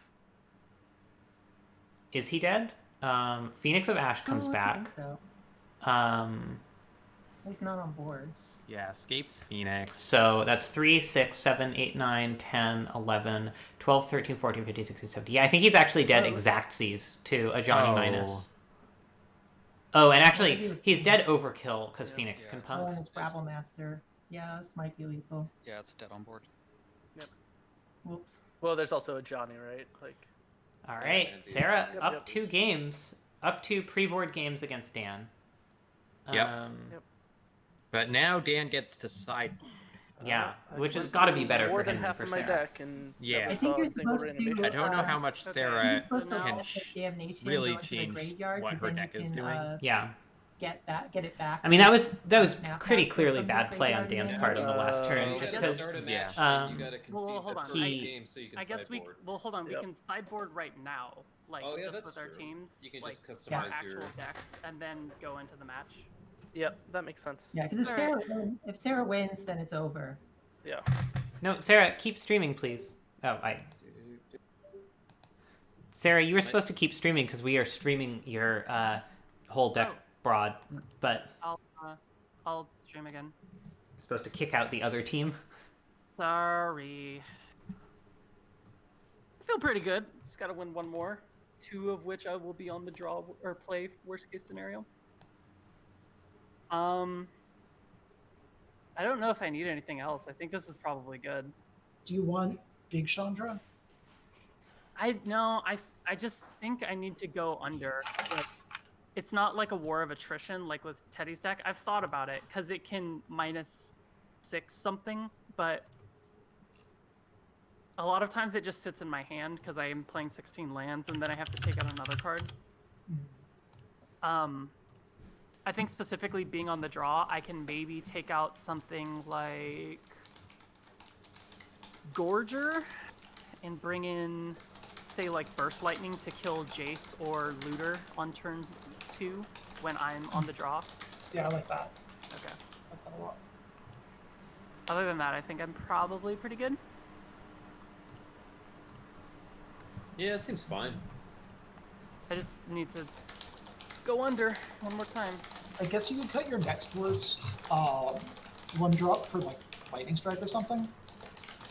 I like 1-drops because they're not really able to like be censored or anything like that. Yeah, that's true. How do we feel about Shrine here? I don't know if this is the... It goes off for so much a lot of time. Like, Yeah. against Teddy, it did 14 damage. Like, Yeah, like it's just like, it's not really the start on 2 I want to be doing as much. Like, Yeah. Wouldn't you rather have like Falcon Wrath Borger? that's what I'm wondering. Or even like Lightning Strike? It's not bad No, in that spot. I don't want Strike. I want... Because it's like, they don't have that many creatures that matter, and Yeah, for it's the one... Shrine has to be better than Lightning Strike is for the...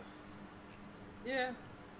It's I think like, this is do fine. you- Yeah, I think you're right, Cass. I think Yeah. Shrine is probably better. Like you need non-creature threats, right? Like especially on the play, he's just gonna be able to damnation you, and then 2 turns later snapcast for damnation. That's et cetera, true. et cetera. Damnation is huge. Like that's why we're arguing for like maybe taking out your next worst 1-drop is that like you kind of just want non-creatures and then answers to the scary like 2. God, that drops, Fox 3 drops, split was so sick. planeswalkers.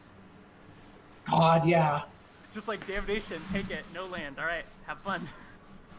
The best FOF split we have ever had and ever will have was in Modern Horizons Draft, where we split it 5 and 0, and opponent took the 0. It looks like Dan is ready whenever Okay, you are, if Sarah. okay, I'll go back over.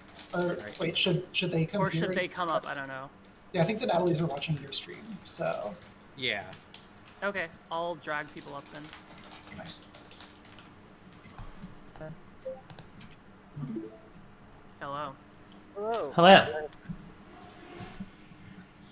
All right, I'm ready. Where'd the stream go?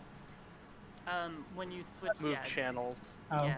All right. You're gonna have to... So, this is I will it, challenge. potentially for all of the marbles. This is championship point for Team Sauce My Goblins. deck from this. Yeah. not the different track. Why are they named Team Sauce Goblins out of curiosity? Because Sarah likes to I say guess I "lost in the concede, but sauce," You're on the play. Okay. and it's Yeah. an elaboration of that. Mm-hmm. So All I right. guess it No. didn't matter sideboarding out. Sarah, oh my I god, guess there was a chance that Dire Sarah, would- Daniel Wait, was you just- supposed to concede Yeah. Why? because Because now he needs to Now be on you're the on play. the play again. just Oh, exit no, the I'll match just and say start a no. new one. Sorry. I guess I could have just hit no. Oh, Now, if Daniel wins a game, then you have to start a new match anyway. Oh, okay. Yep. Yeah, I Yep, messed yep. up. I forgot. I could just literally say no. wrote it in the channel. Whoops. Yep. I wasn't reading the channel. Yes, I'll re-challenge you. that's why I'm frustrated. I'm in the zone right now. I'm gaming. Yeah. Yeah. But wrong. Don't talk to me before I've had my gaming. We've already had 7 hours of gaming. Okay, How much so more are do you need? So Dan I've has conceded. Okay, there we go. I'm gonna begin sideboarding. wait, And then no. immediately be good. We already established that the person who has the choice can just choose the right person to be on the play. Yeah, Okay. but now if Sarah wins, the It's match like- just ends. yeah.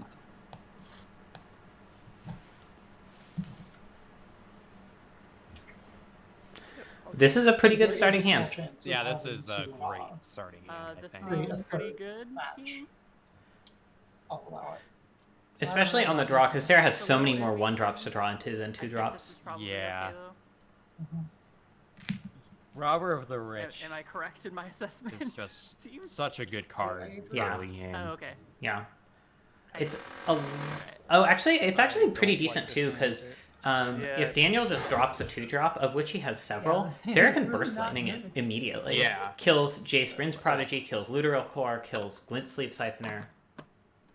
So this is quite a strong opener. Alas, indeed. And again, just Sarah with a glut of 3-drops. You can take the Sarah out of the 3-drops, but you can't take the 3-drops out of the Sarah. Evidently not. Or something. Oh yeah. Malamet, I don't that's really know that sick that as means hell. Here it anything. comes. We're getting glinty up in here. Getting glinty. It is not, in fact, getting glinty. Even before I get my energy trigger. Terrible. So bad for me. I think Burst Lightning is an undervalued card in this cube. It's a good card. Yeah. Mountains. Go. Brrr. Heck yeah, let's get there.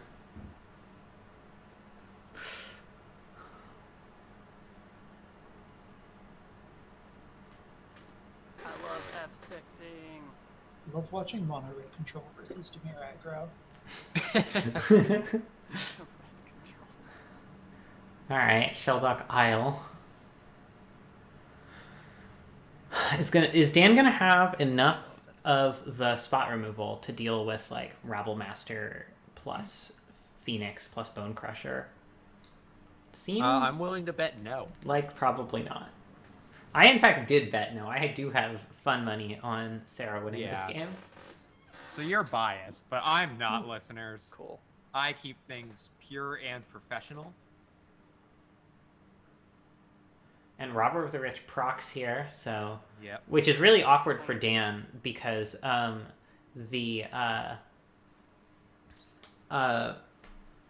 might have at this point, if he has a actually removal just spell stole other it, than Damnation, you know. he really has to target Rabble Master. Damnation or No, like some massive Yeah, that- reanimation target. Really, Yeah, Mono Red is just not a good sleepy. matchup for Dan's deck. I That think. is true. Or I'm don't wondering think if he's they should have Galaxy Brained it and put in a deck that Oh, boy. has a matchup against That was Mono close. Red, you Oh, know? but Checking he's with got the Robert the damnation. He does have the Damnation. That helps a lot. Dang. Yeah, Sarah still obviously has Bone Crusher and Phoenix Keep in, poorly, in get hand, rewarded. Yeah, and Dismember just in case Dan manages to get out a threat. yeah. as much as Dan's matchup against Mono Red isn't great, he's also the only one on their team who has That card is so good. multiple wraths. Yeah, it's very, very strong. I agree. That's why I take it. Has anyone taken it from you, Sarah? I think no. Not in Roto, at least. Sarah, out of curiosity, how many times today have you paid the 3 to get Lutri into your hand? Twice, I think. Nice. And you cast it both times? No, I cast it. Yeah, I did. Because I copied Searing Blaze against Teddy once, Holy and then crap. I just hard casted it after a Wildfire with Jesse. Yeah, she copied Searing Blaze so that she could 17 me in one turn. Jesus. It's interesting Because there was also a Shrine of Burning Rage for 12. with aggro, and especially red aggro being such a boogeyman in this cube, that people aren't doing more to like take sort of killer sideboard cards against it. Yeah. I mean, things like Damnation going really late, Wrath going really late. Did Day of Judgment even get taken? 3 times. Did what get taken? Day of Judgment? No, it didn't. So, like, just people seem to feel like, well, I guess I'll lose to this matchup, and that's Dad's home. just a, It's not just a good weird way way to to think. Yeah, especially once yes. people start drafting correctly and having multiple mono red decks at Well, the table. here's Garuda. That'll do. All right. That's going to be hard for Sarah to come back from. She can Dismember, Lutri, Dismember to Really kill glad Dallas Grizzlebrand. Concepts was in my deck. Yeah. But Word. Garuda's still on the battlefield. On. She can also just Dismember Bone Crusher, I guess, if she wants to. I didn't let Sarah have all the fun. Hang on.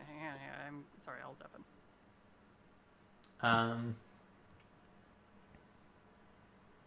That doesn't seem good.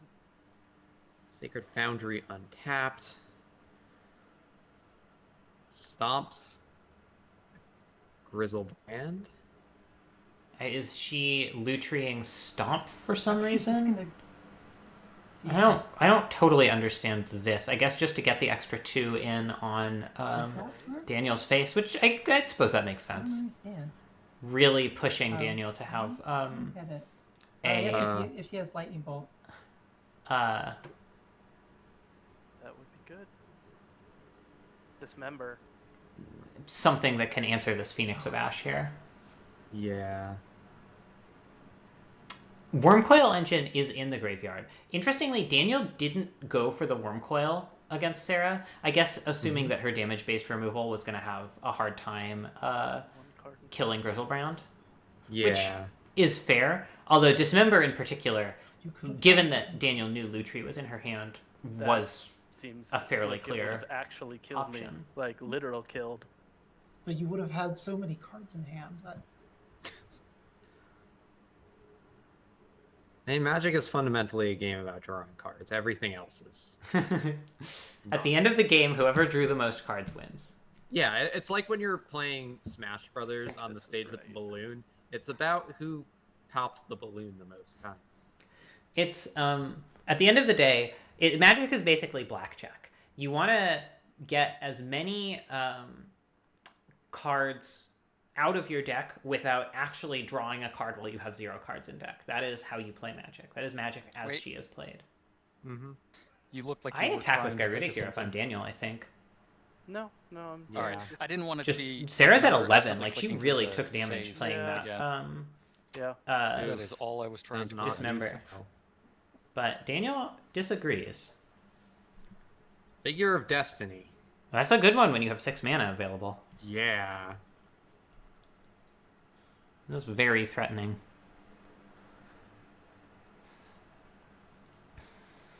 What is this? Makeshift Mannequin, block with Grizzlebrand? That would be sick. Oh, yeah. I think Daniel might be winning this game. Oh! Hey! All right. Grizzlebrand number 2's the charm. Still in this. Nice job. Dang. All right. Daniel wins the first post-board game. like He has 2 more to go in order I feel to like I probably actually just run it back, right? defeat Sarah and think take so. it all home for Well done. Team Skullclamp drafters. But it's not impossible. Yeah.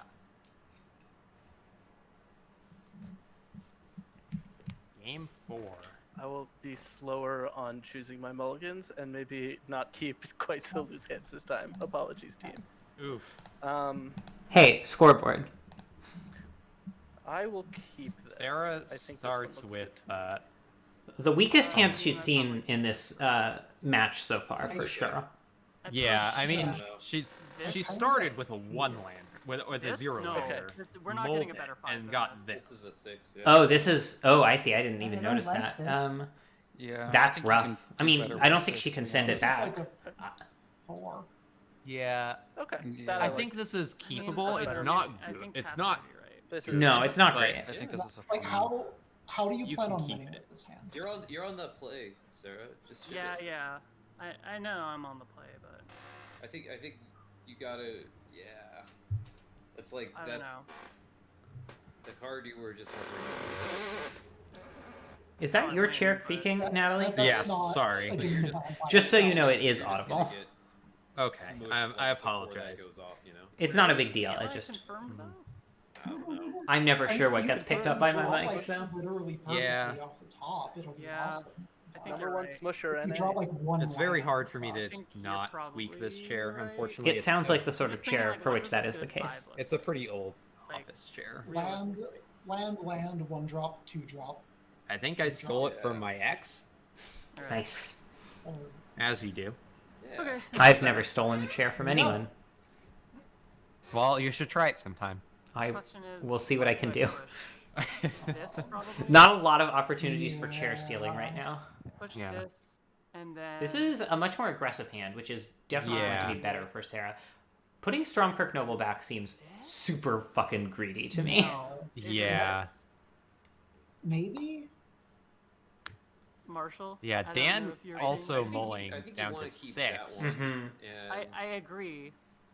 It's the. I think I either the heard that first Dan or is the keeping third his one. 6, though. So. Yes, Dan is keeping his 6. Oh. Oh, yeah, he's already put one back. Push this one. I think that one. Yeah, I think that you're over time. The third card does slightly better for you. Yeah, I agree. Maybe. Okay. All right. That seems probably it. Puts Figure of Destiny on the bottom. Yeah, the argument for the first one is just like spending mana, but I think Yeah. we're not halfway through that right now, so. Yeah. Wow. I really hate putting back 1-drops there, but Yeah. Thank you Runs guys out the for talking me out of that Stormkirk 6 because Noble. I was scared. Yeah, that was scary. I just hate mulliganing. Right, but I mean, I don't know. You're the deck that just wants to mulligan to the aggro start. well, Oh. drawing another Oh. 1-drop is pretty good, though. Yeah. I would have put That's back Searing Blaze interesting. for sure, because like card is pretty rough if you can't actually landfall, and this is not a hand that can consistently landfall. Yeah. Runs out the Lavamancer and plays Arid Mesa. I mean, I guess it's nice because this coming turn she can potentially. So if Dan plays a 2-drop here, Sarah can hold the Arid Mesa till her turn, crack it for an untapped land, and Yeah. Searing Blaze, Feels but for full value, which is pretty good. About this round I love value. Value's pretty Trail's strong. a nightmare. But if Dan just kills the Stormkirk Noble, Sarah's in really bad spot. Yeah. Yeah, and there it is. Yep. And there he does the thing And that discarding we said. Grizzlebrand and Grave Titan. Oof. This is not looking really good for rough Sarah. for Sarah. Yeah. We might That- end up Listen, going we to can game mulligan 5. ourselves too if we want. This is like that's practically a 3-for-1 because Daniel really wants those cards in his graveyard Well, rather yeah, than and in it's his a better hand. card when you actually have an instant or sorcery in your hand to take. Yeah. I don't think Well, now Sarah just it has. doesn't Oh, do she's anything trying not to to you crack per so that se. she's We do more have likely to draw a land. I Mm. guess. I mean, she'd be cracking for Rogran Triome anyway, Okay. which is not a I'm land she's debating super excited to draw. Does not crack it. Draws another Oh, 3-drop. bro. What have I been saying about 3-drops? You have been saying a lot of things about I'm 3-drops. trying.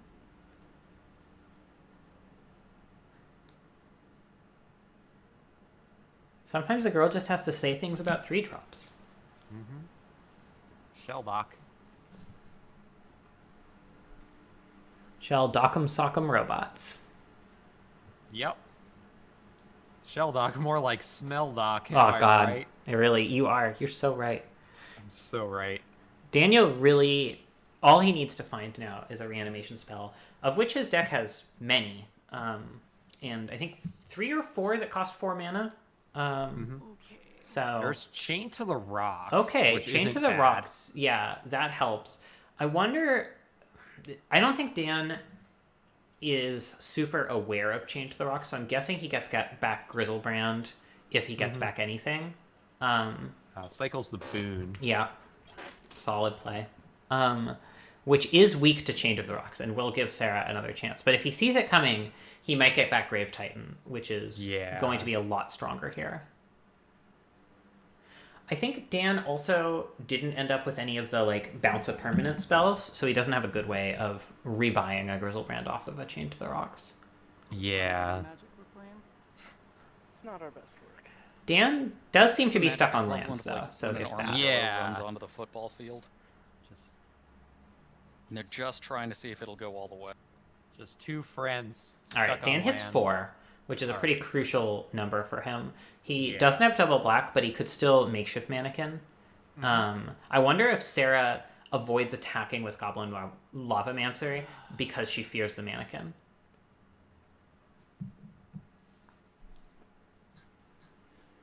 Runs out the Goblin Guide.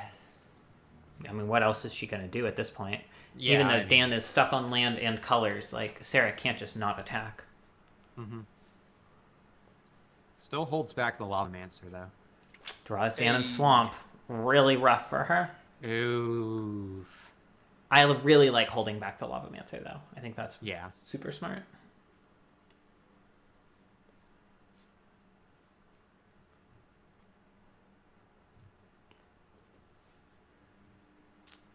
And he gets back Grave Titan even with Lavamancer up, just to trade a zombie token for a Goblin Guide.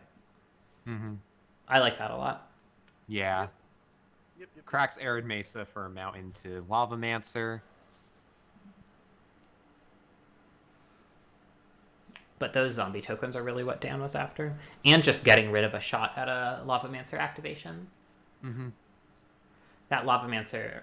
2 damage spells shut down a lot of Dan's plan.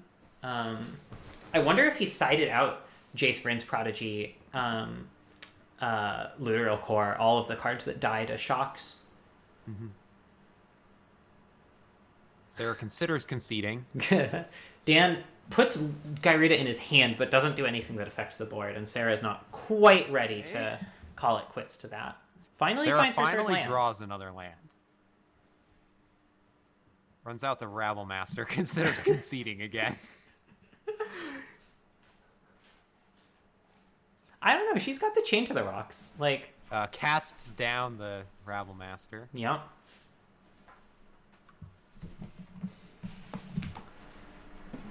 If Dan hits a land here, and Gyrudas, do you think he's getting back Grizzlebrand or Grave Titan? I think just Grave Titan again. Yeah, I that's what I like too. What? Or does that? Probably still good enough. I think that might have been a misclick. Oh, I didn't notice it just automatically put something into play. I thought it was 8 misses. Oh, yeah, I also oh, right. And then I looked over and He doesn't get good anything either. in his graveyard. That's He got just to gets be things the that were mana cost. just milled by that activation. I always forget about that. Okay. Sarah milled Phoenix of Ash and drew her 4th You land. didn't put Phoenix of Ash So, in the like, graveyard. This is... Yes, that is not She's my not favorite in thing a that happens. terrible It also gave situation Lavamancer anymore. like infinity, pretty much infinity food, but Yeah. I'm still happy having the 6/6 and the 4/4. Yeah, I still think Dan is pretty wildly ahead. But it goes to Yeah, show like- that Sarah's instinctual concedes were probably not warranted. Yeah, but definitely, like, she's only got the 1 Chain to the Rocks. She can't deal with both Garuda and the Sphinx. Yeah. Yeah, that Gerd is just gonna beat her up. She can't even if she reanimates Phoenix of Ash here, she can't attack with it into Sphinx this turn. Yeah.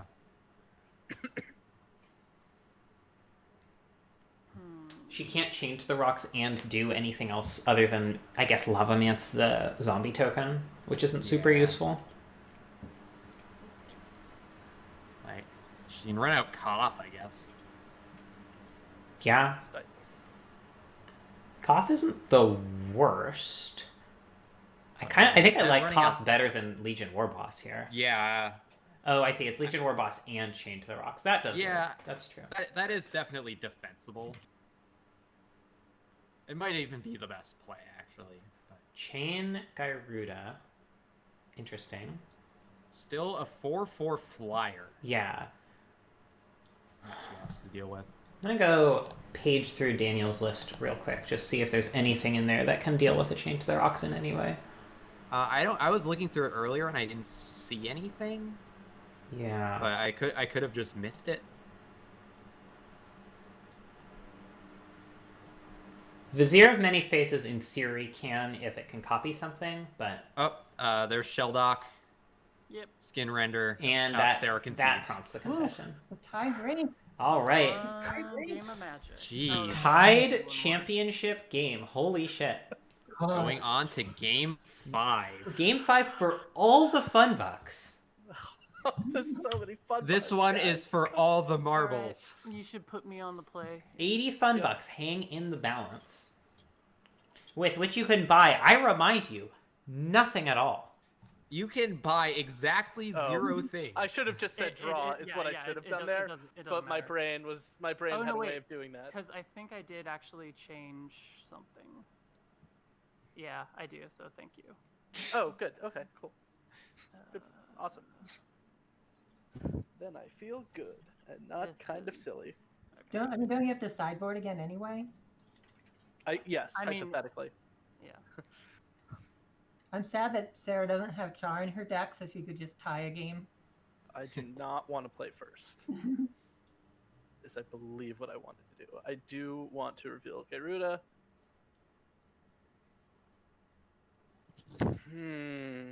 Ugh, not a great hand from Sarah. Christ. Yeah. Again, Probably fine. I know I keep harping on this, but Yeah, we can't keep this she one. she put so many 3-drops in her deck. So close. Yeah. It is You can strictly absolutely get a better better than six the down. last game is 6. Yeah, it is. Fine. To everyone who was wondering if I could get a better 6, the answer was I'm. So what, an idiot. what card do you think we're putting on the bottom? Or this. Yeah. Do I push Probably this? the second. I'm not actually that confident that it's a I key. think It it's could number just be 4. a I call. just. I think it's The thing card is number that 4 as Lightning well. Bolt and a Mountain is This is not a really bad Wait, card place to number be. Yeah, I agree. No, hang Sorry. on. Sorry, Cass. But Yeah, we're talking no, about the not having a 2-drop and Cassie and I were probably talking not about Dan. drawing one is That one. definitely Right, yep. no, the one just to the left of it. Yeah, if either of these 3-drops were, any reasonably aggressive 2-drop in the cube, this would be a slam Yeah, dunk cube. Others, you can't or do even Let's- a we can also pop into the other channel real quick. 1-drop for me Yeah. to like walk through Yeah, my logic. yeah. But like let's Sarah just has go plenty over of 1-drops, so you can't fault deck construction for that. Yeah, But no, like definitely. Rampaging But- Ferocidon is exactly the card I was thinking of when I said like No, take I don't think you go to she five. could have taken a What do I 2-drop push? over some of her less good Boros. 3s. I don't think you can push Mhm. Mountain. Ferocidon is sick. Yeah, and I Ferocidon think is like sick. Do I push Ferocidon Bolt? could have easily been sideboarded out Yeah. against Stan's deck. Honestly, Yeah, that just- I mean I the don't can't gain play life for clause Ferocidon. is pretty good against Grizzlebrand and it's Wormcoil like though. regular or bolt. Yeah, but Yeah, I think it still, has to I don't be know if it's one of enough. those two. Yeah, you might be right. I got that. I don't know. I'm getting less and less certain that this is a key. Yeah, I don't know if this is a key. No, actually, yeah, no, it has to be a mall. You have to have like at least a 2-drop. I think. I don't know. Yeah, you're right. All right, I wish I 5. could. This is a All right, this is a much better That's- yeah, 5. that's- Okay, Oh, so I yeah, push Dismember absolutely. And, I think what? she has to put a land on the bottom. Canyon? Yeah. I was thinking maybe, Obviously Probably it's Sunbaked Folding Canyon. but maybe not. Yeah.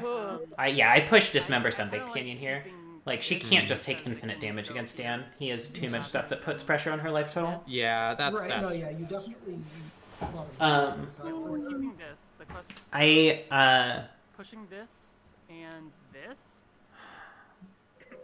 I have Yeah. The longest freaking. I wish I could Or make do I push this and this? the folks who are going on the modcast after this just watch through the entire video on demand Yeah, for the yeah, Roto it's Draft all- and get all my opinions, So but then what?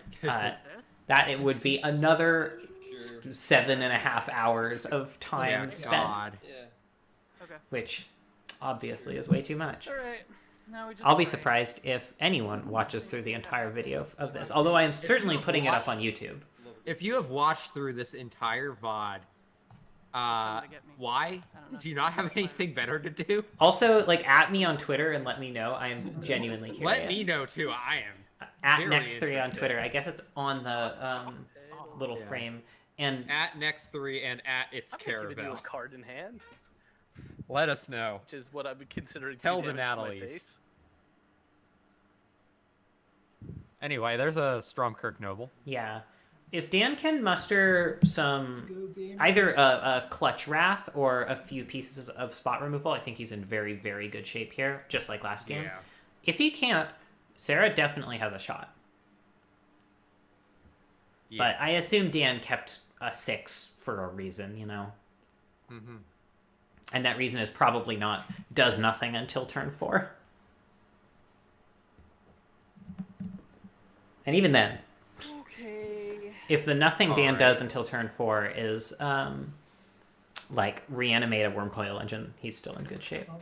Good news. Wow, no plays on 2. Yeah, this Must be is- some spicy stuff. Yeah. I mean, I'm imagining a damnation. I think that's like the only thing that makes me keep a hand like that. Ooh, Shrine of Burning Yeah. Rage is good for Sarah because it's a way she can affect the board here that doesn't get got by damnation. Yeah. Again, Man I would goes have to 12. I would have cracked Scalding Tarn a while ago, even though it thins her deck, just because Rogrin Triome is a card she kind of doesn't want to draw off the top anyway. Oh no. Yeah. Grabs the Foundry Dan, though, so she can no run out plays until Shrine. 4. This has to be damnation. There's just no This other has- reason to keep there's this hand. no other thing that it could be. Yeah. Yep. Okay. Not even the best damnation. Not the best damnation, Have a great day. Understandable. but If Sarah I- can I top don't deck know if it's an enough. untapped land here. One time? Sarah just has a lot of burn. No. Yeah, that's true. Sarah has 3, 6, 8 damage in hand plus Plus Shrine. like at least 5 off Shrine. So Sarah does have lethal burn. I mean, it could be. It's somewhere. You're still, Dan the point is has just- to be able to gain some life at some point, or At he the is very just dead least, to it's Sarah's Yeah. straight up damage spells. Yeah. And playing an island and passing, he has cakes no spells but damnation. That's not a keepable hand. Yeah, that's really questionable. Like, and Sarah did not run out a burn spell there. Did she not do the math? What do I even do now? This sucks. I hate this stupid game. No, you cast the thing. No, I don't. Sarah, you have lethal. Don't cast it. Evan, I know you're joking, but please don't table talk in such a high stakes game. Fact or fiction? I guess so. Man, Dan kept a real fucking loose one. Interesting. I guess Sarah has to put Dread Return and Grave Titan in the same piles. Mm-hmm. God, this is I guess, like, arguably she could do Dread Return one pile, Grave Titan Boon, Creeping Tar Pit, Marsh Flats in the other pile. So I But wanna go like this. that's also pretty rough for her. But you can have a land and just take Grave Titan. This seems like about the best split she could do. Dread Return is free. Yeah. Oh, my heart is fucking pounding. Jesus Christ. Yeah, good call, Malamet.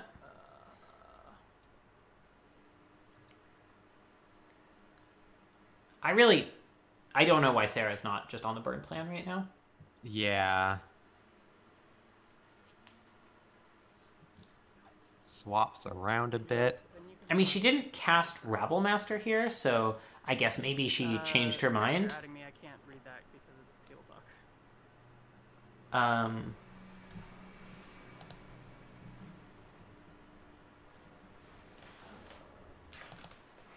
Oh, I see.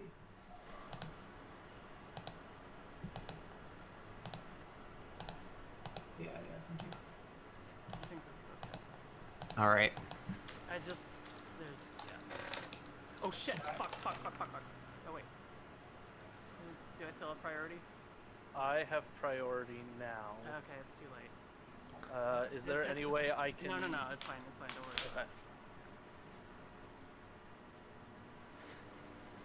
Yeah, Teddy, we were like I heard you talking through the cube.